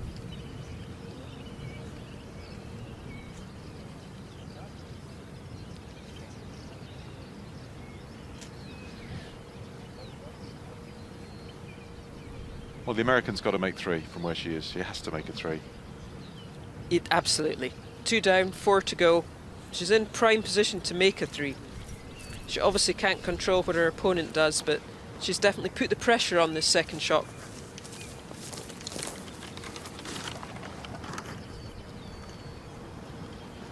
The Spaniard's going to remain controlled and play blemish-free golf over the closing holes. That's what she's going to try and do. Which means to at least end up all square, the American will have to be 2 under for the last few holes. It's a tough call. But we saw that from Tilly Claggett yesterday. She had the match against O'Keefe kind of under control. Let's see if she can get this one in. Punched it in with a wedge. Great shot. Great Very shot. good.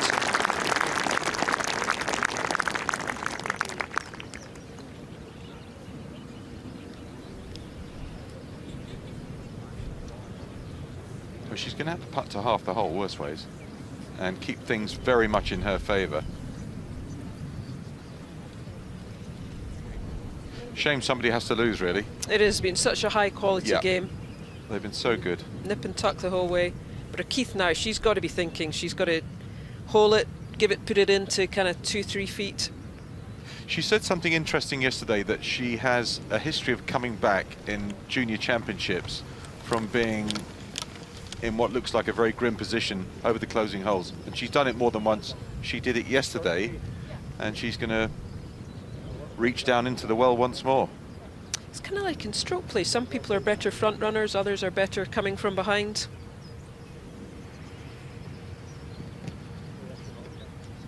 I think she's going to pitch this around about where the green cut starts and Yeah. just let it tumble down to the hole. Take the mounds out of play.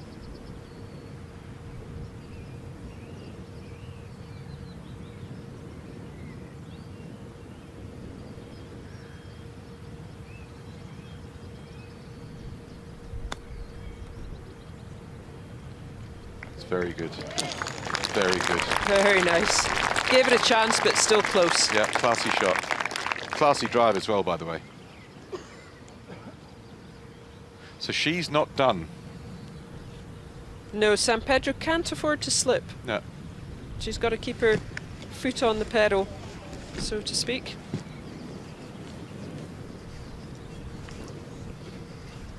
So both players there in 2. She's got to hope that she has that putt to get a hole back. Yeah. And for San Pedro, it's... She's thinking if she holds this, I've got one hand on the trophy. I've nearly buried her, yeah.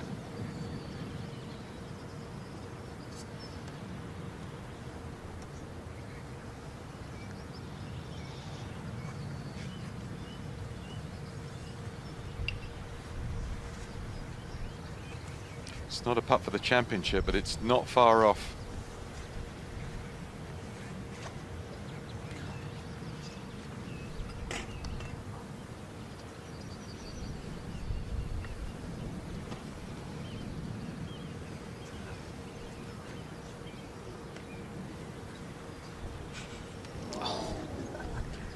Just got the edge. Oh, that must have looked pretty good.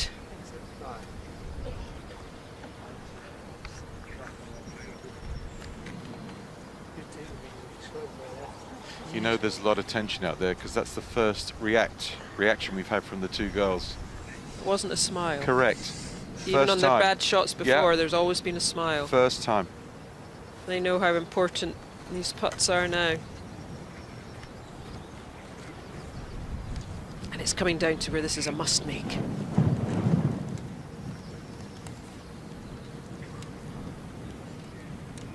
The hole is right in between the 2 Spanish players.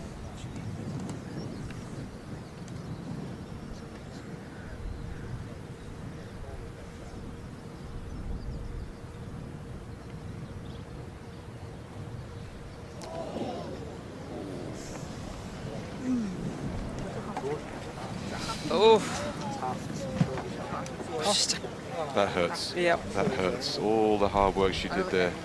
Taking the gamble and hitting the driver, hitting a great pitch. And you have to say that those last 2 putts really nerves. Those last 2 little short misses. I mean, they're not gimmies. No, it's 4 feet, and yes, it's not a gimme. Particularly, both players know what the goodies at stake here for winning. It's colossal. Yep. If you're staying amateur for at least another 12 months, it's like winning the lottery. You're going to play in things, you might get drawn with Nelly Corda, or there's all sorts of... Oh, it's just... The difference between winning and losing this is... It's a chasm. Get that opportunity to play with players you've looked up to, you've watched. Yeah, and you'll get huge draws as the winner of the women's amateur. You'll be in the big, with the big players in the world, in the pro ranks. Anyway, 2 up with 3 to go. 3 to play. The 16th, par 4. Downwind, no fairway bunkers. Just that gorse on the right, we were saying, you've just got to watch. We've seen a lot of people just in that left-hand rough. And I'd be very surprised if San Pedro's not in the left-hand rough. She's just got to keep this ball in play, give herself a shot to the green. The right side of this hole does not exist.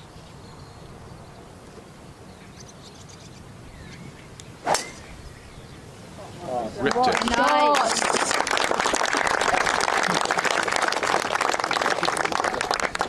Absolutely perfect. Split the fairway. What a shot. What a swing. Well done.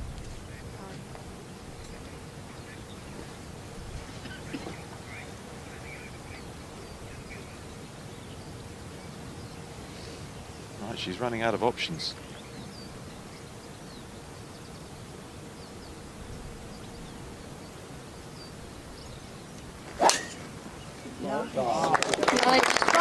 That's her best. Another one ripped down. She's a runner, she's a rock star. Perfect, she is a rock star. That is rocking its way down there. That's 40 past. That little fan is loving it. Well, it's 400 yards, a shade shy of, and it's down breeze, so it's not playing anything like that. The key thing is to find the fairway, and they've both done it. And the Spaniard gets to impose her will on the American because she's going first into this par 4. I think the difficult thing now for Akitha, she's got to try and shake off those, sorry, 2 short missed putts. Don't forget the upcoming events, the Amateur Championship. That is going to be sensational down in the south of England, June 16 to 21. Then the 53rd rather, Open Championship. Can't wait to go there. That's going to be absolutely unbelievable. On the island of Ireland, and then the AIG Women's Open, which you'll be looking forward to. I will be, yeah, down there commentating on that one. 4th call, not been there since I was an amateur. Really looking forward to seeing the golf course again. Have you played Portrush, by the way? I haven't. I've only played 1 hole at Portrush. 1 hole. I did an outing there. The other 17 are very good. Yeah. And then the Walker Cup in September. Yeah, Cypress Point. What a lineup, eh? Oh, what a lineup. Lineup of tournaments and a lineup of venues. Yeah. You can really see the difference there in the distance. O'Keefe really buttoned that one. I can't see any way out of this for her unless she birdies at least 2 of the last 3 holes. Yeah, potentially all 3, maybe with all 18 3. being a reachable Yeah, par 5. maybe all 3. She's got to have the last 3 holes of her life. Yeah, absolutely. She'll never get this opportunity again. Sophie, what do you got?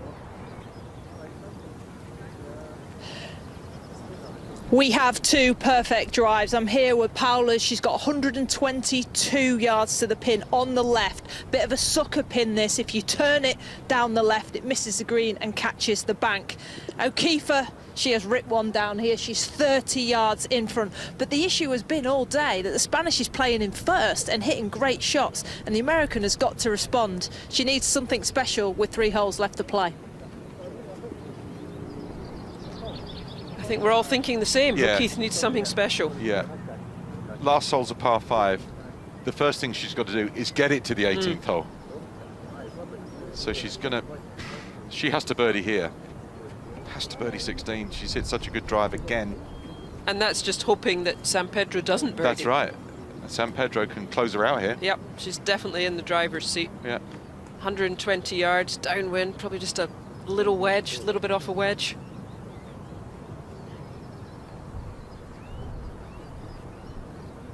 Yeah, she's probably going to carry it 110, something like that, 112. Get a big bounce down the breeze and then stop eventually.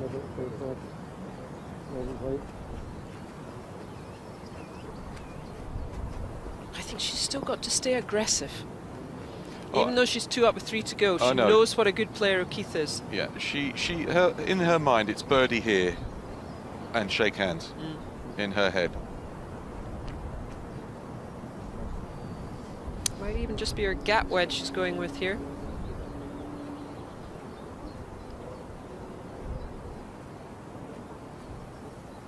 She plays with a lot of poise. She does. Maybe just the left side of that cart. She does like a slight little draw. Oh, the hand off.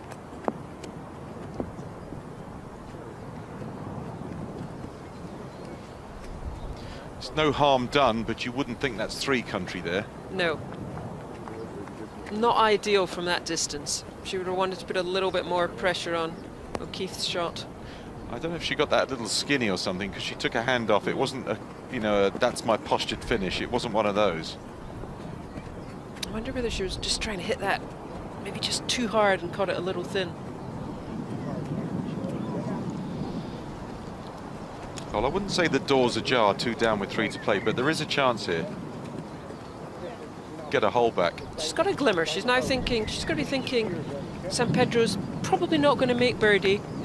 Going to make par, but not birdie. So she's got a chance if she can hit a good shot in here. You'll be fine, okay? Yeah, it's your time, okay?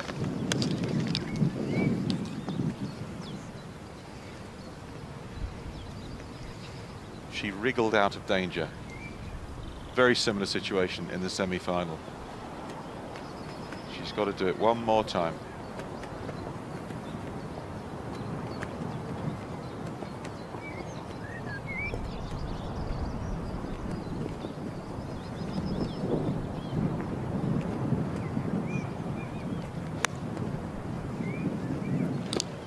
Well, be your best shot.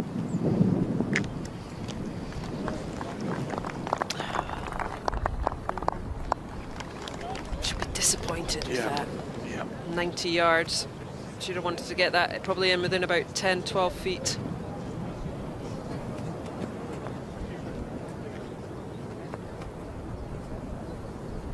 Little uphill to start with, and then the second half of the putt back into the breeze. It's going to play slower than it actually is.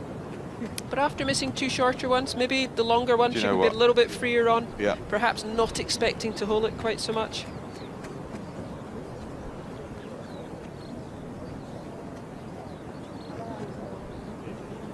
It's a throng now. Yeah, it sure is. All modes of transport. He's got his Little head favourite cover, company little toy dog. on the back. Yeah. Low maintenance dog. Now, what breed was that one? Not sure.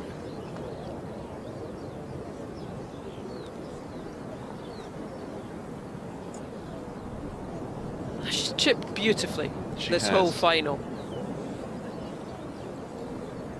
She's going again with a lofted wedge.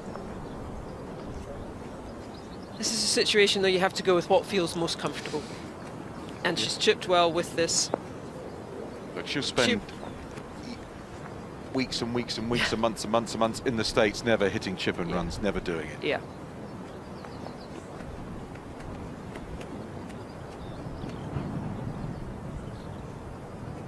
I can guarantee, however good a chipper she is, she would rather have been putting on the green. Let's see. That's too strong. Just a testy distance. Yeah.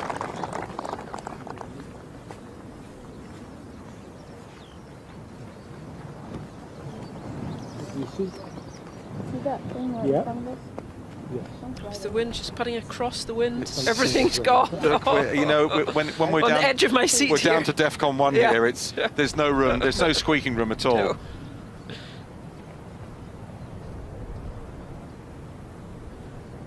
Keith has to imagine that her opponent's going to make 4. She has to hold it.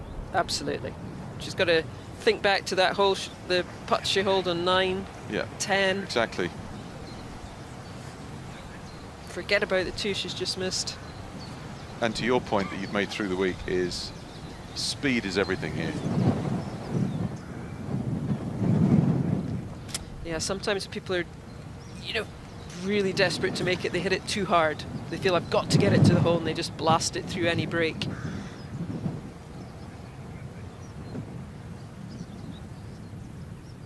Well, this is to reduce the deficit for sure to just 2 holes to play.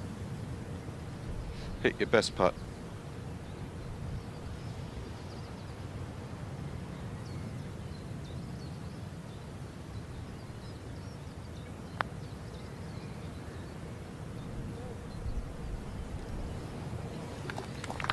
I think that was just a misread. That was a good putt. Everything was fine about that, yeah, bar the read. Over borrowed, and would be very irritated with the second shot in there. Not what she wanted. Still a bit of work to do. There's still a bit of work, but we've seen O'Keefe hit so many good wedge shots from that sort of distance. And we've seen San Pedro hold so many 3 and 4 footers without touching the side.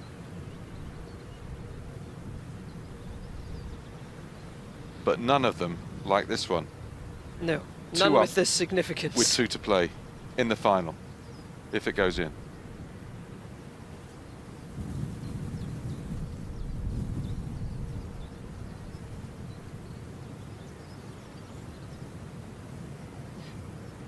She doesn't waste much time. Gets in there and executes.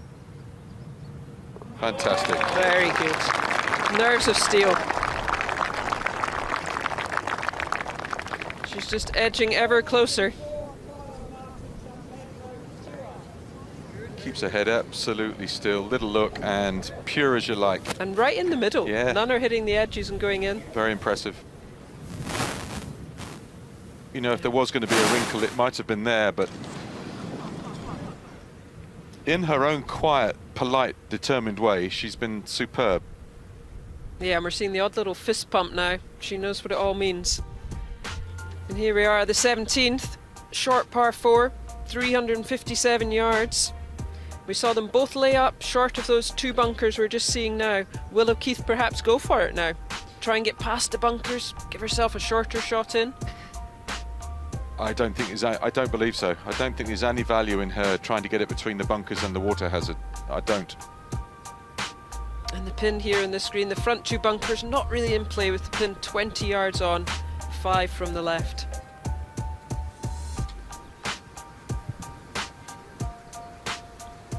It's 250 over the one on the right. I mean, she would have to flush it, but you know, she left herself with a halfer at the previous hole and didn't make the most of it. So maybe a fuller wedge for her is going to be better. Might be better. And bunker avoidance is. Yeah, if you go in the bunker, game. You know it's the whole game for her here. Yeah. Wait, is this the? That's over then, no? I mean, I think for San Pedro, absolutely no doubt, just take the bunkers out of play. Yeah. Yeah, they wouldn't be coming up. So they have to. Par for San Pedro means birdie for the American to go extra time. When you need to make 2 birdies in a row, it's hard to do. Yeah. And O'Keefe, yes, you're right, just taking the iron. Little hybrid for her weakest wood off the tee for the player that's 2 up. One hand on the trophy. Absolutely. But only one. Yeah. And that second bunker down the left, 256, so that's the one they're just going to keep it short of. The one on the right's 240. She got a simple swing. Very neat and tidy, 2 turns and a swish, it's a bit like you. Really not much can go wrong with it.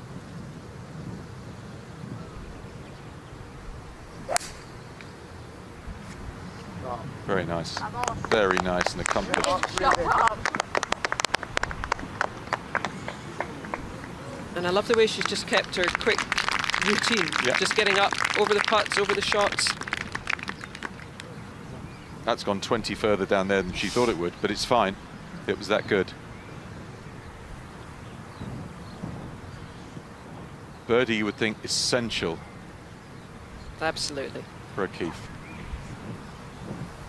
She's been excellent with these long irons off the tee.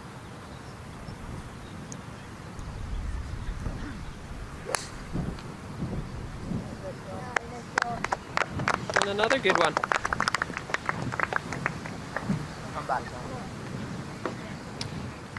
Well, for the first time in a long time, she's going to have the first approach in.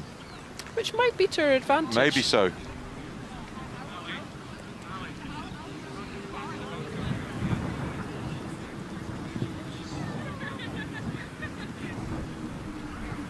It's been an exhibition, I think, from both players, and if O'Keefe does lose the final here, she can be very proud of what she's done and how she's conducted herself and how she stayed in the game and been resilient. It may not quite be enough. Yeah, she can be, but I mean, as a player, she's going to be kicking herself thinking of those 2 short putts. Sure. But, you know, after time, you know, you look back and look at all the good shots she hit. Yeah. And there's a reason that somebody wins, isn't there? There's always a reason. Athara Munoz, you'll know her well. I know her well. I partnered her in her first Solheim Cup at Killeen Castle. Excellent player. Gosh, I remember that Killeen Castle. That was an amazing finish. Yeah, that was one we should never have won. Never ever have won. Yeah, we had an amazing singles on the Sunday.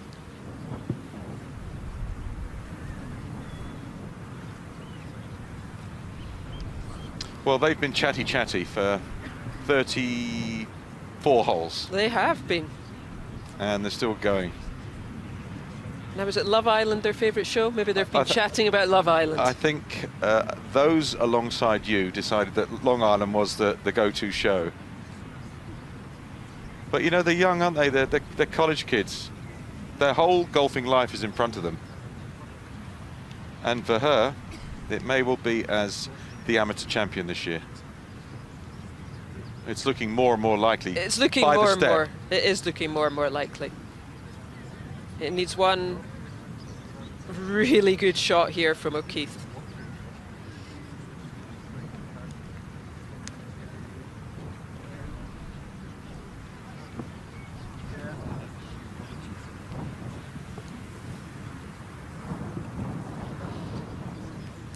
So what she must say to herself, San Pedro, is, I've got birdie here to be the champion. Forget what the American player's doing. I make a birdie, I'm the champion. End of. Create your own history, make your own luck.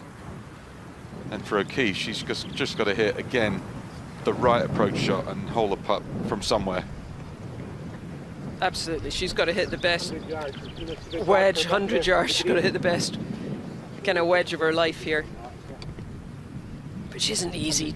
Firm green, downwind, tough to judge just quite how it's going to release. Yeah, if it's pitch and plug, you know, Parkland golf, you can... Just on that, and it's just let it slope down, okay? A little bit of spin will take it down, okay? More elements to think about, isn't it? The wind, the bounce. Yeah, release, lack of grip, more grip. Let's see if you can get it right this time.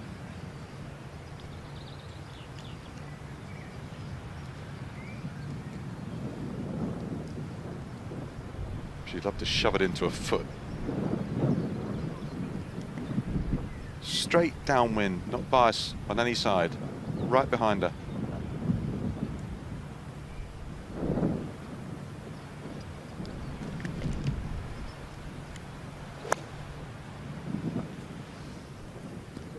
She's eyeing this one up.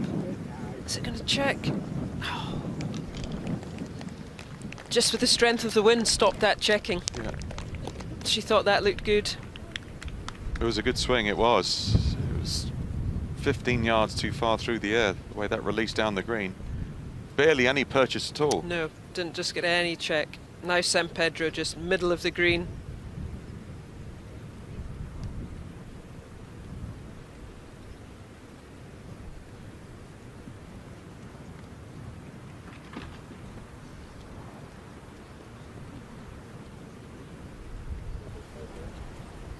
How far she got, Sophie? 97 yards, but there is a bunker in front of the green. The carry on that is 87 yards, and you can hit a downslope. So like you've been saying, take it right of it. It's a good 2-club wind up there. You've got plenty of room right of this pin.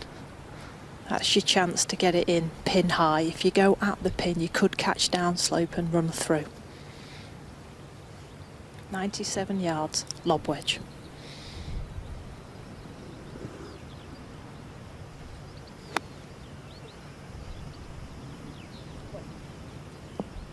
This is a shot. So with a tight lie on the fairway and all the groove that she could get on that. She still couldn't get any check on it. But a good shot.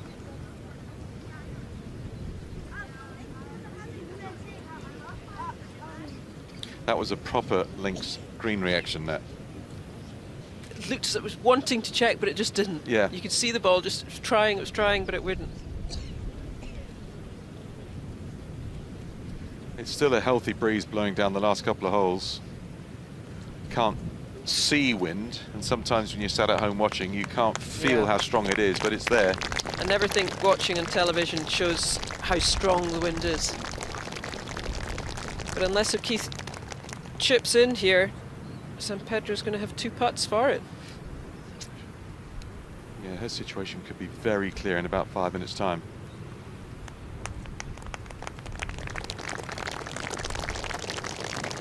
I would think the putter's coming out for the American.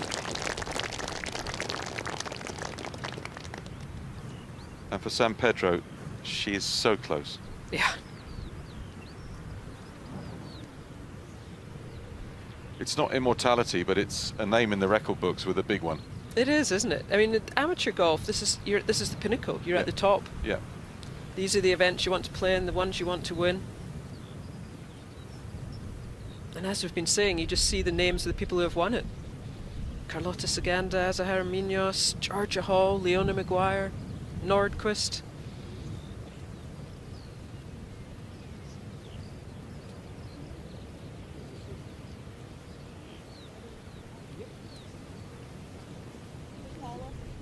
Wasn't even a choice. The putter's in the hand very quickly.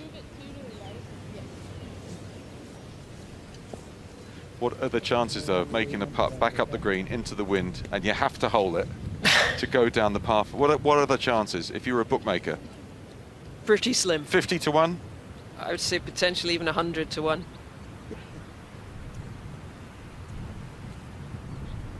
I would have to say the stats would probably show you've got what, about a 5%, 2% chance of holding one of these. But you never know. Golf is a very, very intriguing game, and you're always surprised by it. This has to go in, you would think.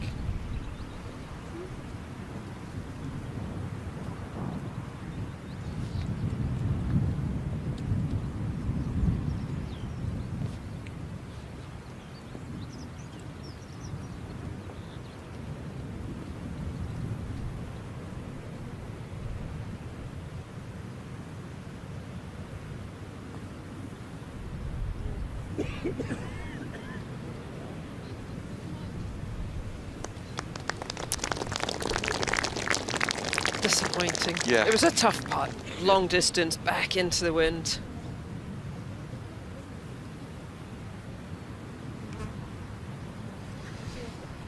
And now it's a simple equation. It's 2 putts for San Pedro to become the amateur champion. And she's had such good speed control today. Can she do it one more time? That's all she needs. Yes, she has, and her whole game has been utterly competent, all of it.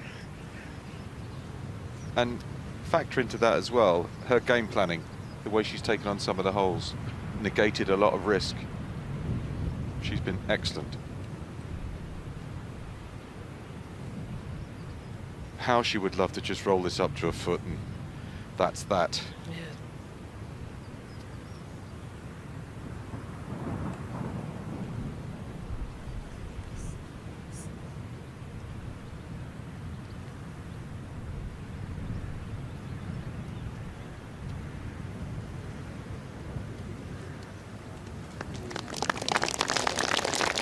That's not a concession for It's me. not a concession, No. but I think she'll be, if O'Keefe holds, she'll make her putt it.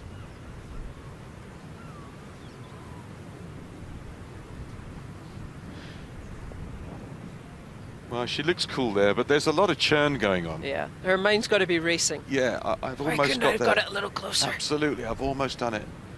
This has got to go in, otherwise it's congratulation time. This and a prayer for O'Keefe.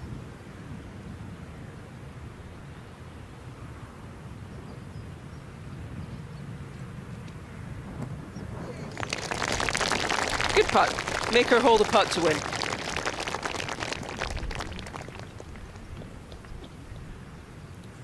She hasn't looked like missing one of these. She has been as good as anybody from the inside 5 foot range. And I mean anybody in the world. She hasn't taken anything but the middle of the hole out. One more time. Fully expect this to go in. What a moment.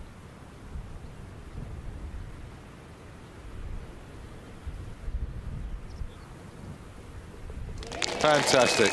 Fantastic. Won it like a champion. She did. Fantastic match. Hats off to both players, but completely. Gosh, what a final. It was a fitting end on a wonderful location to a brilliant championship.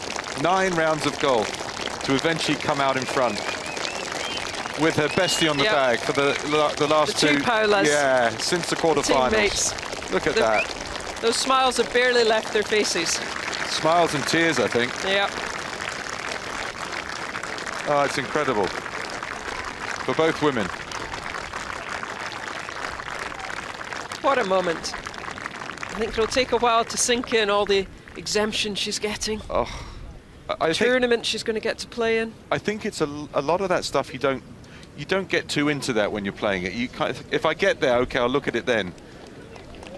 But there's a lot of gravy. Yeah. And well played, the Americans. Team America. Yeah, Team America have been great this year. I think it's fantastic to see them over here playing. Elevates the whole event. It does, and Farrah O'Keefe has taken this very well. She's given her very best and came up a smidgen shy, that's all. She certainly didn't lose it. San Pedro, I would say, I mean, the golf they both played. Yeah. They could barely be separated over 36 holes. Well, let's hear from the champion now, talking to Sophie.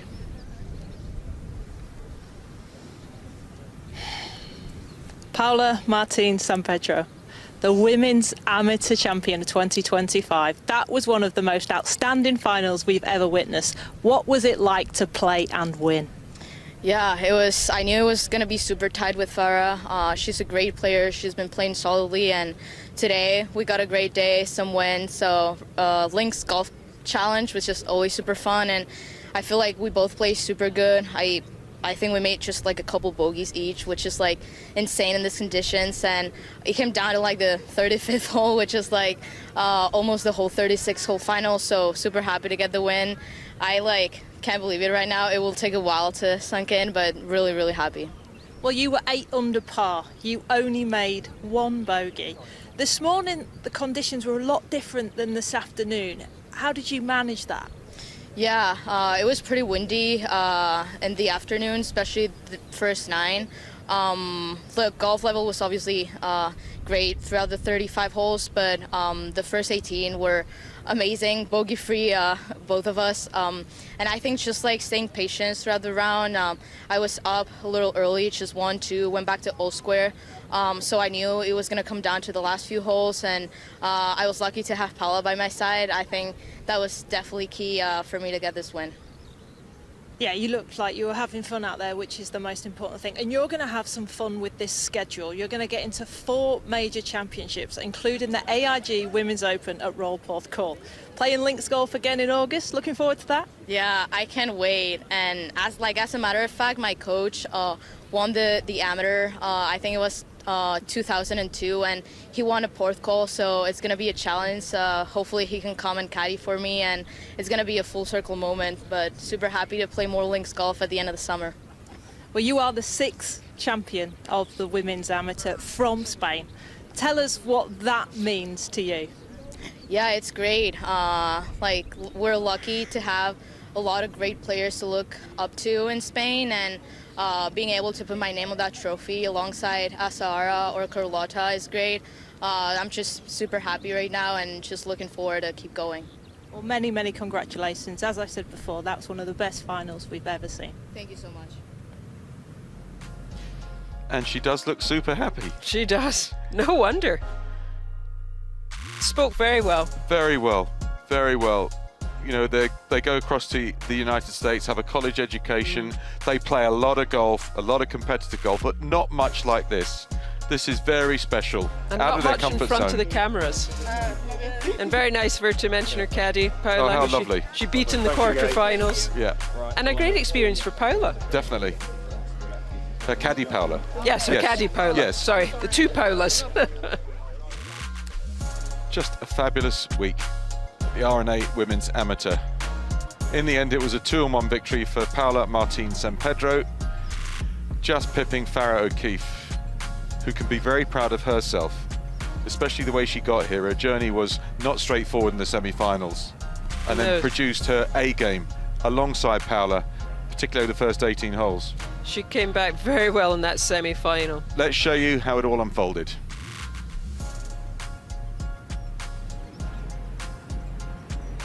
Let's get to the fourth. Yeah, the first par 3 in the morning. She had just lost the third hole to a birdie, but responded beautifully with what a fantastic shot. And down breeze, you could see how much softer that green was than when we finished this afternoon. Bunker play at 16. In the end, it was for nothing, but it was just exquisite. Oh, fabulous bunker shot. Not the easiest of stances, her feet just in the bunker. But O'Keefe rolled this one in for birdie.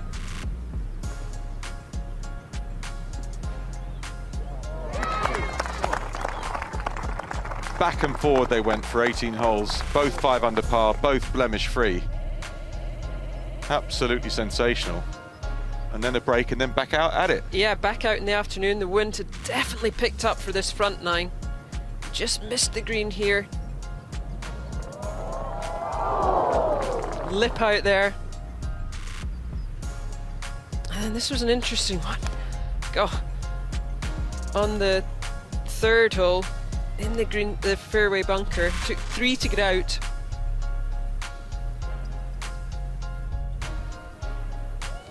It was always that the American got back to all square, but couldn't get ahead in the match. Every time she got to a point where she might put some pressure on, the Spaniard came back.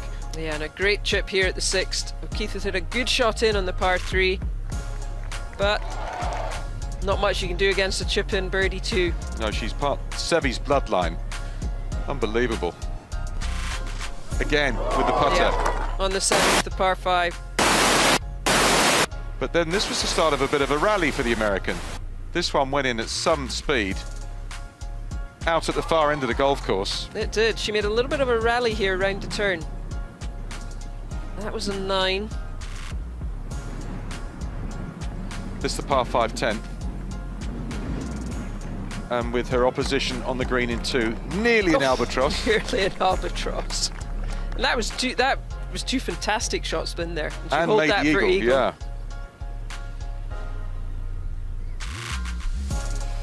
Now this had a bit of curl on it. It certainly did, just from the upper level. Judged it to perfection though. And then this was just little par miss. This was a big, big moment for par and 14. Tight game. You can't do that.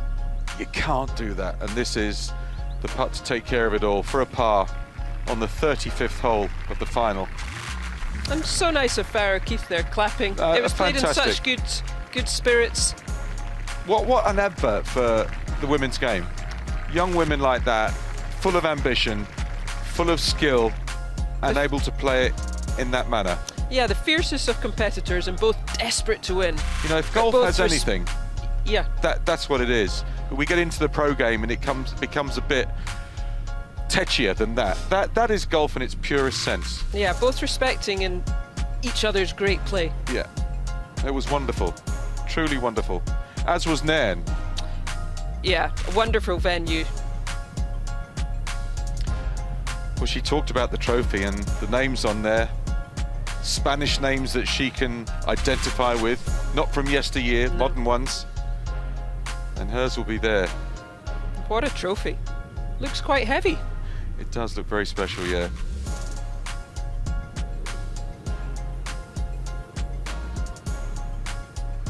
Well, let's throw down to Sophie for the presentation.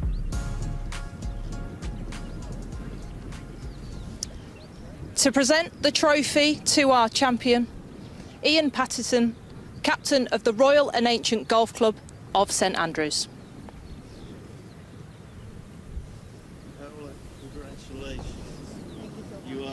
women's amateur champion. Thank you.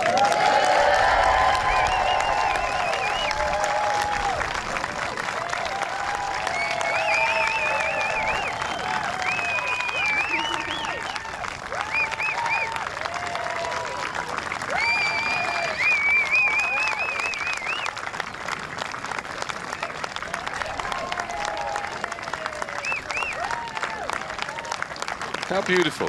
Lovely. Looks like you need to go to the gym to hold that trophy up. Goodness. Hope so. She'll be filling with that something later. I hope so.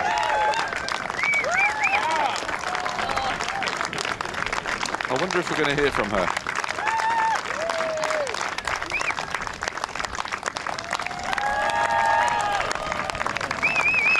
Great atmosphere, great crowd. A lot of the competitors still here. Moments to cherish. And the members and have really loved this event. Come out, supported it very well. There we go. Well done the Golf Club of Nairn, well done the RNA, well done all the competitors, and well done Mother Nature for giving us a fabulous last day. Yeah, we had just what we wanted, didn't we? It was a nice day, sunny, warm in the morning, wind picking up. And maybe we're going to hear from the champion.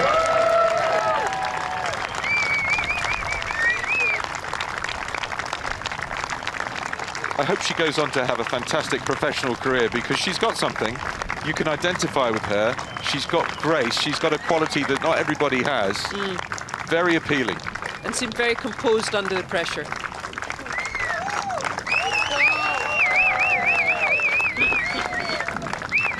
Oui bien, oui bien.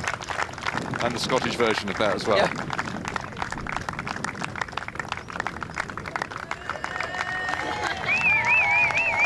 She looks like she's going to say something, but the crowd keep cheering. I know.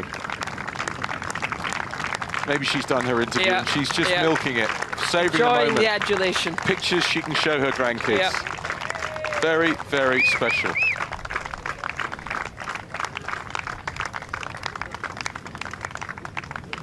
And didn't the crowd that turn up see a really proper top golfing occasion?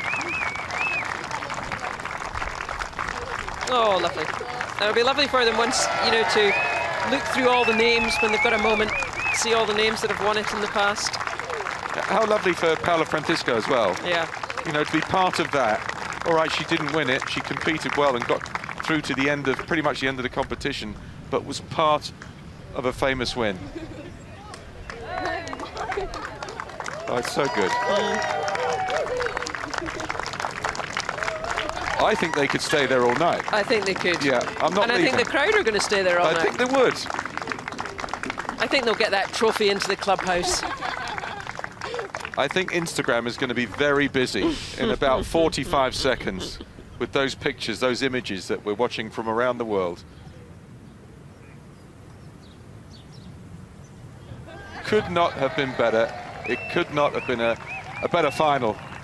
Thank you, Beanie. Good luck on your travels. Thank and we'll you, see you all Rob and next Andy. time. Fabulous week at Nairn.